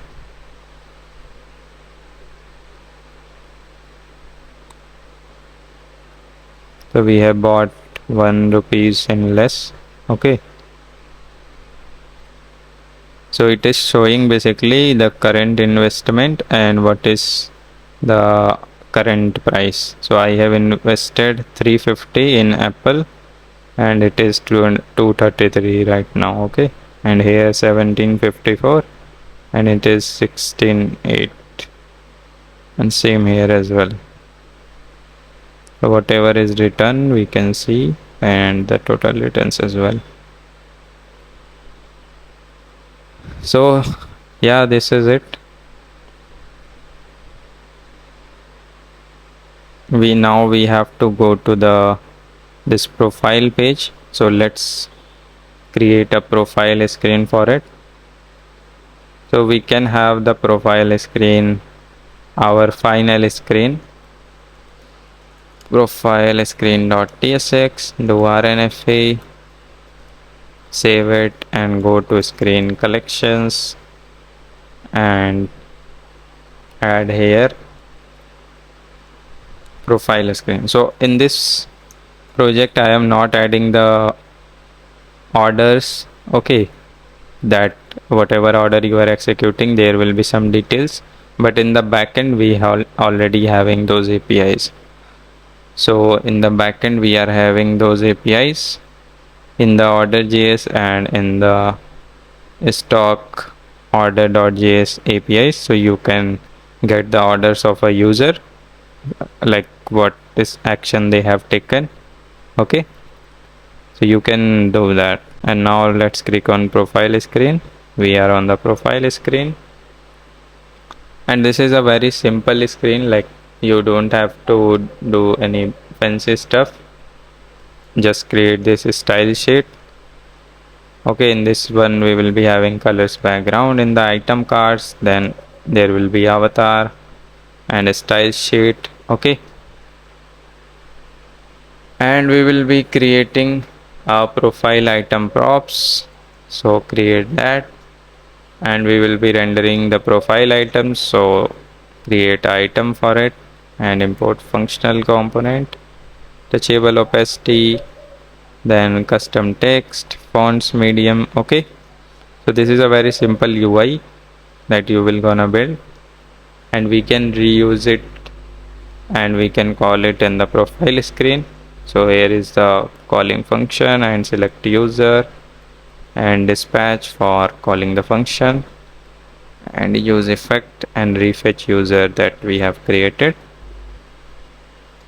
And now it's time for the UI. Create custom safe area view, import it, and in this safe area view have a profile header. So we can have a profile header. It is a very simple component. So let's go to components and create it somewhere in the auth profile header.tsx, and this is your profile header. In this we are using material and material icons. There is a back icon, settings icon, bell icon, and this is style, okay. Import it. You can see this is how it will gonna look like. And in the profile screen we will be having a scroll view. So in this scroll view you will be rendering what are the informations, and scroll view from React Native and user avatar that we have. So this is so far it will gonna look like, okay. And after it we will be having like quick actions or something you can add accordingly, and you can add account sections, and you can add different other sections. And last, if the logout user want to log out, you can add the logout API call over here, okay. And you can import these icons from community and material icons. So go at the top, import these icons, and we are done so far, okay. And I hope fonts, save it, and you can see this is how it will be visual, and you can see my current balance is 43. And you can create more other things like bank details or all orders. So you can create more screens, okay. And when you go to all orders you will be showing this API, basically calling this API that will show the orders, like what you have bought at what price. So yeah, now I am done with this project. We are so far able to see the trading chart. We are so far able to do the all operations, sell and buy. And if I sell this, I don't have those quantity. If I sell this 10, I don't have that as well. I don't have as well. So let's buy some 12 and buy it. So done. And if I go, the amount is deducted from my profile in the holdings. Now I have 5 holdings, that is in the alphabet. Okay, so you can see all this. And if you want to log out, you can just click on the log out and that will be log you out. So now it's time for checking all this is working for Android or not. So let's do that.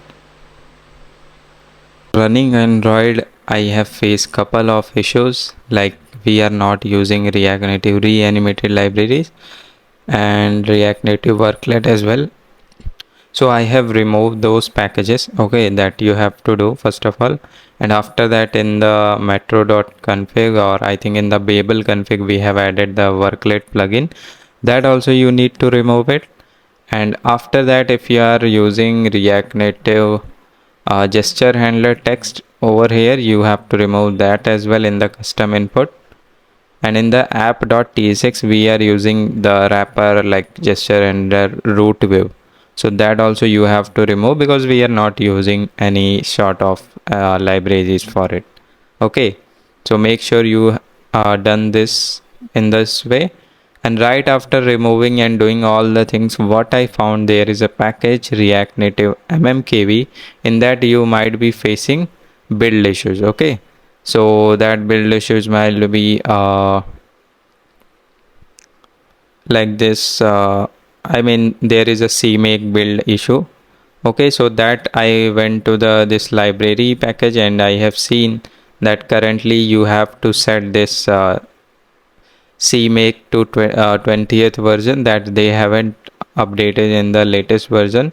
So you have to manually do it. And what I have done for you, I have provided you this patch over here. Or even though you can go to the node modules, you can find here, go to React Native mmkv. Okay,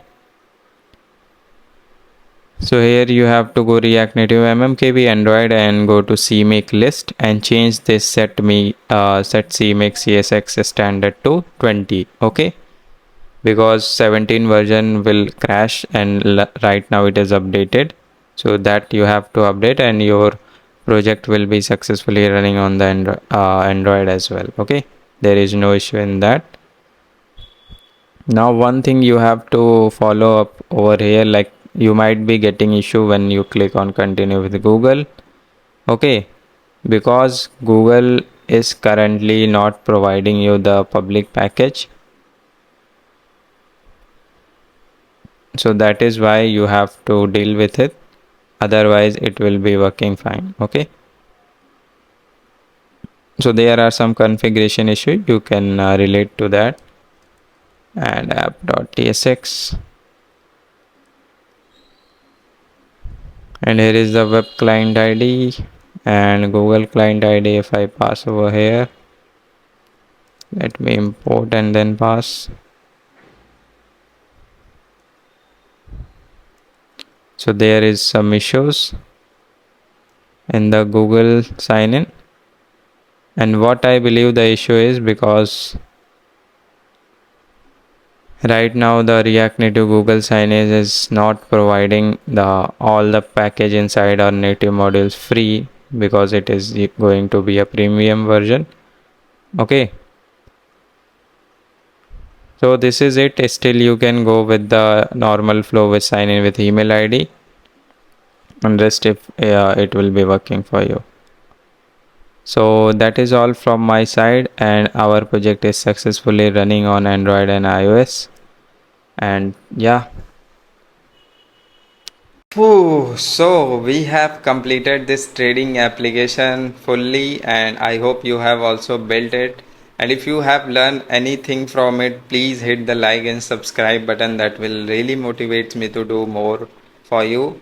And I hope in the next upcoming days I will be coming with more projects and more fantastic concepts on software engineering and the technologies. So see you in the next video. Till then, enjoy your day